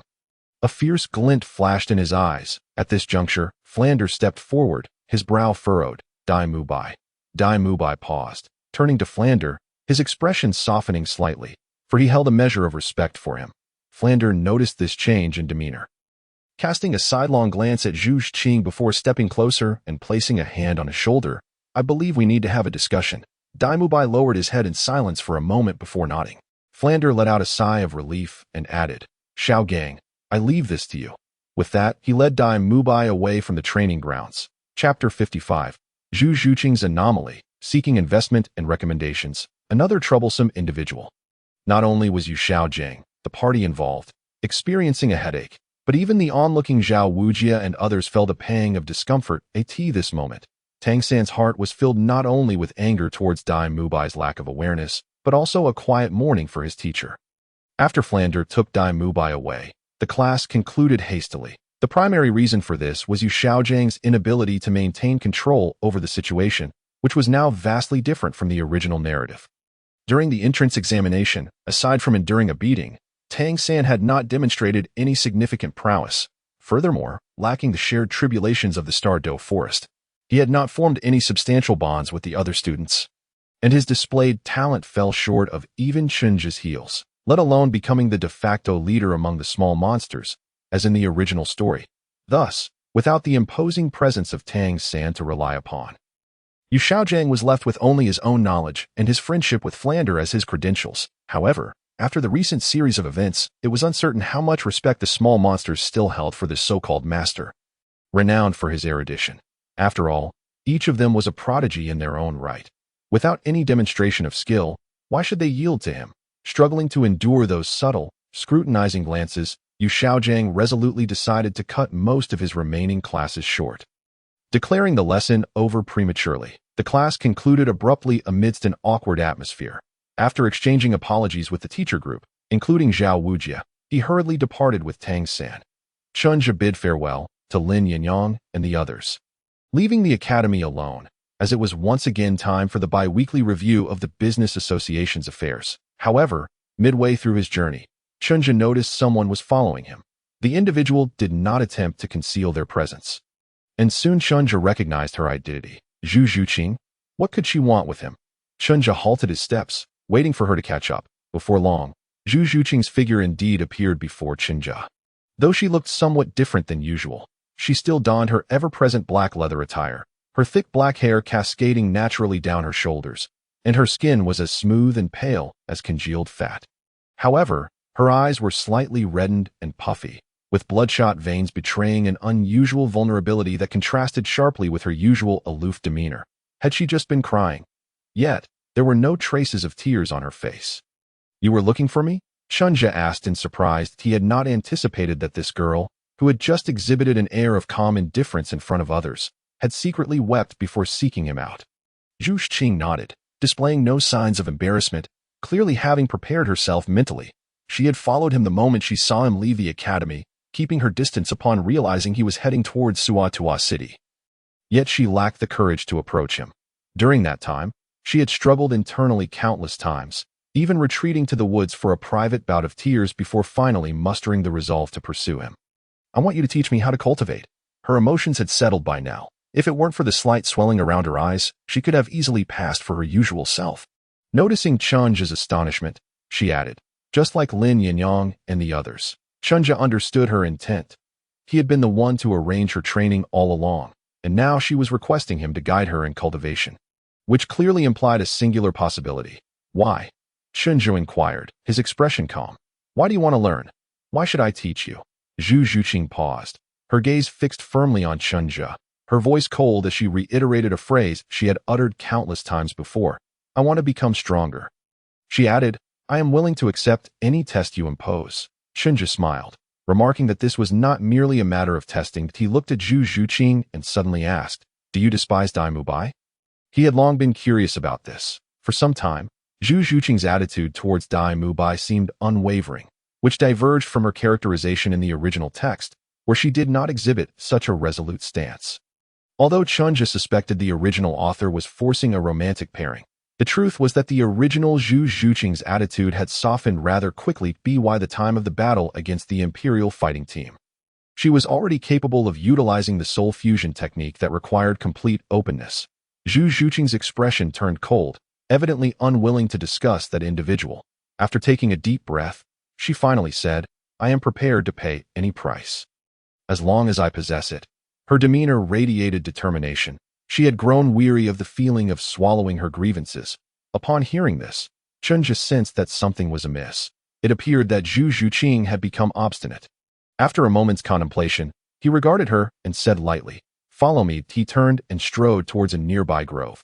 Zhu Xuching hesitated for a moment, watching Chen Zhe's retreating figure, seemingly recalling something, her expression shifting to one of discomfort and inner turmoil. Ultimately, she steeled herself and followed no matter what, as long as she did not have to confront that damned fate or endure the nauseating presence of Dai Mubai. She could accept anything. As she entered the woods with Chen Zhe, an odd sense of vindictive exhilaration began to swell within her. After walking for 4 or 5 minutes in the thicket, Chen Zhe came to a halt. Turning around, he saw Zhu Xuching, her complexion flushed, following closely behind him, also stopping in tandem. "Oh, you see that tree?"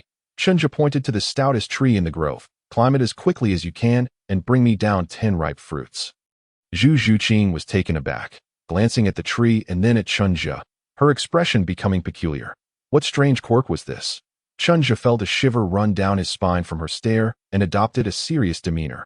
"What? Is it beyond your capabilities?" Zhu Xuching quickly regained her composure, but of course I can. No sooner had she spoken than she activated her soul power, slinking towards the ground like a cat, and without awaiting further instruction from Chen Zhe, she leaped into action with a low cry. In an instant, she approached the unidentifiable fruit tree, prepared to ascend, when she heard a whistling sound behind her. Zhu Xuching's heart raced, and she quickly ducked her head.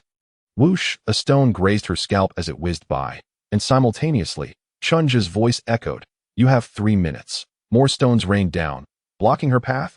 Zhu Xuching dodged while casting a glance back at Chen Zhe, only to see the youth's stern expression. Chapter 56. The Blackwater Business Association of Soto City. Is this your test? After a quick turn, she evaded the incoming stones and attempted once more to scale the tree trunk.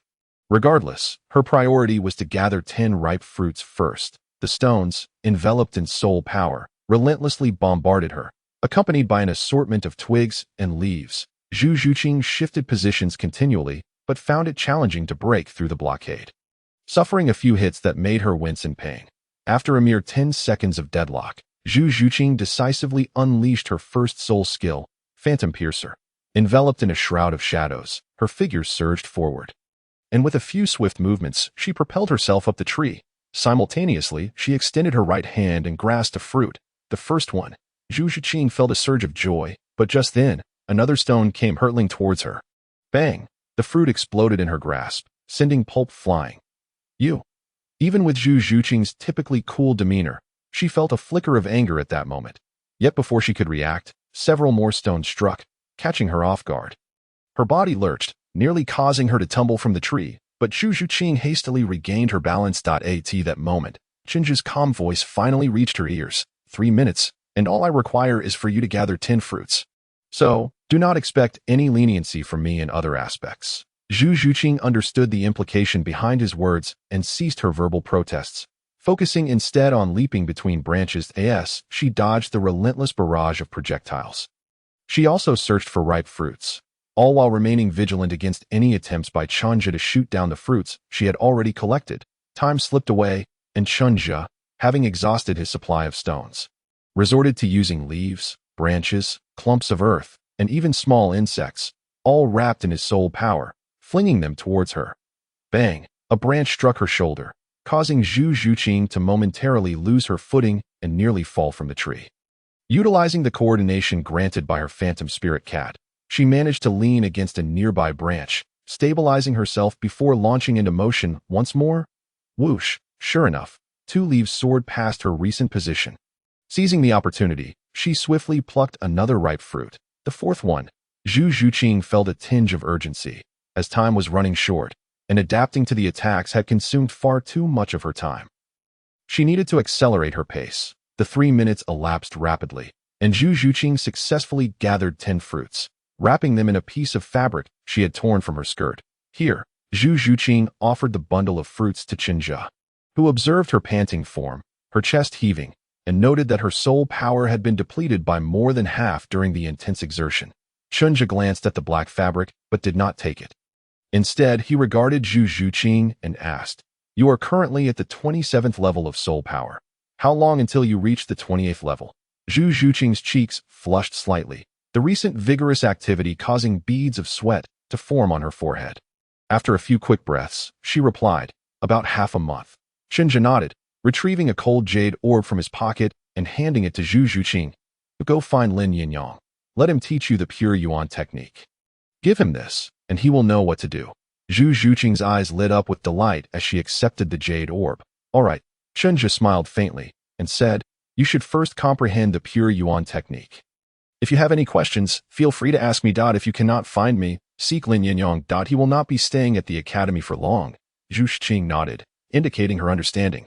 Chen Zhe continued, "As for other matters, I do possess a martial skill that is particularly suited for you, called the Spiral 9 Shadows. However, this belongs to the more core martial arts. For now, do not dwell on it. You must first pass my second round of assessment. The Spiral 9 Shadows is indeed the most fitting agility technique for Zhu Xuching, alongside the Crushing Divine Claw, which perfectly complements her abilities. Coincidentally, these are the two martial arts in which Chen Zhe excels the most." Zhu Xuching's eyes brightened, and she exclaimed, "Speak." Chen Zhe smiled subtly. He appreciated Zhu Xuching's straightforward nature. "Within a month, you must obtain the Silver Soul Badge. You may lose no more than 3 times along the way. If you can achieve this, I shall teach you the Spiral 9 Shadows." "Very well, I can manage that," Zhu Xuching replied confidently, as it seemed rather easy, particularly given her current remarkable prowess. However, Chen Zhe shook his head and cautioned, "Do not rejoice too early.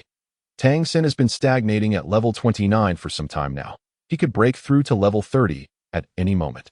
When that occurs, we will most likely have to enter the Soul Beast Forest together. It is a customary practice of Shrek Academy to allow students to form groups when entering the Soul Beast Forest." Apart from Chen Zhe, who is an outlier, Lin Yinyong and Oscar previously undertook their third ring task together with the guidance of Flender. Hongjun is also nearing level 30, but it is highly probable that the dean will lead him to hunt for his soul rings. Tang San, on the other hand, will certainly require a group to venture into the forest. The duration of our endeavor will entirely depend on fate. Zhu Xuching's expression grew serious as she nodded in comprehension. Chen Zhe acknowledged her understanding and chose not to elaborate further. Opportunities are rare. He was already contemplating the path ahead, aware that everything would soon change, and even if he wished to offer her another chance, it might not be feasible. "For now, this shall suffice. I must make a trip to Soto City. Just focus on your efforts." With that, he departed. He needed to return to the academy in the afternoon, as his schedule was perpetually tight. Zhu Xuching watched his retreating figure, glancing down at the 10 unknown fruits she held, and pondered silently. Rongrong will surely enjoy these. Soto City. The mercenary group's base remains as it was, but it has since expanded tremendously, with several courtyards around it being acquired and transformed into the current headquarters of the Blackwater Association. The decor here is not opulent, on the contrary. It can be described as quite modest. Yet, the intertwining hues of black and purple in the buildings lend an air of solemnity and mystery to the Blackwater Association. As Chen Zhe entered through the main gate, he encountered many individuals along the way, regardless of gender or whether they were soul masters or ordinary people, all greeting him warmly. The distinction lies in the fact that soul masters often merely nodded slightly, while common folk would bow deeply in respect. This was not a demand from Chen Zhe, but rather a common phenomenon in the Douluo Continent, and he had no intention of disrupting this ingrained custom. Those without exceptional strength are often the most susceptible to attracting trouble. The outside world is fraught with chaos and deceit. Currently, Chen Zhe's ostentation is limited to the academy. Otherwise, he would not have refrained from stepping into the Soto City Soul Arena for several years. Upon entering the largest building of the association's headquarters, Chen Zhe spotted a tall woman clad in purple and quickly approached her. "Aunt Xiao, is my father currently at the association?" The woman in purple was none other than Xiao Ruaner, who looked as sharp as ever in her purple attire. As she turned from the window, where she had been admiring the scenery, she replied with a light laugh, "He should be in the quiet room at the moment. The affairs of the association have now entered a steady rhythm.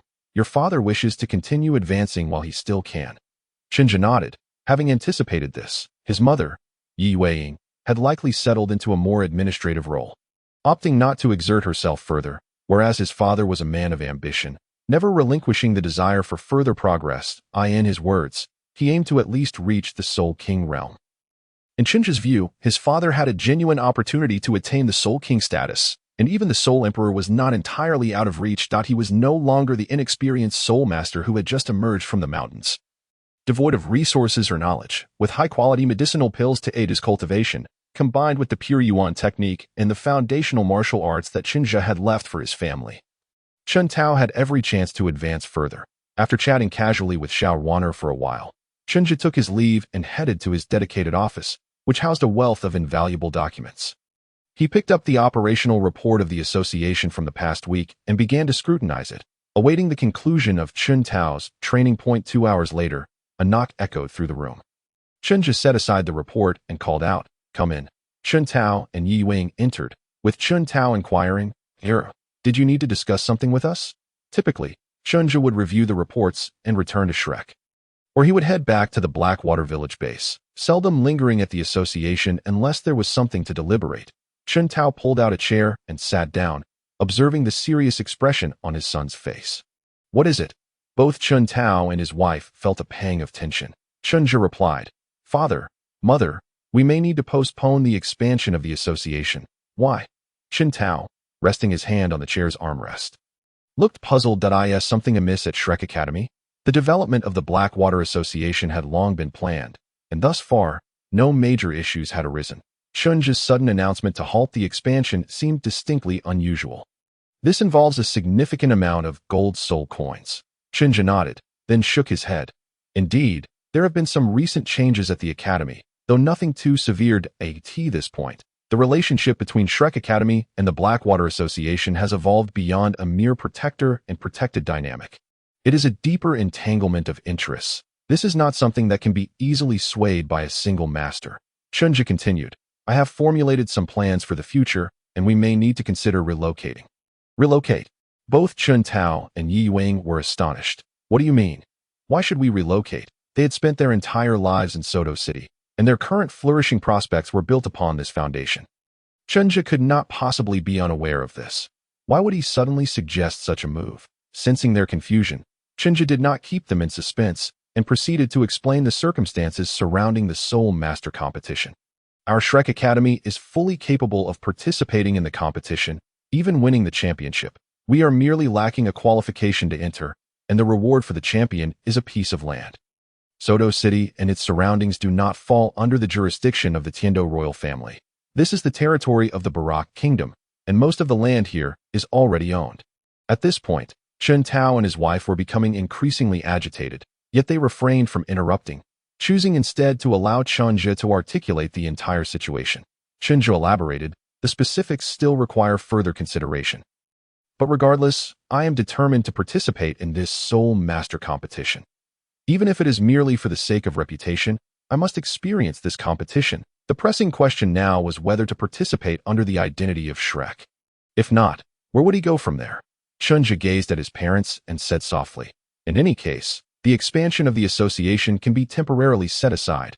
Let us eliminate unnecessary expenditures and maintain the status quo. As our current profits are still considerable, that we might as well take this opportunity to consolidate and build our foundation." The unnecessary expenditures referred to those extra costs incurred while establishing connections. With every slight expansion, setting up a new shop in a new location inevitably required paying a hefty protection fee to the local power brokers until one had firmly established a foothold. Otherwise, they would not necessarily know whether a soul saint stood behind you. There are always those reckless individuals who value money over their lives. After a brief moment of contemplation, Chen Tao remarked, 2 years? Yes, 2 years, Chen Zhe affirmed. Chen Tao and his wife exchanged glances, reaching a consensus. "You have always been right. I agree that I will discuss this matter with others later." Chen Zhe nodded, feeling reassured by his father's capabilities. Chen Zhe added, Since the association no longer requires expansion, Father, you might as well focus on nurturing some talented successors, as well as individuals like Aunt Xiao, who still have opportunities for further advancement. Just exercise caution regarding martial arts matters. He smiled. If we lay a solid foundation early on, should we eventually acquire land, we can swiftly eliminate obstacles and get on track. It is evident that the newly acquired territory is fraught with complications, and without a reliable team to assist him, Chen Zhe would find it challenging to navigate these matters. Chen Tao nodded and smiled, reassuring him, "Rest assured, I am fully aware and will not hold you back."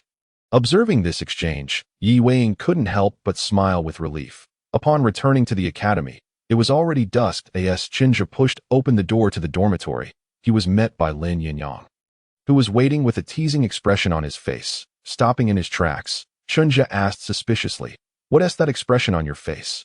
Lin Yinyong scoffed, shaking the object in his hand. "Keep pretending. Who would have thought our dear little brother Zhe had such tricks up his sleeve?" His smile grew increasingly peculiar. Seeing the item in Lin Yinyong's hand, Chen Zhe stepped forward and snatched it, tucking it into his embrace. "You misunderstand. It is merely a token of trust for you." It was indeed the cold jade sphere he had previously given to Zhu Xuching. "Then why is it this cold jade sphere that you have carried since childhood?" Lin Yinyong remained skeptical, chuckling. "What's there to deny? Did you not say, a graceful lady is a gentleman's desire?" He recalled Chen Zhe's previous mockery about his lack of a girlfriend, which had evidently struck a chord. "But I truly have no connection with her," Chen Zhe replied with exasperation, heading towards his room. "While I genuinely admire her diligence, you know me, I do not entertain such thoughts prematurely, especially considering she is quite a handful." "Really?" Lin Yinyong now seemed uncertain, hastening to catch up. "What do you mean by handful? It wouldn't be Dai Mubai, would it?" He chuckled at his own jest.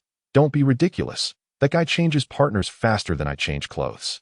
Would he care about this? He would indeed care. Chen Zhe shot him a glance, unwilling to linger on the topic. "It's better for you not to know about this.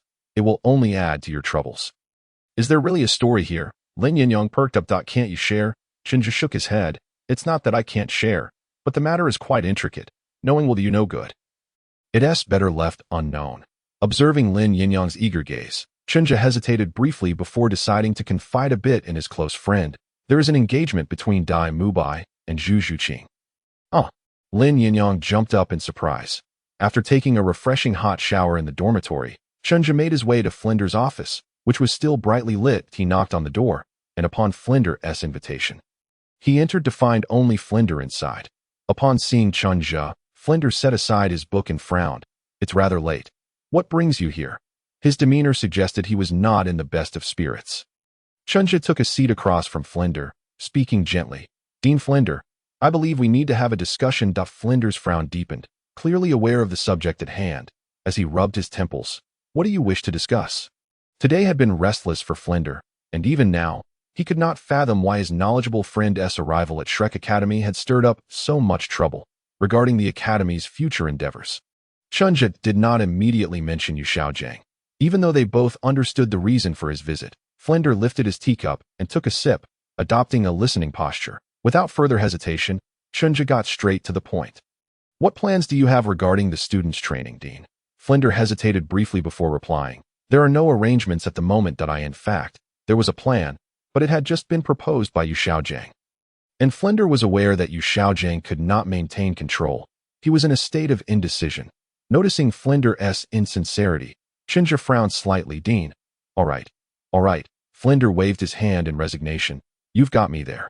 Xiaogang did propose a plan to me earlier, but I have yet to make a firm decision. May I know what it entails?" Chen Zhe inquired calmly. Flender retrieved several sheets of paper from his drawer and handed them over.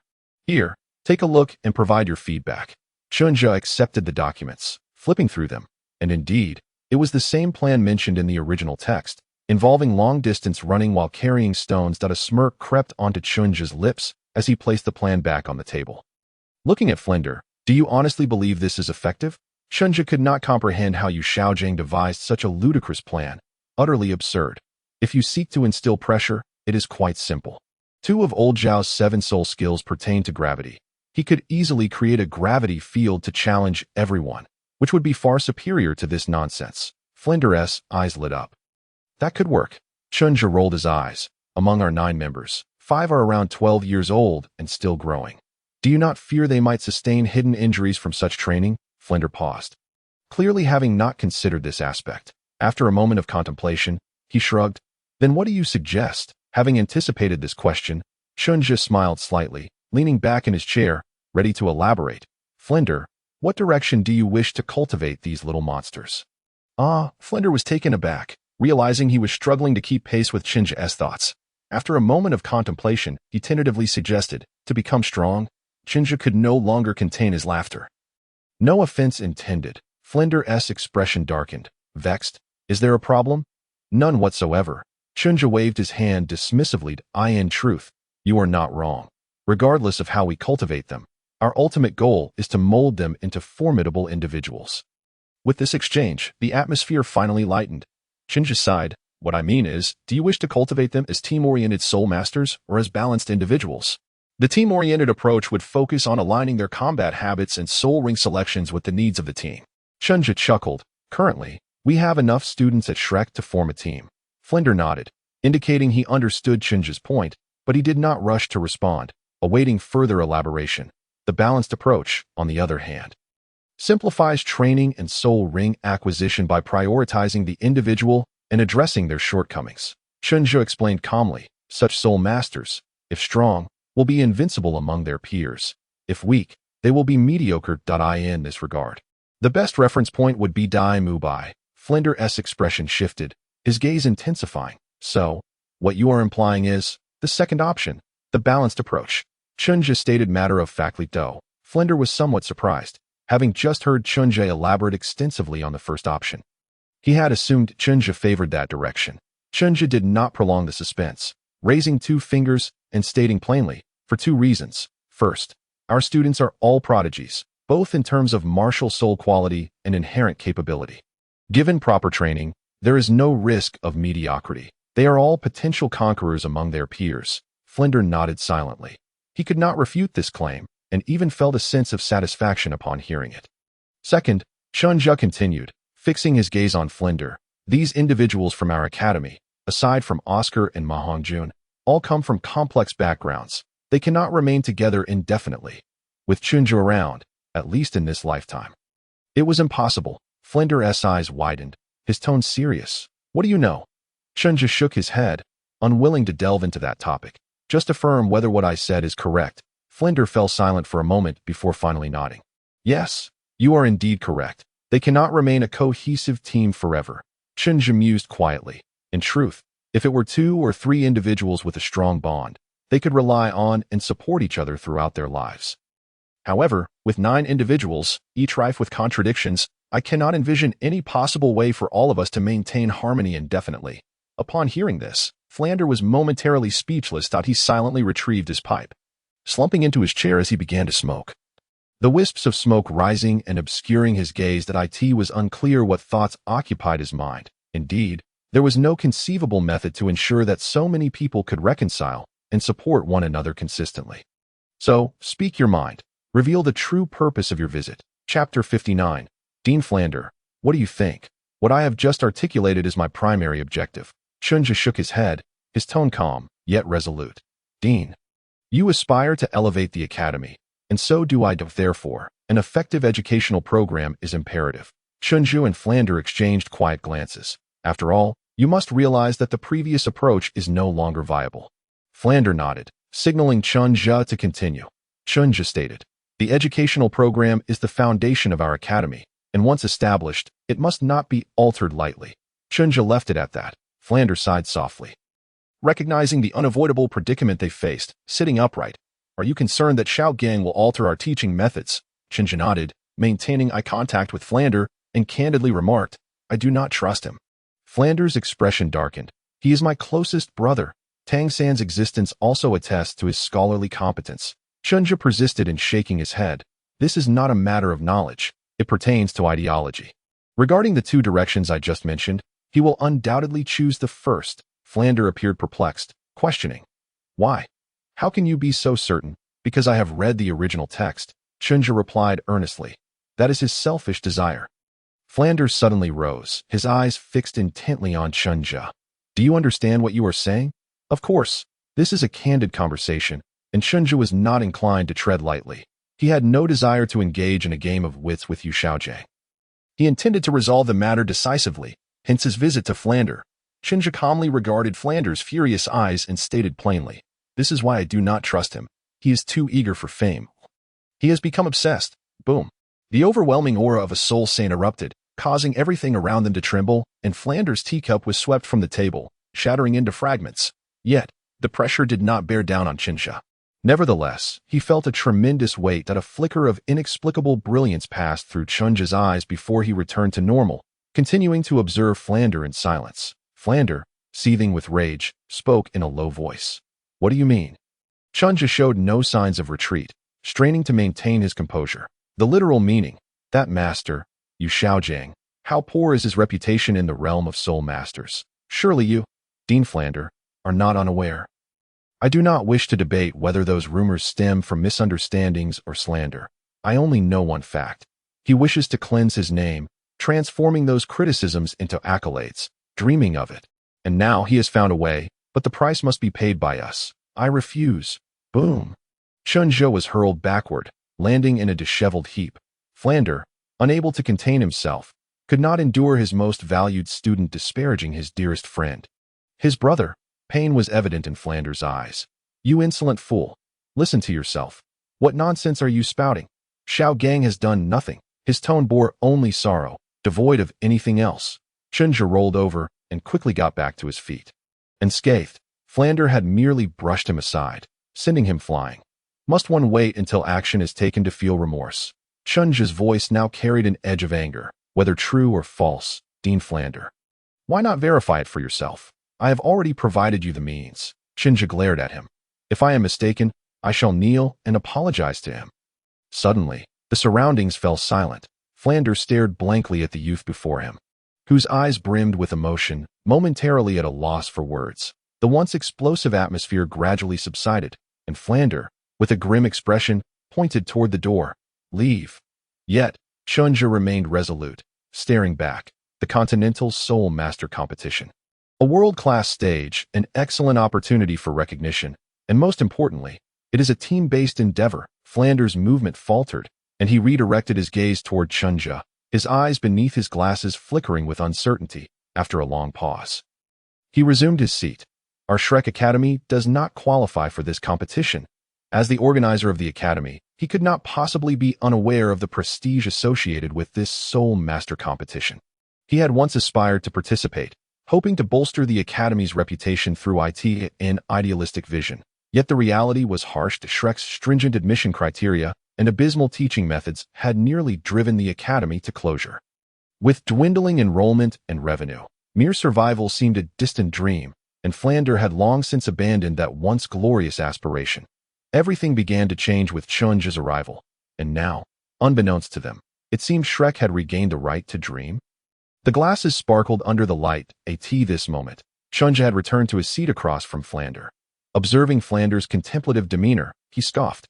"What are you pondering, my esteemed Dean Flander? Surely you do not envision a group of 13-year-old children competing against the elite soul masters from prestigious academies? Let me remind you, the age restriction for this competition is 25, and under. Flander's expression darkened once more as he shot Chen Zhe a sidelong glance. "Isn't that even better? We can participate in the next one." He had just recalled that this competition was held every 5 years, with the next one still over 2 years away. As for qualification, both he and Chen Zhe were not overly concerned.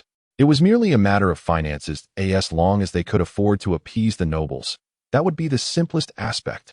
Participation in this round might be uncertain, but if they planned 7 years ahead, there remained a solid chance for the one to come. Waiting another round was entirely feasible. 7 years later, even the oldest Lin Yinyong would merely be 24 years old. Chen Zhe laughed derisively, saying, "You may have the luxury of waiting, but others may not. In fact, I can hardly afford to wait myself." Chen Zhe mused inwardly. However, there was no need to share this with Flander. Chen Zhe unleashed his sarcasm, utterly disregarding Flander's now darkened expression. "Otherwise, why would I assert that your dear brother would choose the first option? Because he would never willingly wait 7 years for all of us to mature." Chen Zhe scoffed. "What other means are there to enable us, significantly younger, to to compete against the continent's prodigious soul masters.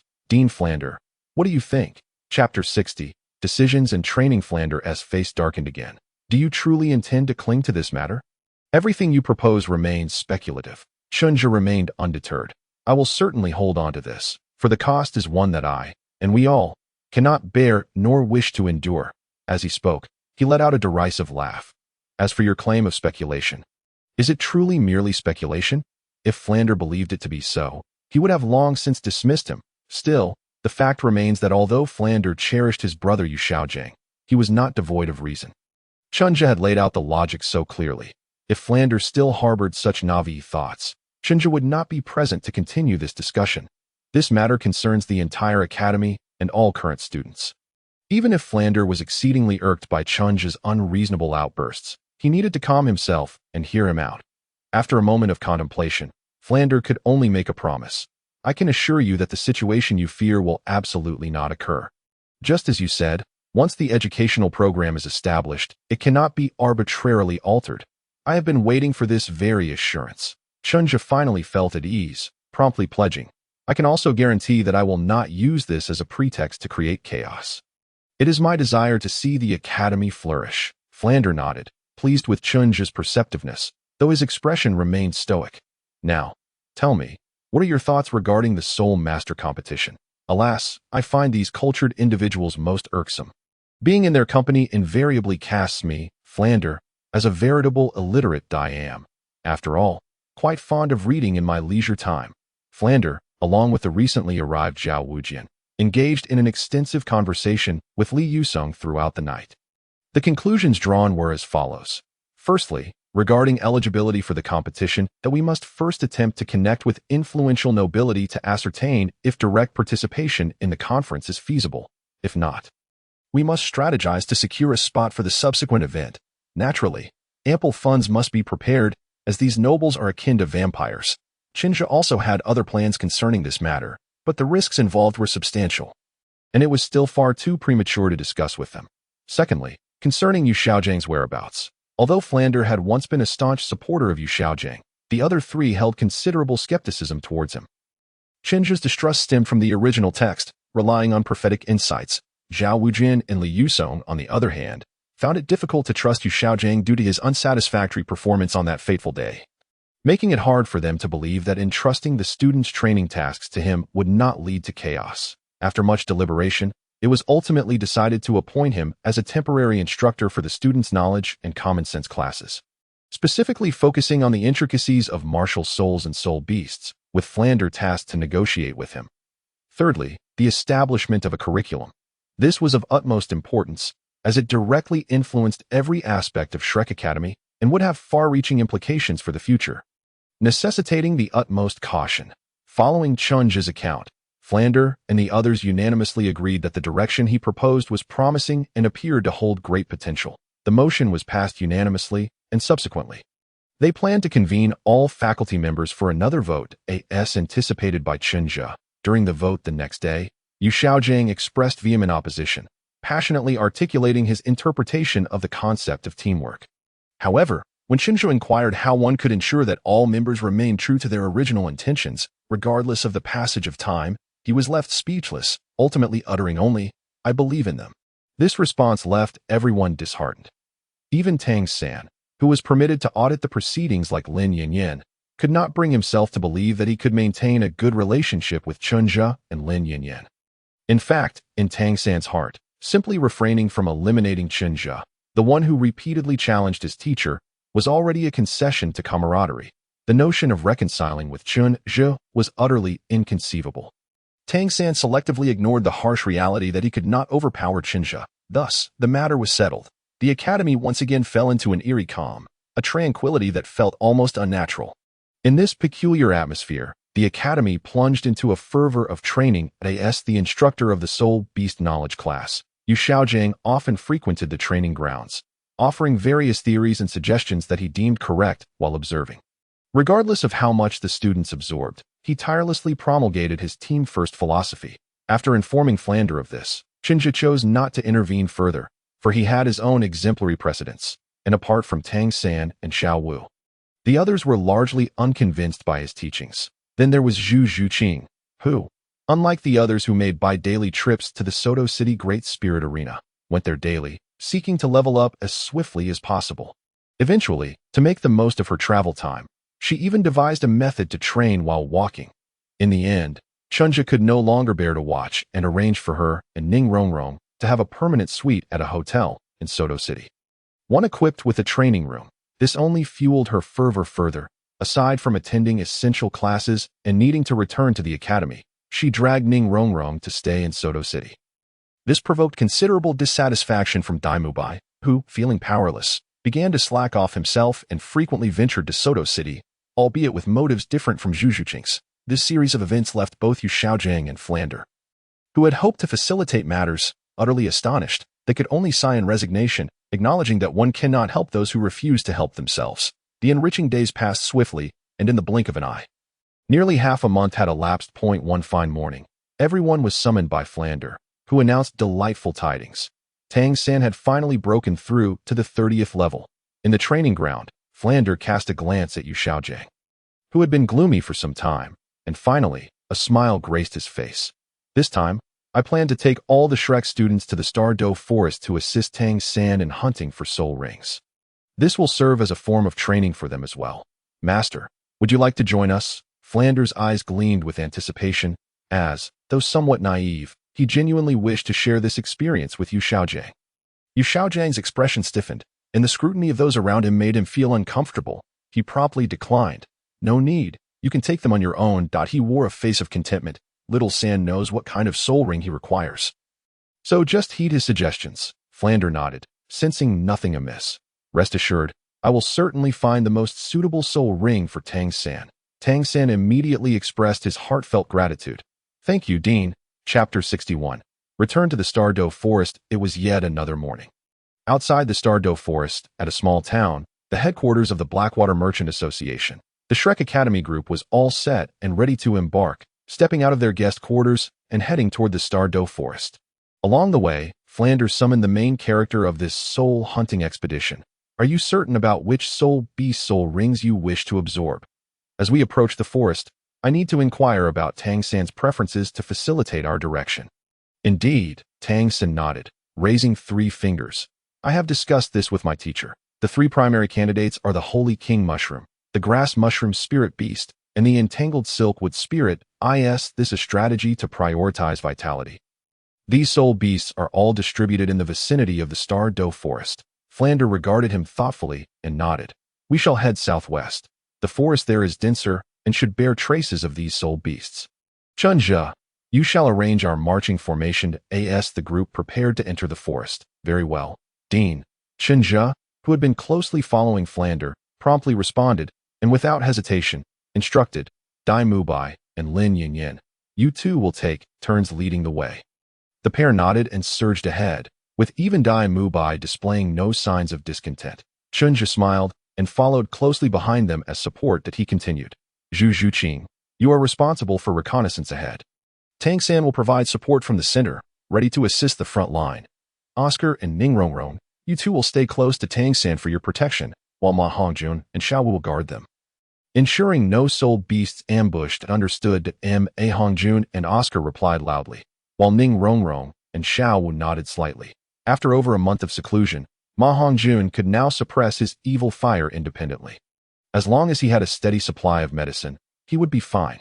The evil fire cultivated from a spirit power of over 20 levels was indeed not particularly potent, as long as his willpower remained strong. The risk of backlash was negligible, especially considering that Chen Zhe's elixirs were not produced without merit. That a month had passed, and Ma Hongjun had noticeably slimmed down, yet his eyes shone much brighter, which Flender found immensely gratifying. Chen Zhe then turned to Flender and Zhao Wujian, the 2 leading instructors. Dean, you and old Zhao can manage as you see fit. Flender nodded, smiling and waving his hand, while Zhao Wujian also chuckled, sticking close to the back of the team. For this soul hunting expedition, Shrek had mobilized its only 2 soul saint warriors. Naturally, their primary responsibility was to safeguard the students rather than hunt soul beasts.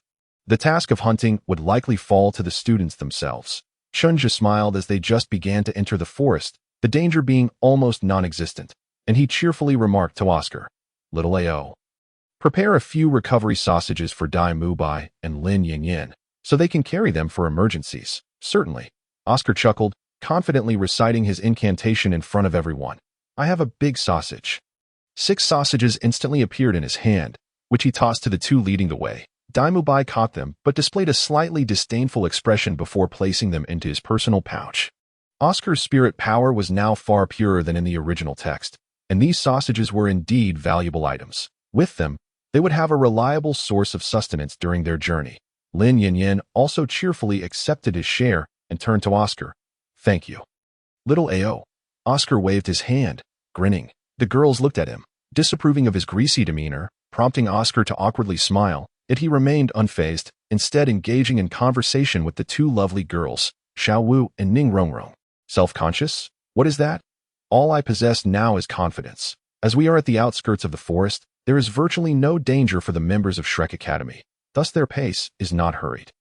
They soon encounter their first century-old soul beast. Chen Zhe, while discerning the direction, receives feedback from Zhu Xuching, continuously adjusting their steps to circumvent difficult passages, gradually advancing southwest, as they encounter more and increasingly powerful soul beasts. The conversations in the rear begin to fade, and everyone, including Chen Zhe, becomes focused. Their pace begins to slow. Before their departure, Flender had informed them that this was not merely a soul-hunting expedition, but also a trial. Therefore, unless their lives were in jeopardy, they should not expect assistance. One questioned the veracity of this statement, and thus, a palpable pressure enveloped them, drawing from past experiences in soul hunting. Chen Zhe filled his modest cubic storage ring with various potions, antidotes, calming elixirs, invigorating tonics, healing remedies, and even sustenance, all meticulously prepared. They proceeded steadily, stopping several times to rest, after the group successfully drove away a 2,000-year-old deep forest tiger beast.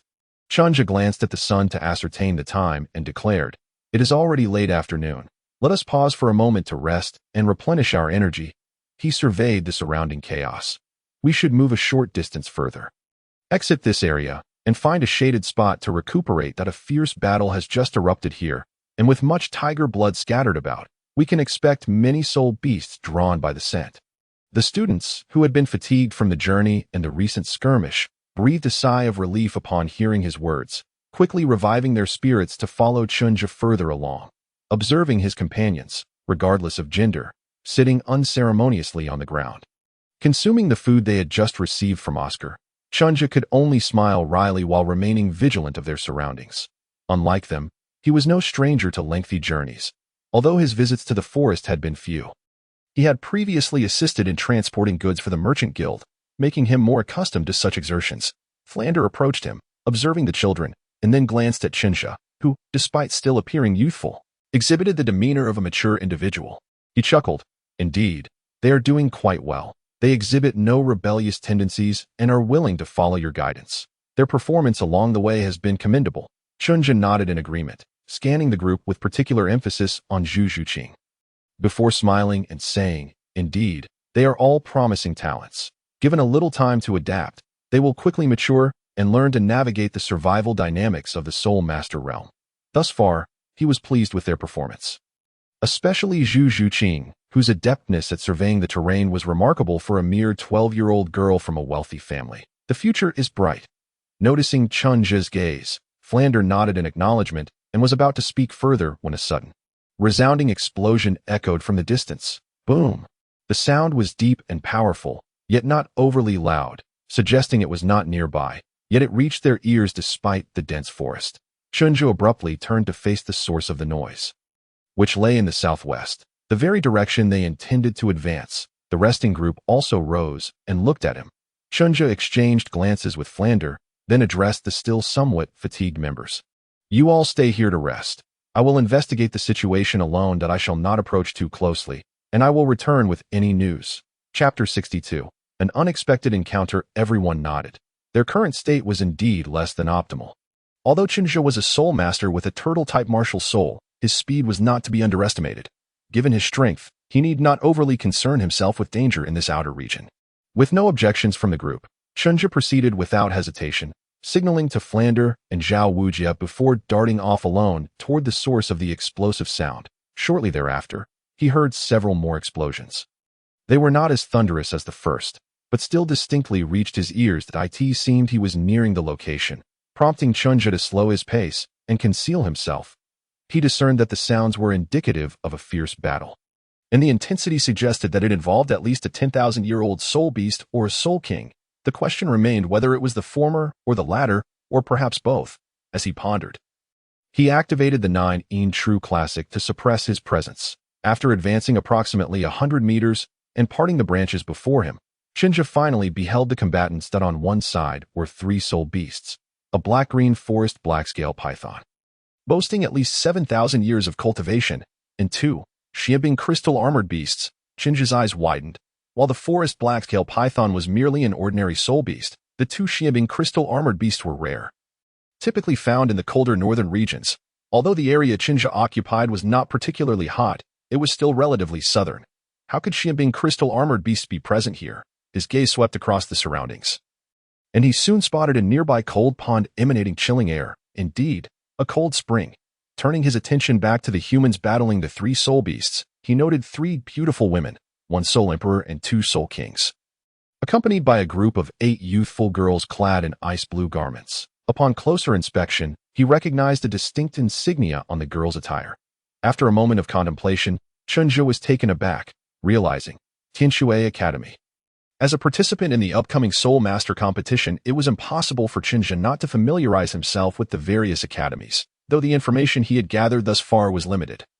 The unique insignia was widely recognized and easily researched. Among the 3 beautiful women, 2 soul kings were engaged in combat with the forest black-scale python and a smaller Xuanming crystal-armored beast, estimated to be 4,000 to 5,000 years old, while the soul emperor faced off against the formidable 10,000-year-old Xuanming crystal-armored beast. The commotion he had heard earlier was a result of their clashes.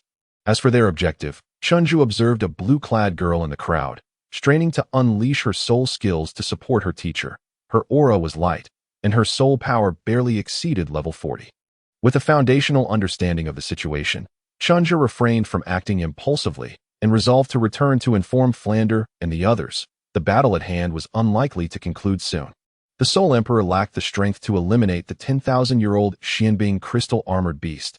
Thus she was merely stalling for time until the other side determined the victor. Shrek had ample time to decide whether to intervene. Chen Zhe made a decisive choice, but as he prepared to turn back, a sudden surge of murderous intent approached from his side. Alarmed, Chen Zhe hastily dodged while activating his martial soul. Bang! The attack struck his turtle shell shield, causing him to stagger backward as he sought to distance himself from the source of danger. Whoosh, whoosh. 2 more sounds of slicing air cut through the atmosphere. This time, Chen Zhe clearly identified the assailants. 2 vine whips. He quickly evaded, retreating to an open area. Simultaneously, the battling soul beasts and soul masters became aware of the commotion, but Chen Zhe could not afford to dwell on that. His eyes widened as he fixated on a small figure now perched upon the tree where he had previously stood. It was humanoid, yet its body was composed of foliage. Its limbs were short, and its head was disproportionately large, constructed of intertwining vines, resembling a flower bud ready to bloom. This little creature glared at Chen Zhe with its fruit-like eyes. Displaying a distinctly irate expression, raising its small hand, it launched 2 more vine whips toward him. This Acanture would spirit? Chen Zhe dodged once more, his face a mask of disbelief. It was only the first day in the forest. One must understand that Cancerwood spirits are a relatively rare soul beast species. Encountering one on the very first day, and it coming to him unbidden, was simply absurd. Even someone like Chen Zhe, who considered himself fortunate, had to endure 10 days or more during soul hunting. Was Tang San truly that lucky? Could this merely be a stroke of luck? Witnessing the relentless assault of the little creature, Chen Zhe quickly evaded while hesitating for a moment before producing a signal flare from his pocket and launching it into the sky. Bang! The yellow signal flare erupted into a brilliant display. This signal indicated the discovery of a target. Simultaneously, Chen Zhe activated his soul power, and one of his 2 soul rings radiated a luminous glow. Employing his first soul skill, Accumulated Water Ring, Chen Zhe intended to feign weakness, buying time until Zhao Wujie and the others arrived. He called out to the increasingly tense members of the Tianxue Academy, exclaiming, "I mean no harm. My classmate requires the soul ring of this silken wood spirit." Regardless of their belief, he needed to establish his position. Otherwise, should he be ambushed, he would have nowhere to weep. They anticipated. Upon hearing his declaration, the Tianshui Academy members, though still vigilant, seemed to relax somewhat, whether true or false. They had to treat it as genuine until the immediate predicament was resolved. Chen Zhe perceptibly noted that the oppressive force emanating from the Soul Emperor intensified, causing the previously aggressive 10,000-year-old ice crystal armor beast to howl in distress under her onslaught. As Chen Zhe had surmised, while it might not be easy to deliver a fatal blow, defeating this ice crystal armor beast was not a daunting task for the Soul Emperor, sensing the shifting tides of human emotion. Chen Zhe remained focused, deftly maneuvering around the silkenwood spirit. He utilized only his first and second soul skills, concealing his true aura. With outsiders present, he could not unleash his full power to eliminate the silkenwood spirit directly. Thus he awaited the arrival of Flanders and Xuanwu. Sometimes being overly gifted is indeed a burden, Chen Zhe mused, delivering a master-level blow to the silkenwood spirit, causing the small creature to screech. Yet it sustained no severe injuries. Instead, it ignited its fury, and the two vine whips danced with renewed vigor. Occasionally, it even struck Chen Zhe with quick, slicing motions. Chen Zhe smiled subtly, for this was the effect he desired. As the battle began to stabilize, he diverted some attention towards the members of Tianshui Academy. Time flowed slowly, and before long, Flanders and the Shrek team appeared from the direction Chen Zhe had come. A sigh of relief escaped him. His confidence was restored. However, at that moment, the silkenwood spirit, which had been engaging him, suddenly jolted, as if sensing something, let out a shriek towards the 10,000-year-old ice crystal armor beast, and promptly turned to flee. Before Chen Zhe could react, it vanished back into the forest, disappearing without a trace in a fleeting moment. Chen Zhe hurriedly pursued into the woods, but found no sign of it. Chapter 63. Xuanwu. It hurts so much. Chen Zhe urgently called out to Flanders. Principal Flanders, this is the silkenwood spirit that Tang San mentioned. Flanders' eyes brightened. Was fortune smiling upon them? Noticing Flanders' lack of action, Chen Zhe glanced at the Tianshui Academy members and said, that little creature possesses exceptional stealth capabilities. Without your intervention, we won't be able to capture it.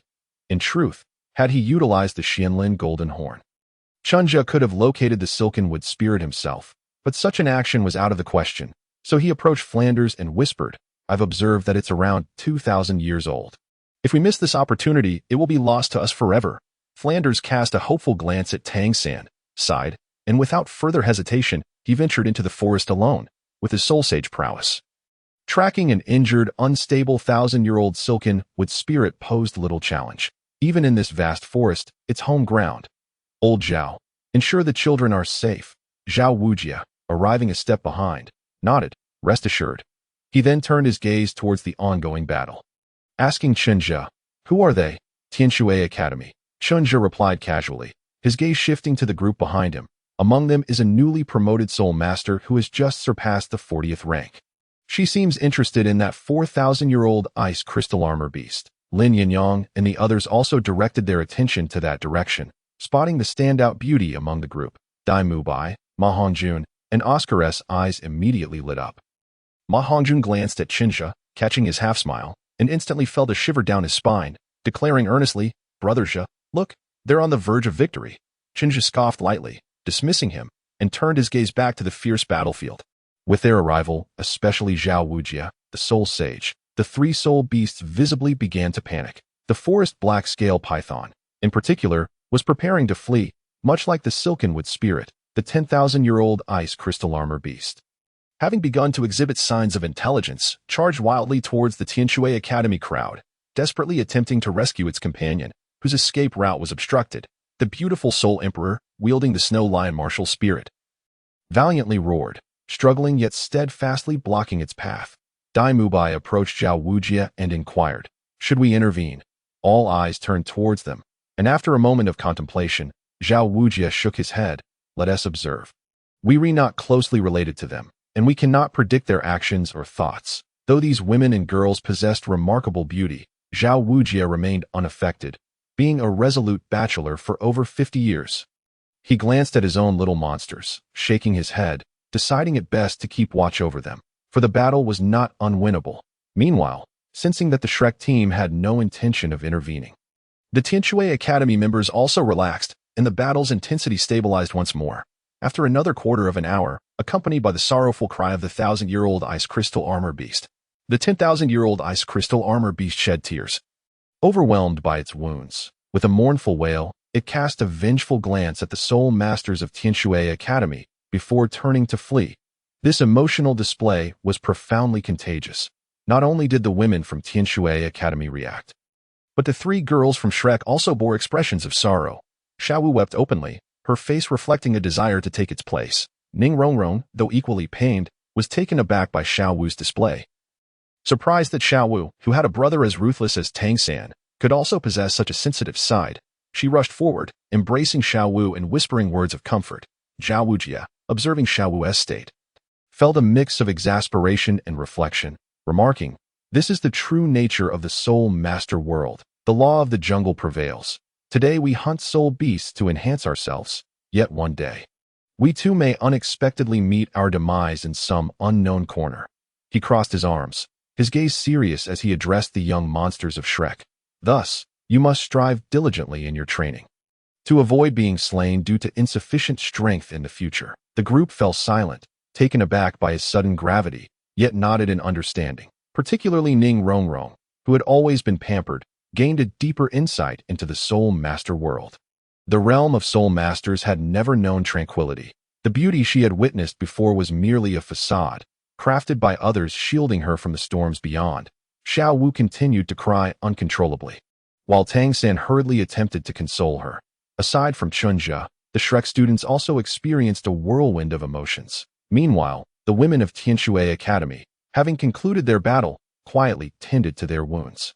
They refrained from allowing their students to absorb the soul rings immediately. After a brief rest, the beautiful soul emperor with the snow lion martial spirit approached the Shrek group. Upon nearing, she clasped her hands in greeting towards Zhao Wujia, saying politely, "I am Yao Yangi from Tianshui Academy. It is a pleasure to meet you, esteemed soul sage. May I inquire your name?" She appeared to be a woman of great charisma, and Zhao Wujia returned her smile, bowing slightly in response. "I am Zhao Wujia, humbly serving as the vice principal of Shrek Academy," and he often introduced himself alongside Shrek Academy's name when meeting others. The beautiful woman paused, clearly unfamiliar with Shrek Academy.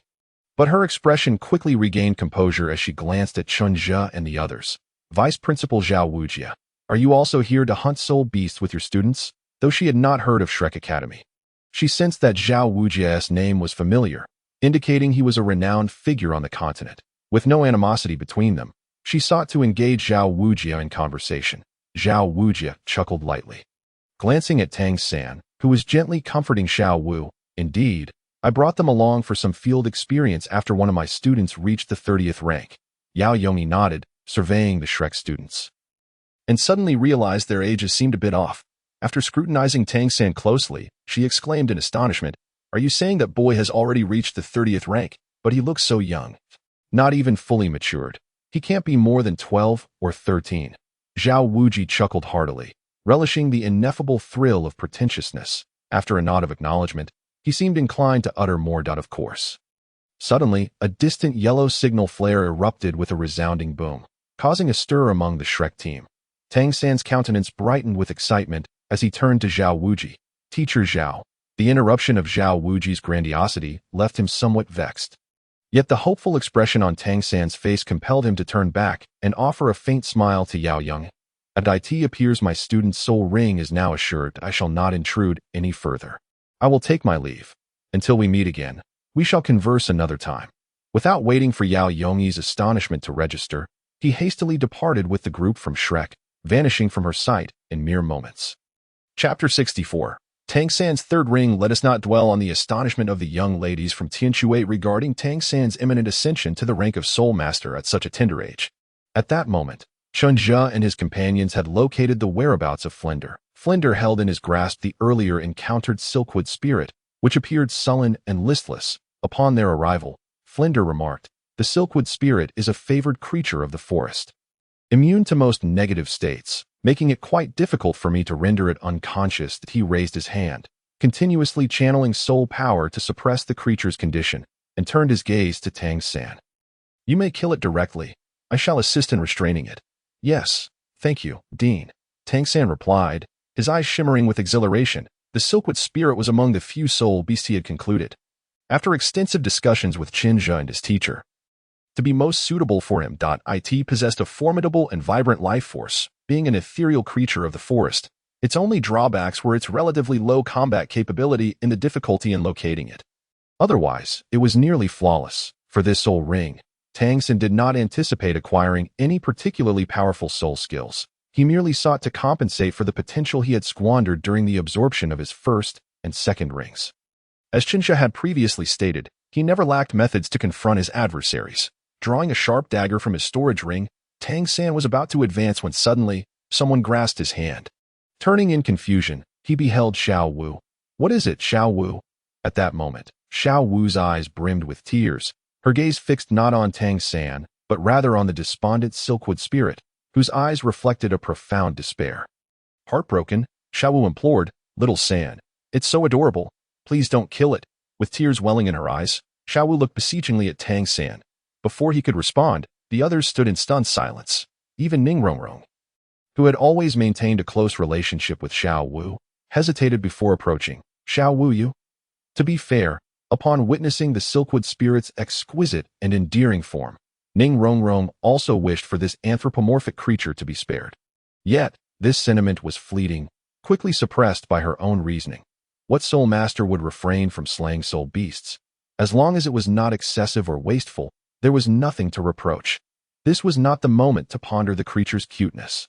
Tangen, taken aback, observed the inexplicably tearful Xuanwu, scratching his head in bemusement.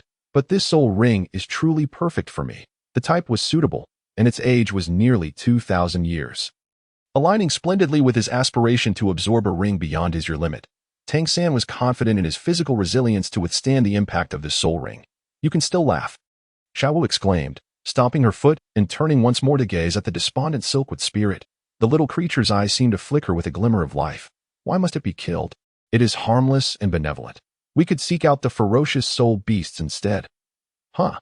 Tangen was momentarily speechless. Of course, it's because it suits me, he faltered, staring at the girl before him, uncertain of what to say. "Enough." Flender's voice cut through the tension, his gaze sharp as he fixed it upon Xuanwu. "We have ventured into this perilous Star-Do forest with the sole purpose of securing a suitable soul ring for Tangen. Now that it is within reach, what mischief do you intend?" Turning to Tangen, he added, "If you do not want the soul ring, I shall simply crush it myself." Xuanwu trembled, momentarily stunned by Flender's imposing demeanor, rendering her immobile.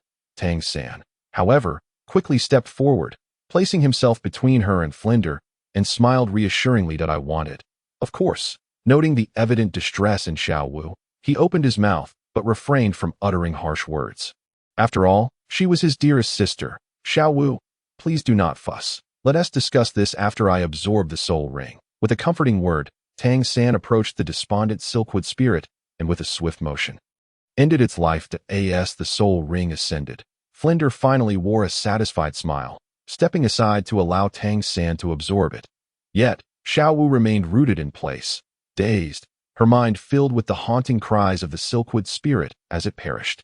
Flender cast her a puzzled glance, unsure of her sudden malaise. However, he dismissed his concerns, focusing instead on ensuring Tangen's safe absorption of the soul ring. Chen Zhe observed this scene, noting Tangen's deep meditation.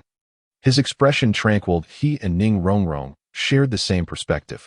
As long as it was not excessive killing, the focus of soul hunting was solely on suitability, with all else falling outside their considerations. Turning to Oscar and the others, he said, "Let us set up camp here. Tangen will be absorbing a soul ring beyond his year limit. Although the excess is not substantial, it will likely take 2 or 3 hours. And by then, night will have fallen, making it unwise to continue our journey." Surveying the surroundings, Chen Zhe remarked, "This spot is quite suitable, spacious and unobstructed, ideal for camping." "Indeed, understood, Brother Zhe." The group quickly set to work. While Flender retrieved a tent from his storage item and handed it to them. As time passed, when Tangen finally awoke, darkness had indeed enveloped the sky. The camp was fully erected, and the group gathered around a fire. Engaged in light-hearted conversation, Xuanwu vigilantly stood by Tangen's side, her tears having subsided. lost in thought as she gazed at the blue-silver grass on the ground. Not far off, Flender remained watchful. Tangen rose, his 3 soul rings pulsating rhythmically. Yellow, yellow, purple. Clenching his fists, he felt an overwhelming sense of fulfillment coursing through him. He had never experienced such strength. Indeed, was this not the soul ring most befitting him? A wave of elation surged within Tangen. At that moment, others took notice of his awakening, and Oscar quickly inquired, Tangen, how was it? What kind of soul ring is it? Hearing the question, Tangen smiled slightly. This soul ring primarily augmented the vitality of his blue-silver grass. Any soul skills were secondary. After a brief moment of contemplation, he declared, Flying Leaf Quick Blade. A type of concealed weapon. What is surprise? What is pure astonishment? At that moment, Tangen truly felt the thrill of unexpected delight. Henceforth, every blade of his blue-silver grass would serve as his concealed weapon, as he stepped forward to join his companions. The usually stoic Tangen revealed a hint of a smile, pulling the still-dazed Xuanwu into the fold of the group. Having achieved significant gains on the very first day, and with little need for combat, everyone was in high spirits, laughter resonating throughout the camp. After dinner, their chatter continued late into the night, until the little monsters were finally ushered into their tents by Flender's urging, preparing for rest. Standing beside Flender and Zhao Wuji, Chen Zhe listened to the whispers coming from within the tents, yet his expression grew increasingly troubled. What's wrong? Zhao Wuji noticed his unusual demeanor. Chen Zhe shook his head. He had just recalled a terrifying beast that Xuanwu had inadvertently summoned upon her first return to the Douluo Forest, the Titan giant ape, although with Xuanwu's presence. Their group might navigate this peril safely just as in the original story. Chen Zhe still felt an unsettling anxiety. When would the Titan giant ape make its appearance? On the first night, or later? Lost in thought, Chen Zhe found the details too distant, his memory hazy. Such inconsequential specifics had long since slipped his mind. He pondered whether to awaken everyone and flee at once. But what reason could he provide? Chapter 65. The Titan giant ape, whether it was merely a psychological effect or not. Ever since Chen Zhe considered the possibility of encountering the Titan giant ape that night, a sense of unease had settled over him. Without further hesitation, he addressed Flender directly. Dean Flender, we must leave this place immediately. Before Flender could respond, Chen Zhe's expression grew serious as he continued. I have a foreboding feeling. Flender paused, exchanging a glance with Zhao Wuji. Are you certain? We have 2 soul saints with us. What could possibly pose a threat in this outer region? Chen Zhe nodded and said, Trust me just this once that we have 2 soul saints with us. And traveling at night should pose no issue. Everyone has had sufficient rest. Flender, observing Chen Zhe's serious demeanor, felt puzzled, yet his long-standing trust in him prevailed that he nodded, no longer hesitating, and urged everyone, let us not sleep any longer. Pack up. We must leave the Douluo Forest at once. Why? The students were filled with confusion, yet they obediently began to gather their belongings. Within moments, they stood ready before Chen Zhe, their faces betraying their uncertainty. Chen Zhe stepped forward, adopting a grave expression, and declared, I suggested we depart the Douluo Forest early. I have an unsettling premonition that something is amiss. He offered no further explanation, hastily adding, let us go. We leave now. With that, he set off, followed closely by the others, who were even more puzzled but hastened to keep pace. After resting for several hours, they were not fatigued. They could inquire about the reasons later. The group moved swiftly through the night. Though it was dark, under the guidance of Zhao Wuji and Flender, their pace remained nearly as brisk as during the day. After more than half an hour of travel, all remained calm, and nothing unusual occurred. Flender flew to Chen Zhe's side and inquired, What is going on? Why do you believe we are in danger?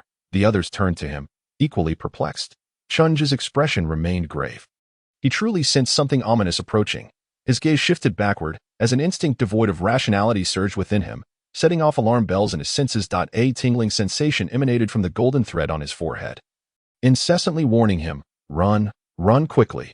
He shouted, Increase your speed. We must exit the Douluo Forest immediately. With that, he hastened his pace, while Ning Rongrong empowered them with a buff, and the group plunged forward once more. However, merely after a short span of time, Flender, who had been uncertain, suddenly turned pale. He abruptly looked back, sensing something amiss. Zhao Wuji, leading ahead, also felt a disturbance and halted. Flender, seeing this, shouted urgently, Quick! Lead them away! A great terror approaches. As soon as Flender's words fell, an earth-shattering roar erupted from behind. The sound sent shivers down everyone's spines, a chilling sensation enveloping them. Xuanwu's expression shifted dramatically as she realized the gravity of the situation. Another deafening roar followed, closer and more intimidating. The group finally glimpsed the source of the commotion. Towering trees were uprooted, revealing a monstrous creature illuminated by the moonlight. The Titan Great Ape, a terrifying behemoth, stood before them, its body resembling a small mountain, adorned with lava-like patterns that roared skyward, its tremendous voice sending dread coursing through all. Flender, with a resolute expression, positioned himself protectively in front of the group, urging, "Old Zhao, take them away. I will hold it back." Flender, unaware that the creature before him was a 100,000-year-old beast, remained determined to create an opportunity for the others to escape. Zhao Wujia's hesitation flickered in his eyes. But upon seeing Flender's unwavering resolve, he gritted his teeth and commanded, "Follow me." He turned to flee. Yet, at that moment, the Titan Great Ape lunged forward, ignoring Flender, and raised its massive hand towards the crowd. Flender, teeth clenched, unleashed his martial soul in its true form, his soul rings shimmering as he charged at the Titan Great Ape. The Titan Great Ape swung its massive arm in retaliation. The impact was catastrophic. Flender's full force assault was obliterated in an instant, sending him hurtling backward. He crashed through several trees as he flew past Zhao Wujia, who widened his eyes in shock and quickly turned around, only to see the Titan Great Ape swinging its arm once more at the fleeing group. The creature's massive hand missed its target, as Xuanwu had already been led away by Tangen. As the Titan Great Ape prepared to strike again, Zhao Wujia, disregarding the shock, unleashed his martial soul to shield the others from the impending blow. All of this transpired in mere moments. The others scattered in panic. And Chunha swiftly grabbed the stunned Ning Rongrong, retreating while shouting to the group, "Run! Everyone! Head for the forest's edge! Lin Yinyong, check on Dean Flender and bring him along." He thrust the bewildered Ning Rongrong into Oscar's arms, urging, "You two must escape quickly." Having witnessed the Titan Great Ape's might, Chunha no longer considered the implications of their original story. He knew that with their fragile forms, any delay could lead to their demise. With a thunderous crash, Zhao Wujie could hold his ground no longer, blood spewing from his mouth as he staggered back. The Titan Great Ape swung another punch at him, and Zhao Wujie could only brace himself to absorb the blow, which sent him flying, leaving him gravely injured. Chunha swiftly appeared behind him, stabilizing his form and producing a vial of healing medicine, placing it in Zhao Wujia's hands. Zhao Wujia uncorked the vial and drank it down. His expression was fierce as he gritted his teeth, saying, "Chunha, you should also flee. I, Old Zhao, will hold it off." Chunha shook his head, the golden horn on his forehead gleaming brightly, golden light flashing in his eyes as he declared, "I will stay with you.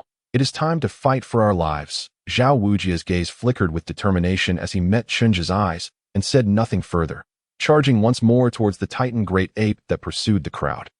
The situation left no room for contemplation. He resolved within himself that he would protect Chunha, even at the cost of his own life. Zhao Wujia engaged the Titan Great Ape again, while Chunha also summoned his martial soul, his 4 soul rings flashing in rapid succession. First soul skill, Energy Water Ring. 4th soul skill, Sword Soul Endowment. 2nd soul skill, Shimming Shock Shield. Approaching the Titan Great Ape from behind, Chunha slammed his shield against its nape. The Titan Great Ape's body momentarily stiffened, and Chunha followed with a powerful kick. 3rd soul skill, Ascending Dragon Waterfall. After a series of attacks, he realized he had not inflicted any substantial damage on the Titan Great Ape, yet he successfully drew its attention. Without turning its head, the Titan Great Ape retaliated with a punch. The Xianlin golden horn shimmered faintly, enhancing Chunha's senses to unprecedented sharpness as he moved nimbly. Boom! The Titan Great Ape's punch shattered Chunha's afterimage, and it turned to fix its crimson gaze upon him. Chunha, startled, dared not linger and sprinted away. Chapter 66. Separated Chunha ran swiftly, but the Titan Great Ape still aimed a punch at him, its terrifying power locking onto him. Chunha transformed into 9 shadows. Each clone formed from the condensed 9 energy, containing his essence. Boom! Another punch struck the ground, not hitting Chunha directly, yet the shockwaves obliterated his 9 shadows, sending him flying into the forest. His mind blank, he felt himself collide with a soft embrace. The two rolled together, propelled by the impact, crashing through several trees. After lying on the ground for some time, Chen Zhe gradually regained his composure and looked up to see Zhu Xuching. "Why are you still here?" A glance revealed that the Titan Great Ape, after delivering a punch, had resumed its chase of the main group and was now nowhere in sight, struggling to his feet. Chen Zhe felt utterly drained, his body aching, and his internal energy in disarray. The Titan Great Ape's attack carrying an inexplicable disruptive force that he managed a faint smile. He usually wielded the disruptive force against others, but now he found himself on the receiving end of it. Chen Zhe retrieved some healing pills, consuming a few to mitigate his injuries, and offered the rest to Zhu Xuching that I merely sought refuge in the forest. Zhu Xuching took over, her attire in disarray, and she dabbed at the corner of her mouth, where a trace of blood lingered. The prolonged training had ingrained in her the instinct to conceal herself at the first sign of danger. Waiting for the opportune moment to strike as expected, the Titan giant ape paid her no heed whatsoever. "You can still..." Chen Zhe's words were interrupted as another thunderous sound echoed from the other side, suggesting that the Titan giant ape had returned. Zhu Xuching's expression shifted, and she swiftly grasped the weakened Chen Zhe, both taking refuge atop the treetops. Chen Zhe's face stiffened. However, the Titan giant ape did not pass by their location. Once the rumbling faded into the distance, they both exhaled in relief. Remaining in the treetop, Chen Zhe glanced at Zhu Xuching, who was also looking at him, her gaze striving to maintain composure, as if nothing had transpired, if not for the slight flush on her cheeks. Chen Zhe's lips twitched. Unexpectedly, a hint of romantic emotion blossomed within him, and he stared into Zhu Xuching's eyes for an extended period until she could no longer bear it and averted her gaze. Zhu Xuching quickly shifted the topic, softly inquiring, "What is the story behind that golden horn on your forehead?" Chen Zhe also withdrew his gaze, reaching up to touch the Xianlin golden horn on his forehead. Pausing in silence before replying, "The Xianlin golden horn, my external spirit bone. As the golden horn vanished, it transformed into the familiar golden thread that Zhu Xuching recognized. Zhu Xuching looked up again, her eyes wide with astonishment. Clearly, she understood what an external spirit bone entailed. Chen Zhe smiled briefly, choosing not to elaborate further. "Protect me. I need to tend to my internal injuries first." He was all too aware of the trouble caused by the shockwave and feared that neglecting it could lead to hidden damage. "All right," Zhu Xuching agreed, refraining from further conversation. The surroundings fell silent once more as Chen Zhe seated himself, circulating his energy to quell the foreign force within. Zhu Xuching bit her lip, standing on a nearby branch, her gaze lost in thought. After half an hour, Chen Zhe completed his meditation and awoke. After casting a glance at her, he said, "It has been quite some time, yet the dean and the others have not come. I suspect they may be facing some upheaval as well. We must reunite with them." Zhu Xuching was taken aback but nodded in agreement without objection. Chen Zhe's gaze remained calm. "Once we return to the academy, come find me, and I will impart martial arts to you. How much you learn before I leave the academy will depend on your own abilities." The joy on Zhu Xuching's face froze before it could fully bloom. "You're leaving the academy?" Chen Zhe nodded, choosing not to elaborate further as he leaped down from the tree and began walking in the direction the others had fled. It was only through experiencing the terror of the Titan giant ape that Chen Zhe truly grasped his own frailty. And he finally resolved the doubts that had long plagued him. He could survive, but he could not lose the courage to forge ahead. Since he held a fair degree of confidence, there was no reason to hesitate. If he dared not take even a slight risk, he might forever remain weak. Zhu Xuching hurriedly followed, wanting to ask something, yet her words failed her multiple times, ultimately leading her to ask, "When will we leave?" "I don't know yet," Chen Zhe replied, his steps unceasing, glancing back at her, noticing her tense expression. He added, "At the very least, we must ensure I teach you what I promised before we depart. That I need to make some preparations myself." Zhu Xuching breathed a sigh of relief upon hearing this. Keeping pace with him and refraining from further conversation, they arrived at a desolate site, the apparent battleground where the Titan giant ape clashed with the Shrek team.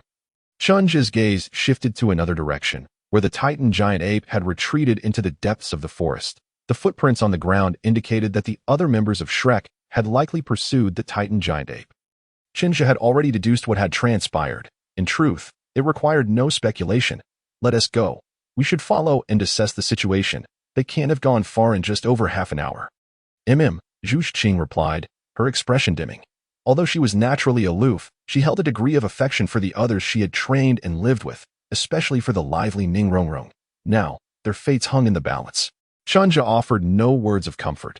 For he himself could not be certain that events would unfold as they had in the original narrative. It was now the early hours of the morning, and the cold wind howled through the forest. Chen Zhe and Zhu Xuching quickened their pace, following the path trampled by the Titan giant ape. Initially hoping to find the others swiftly, they were dismayed to discover that over an hour had passed without a trace of them. Suddenly, sensing something, Chen Zhe abruptly halted, his gaze shifting to the side. "Who is there? Come out." Zhu Xuching also came to a stop, her eyes darting in that direction, just as Chen Zhe's words fell. A rustling sound broke the silence, revealing a spider before them. No. 3 spiders. 3 gigantic spiders the size of houses. Chen Zhe observed the 2 spiders encircling them from either side. "It's an ender spider. Be cautious. These spiders are exceedingly vicious." Zhu Xuching nodded, crouching low to conceal herself in Chen Zhe's shadow, poised to spring into action.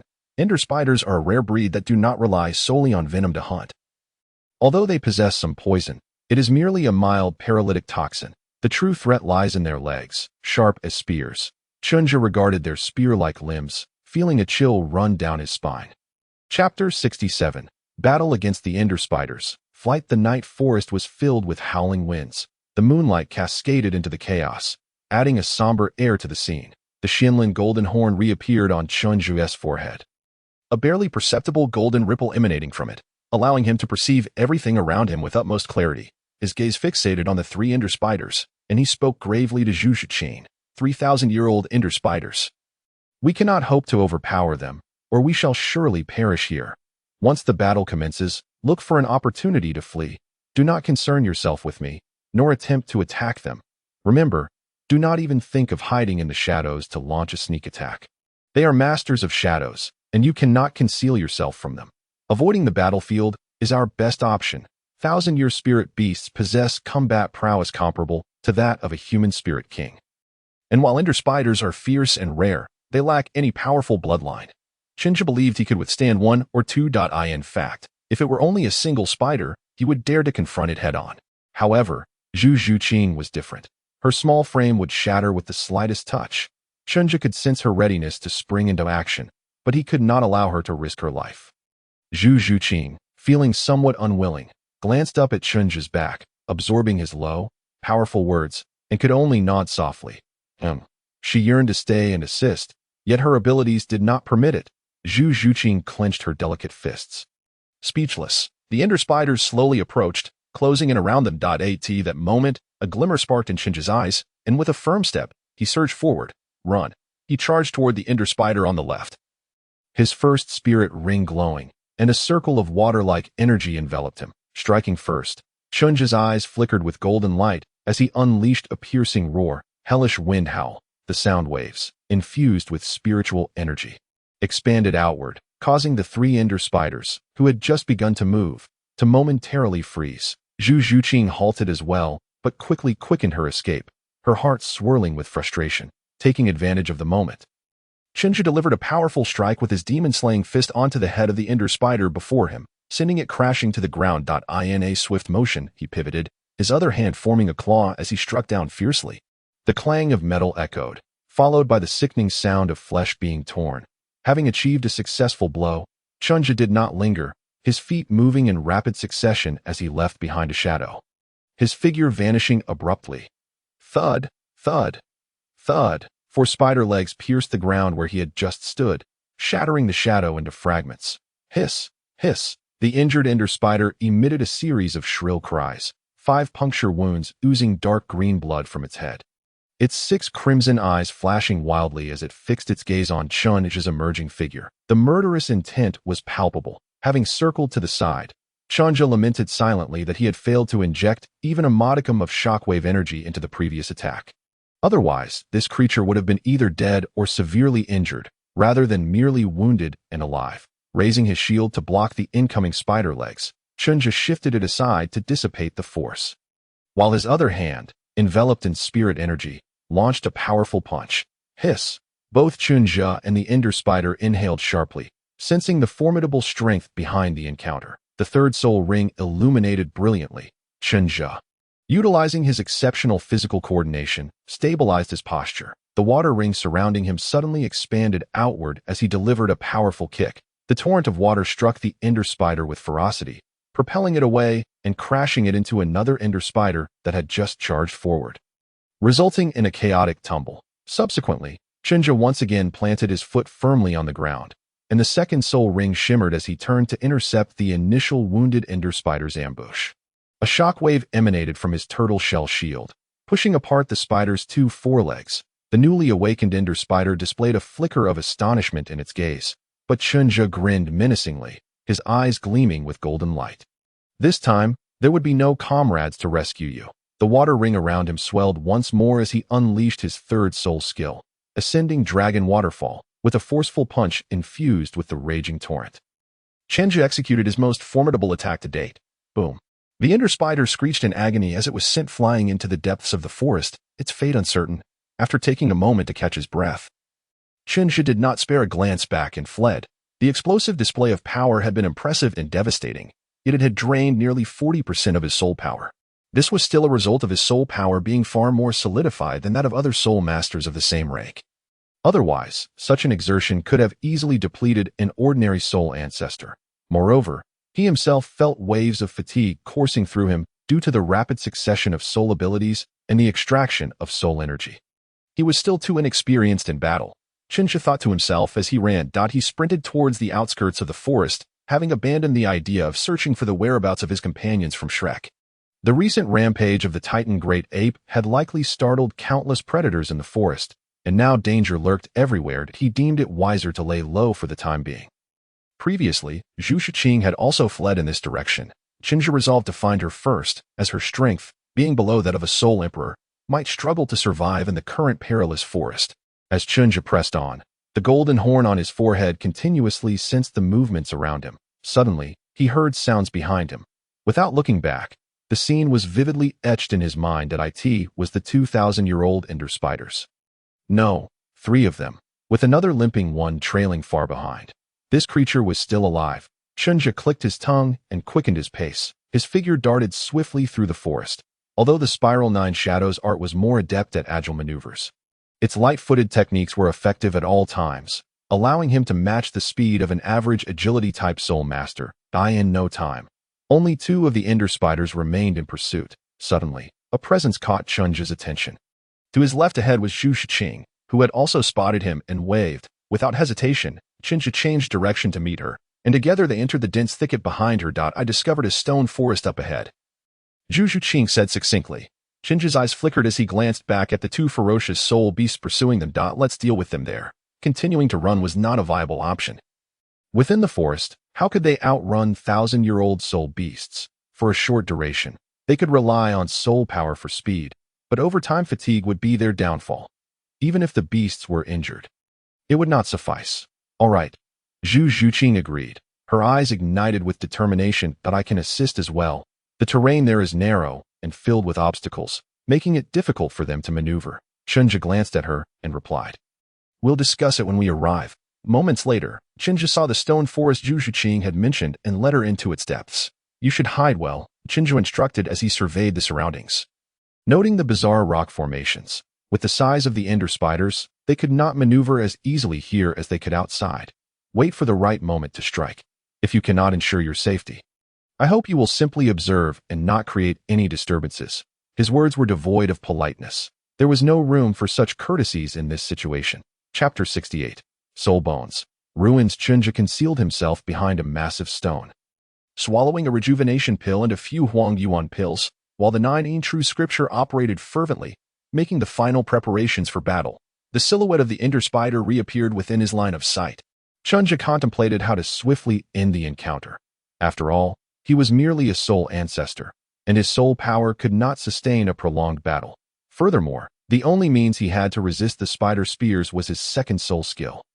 Relying solely on the turtle shell shield would make him vulnerable to a single strike. Before long, the ender spider had approached, and Chen Zhe seized a fist-sized rock, hurling it toward them before retreating back into the stone forest.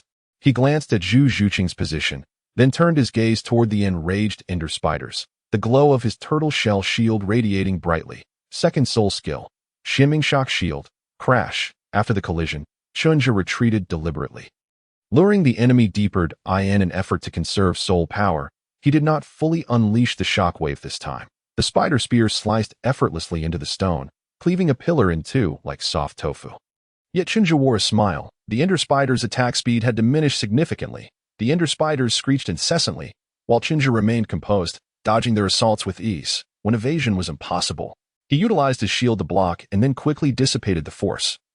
Maintaining his stability, he maneuvered them toward the edges of the stones, slowly seeking the opportunity for a decisive blow. Suddenly, as one ender spider swung its attack, it severed a stone pillar in half, causing the pillar to topple toward the space between itself and Chen Zhe. Simultaneously, the other ender spider lunged with its spear, only to be struck by the falling stone. An opportunity. Chen Zhe's eyes sparkled with intensity as he disregarded the spider hit by the pillar, focusing instead on the one preparing to strike again. Fourth soul skill, Sword Spirit Bestowal. Third soul skill, Ascending Dragon Waterfall. Boom. This time, Chen Zhe propelled his turtle shell shield toward the ender spider, the surrounding water swirling tumultuously. The explosive force left the ender spider defenseless as it was sent flying, its soft underbelly exposed before Chen Zhe. The chance was fleeting. He charged forward, the water surging once more. Mighty Demon Fist, Ascending Dragon Waterfall combo. The attack landed squarely, delivering a heavy blow to the ender spider, leaving it rolling on the ground, struggling to rise again. Meanwhile, Zhu Xuching, who had remained a silent observer, seized the moment to strike.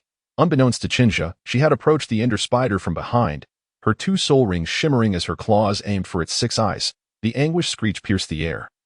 But Chen Zhe could not afford to divert his attention as he unleashed a flurry of attacks that severely wounded one ender spider. The other had already reacted, launching a fierce counterattack, in a state of fatigue from previous exertions. Chen Zhe could only lift his shield to brace for the incoming strike. The shield tilted slightly, attempting to mitigate some of the force. Another collision occurred, and Chen Zhe spat a mouthful of blood. Yet he managed to withstand the blow. After regaining his footing, he swiftly evaded the subsequent attacks. Back and forth they battled. What he had intended to be a quick resolution turned into a grueling struggle lasting nearly half an hour. He exhausted his limited supply of 7 Huang Yuan pills. During the fray, the ender spider he had previously injured also arrived on the battlefield, launching a surprise attack that Chen Zhe barely fended off, leaving a deep gash on his arm that exposed bone. In the aftermath, amidst the chaos, Chen Zhe gasped for breath as Zhu Xuching tended to his wounds. His gaze fell upon the 3 ender spiders lying defeated on the ground, and he remarked, "Zhu Xuching, did you notice the scratches on those stone pillars? What do you think they resemble?" Zhu Xuching continued her work, glancing in the direction Chen Zhe indicated as dawn broke. Soft rays of light illuminated the variously sized stone pillars, revealing faint scratches that seemed to have been made by some sharp blade. Additionally, "Is that a spider web?" Zhu Xuching exclaimed in shock. Chen Zhe replied nonchalantly, "We have been toiling away with these 3 beasts for so long. Yet there has been no sound from the stone forest. This sizable stone forest certainly has an owner." He had sensed something amiss during their earlier skirmish. Taking a deep breath, he continued, "And those sparse spider webs indicate we may have inadvertently stumbled into the lair of these 3 ender spiders." He surveyed the surroundings of the stone forest. The ender spider was a quintessential killing machine, relying not on webs and toxins for hunting. Webs served primarily for nurturing their offspring and guarding their nests. Chen Zhe looked at Zhu Xuching and smiled. "Whether or not this is true, we shall discover once we venture inside." Upon hearing this, Zhu Xuching displayed a rare moment of hesitation. "But what about your injury?" Chen Zhe shook his head dismissively, responding nonchalantly, "Rest assured, it's merely a wasted arm. I still possess combat capability. Furthermore, I estimate we shall encounter no more soul beasts. The scarcity of ender spiders is largely attributed to their poor reproductive capabilities. And these 3 ender spiders do not appear to have offspring, so it is highly likely that there is nothing within them." Seeing his unwavering confidence, Zhu Xuching could only nod in agreement. "Very well. But if we truly encounter a small spider, allow me to take charge of the frontal assault. I may not be capable of dealing with a 10,000-year soul beast, but a 1,000-year one should pose no problem." Having spoken at length, Zhu Xuching's countenance was marked only by determination. Chen Zhe paused momentarily, gazing into her eyes, feeling a subtle stir within. No problem that he kept repeating to himself. She is merely 12 years old. Merely 12 years old. Merely 12 years old. Only then did Zhu Xuching reveal a smile. Another hour passed. Chen Zhe and Zhu Xuching ambled through the stone forest. Chen Zhe tossed a pitch-black soul bone to Zhu Xuching. "This is for you." After dismantling the 3 ender spiders, they had obtained this head soul bone, produced by the very ender spider whose skull Chen Zhe had shattered with a single claw. Remarkably, despite having 5 holes punctured in its skull, it had not perished. It had managed to flee back from afar, delivering a high-quality soul bone to Chen Zhe. Zhu Xuching instinctively caught it, but regarded him with confusion. "This is your trophy." There seemed to be no hint of greed in her eyes, at least none that Chen Zhe could perceive. "I have no need for it, nor do I intend to absorb it. This item belongs to the shadow category and holds little value for me. It is perfectly suited for you." Zhu Xuching paused momentarily before replying. "Let us forget it. No merit, no reward. Besides, I have nothing of value to offer you in return. It is too precious for me to accept that it would be a lie to say she was not moved. Indeed, this soul bone was exceedingly well suited for her. Yet, you are not someone I can claim as my own. How could I dare to accept such a valuable item from you?" Chen Zhe halted his steps, inquiring, "Are you truly certain you do not want it?" "Absolutely not." Zhu Xuching's response was even more resolute this time. Chen Zhe chuckled softly, retrieving the soul bone and stowing it within his storage ring. "If you do not wish to accept it, then so be it." Before long, the pair finally arrived at the depths of the stone forest.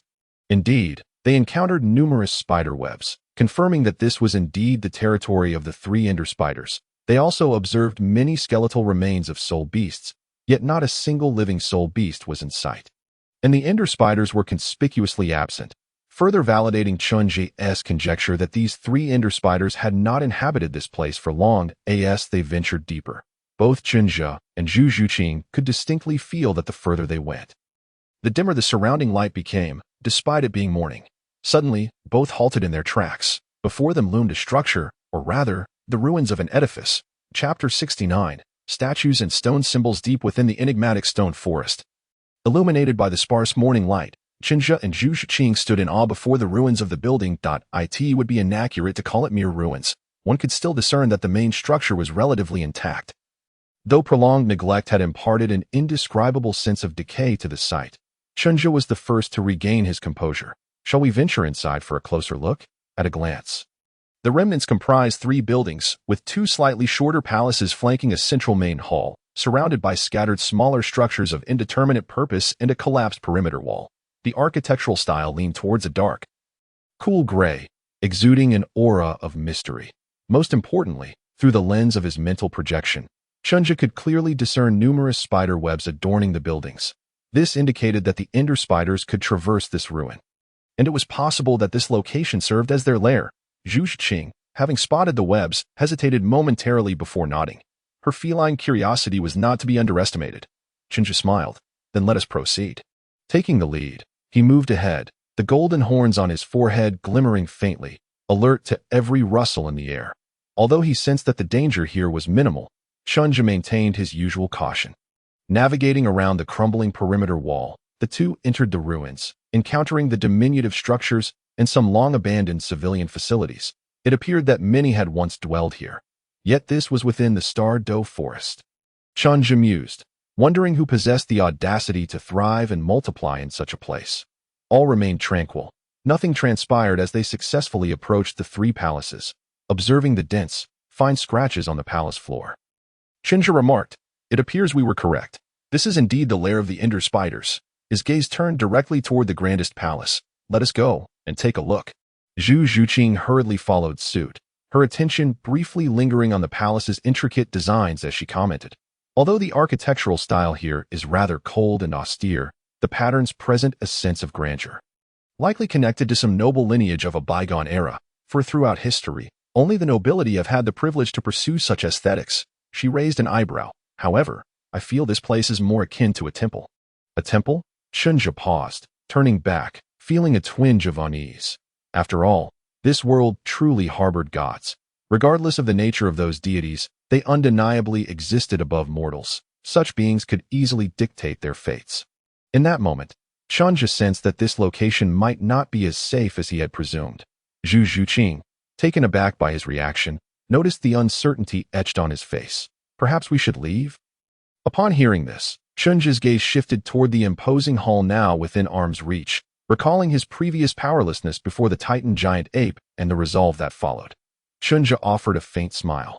Yet his determination solidified. "No, Those ender spiders have resided here for an indeterminate period without incident. It is improbable that we would encounter danger simply by arriving. Let us proceed. Entering may reveal more. He reminded himself that he could no longer afford to hesitate. Thus began his journey, taking the first step toward becoming a formidable force, shedding the shackles of his former self. Chen Zhe stepped into the grand hall. With Zhu Xuching closely trailing behind, the atmosphere was vast and silent, the air thick with the scent of decay. This was Chen Zhe's initial impression of the place. Producing a luminous stone, he utilized its faint glow to illuminate the surrounding area. As his gaze swept across the scattered debris and spider webs in the corners, he finally focused on the front, where an altar stood. Upon the altar rested a dilapidated statue. Overall, it appeared to depict a female figure in a crouching posture. Yet it was missing its head, an entire right arm, and half of a left hand. The remaining body and legs were marred with cracks. Chen Zhe observed the ground and the altar, noting the other missing parts of the statue. One was shattered and had fallen.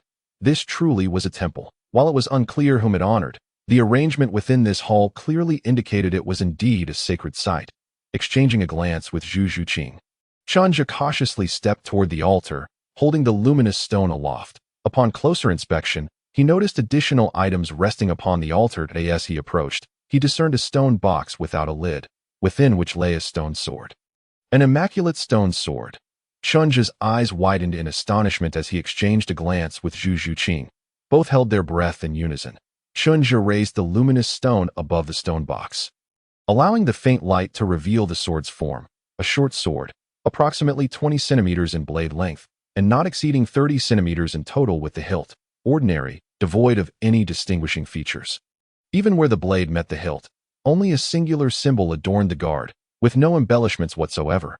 After a considerable pause, during which nothing occurred, Chen Zhe exchanged a knowing glance with Zhu Xuching and extended his hand to grasp the sword.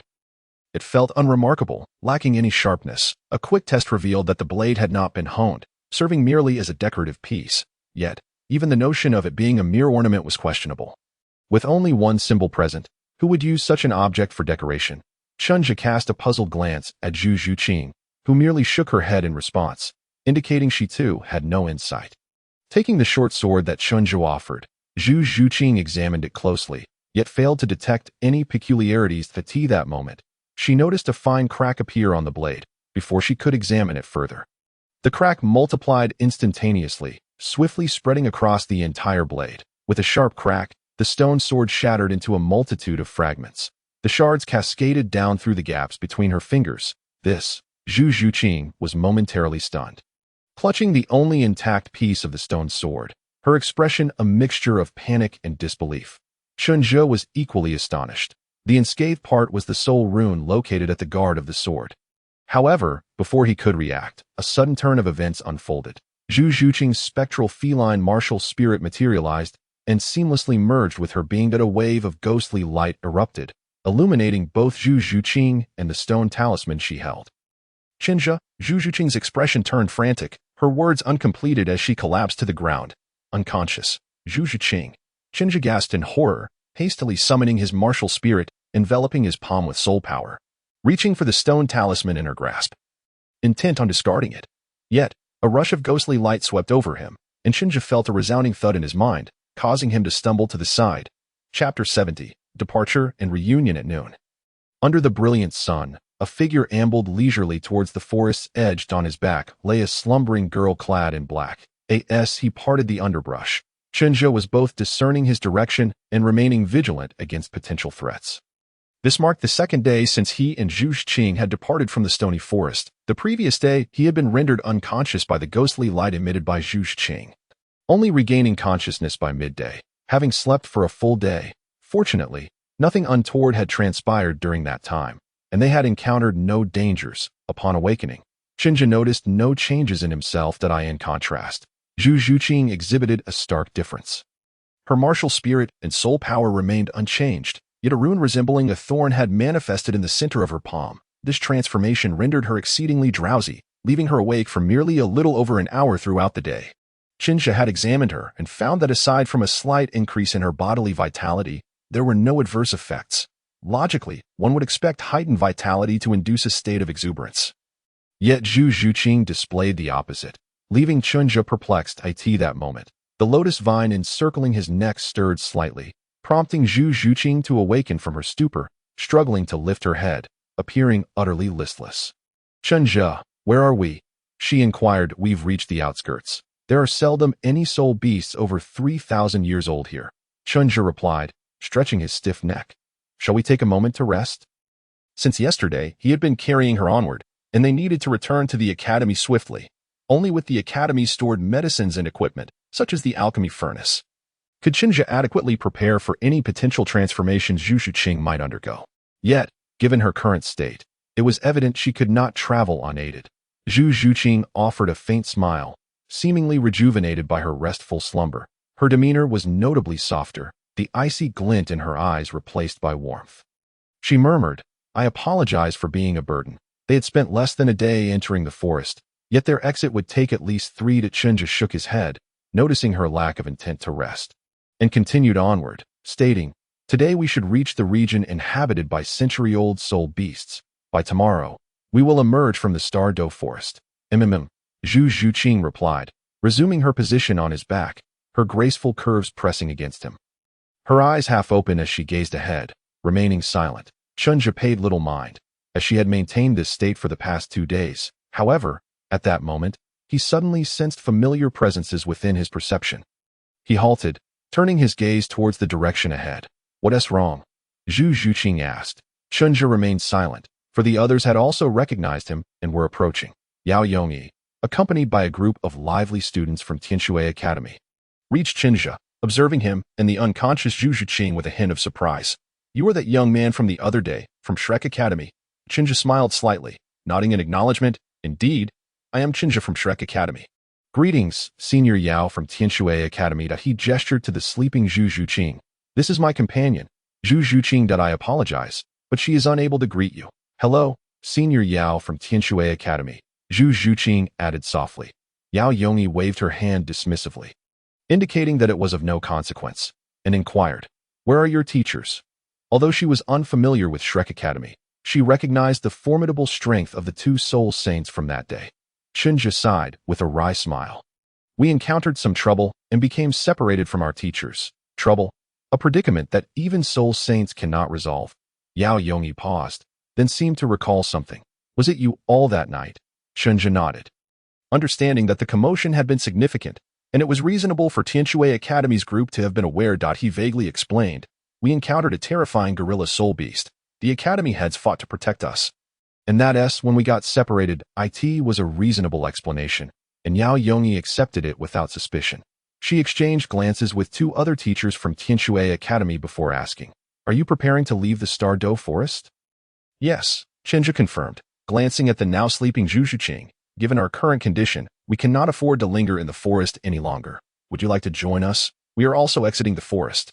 Before Yao Yongyi could respond, a rather adorable girl with an oval face peeked out from behind her, her eyes fixated on Chen Zhe, occasionally glancing at his forehead.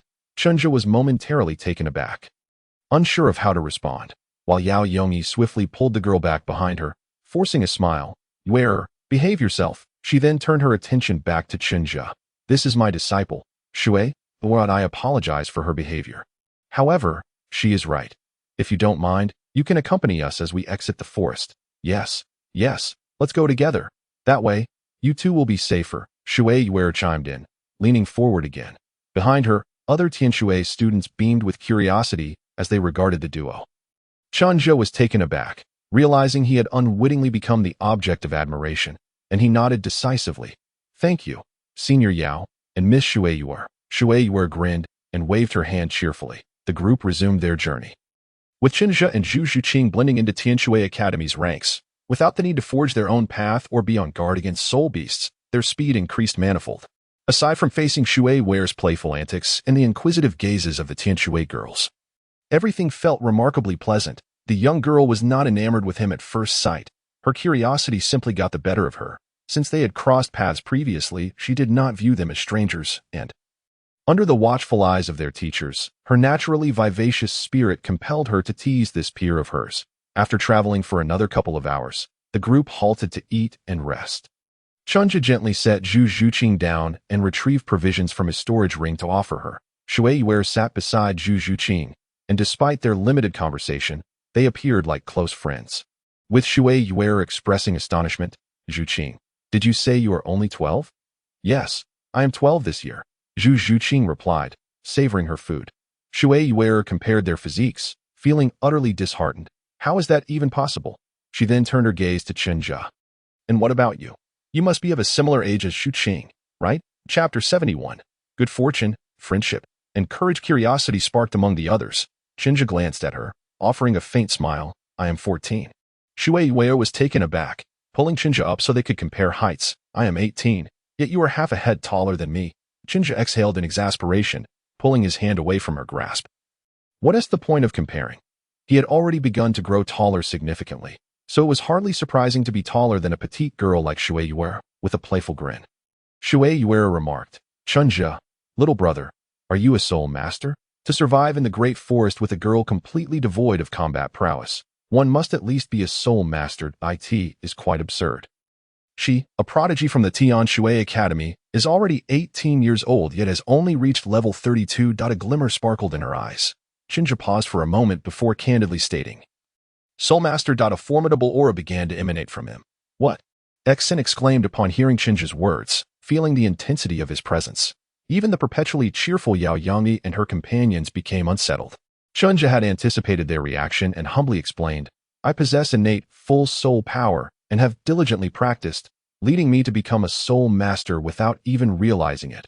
Observing his nonchalant demeanor, Xuanwu felt a twinge of annoyance, yet her gaze shifted to a girl amidst the crowd. Binger, she is a prodigy like you, a remarkable talent. Following her gaze, Chen Zhe noticed a girl around 14 or 15 years of age. With ice blue hair, exquisite features, gentle and radiating an ethereal beauty, Xuanming. She was the one Chen Zhe had seen absorbing the soul ring from the Xianbing crystal armor beast, and she had now also ascended to the rank of soul master.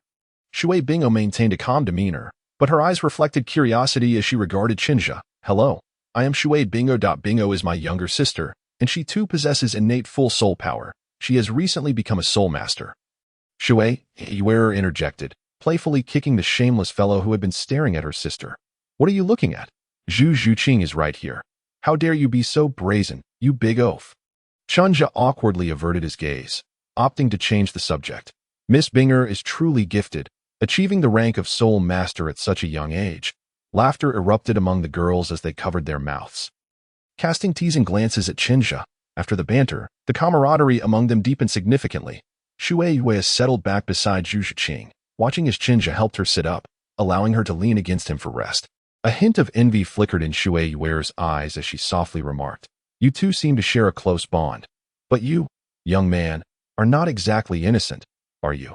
How could you take such liberties with a 12-year-old girl?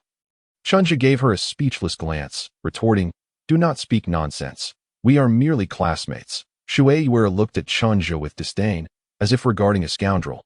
Is this how you treat your classmates? Embracing and carrying her, and yet you claim you were just classmates? Zhu Xuching, who had been half asleep, opened her eyes slightly to scrutinize Chen Zhe, who simply smiled calmly. What can I do? Xuching is in such poor condition. We only wish to return to the academy quickly and discuss other matters later. Zhu Xuching closed her eyes again, her hand gently clenching within her sleeve. Xuanwu remained unconvinced, earnestly warning Chen Zhe. You must treat Xuching well from now on, though we do not converse much. I know she is a gentle and kind girl. If I find out you mistreat her, beware, for I shall take action. She punctuated her threat with a small fist shake. Chen Zhe chuckled. Then you must be able to defeat me. I shall have Binger deal with you. Outside the Star Do Great Forest, in a small town, Chen Zhe waved goodbye to the members of Tian Shui Academy, carrying Zhu Xuching toward the Blackwater Merchant Association. This town was not the one they had entered the forest from, but it too housed a branch of the Blackwater Merchant Association. However, the accommodations here were considerably more modest. After presenting his identification token to establish his identity, Chen Zhe and Zhu Xuching settled in for a rest.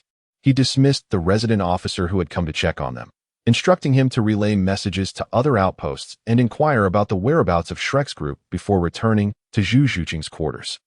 At that moment, she had already awakened, propped up against the bed, her gaze blankly fixed ahead, seemingly lost in thought. Chen Zhe approached her, saying, I have sent someone to fetch medicinal herbs. I will brew you a calming potion shortly. Your body is quite energized, yet your spirit appears quite exhausted that I believe we should stabilize your mental state first. Thank you, Chen Zhe, Zhu Xuching replied, her eyes focusing on his face. You have worked hard to bring me a burden out of such a perilous forest. Chen Zhe paused, sensing a shift. What has brought this on? Why the sudden self-reproach? Zhu Xuching was not one to indulge in self-pity. She gently shook her head before adding, what do you think of the people from Tian Shui Academy?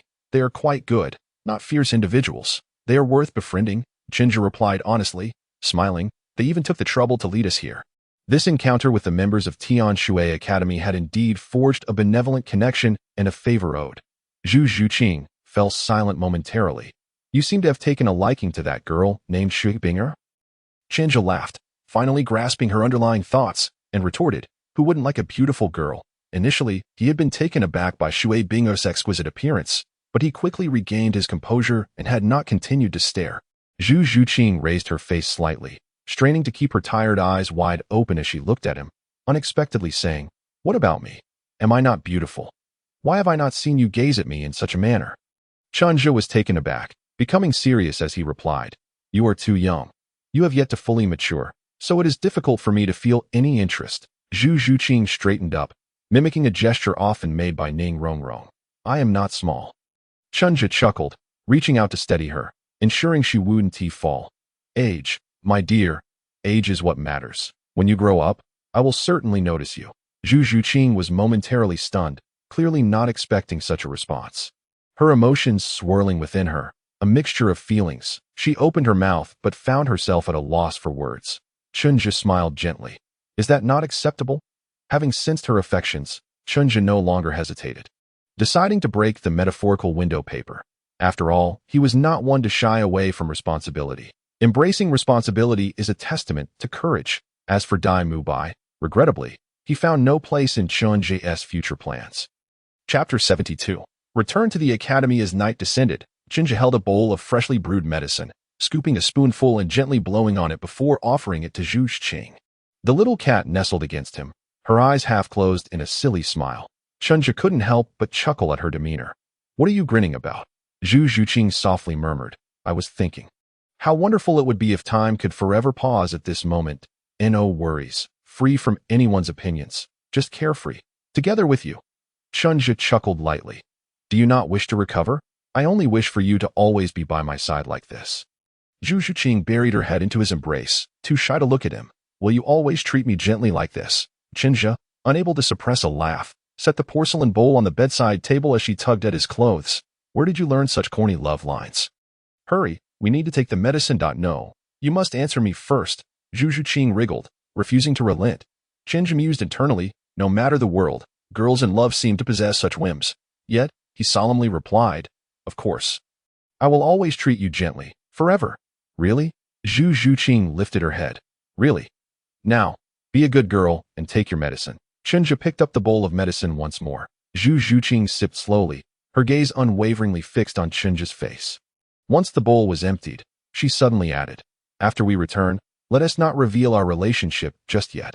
Chen Zhe paused, then resumed his natural demeanor. Are you worried about Dai Mubai? Zhu Xuching maintained her gaze on his eyes, sensing his calm and warm demeanor, nodding in satisfaction as she softly stated, he is only part of the reason. There are other factors at play that if our relationship is exposed, we may face life-threatening dangers. Her tone carried a hint of sorrow but was resolute. I understand you may not wish for this. You are proud, but I am not joking. There truly could be life-threatening risks. She exerted herself to keep her eyes wide open, striving to convey her determination to Chen Zhe. She was utterly sincere. The Star Luo Empire royal family? Chen Zhe inquired nonchalantly. Zhu Xuching's body stiffened, shock evident in her gaze as she looked at Chen Zhe. You already knew? Yes, I was aware from the very first day.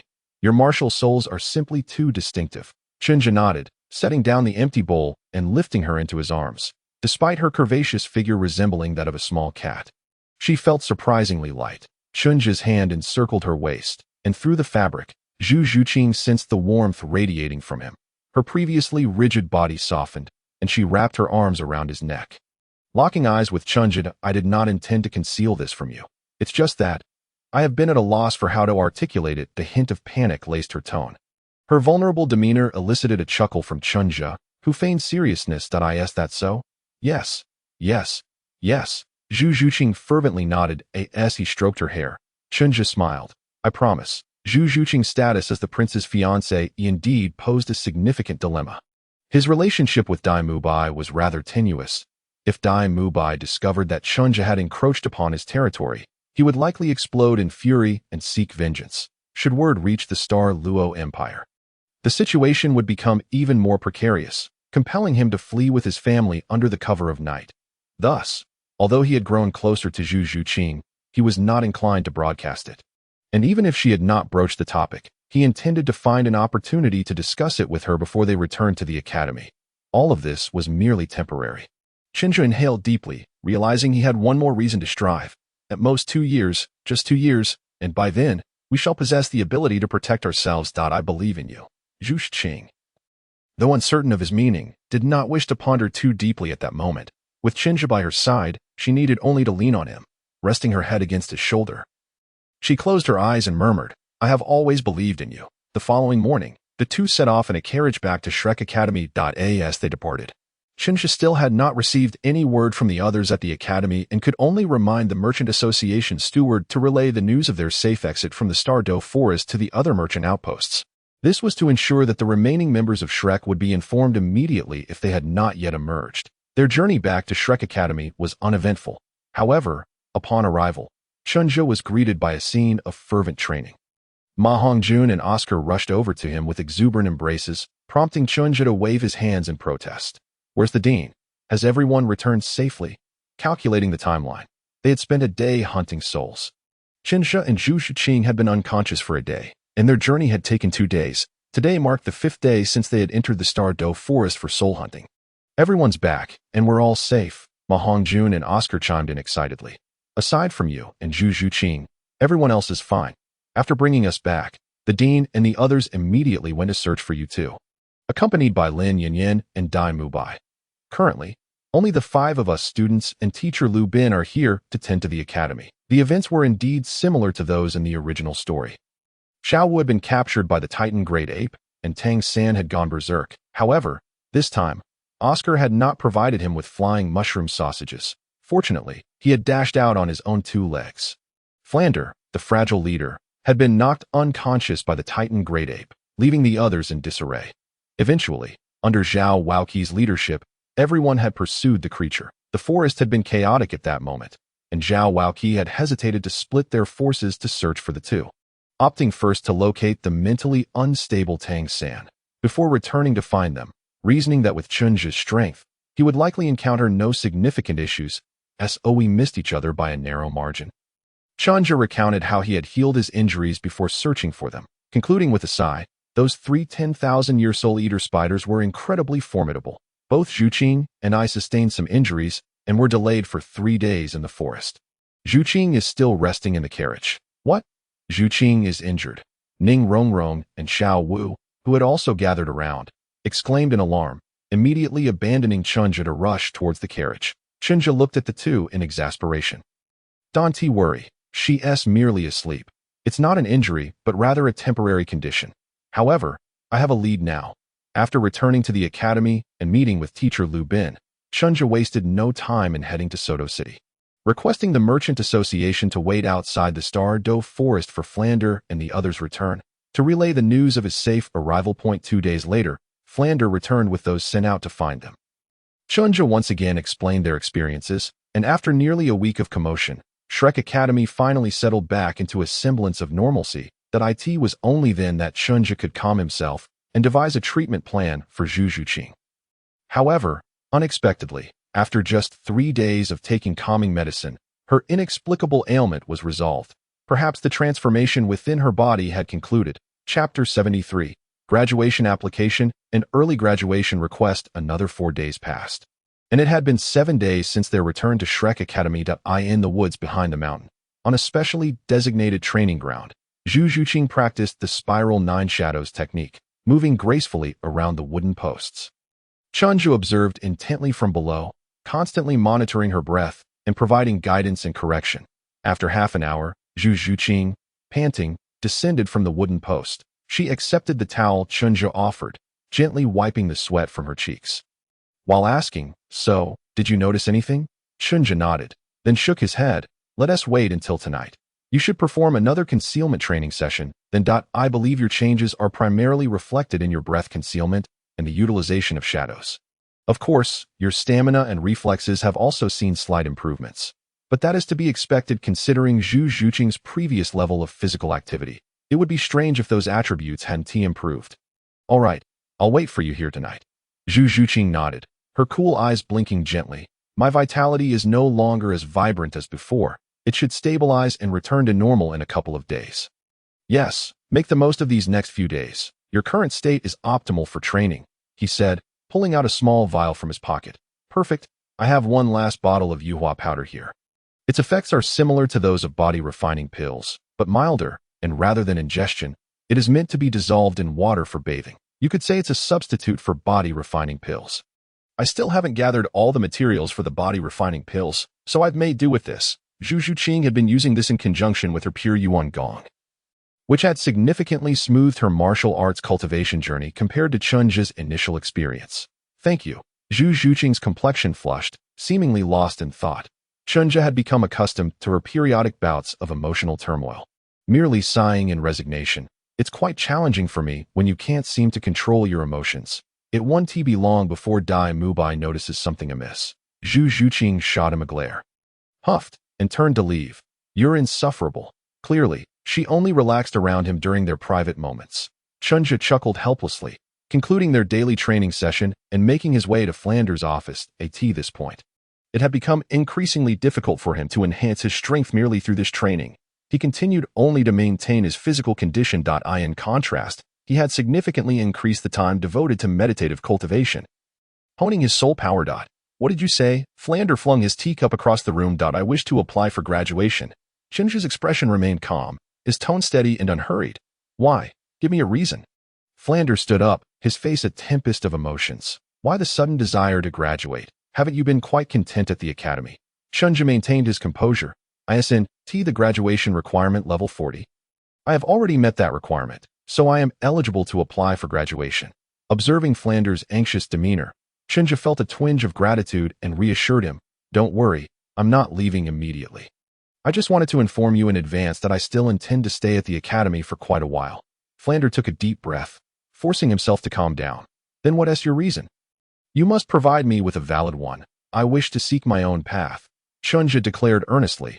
"I cannot remain confined within the academy forever, Dean Flander. You must have realized that my strength has stagnated for quite some time. In terms of both soul power cultivation and practical combat ability." As he spoke, he slightly bowed his head, a shadow of gloom falling upon him. "The recent Titan Ape incident has starkly illuminated my own insignificance for the first time, igniting within me a fervent desire to grow stronger." Lifting his gaze once more, his eyes sparkled with determination.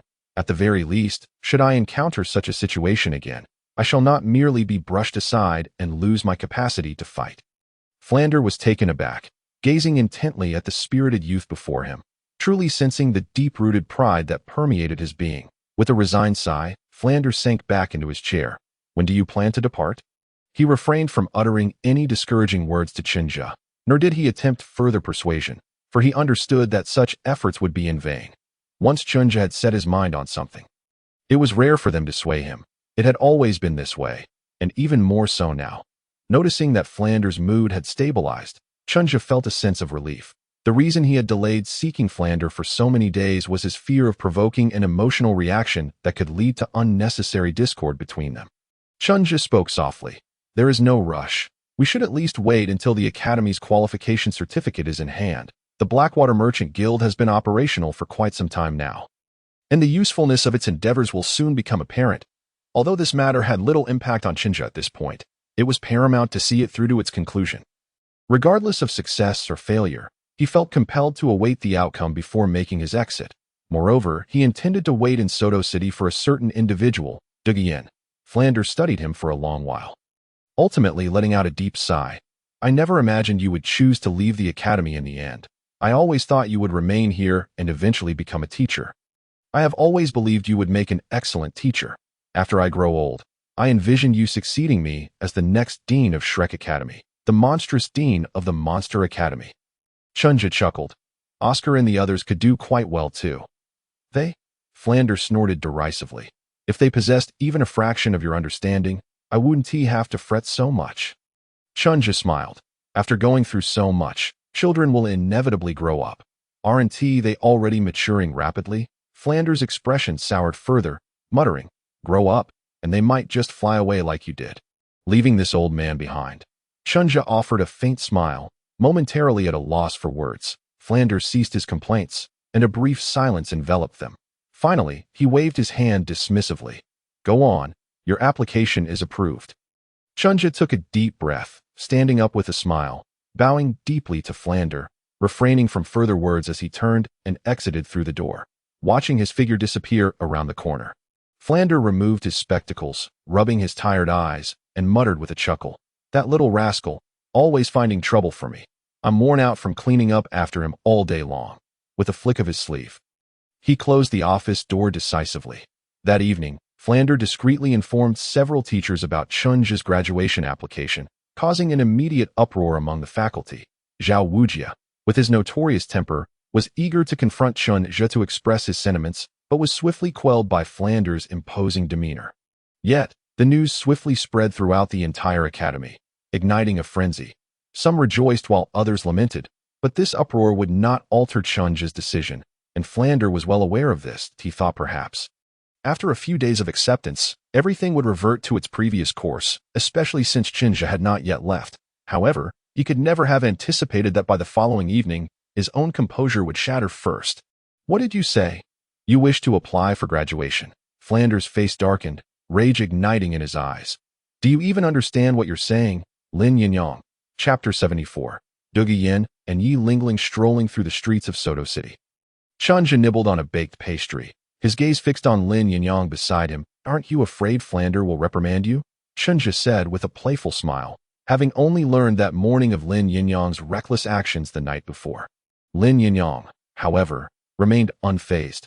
We are brothers, are we not? We have always been together. Chen Zhe paused, his smile fading as he regarded him intently. It was my fault that I should have confided in you sooner.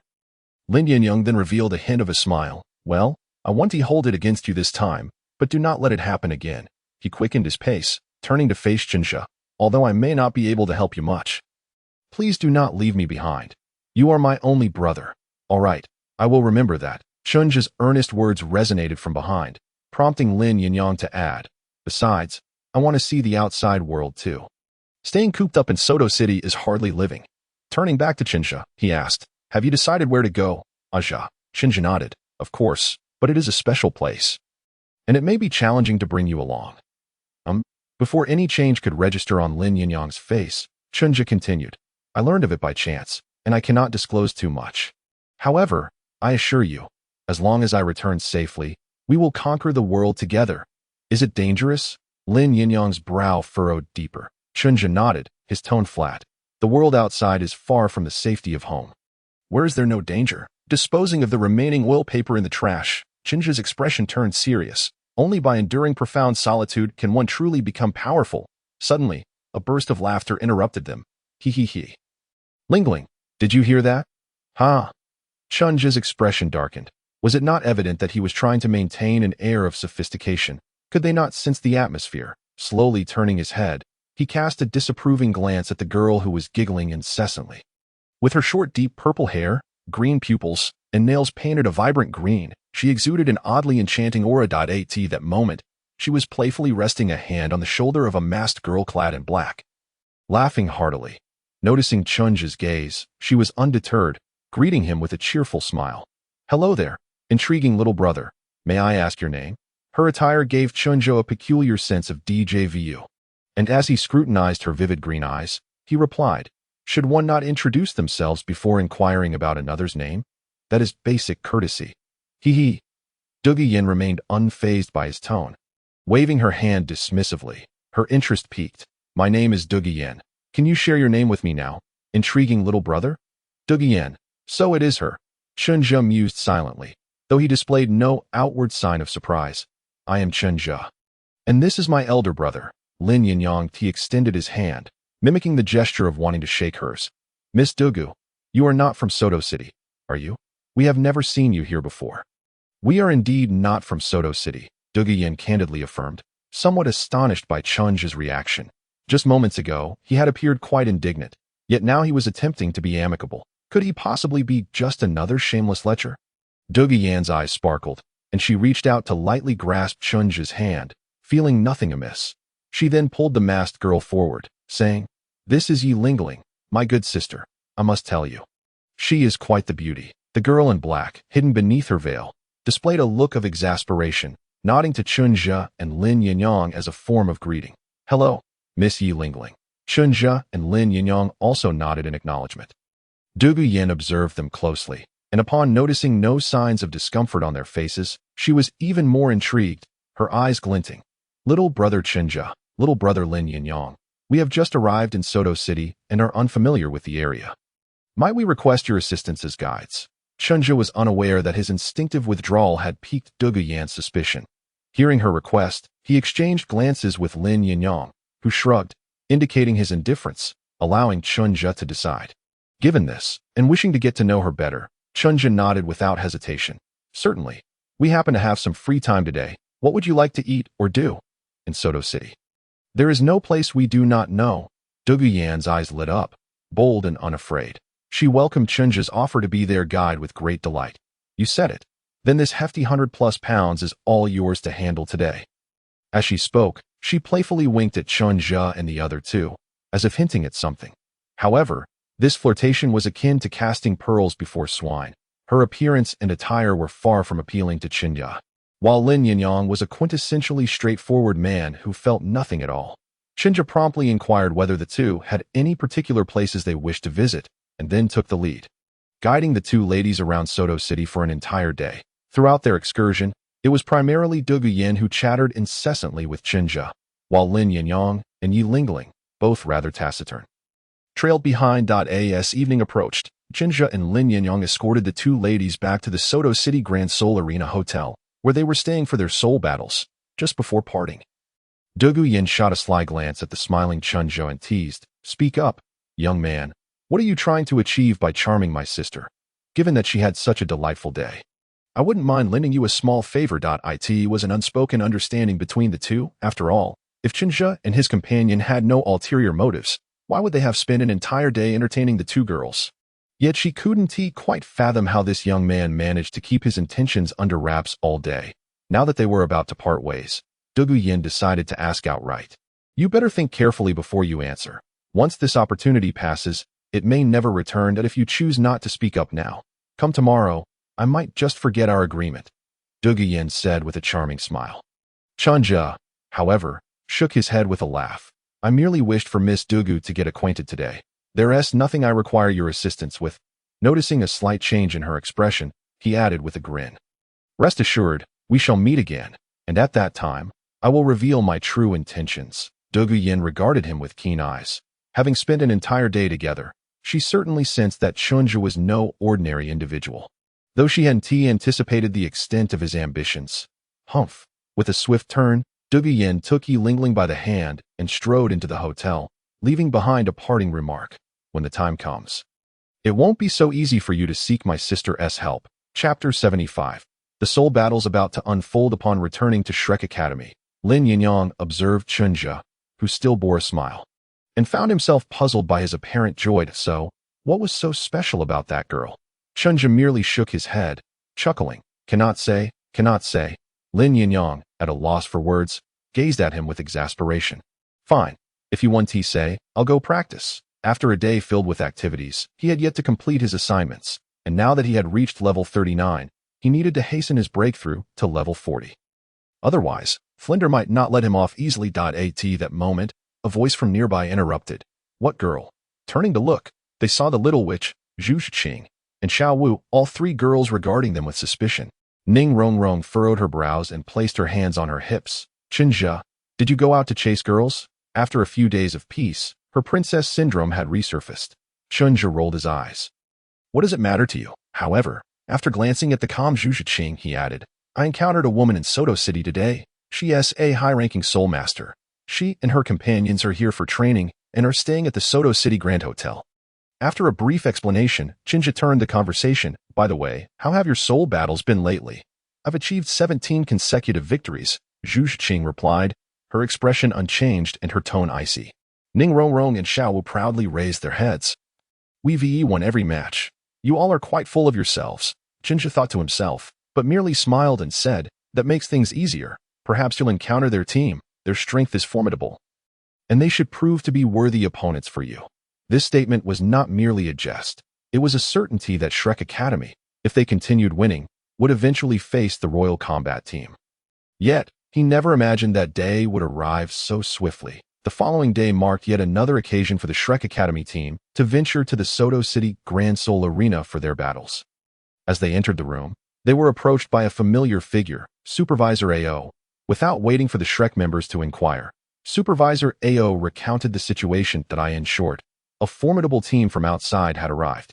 Known as the Royal Combat Team, this group was exceptionally strong and lacked any sense of martial ethics, having achieved consecutive victories at the Soto City Grand Soul Arena while refusing to engage in any form of trade, resulting in significant losses for the arena. Therefore, they hoped that the equally powerful Shrek team would take on the challenge. Chen Zhe listened, bemused. After all, Shrek had also been on a winning streak. After a lengthy discussion, Yu Xiaogang agreed to the battle on behalf of the team, and Flender, after Supervisor AO promised a series of rewards, smiled and nodded in agreement. Supervisor AO was pleased with Shrek's promptness, leaving behind a dossier of information before hastily departing. As the information circulated among the group, Lin Yinyong's eyes widened as he held a dossier concerning Dugu Yan, glancing pointedly at Chen Zhe. What is this? Chen Zhe nodded with a smile. Indeed, it is they. The others looked on with curiosity, while Flender asked, do you know them? Chen Zhe replied, we met yesterday in Soto City. I encountered Dugu Yan, the vice-captain of the Royal Combat Team, along with the support Soul Master. Yi Lingling, not shying away from the details, he recounted the events of the previous day. Xiaowu tilted her head with a playful smile. So it's them. We'll need to go easy on them then. Humph. Ning Rongrong scoffed. I could tell at a glance that those two are no good. I think we should focus our efforts on them. Chen Zhe looked at the inexplicably obstinate little witch and thought, how could one judge character merely by a name? At that moment, Yu Xiaogang cast a stern look in their direction and said, focus, or you may not stand a chance against them. His brow furrowed as he recalled a name he had seen on the list. All members are Soul Masters, with the highest reaching level 39 and the lowest at level 35. He surveyed the Shrek members. Meanwhile, we have 3 who are great Soul Masters, and both Xuanwu and Xiaosen have just recently broken through to Soul Master. But we have Lin Yinyong. Ning Rongrong interjected. Lin Yinyong is also at level 39, and he is incredibly strong. I don't believe that the Blue Lightning Tyrant Dragon Soul Master can match up to us. Ning Rongrong seemed unfazed. Even though the opposing team included a member from an upper sect, her excitement only grew. And don't forget me.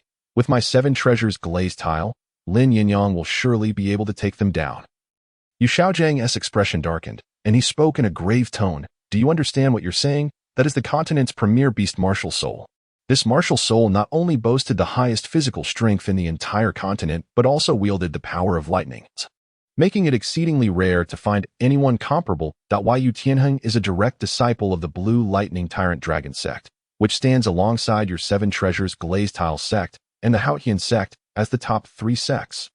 Ning Rongrong merely pouted in disdain.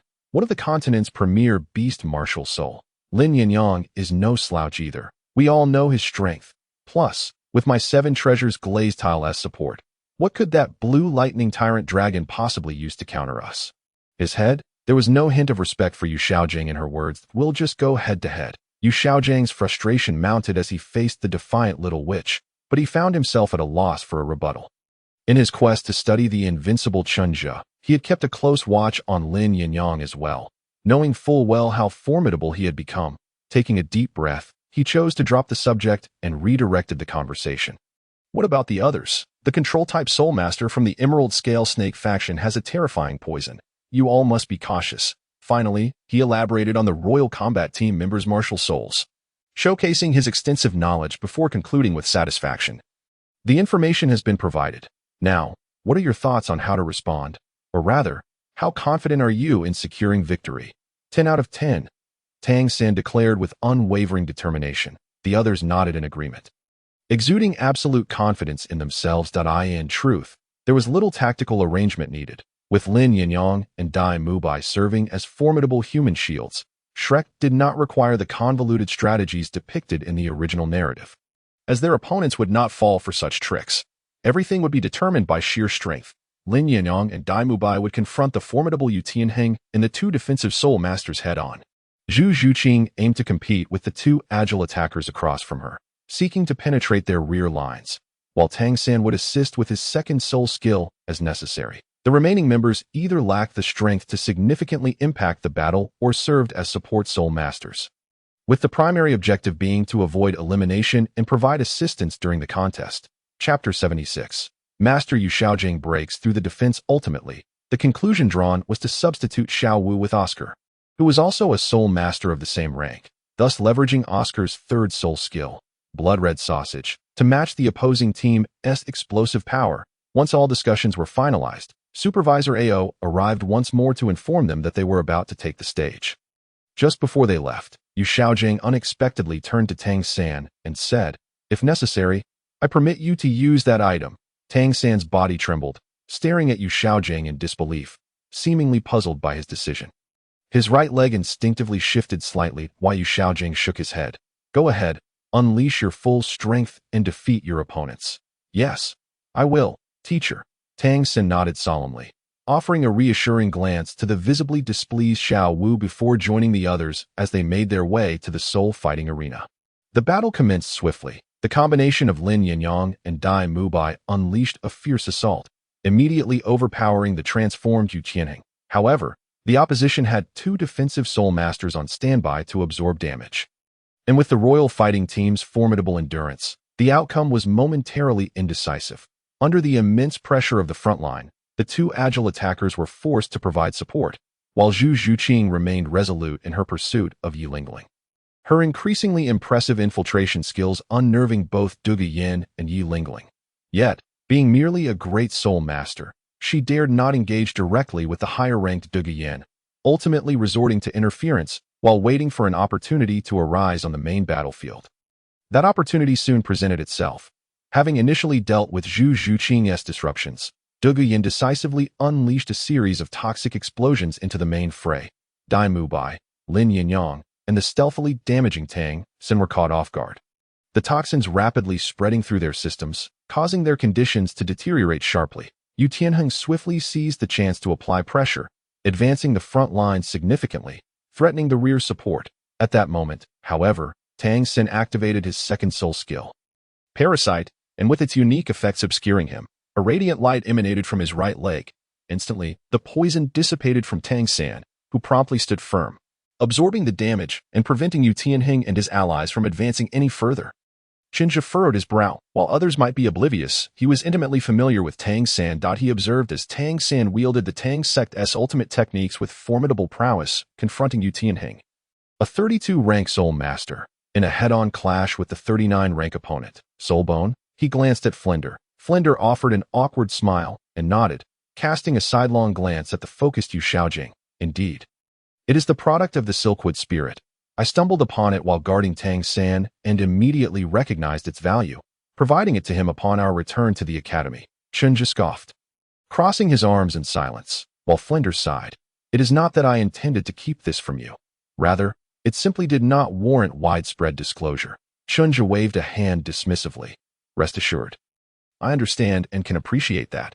Since we cannot become long-term teammates, such matters concerning personal safety should indeed be kept to a minimum." Yet, Flender's protective demeanor towards Tangen left him inexplicably irked. "You have others now." At that moment, Yu Xiaogang turned back. "Why are you so unwilling to collaborate closely with Xiao and the others?" "Chen Zhe, the power of teamwork is immense. Only together can we reach greater heights." He still harbored some reluctance at the thought of Chen Zhe departing from Shrek Academy. Although he personally did not favor this audacious individual, and they had their differences, upon learning of Chen Zhe's intention to graduate, he had even felt a twinge of delight. However, the knowledge Chen Zhe possessed was invaluable. He was also an excellent subject for observation and study. You could easily stay, and we could collectively elevate Shrek to the grandest stage in the world. At this point, his expression took on an almost fervent quality. Because I cannot accept your approach of forming a team centered around Tang San, Chen Zhe replied, meeting his gaze with calm resolve. Observing the shift in Yu Xiaogang's expression, Flender and Zhao Wujin turned their attention toward him. Even Xuanwu, remaining here, cast her eyes in their direction. Chen Zhe shook his head, speaking plainly. I do not deny Tang San's excellence and potential, but his martial soul is merely blue silvergrass. Even disregarding my own views, among the entirety of Shrek, his martial soul ranks among the weakest, in the early stages. This may not have been apparent, as other skills could compensate, but what about later on? Do you genuinely believe his blue silvergrass can shoulder the responsibilities of uniting the team, even in the original narrative, after Tang San's blue silvergrass transformed into blue silver emperor? It was primarily for solitary combat. Team synergy? What is that? In the later stages, does anyone not fight alone? In fact, once one reaches the rank of Soul Douluo, Soul Masters seldom choose to engage in cooperative battles. The lack of suitable teammates is one aspect, but the need simply diminishes. After all, which Soul Douluo or Title Douluo has not already perfected their own system? Yu Xiaogang's expression darkened. He retorted angrily. There are no worthless martial souls, only worthless soul masters. Chen Zhe, you must comprehend this. Chen Zhe smiled lightly, locking eyes with him. Do you truly believe that statement? When we discussed the Blue Lightning Tyrant Dragon earlier, you did not express such sentiments. Why Yu Xiaogang's gaze faltered slightly, and Chen Zhe withdrew his focus, carefully considering Flender's feelings, refraining from direct mockery, yet his calm voice pierced through Yu Xiaogang's heart like a knife. In this realm, everything is rooted in martial souls. The strength of a martial soul not only determines a soul master's potential, but also the heights they can ultimately achieve and the power they can wield in battle. Among title Douluos, tell me, which is stronger, one with blue silvergrass or one with blue lightning tyrant dragon? As he spoke, Chen Zhe gestured towards the two combatants below. At that moment, Daimubai and Lin Yinyong had regained their footing and rejoined the fray, while Zhu Xuching also approached Yi Lingling from a distance. Dugu Yan found herself at a disadvantage. Why Yu Xiaogang gasped for breath, his eyes fixed on Chen Zhe. I will train Xiao San to become an even more formidable warrior than a blue lightning tyrant dragon soul master. I guarantee it. Xiaogang Flender, unable to watch any longer, prepared to intervene. Zhao Wujin shrank back into a corner, hesitant to speak, lacking any awareness of being a soul sage, observing Yu Xiaogang's anxious demeanor. Chen Zhe spoke with an unhurried tone. This statement also reflects your perspective, does it not? You yourself believe that the blue lightning tyrant dragon is stronger. No, it's impossible. Xiao San is Yu Xiaogang nearly exploded with rage. Exasperated by Chen Zhe's sharp tongue, he was on the verge of revealing Tang San's true identity, but managed to retain a shred of composure, retracting his words. Xiao San is a genius. A once-in-a-million genius. He emphasized this point, insisting that Tang San was exceptional. Seeing his stubbornness, Chen Zhe decided not to indulge him further, his tone shifting from flippant to steady. So, even now, how much of Tang San's power can you attribute to your own efforts? Meanwhile, Tang San was diligently utilizing the Tang sect's ultimate techniques, entangled with his opponent, concealed behind Lin Yinyong and the others, stealthily deploying his blue-silver leaves. The resilience and sharpness of these leaves far surpassed that of ordinary blue-silver grass, making it exceedingly difficult for Yu Tianheng's lightning to obliterate them outright. This only served to further aggravate Yu Tianheng. The scales of battle had subtly begun to tip. Chen Zhe's tone bore an inexplicable quality, thanks to Master Yu Xiaogang's assistance. Tang San has previously taken the wrong path. Yu Xiaogang sprang to his feet, but the sudden motion deprived his brain of oxygen, causing him to momentarily lose his bearings before collapsing back onto the sofa. Gasping for air, Xiaogang. In the lounge, chaos ensued. Chapter 77. May I have a word in private? One does not strike a face but rather the body. One does not expose the weaknesses of others when rebuking them. This marked the second occasion that Yu Xiaogang found himself defenseless before Chen Zhe. The previous encounter had been manageable, a mere collision of perspectives. However, this time, Chen Zhe offered no quarter, unearthing Yu Xiaogang's most humiliating truths. This was precisely the aspect Yu Xiaogang wished to avoid, his most profound anguish, for deep down, he harbored doubts about the very theories he had long championed. After arriving at Shrek, he even found himself at odds with Tang San over the matters of the first and second rings. Ultimately, sensing Tang San's fervent determination, he acquiesced to the notion of altering his path, actively advising him on the choices that would diffuse the impending master-disciple crisis. In recent days, due to Chen Zhe's shift in mindset, a myriad of responsibilities and arrangements demanded his attention, leaving little time to consider Yu Xiaogang, who had been enjoying a period of relative ease. With a solid foundation of knowledge, he had garnered a modicum of respect among the students. Though not substantial, it was indeed present. Subsequently, he grew overconfident, attempting to bamboozle Chen Zhe. Yet again, he found himself on the defensive. Flender shot an accusatory glare at Chen Zhe, who merely shrugged and chose silence. Rising to the floor-to-ceiling window to observe the Shrek team tidying up after their victory. In truth, did the others at Shrek, including Flanders, not recognize the superficiality of Yu Xiaogang? The current situation diverged significantly from the original narrative. Having spent several years alongside Chen Zhe, immersed in the wealth of knowledge he imparted, the perspectives of Shrek's faculty and students had been remarkably elevated.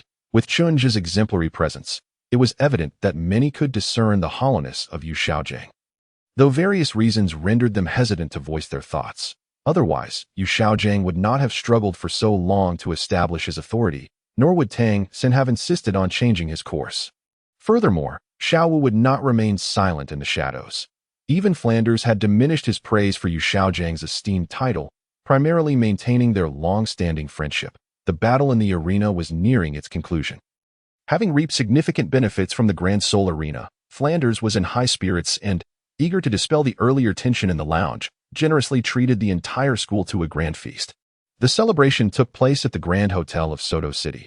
During this time, Chen Zhe uncharacteristically relaxed, putting aside the disarray of thoughts and enjoying a sumptuous meal with everyone, amidst the clinking of glasses. As in the original tale, the illustrious graduate Xuanming arrived to meet the old principal and former mentors on this joyous occasion. Flanders was positively beaming, having cast aside the earlier unpleasantness, and he engaged in heartfelt reminiscing with Xuanming. Chen Zhe, taken aback by the emotionally charged reunion, approached the senior Xuanming to offer a toast, although he could not fully comprehend Xuanming's choice to forsake a promising future in support of his alma mater. He held a favorable impression of him now that he too belonged to Shrek, at least for the time being.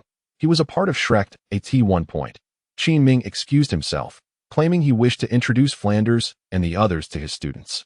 Shortly thereafter, he returned with a group, the Royal Duel Team. Seated among Shrek's many students, Chen Zhe noticed the wide-eyed Dugu Yan and Yi lingling across from him and smiled, raising his glass of juice in greeting. "Good to see you again, Miss Dugu Yan, Miss Yu Lingling." The leader, Xuanming, was equally astonished. "You know each other." The other members of the Royal Duel Team turned their inquisitive gazes toward them. Dugu Yan let out a haughty snort, her previously reserved demeanor easing as she replied, "Of course we know each other, but I never expected this formidable little brother to also hail from your alma mater, teacher Xuanming." Chen Zhe chuckled and recounted the events of the previous day to the Royal Duel Team. The others soon understood, and Xuanming laughed heartily. "It seems our Royal Duel Team has quite the connection with the Shrek team."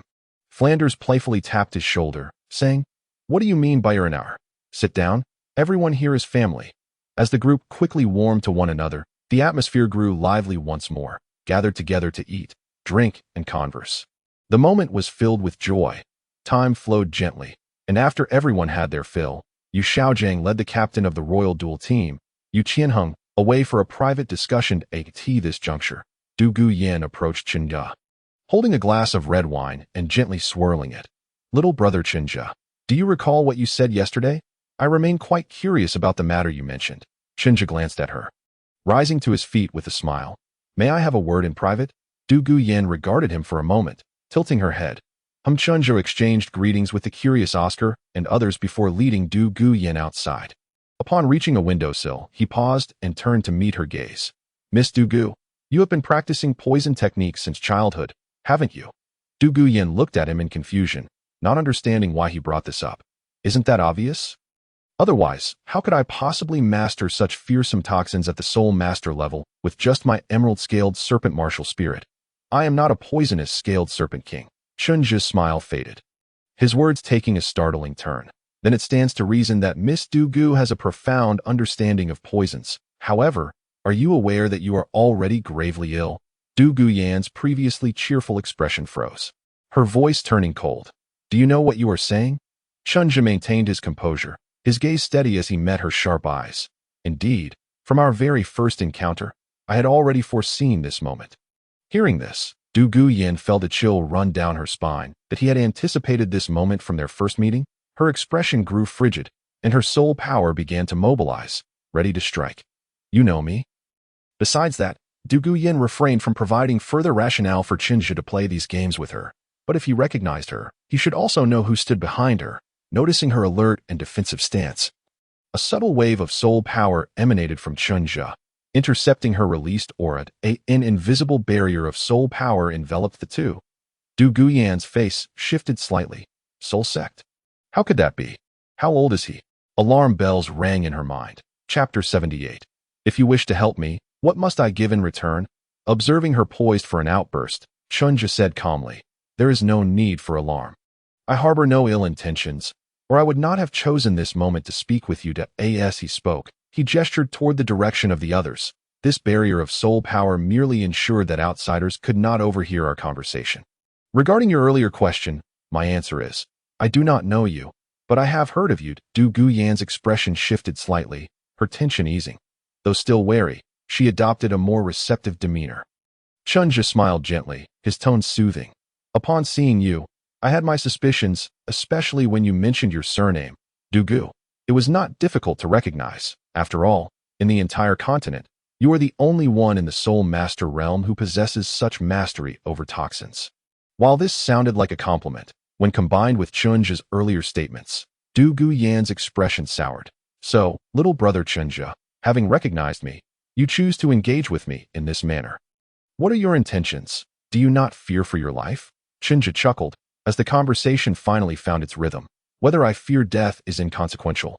What matters is, Miss Dugu, do you fear death? Death by complete decay. Dugu Yan suddenly raised her head, her eyes glinting with danger. What do you want? Chen Zhe's expression remained unchanged. To save you. Dugu Yan erupted into laughter, finding his words amusing, though the smile held an icy edge. Save me? Chen Zhe nodded with confidence, locking eyes with her. You must have sensed it yourself. You are struggling to suppress the toxins within you. Your poison is indeed formidable. Even a soul master would find it challenging to endure a full-on assault from you. But it is also a double-edged sword. Chen Zhe's tone was devoid of any emotion as he gazed into her emerald-green pupils. In battle, it can incapacitate your enemies with poison, yet in everyday life, you must also endure the continual erosion of these toxins. And now, these toxins have begun to infiltrate your internal organs. You should have sensed this long ago.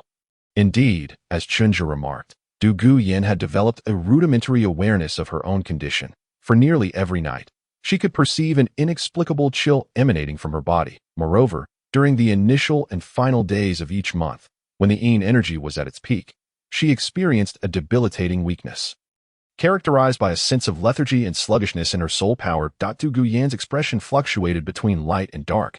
How do you know this? She had inquired about this matter more than once from her grandfather, the title Douluo, but he always provided vague responses.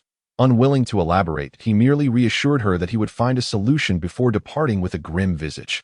Now, it seemed that Chen Zhe had discerned her issue at first glance. Without further preamble, Chen Zhe stated, the color of your pupils is abnormal. In response to her perplexed gaze, he elaborated, even poisonous soul beasts do not possess toxins throughout their entire bodies. Rather, they store toxins in a special organ known as a poison sac. Other parts of their bodies contain minimal toxins. This phenomenon arises because, despite their inherent resistance, it is challenging for them to withstand the long-term erosion of their own toxins. Turning his gaze back to Dugu Yan's pupils, he noted a flicker of alarm within them. Soul beasts exhibit this trait, and soul masters are no exception. We are, at our core, merely human. Thus, the toxins of poison attribute soul masters are predominantly contained within their martial souls, which serve as their poison sacs. In your case, however, the toxins are not only confined to your martial soul, they are also present in your own body, and your body is incapable of processing these toxins independently, resulting in your current state of poisoning. The outward manifestation of this is the peculiar dark green hue of your pupils. This explanation clarified why poison attribute soul masters are susceptible to their own toxins. Dugu Yan, already aware of her predicament, grasped the explanation swiftly and did not question the veracity of Chen Zhe's words. Furrowing her brow, she asked, what should I do? Or do you intend to assist me? Given the extensive discourse, it was evident that he did not merely speak for the sake of speaking. Yet, Chen Zhe shook his head. I have merely informed you of your present condition. It does not imply that I possess the capability to resolve it at this moment. Now, Dugu Yan seized upon the crux of the matter, her demeanor having calmed. She regarded Chen Zhe intently. If it cannot be resolved now, does that mean it can be addressed later? Chen Zhe nodded. Leaning against the railing as he continued, your issue is quite troublesome. It is akin to long-term poisoning from toxins. The toxins have begun to permeate deeply into your lungs, intertwining with your soul power. If not handled with care, the toxins may be impossible to expel, and your strength will undoubtedly be rendered useless. Dugu Yan's complexion shifted slightly. Is it really that troublesome? Chen Zhe affirmed, it is indeed that troublesome. A silence enveloped them as they both contemplated the situation. After a considerable pause, Dugu Yan lifted her head, her gaze fixed on Chen Zhe. When will you be able to help me? And what must I offer in return? Exchange. This had always been the unspoken understanding between them. Although she was uncertain of Chen Zhe's desires, it was clear that he had circled around to elucidate his thoughts. What he sought would undoubtedly not be simple. Dugu Yan was certain of this. Chen Zhe initially shook his head. I currently have a method to help you with some suppression, but I cannot eradicate it at this time. It will require some exceedingly rare spiritual herbs, and given my family's current resources, it is quite challenging to procure them. Perhaps you could lend assistance in this regard. Dugu Yan nodded, a flicker of joy crossing her features. The prospect of suppression was already a relief. As for the herbs, she turned her gaze to Chen Zhe. Chen Zhe nodded in affirmation. I will provide you with a list of items that you can utilize. Dugu Yan nodded in silence, awaiting further elaboration. Chen Zhe continued. As for my request, it may necessitate the assistance of the poisoned doe. Dugu Yan's expression shifted subtly, though she had anticipated this. At this moment, it merely confirmed her suspicions. Chen Zhe's gaze drifted towards the direction of the Shrek Academy's members, his demeanor composed. I wish to participate in this year's Continental Soul Master Competition. But it seems that our Shrek Academy may struggle to obtain the qualification. Today, news reached us that the vampire nobles can assist in securing the official high-level Soul Master Academy seal for Shrek, allowing us to partake in the next competition. However, for the imminent one, we should not harbor any hopes. The Barak Kingdom is not inclined to exert themselves on our behalf. Of course, there was a possibility of price gouging. But Chen Zhe had already lost hope and was preparing to explore alternative avenues. After sharing this information with Dugu Yan, he added, what I have heard is that the poisoned Douluo has a good rapport with the imperial hierarchy. I hope to request his intervention. Upon hearing this, Dugu Yan wore a puzzled expression. Is that all? I can easily agree to this matter, provided you can genuinely assist in suppressing my symptoms. Her tone was earnest. She had expected something of greater magnitude, yet it turned out to be this. However, it made sense. Soto City was merely a small locale, and although this individual was a genius in various respects, his perspectives were undoubtedly limited by his surroundings. In that instant, Dugu Yan's gaze towards Chen Zhe softened considerably. Indeed, Chen Zhe responded with a smile. It is certainly not as simple as it appears. Chapter 79. Borrowing a chicken to lay eggs? Then it is settled. Once the banquet concludes, come find me, and I will provide you with a list of spiritual herbs. With matters tentatively settled, Chen Zhe felt a sense of relief wash over him. The next step was to prepare for a potential meeting with Dugu Bo. Given the acting skills he had honed over the years, he was confident that he could navigate this challenge with ease. It would mark the beginning of his ascent. A mysterious glimmer sparkled in Chen Zhe's eyes. Dugu Yan tilted her head in contemplation, then nodded. Our battle team has decided to return to Tiando City tomorrow. I will immediately seek out my grandfather upon my return. She regarded Chen Zhe with a serious expression. When the time comes, my grandfather will undoubtedly seek you out. You must refrain from speaking recklessly. Be humble, for my grandfather does not tolerate insubordination. Should he become enraged, you might find yourself on the receiving end of his wrath. Rest assured, I will advocate on your behalf, ensuring that he does not truly harm you. Her demeanor exuded pride, as if guaranteeing that the poisoned Douluo would not pose a threat to Chen Zhe was a significant achievement. Chen Zhe chuckled softly. Thank you, Sister Dugu Yan, but he felt no discomfort in this exchange. Having grown accustomed to the continent's hierarchy that revered the strong, he was also striving to adapt to it. There was little choice. When one cannot change the world, one must embrace it and integrate into its fabric. Humph! Dugu Yan raised her chin, giving a playful hum before bursting into laughter. I must thank you as well. for you have provided me with a means to resolve a predicament that has troubled me for many years." With a flick of her hand, she brushed aside a few strands of hair from her face, gazing at Chen Zhe's handsome visage. "You know, when you're not concocting elaborate schemes, you are quite charming. It's a pity that I am already taken. If only you were a bit older, I might have considered granting you the opportunity to pursue me." She has always been remarkably forthright regarding matters between men and women, and is quite adept at flirting. Chen Zhe even recalls that when she first appeared in the original work, she teased a sensitive and agile character named Yu Feng right in front of Yu Tianheng. However, this does not imply that Dugu Yan is a promiscuous woman. On the contrary, she is one of the few female supporting characters in the original narrative who, after witnessing Tang San's extraordinary talent, remains unruffled in her demeanor towards him. Despite her grandfather's close relationship with Tang San. It can be said that aside from her pride and capriciousness, Dugu Yan possesses few significant flaws, and her character is commendable. This is one of the key reasons why Chen Zhe chooses to engage with her. Her current teasing demeanor is more a manifestation of intimacy. From the very beginning, she has held Chen Zhe in high regard. Perhaps he should dismiss the earlier part of their conversation? Chen Zhe chuckled, saying, "Please don't, Sister Yan. I have a girlfriend at O." Dugu Yan perked up, scrutinizing Chen Zhe from head to toe. "I couldn't tell." They continued their conversation for quite a while, deepening their emotional connection. It was only when Flender's voice echoed from a distance that Chen Zhe bid her farewell and approached Flender.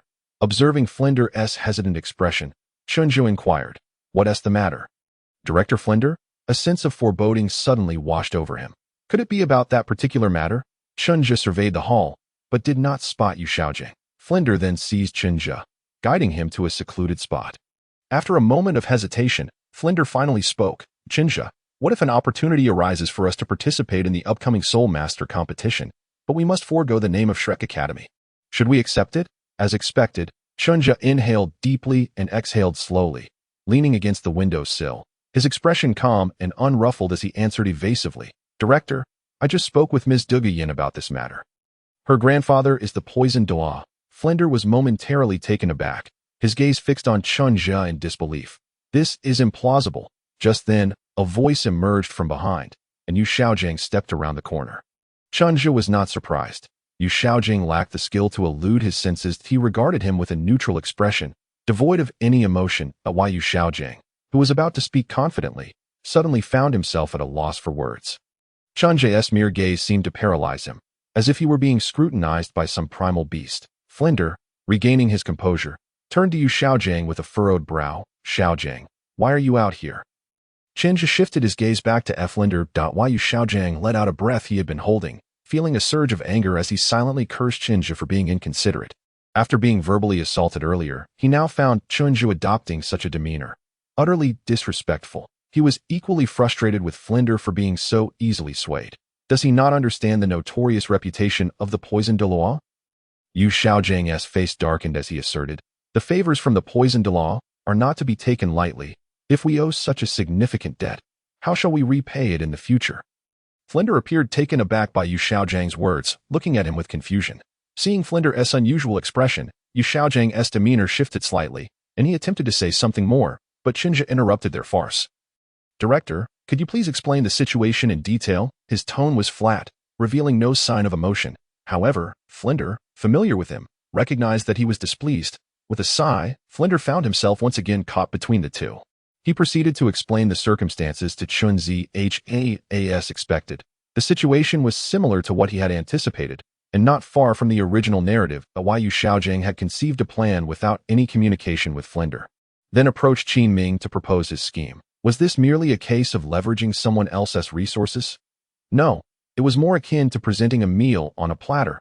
After listening to Flender's account, Chen Zhe inwardly lamented. As soon as Flender finished speaking, Yu Xiaogang interjected with conviction, "This is the best course of action. We can directly participate in this Continental Soul Master competition, and with Xuanming's connections, our participation is assured. The only cost we incur is that intangible notion of name." He glanced at Chen Zhe. "This is far superior to your earlier suggestion. We won't have to bear the burden of owing a favor to a titled Douluo." Chapter 80. A good parting, each to their own future. In response to Yu Xiaogang's assertion, Chen Zhe remained silent and turned to Flender. "Director Flender, Do you also wish for Shrek to participate in this year's competition? Given Tang San and his peers' age, the next competition would ideally be their stage. He refrained from suggesting that he would shoulder any costs because such discussions were futile. Chen Zhe had no intention of explaining to Yu Xiaogang how a mere soul sect from a small locale could repay a title Douluo's favor.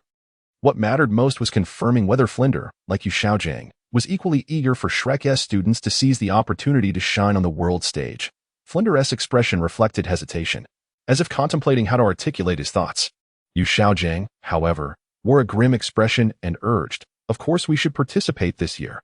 Who knows what the situation will be like 5 years from now? Will we even have the same people then?" This was his most genuine concern. While others may have different views, Dai Mubai and Zhu Xuching, hailing from the Star Luo Empire, might not even be around by then. Who would realize his ambitions? Chen Zhe, that scoundrel, was already contemplating dropping out. He was even thinking of taking Lin Yinyong with him. Yu and Lin Yinyong are already leaving the academy. Shrek will be reduced to just 7 members. To participate in the competition, we need at least 7 individuals, plus several substitutes for rotation, but we are already at a disadvantage in terms of numbers, and who knows what the circumstances will be like in 5 years. His words rang with authority, for this was indeed the truth. Simultaneously, it subtly implied that Chunha would soon no longer be a part of Shrek, so he ought not to meddle in their affairs. Realizing the implications of his statement, Flender sighed softly, relinquishing any remaining hopes, and nodded at Chen Zhe. "That is also my wish." The Blackwater Merchant Association had proven ineffective, failing to secure Shrek's opportunity to participate in this year's competition. Flender himself had exhausted his patience with the nobility.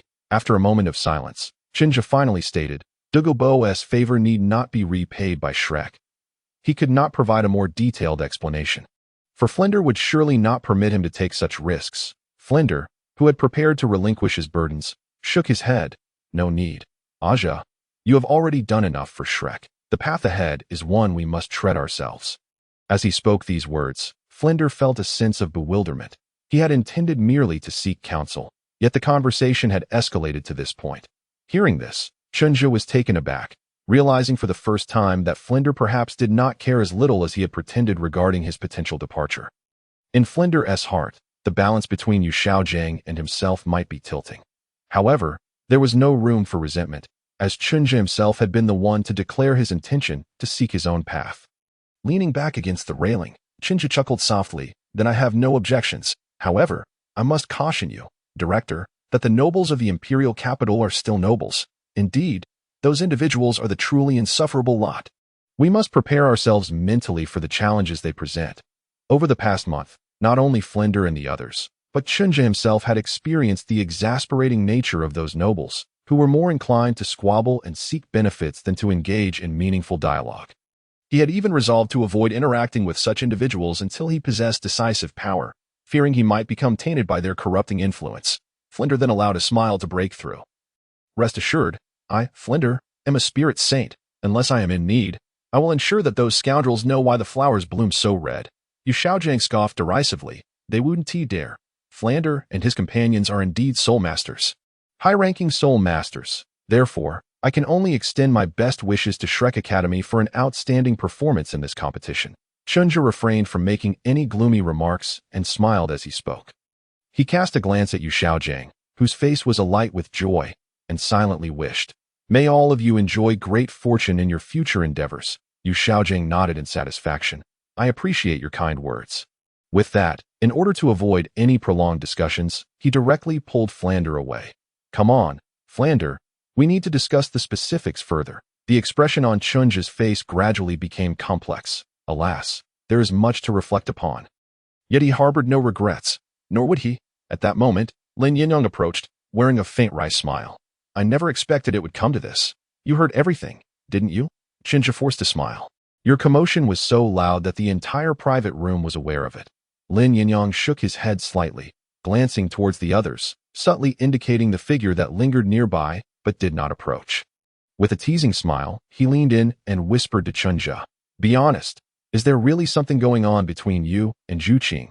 Chen Zhe noticed Zhu Xuching and smiled at her, signaling that he was fine, then turned back to Lin Yinyong, mockingly scolding, "Go away. You should take care of yourself first. At 17, you haven't even held a girl's hand." Lin Yinyong was immediately displeased. Nonsense. How could I be that incompetent? I've definitely held hands before. Oh, you seem quite proud of that. It wouldn't be one of those accidental touches during training, would it? Ha! As the banquet drew to a close, Chen Zhe found Dugu Yan once more and handed her a piece of paper. Dugu Yan took it, glanced at it casually, then looked up at him and smiled. I thought we wouldn't need this transaction anymore. You had me quite worried. I was just contemplating what conditions I should offer you for another discussion. Chen Zhe waved his hands in dismissal, smiling wryly at her teasing. Alas, the unpredictability of life. He then produced 2 porcelain vials. These are Qingxin San and Shuqi Wan, both specially formulated. Take them once every half-month, and after consuming them, meditate to calm your mind. They will effectively help suppress the growth of toxins. Here are 6 doses, enough for 3 months. By the time you finish, we should already be researching how to help you resolve the issue completely. Dugu Yan quickly accepted them, gently rubbing the vials in her hands, and said to Chen Zhe earnestly, "Thank you." Chen Zhe smiled and waved his hand. "No need for thanks. I got what I wanted too." Dugu Yan looked puzzled. Wasn't that matter already blown over? Chen Zhe replied earnestly. "Then let us change the subject. This time, I hope you can help me find an academy willing to accept me, as I wish to participate in the Continental Soul Master Competition." But not with the Shrek team. Dugu Yan was stunned, failing to comprehend this turn of events. "Indeed, you heard correctly. I need your assistance in finding an academy willing to accept me, as I intend to participate in the Soul Master Competition." Chen Zhe stated calmly. This was, after all, one of his plans, although he had intended to persuade Dugubo first before seeking her help. After all, this matter was different from merely obtaining qualifications. It involved a high-ranking Soul Master Academy, and Dugu Yan might not have the authority to decide. However, since he needed a reason for collaboration, Chen Zhe decided to utilize it directly. This Dugu Yan refrained from inquiring further about Chen Zhe's relationship with Shrek Academy. She was merely contemplating the feasibility of this request. After some time in thought, she hesitantly said, "I need to consult my grandfather about this. It should be fine, but it might be a bit troublesome." Her expression turned slightly awkward, mainly because of the implications. Every high-ranking academy has its backing, and my grandfather isn't one to pressure them, given my grandfather's temperament. It's clear he wouldn't have any connections with those people. But rest assured, I will do my utmost to assist you in this matter. In truth, she wanted to suggest to Chen Zhe that he simply join the royal battle team, as with his soul sect strength. That would be entirely feasible. However, considering the possible past he might have with Shrek, she hesitated to voice it. After all, Shrek could potentially become the second team of the royal battle, if there were indeed some history. It would lead to awkward encounters in the future. Chen Zhe smiled and replied nonchalantly, "Just convey my message to the poison Douluo. I can handle the rest myself, don't worry, regardless of the outcome. Our transaction will remain unaffected. I am counting on you, Sister Yan, to support me. Who are you calling thick-legged?" After a fierce glare directed at him, Dugu Yan shook her head repeatedly. "No way. How could I allow you to speak to my grandfather? He might just skin you alive." After a moment's thought, she resolutely said, "I'll give it a try. If the old man refuses to help, I'll just ask my girlfriends for assistance." To be honest, at this moment, Chen Zhe genuinely felt a surge of appreciation. This girl is quite straightforward. He quickly waved his hands. No, don't make such a ruckus. Don't worry, I have ways to persuade the poison Douluo." Dugu Yan looked at him skeptically. "Really? Indeed." Seeing his confident demeanor, although Dugu Yan was still doubtful, she recalled his numerous clever schemes and nodded. "Then I'll go back and act a bit spoiled to get you some insurance. Let us hope that by the time you reach your academy, you won't have been taken out by my grandfather first. You're not shy at all." Chen Zhe, while touched, could only smile in exasperation and express his gratitude at that moment. Others were also preparing to leave, calling out to Dugu Yan as they finally parted ways. Chen Zhe said to her, "I should be heading to Tiando City in the next few days. But I'll be making the journey alone, considering it a form of training. Sister Yan, please leave me your contact information, and I will reach out to you once I arrive in Tiando City." Dugu Yan's eyes lit up with joy as she readily agreed. "All right, I'll be waiting for you in Tiando City." After exchanging contact information, the two bid farewell. Upon returning to the crowd of the royal battle team, Dugu Yan was approached by Yu Feng, who teasingly inquired, "Sister Yan, when did your relationship with that Chen Zhe become so good?" The others looked equally curious. Dugu Yan rolled her eyes and shot a glare at Yu Feng. "What is it to you?" Yu Feng immediately shrank back. Dugu Yan huffed. then moved to Yu Tianheng's side, linking her arm with his. Just an interesting younger brother. He helped me resolve some troubles, and I'm willing to reciprocate by befriending him. Meanwhile, Chen Zhe returned to Shrek Academy with the others. The group bore expressions heavy with concern, entirely devoid of the earlier merriment. Oscar and Ma Hongjun frequently glanced back at Chen Zhe, sensing something amiss. Upon arriving at Shrek Academy, Flender promptly sent everyone back to their dormitories, including Chen Zhe. However, shortly thereafter, Chen Zhe found himself once again in Flander's office. Upon entering, he found Flander sitting in his executive chair, smoking a cigarette. Even though he had anticipated Chen Zhe's arrival, Flander could not help but darken his expression, yet his tone remained neutral as he said, "Leaving so soon?" Chen Zhe smiled and nodded, not wishing to create a melancholic atmosphere, softly stating, "I don't know how long it will be before I return here, so I thought I'd come say goodbye to the dean." Although Shrek was preparing to head to Tiando, they were not planning to abandon this campus. After all, joining Tiando was merely temporary. Chen Zhe was uncertain if they would encounter the cunning Xuanming again at the Royal Battle Academy and be expelled. Nevertheless, Shrek would not easily relinquish this place, not only because everything had been well established, but also due to the influence of the Blackwater Merchant Association. Shrek Academy was indeed a stakeholder in the Blackwater Merchant Association. Flander nodded, waving his hand. "Then let us go. But remember, no matter where you go, Shrek Academy will always be your home." Flander spoke earnestly, yet Chen Zhe merely smiled and nodded, refraining from further conversation. He and Yu Xiaogang had a natural enmity. With his presence, it was likely that Chen Zhe would seldom return in the future, out of sight, out of mind. Nevertheless, this did not alter the fact that he hailed from Shrek Academy. Flander felt a pang of disappointment but was powerless to change the situation. Chen Zhe had been making every effort to avoid conflict with Yu Xiaogang. However, ideological clashes were inherently unavoidable. As for Flander, he could not forsake the years of camaraderie he had shared with Xiaogang. Earlier, before Chen Zhe's arrival, Flander had pondered whether everything would have been different had he not fervently insisted on Yu Xiaogang's stay. Fortunately, Chen Zhe was not a callous individual. Despite his departure, the bond he shared with Shrek remained.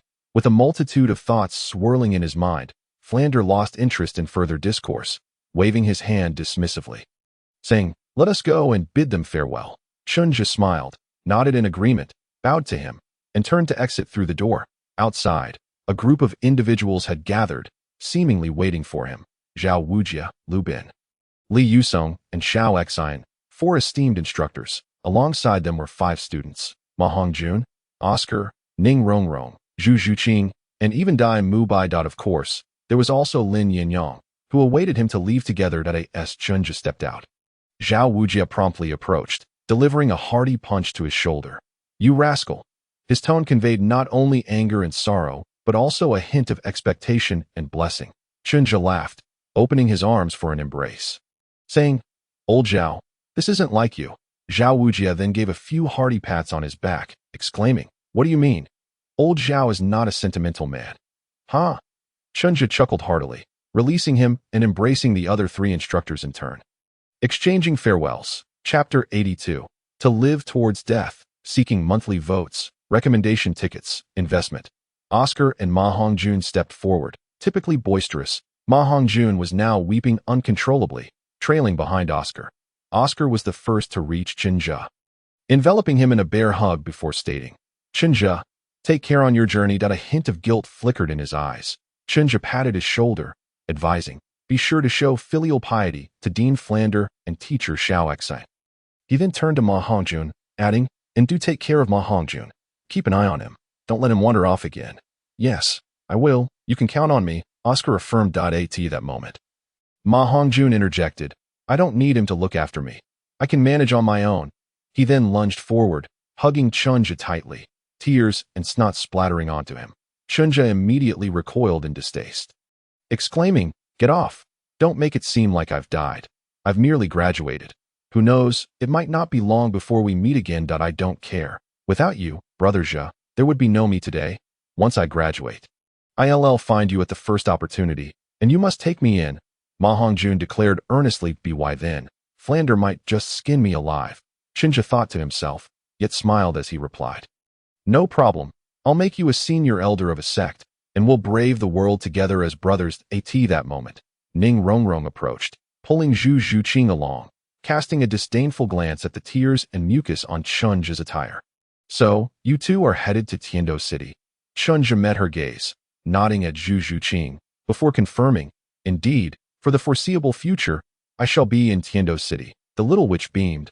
Then it's settled. When I return to Tiando City, I'll seek you out, and we'll go out for some fun together. There's no place in Tiando City that I don't know.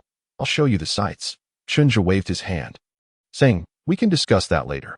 Zhu Xuching added, safe travels. Chen Zhe nodded in appreciation. Finally, he turned to Dai Mubai, uncertain of his own emotions upon seeing him. He had not anticipated Dai Mubai would come to bid him farewell. Raising his fist, he lightly tapped it against Dai Mubai's, who softly said, until we meet again. Chen Zhe met his gaze deeply, replying, until we meet again. In his eyes, Chen Zhe perceived a flicker of hidden reluctance. Farewells were often tinged with sorrow. After exchanging brief goodbyes with his companions, the two departed from Shrek Academy at the school gate. Chen Zhe spotted Tang San and Xuanwu. They did not approach, but merely exchanged glances before parting ways.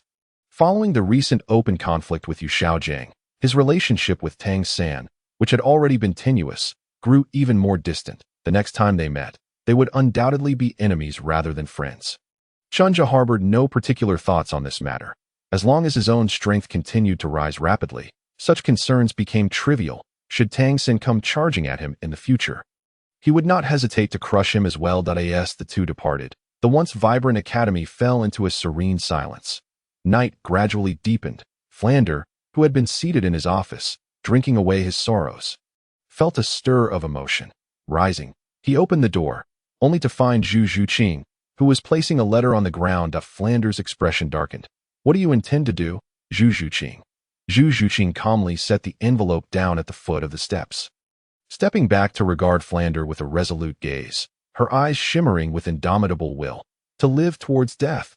She could have left the academy discreetly, but she knew that such an act would not escape Flender's notice. After a moment of contemplation,